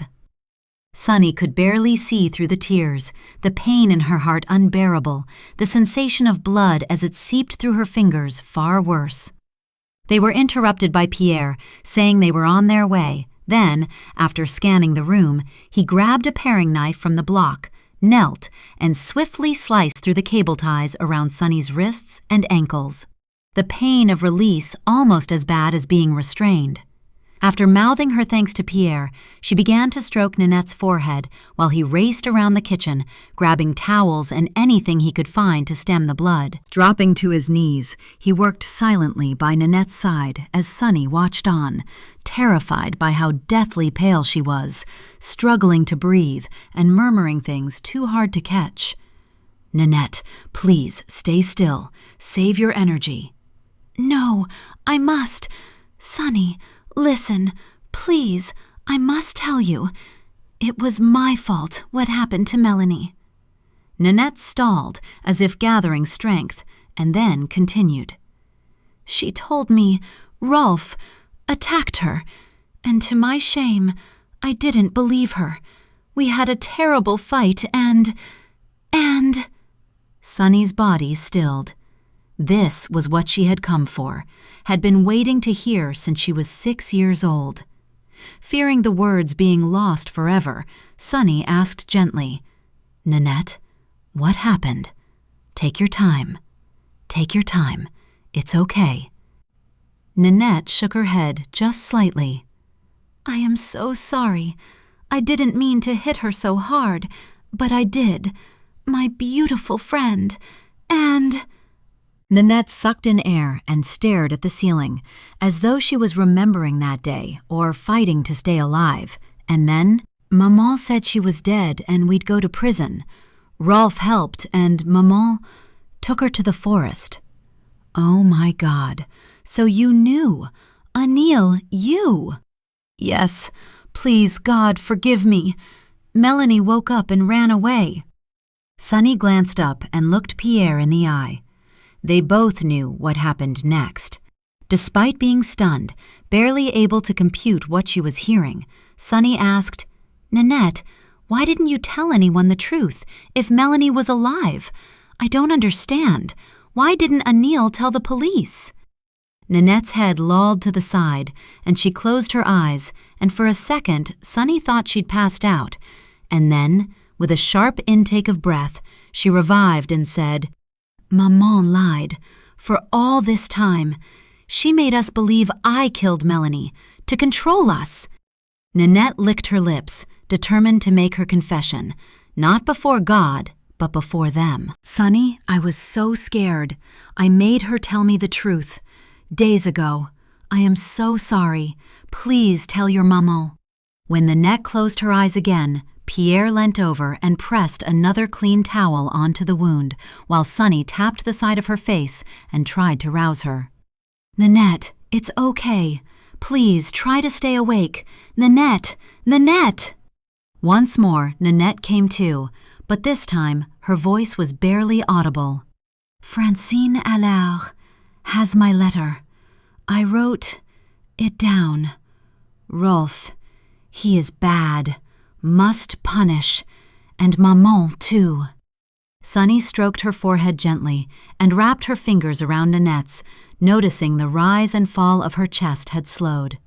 Tears rolled down Sunny's face, which she swiped away, the sob that caught in her throat threatening to become a wail until she felt Pierre's hand on hers. As if drifting into sleep, Nanette whispered, "Do not be sad. I wanted to be free. I can go now. It will be okay." Sunny couldn't bear it. The pain and despair, the futility of the moment, all of it. And there was something about the color of Nanette's lips, the coolness of her waxy skin beneath her hand, that made Sunny's heart contract.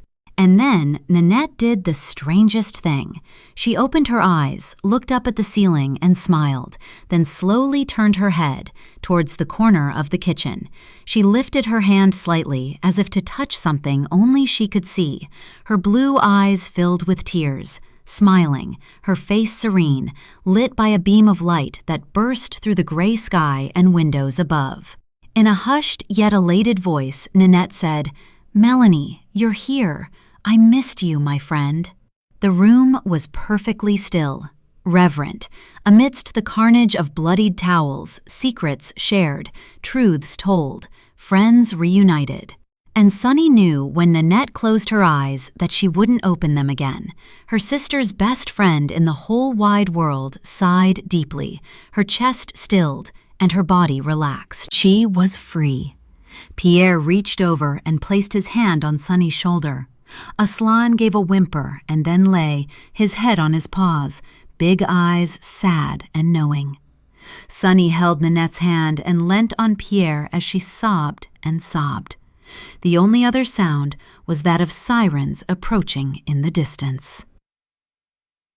Chapter 43. Sunny.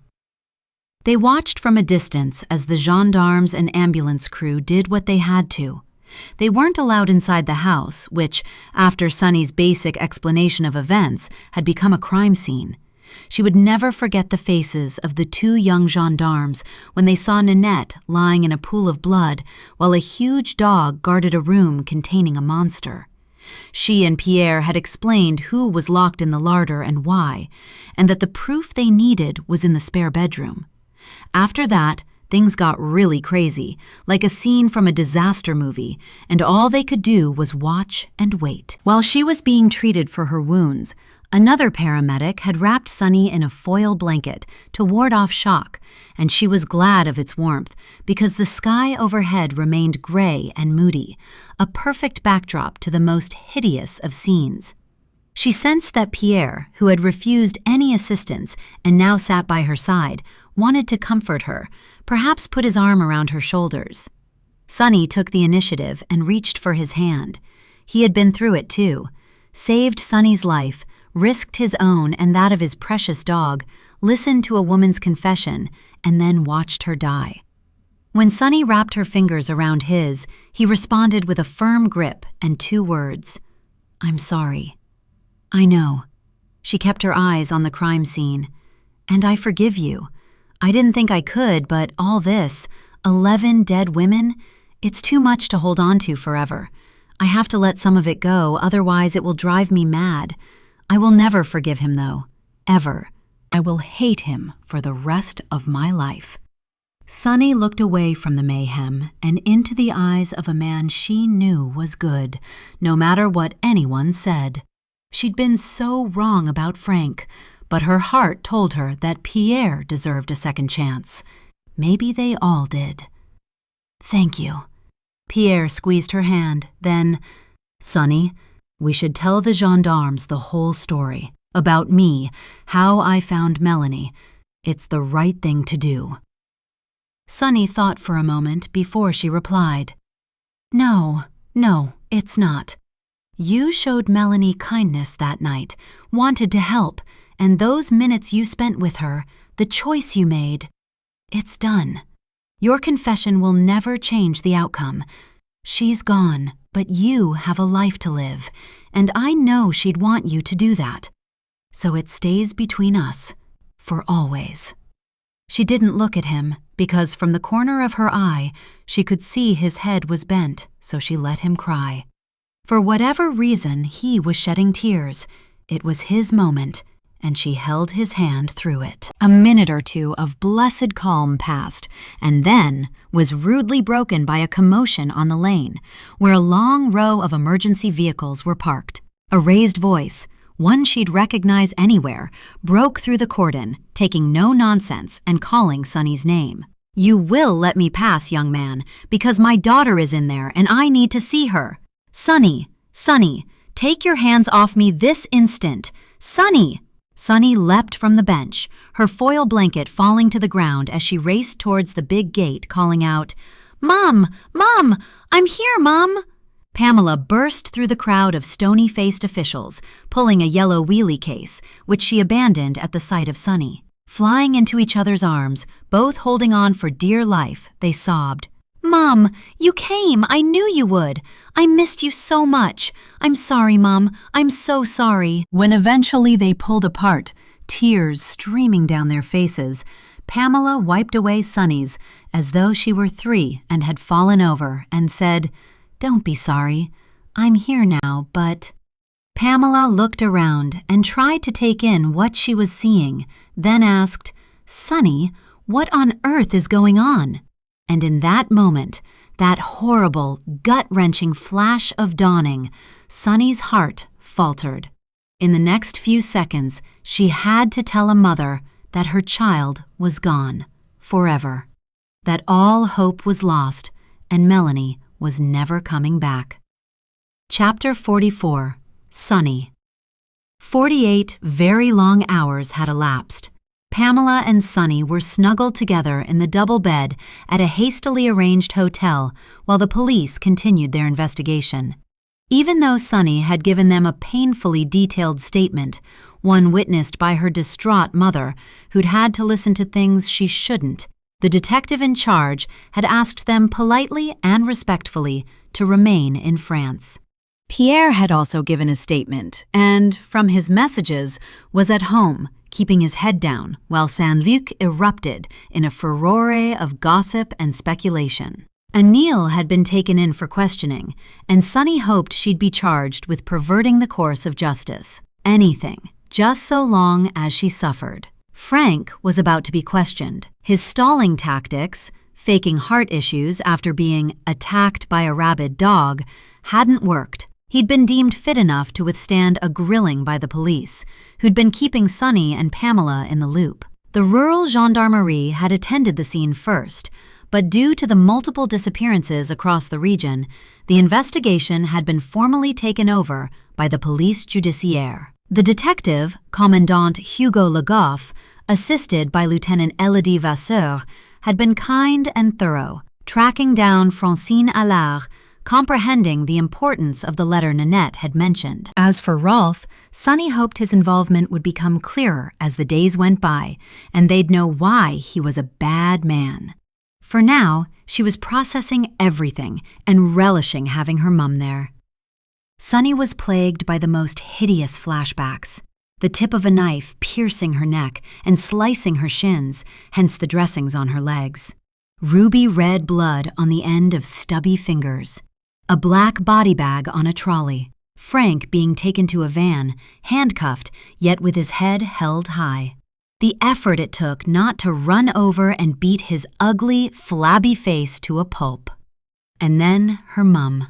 That look, her whole face contorting in shock before crumpling with pain when Sonny told her what Frank had done.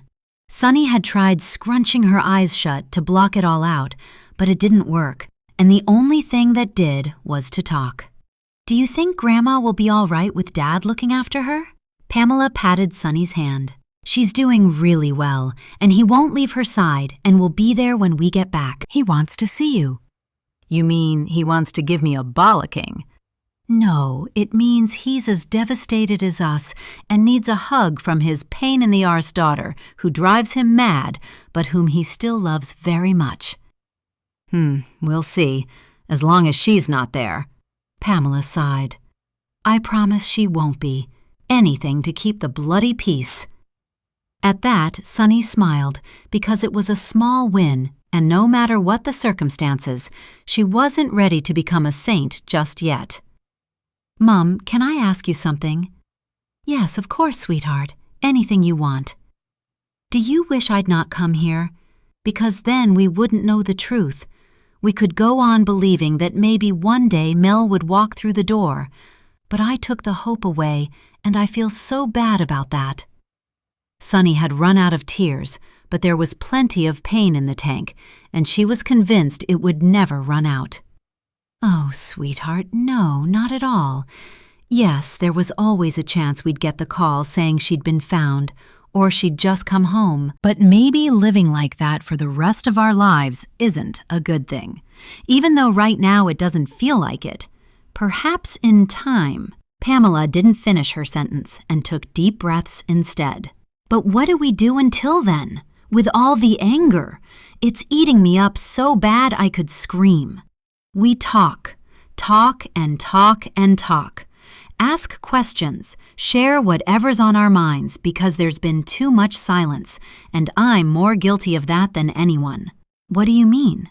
"I mean that while your dad cried and punched walls, and Granddad blamed the police for being incompetent, Grandma hated Nanette's family because they let Melanie walk home, and you, my love, asked a million questions. I tried to keep the peace and steer the ship. The only way I could get through each day was by being solid and dependable, and above all, holding my feelings in. It was wrong, and I'm sorry for that." "Mom, you don't have to be sorry for anything. That's the truth." "No, I do. I had a lot of time to think while you were away, and admitted to myself and Grandma that I handled things badly, closing down conversations about Melanie because I thought it would help you move on, that you'd eventually forget or stop asking, but instead, I made you more curious. But no, let me get this off my chest, because it's how we have to be from now on." Pamela gave Sunny a squeeze and a peck on the head, then continued. "I should have brought you back like you wanted, but I couldn't bear the questions, you see, or going down memory lane, as if La Babinesse was utopia, when to me, it symbolized loss and regret. I wished a million times that I'd listened to your dad and we'd had a change, gone to Greece or Italy, like Melanie wanted, you know, for a pre-uni treat. She was desperate to see the world, but no, I dug my heels in. Makes me wonder where you get it from." Pamela gave Sunny a wry smile. Then, "I insisted we came to France because I wanted one last family holiday before she spread her wings, and thanks to my selfish—" Pamela's voice cracked, and as she sobbed, Sunny held her tight. When it stopped, Sunny said softly, "Mom, this is exactly what we need to do. Get it all out in the open, but then stop going over and over our mistakes. Everything you did, what we all did, was because we're a family and we love each other. Sometimes too much, if that's possible. We try to protect everyone, but at the end of the day, it's impossible. And sometimes we get things wrong. Me especially." Pamela sighed. "You're very wise. I tried to protect you, and in doing so became a hypocrite. But I made another mistake, and I have to confess it or I'll go mad." Sunny's stomach flipped because she didn't think she could take one more secret. "What do you mean?" Pamela took a deep breath and said, "I was adamant, no matter how much you pleaded, that it would confuse you, but each year, ever since Melanie disappeared, I have come back, alone, on what I can only describe as a pilgrimage and punishment." At this, Sunny pushed herself upright and faced her mum, shocked at what she'd heard, but then, "It was you! The flowers! You leave them at the end of the lane. He told me. Oh my God, so all the time it was you. But how? When?" Pamela smiled and took Sunny's hand. "There was no set time. I couldn't come on Mel's birthday or at Christmas. I needed to be at home with you and your dad until we split. So I made up a lie about visiting Paula, my old uni friend, and nobody thought twice about it. Everyone said it would do me good to get away. It was easy, really, to get here and back in a couple of days. A flight from Manchester, a hire car from Nantes, a night in a motel, then home. Mom, I can't believe you came here on your own. But why didn't you tell us the truth? Then the light dawned. Because you needed to do it for yourself, and having me there, it would have become something different entirely. Pamela nodded. I admit it was a purely selfish need in me, to put down some flowers and have a few words with Mel, to tell her, show her that I'd not forgotten, and I maybe, subliminally, hoped I'd miraculously trip over a new clue or I'd pass her in the street. Silly, mad ideas, but nevertheless they drew me here. She drew me here. Oh, Mom, that's so sad. Pamela jiggled Sonny's hand in that jollying you along way moms did, then continued. And there's something else. I've always felt like I let Melanie down. I was her mom, and I should have done 100 things differently that day. Pressed her on why she was in a mood, given her a cuddle, or forbade her to go to Nanette's as a punishment for being grumpy. Taken her a warm drink and paracetamols, but instead, I told her off. I didn't go after her when she stormed up the lane, didn't ring her sooner, didn't go looking for her earlier. So many regrets. So I'd stand at the end of the lane, look at the house, and take the pain, soak it up, punish myself because I needed to, year after year. Sonny couldn't speak, so instead flung herself at her mom and hugged her hard. Minutes passed, and the only sound was from the open window where, below, tourists were getting on with their day, heading out for dinner or tramping back from the beach. After a while, Sonny wriggled free from her mom's embrace and sat cross-legged on the bed. I know what you mean about taking the pain, because almost getting stabbed by a psycho made me see things from another perspective. Nothing like seeing your crap life flash before your eyes and someone die right in front of you. Like a massive wake-up call and big slap round the face in one go. Pamela raised her eyebrows and waited to hear all about Sonny's epiphany. I've been selfish. I'm a lazy fuck-up who gets sacked on purpose when I get bored of a job or angry at the world, and it's so disrespectful. To Melanie and to you. When I thought I only had seconds to live, I realized I'd wasted my life. Melanie didn't get the chance to live hers, and I was so ashamed of myself. It was like a flash of truth before it all kicked off, but it stuck with me. So, in memory of Melanie, from now on, I'm going to make her proud. And you, obviously. No more dicking about. I'll go back to college and get a proper job, too. And I'm going to visit all the places on Mel's map, in her honor. Maybe we can do it together. What do you think? Pamela leant over and took both of Sonny's hands in hers, unable to speak, but smiling through her tears. And for a moment, the horror of it all melted away, and Sonny felt hope, a glimmer of what the future might bring. And then her heart sank as another question ruined it all. Mom, can I ask you one more thing? And please don't say what I want to hear. Not like when I asked if the tooth fairy was real, okay? Pamela chuckled, then nodded. Do you think Mel was here, that I could see her, or was I imagining it? Because I wanted to believe she was calling me back. She looked so real, and then when Nanette, it was like Mel was there. She could see her too. Sonny watched her mom's face for signs of a lie. The honest answer is, I don't know, sweetheart. But what I do know is that seeing Melanie gave you purpose, made you brave, determined to discover the truth, so ultimately you could be free to get on with your life. So, you know what? I choose to believe she was there, doing her big sister thing, even though we can't prove it. And when Nanette needed comfort in her last moments, our beautiful Melanie was there for her. She was good and kind and forgiving and held out her hand to her friend. I truly believe they're together now, and that makes me smile. How could it not? It was all Sonny needed to hear, and as she scooted back over to her mom's side and smiled through her tears, she made a vow. To live the rest of her life well and make Melanie proud. and make damn sure that Frank, the jolly pervert pie man, got sent down for the rest of his scummy life. Chapter 45. Frank. Commandant Hugo Le Goff, assisted by Lieutenant Elodie Vasseur, have made a splendid job of introducing themselves. And I think my lawyer was rather chuffed the big guns had turned out for his moment of glory, which, I can assure you, once I get started, will be nothing of the sort. This is my party. Mine.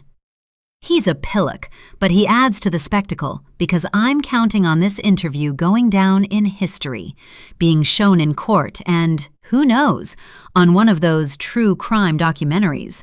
Now that would be champion. The formalities are done and the tape is running, but we're waiting for the lass to sort her shit out and reorganize whatever is in her file. I hope it's photos of that nosy bitch Nanette. I stuck it to her good and proper. She made a right mess on my kitchen floor. Ah, good. The commandant has cleared his throat, so it looks like we're off. Monsieur Howden, we have a number of questions to ask in order to move the investigation along, allowing us to further inform the parents of the missing women. Do you understand? Oh, perfectly, thanks to your excellent English, Commandant. And please, call me Frank. No need for formalities. I can see straight away from the pause, the stare, and then the raised eyebrow that he's not impressed, and neither is the lass. We believe from the evidence we found in your home and the statements made by Mademoiselle Carter and Monsieur Bonnard that you are responsible for the disappearance of 10 young women. So shall we begin with you telling us what you have done with them and why? Good. He's getting straight to it, so we can wrap this up and I'll be back in my cell for when they serve dinner. Yes, of course.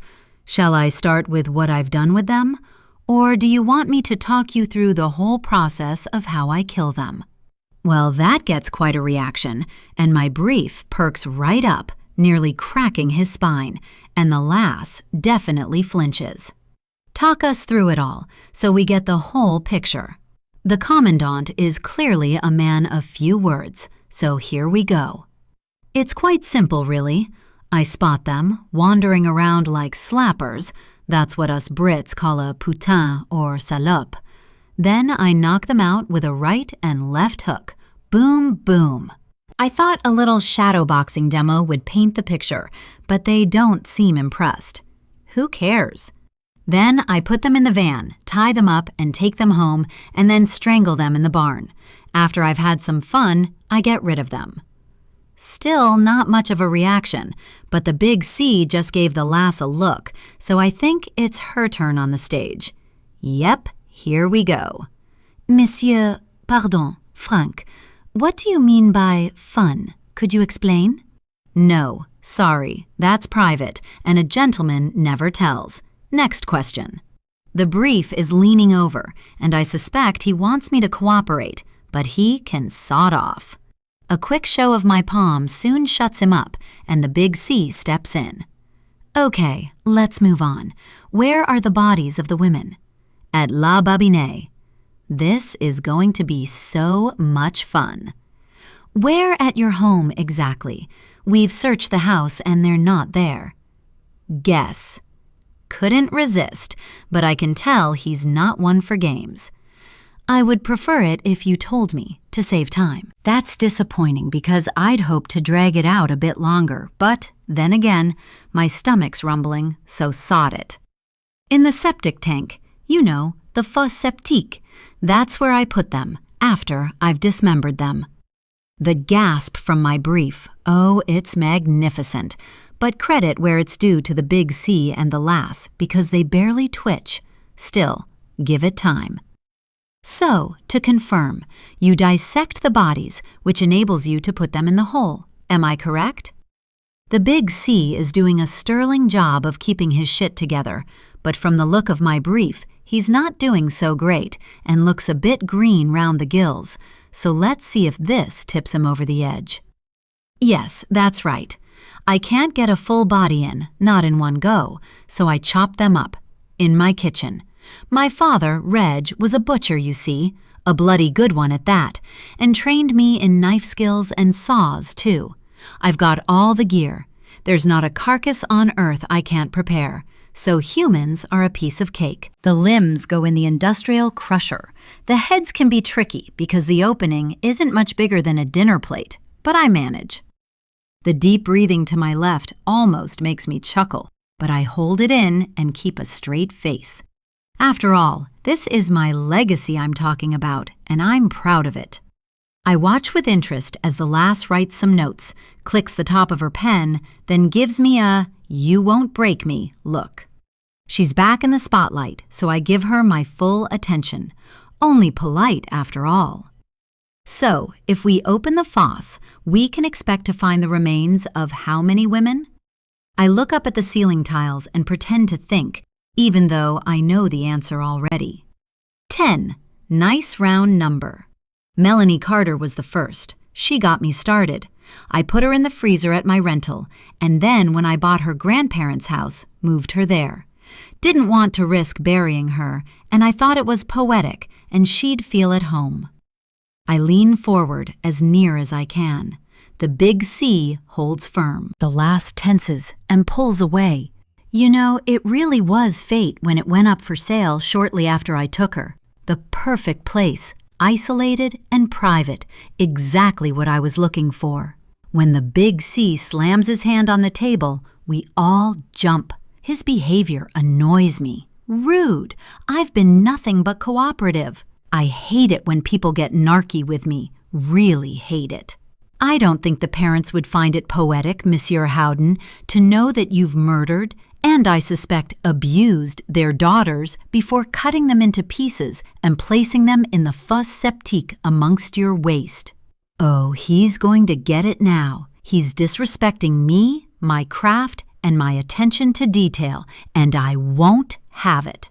Well, I beg to differ, Commandant Legoff, because I take great pride in what I do, and not only that, I've respected the environment and fully honored my father's philosophy with regards to waste. I'm saving the planet for the next generation. Ha! I've got him now. I can tell by the look on his face he's totally confused. What do you mean?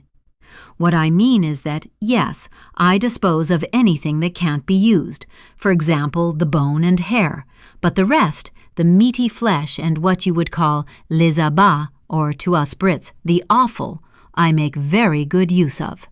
The big C is frowning. How? And here it is, my big moment. I put them in my pies and haggis. They're extremely popular, especially the pork. So you see, I'm the ultimate hunter, gatherer, provider. It's the perfect circle of life and death. Waste not, want not, job done. The tape continues to run, recording nothing but silence. The interview is terminated. A hush falls on the room. It's my moment of glory, my legacy. Francis Reginald Howden, never forgotten, the pie maker and serial killer of Saint-Luc. Epilogue. Sunny was already exhausted from the drama of getting her mom and grandma out of the house, into a taxi, and onto the train. But now, after heaving suitcases and making sure grandma's picnic bag was by her side, they were finally on their way. As the train pulled out of Piccadilly Station, Sunny was overcome with butterflies at finally keeping her promise to visit the places on Melanie's map. They were heading to the Isle of Mull, where, fingers crossed, they'd see minke whales. She'd kept other promises, too, like finding a part-time job she'd stuck at, gone back to college, stayed out of A&E and fights, verbal or otherwise, and even managed to spend a non-controversial weekend at her dad's. It had almost killed her, but she'd managed it. While her mom rummaged for her book and Grandma arranged her flask and assorted Tupperware boxes on the table, Sunny checked her phone and smiled when she saw a message from Pierre, wishing her bon voyage. After replying, she settled back and watched the urban landscape melt into the greenery of the Pennines, her mind drifting back to France. They'd parted as friends, nothing more, but with a promise to remain so. And after all that had happened, they'd also made a pact to change their destinies. Pierre had so much to give, but would never have achieved his dreams if he'd stayed in Saint-Luc. So, once court appearances were over, the press had moved on, and the monster had been sent to jail. Pierre had put his cabin up for sale and moved to the northwest, settling in Moselle with Aslan the Brave, as Sonny now called him. With one another's long-distance support, she and Pierre were reinventing themselves. Even though they accepted that their moment had passed, Sonny hoped that he would find happiness, love, and peace, but, no matter what, her friendship was non-negotiable. She believed it was the most priceless gift of all, and in the right hands, if you picked well, cherished, and nurtured it, then it would last for eternity. On that thought, Sonny opened her phone and found the email that Pierre had sent after he'd left Saint-Luc. She looked at it whenever she felt nervous or down, or needed reassurance, or just because it made her smile. He said he'd thought long and hard about telling her what happened on the morning he'd left, but wanted her to know, and then whether she believed or not was up to her. Pierre had described the scene for Sonny, his words painting a picture she would never forget. Aslan was on the passenger seat, alert, as always, waiting patiently as I said goodbye to the place I was born. It was easier than I'd expected, closing the door, leaving behind my old life and, in some ways, my parents. But I sensed they were there, waving me off and wishing their son well. They would want me to be happy, and as I placed the key under the mat, I whispered a promise to make them proud. I made my way to the truck and, before I got in, paused, inhaling the scent of home one last time. February mornings are always cold and gray and muffled by mist, and as I took one last look into the forest, at trees I'd seen grow from saplings that now stood in tall ranks, silvery green light filtering through their branches, the scene looked almost holy. Then I heard something, laughter, gentle, bright, alive. Aslan heard it too, because I saw his ears twitch and his body tense. The voices threaded through the trees, while my eyes searched the forest depths until I saw them through the haze. Melanie and Nanette, I know it was them, walking side by side along a track, heads bent together, sharing secrets as they always had. They looked young, unburdened, wrapped in a joy so pure it made my chest ache. They didn't see me. They were content in their own world, exactly where they were meant to be, safe, together, forever. And in that silvery green light, with the mist swirling softly around them, I knew it was a sign, a message, a gift of hope, and a promise that a friendship like ours will never fade. The end.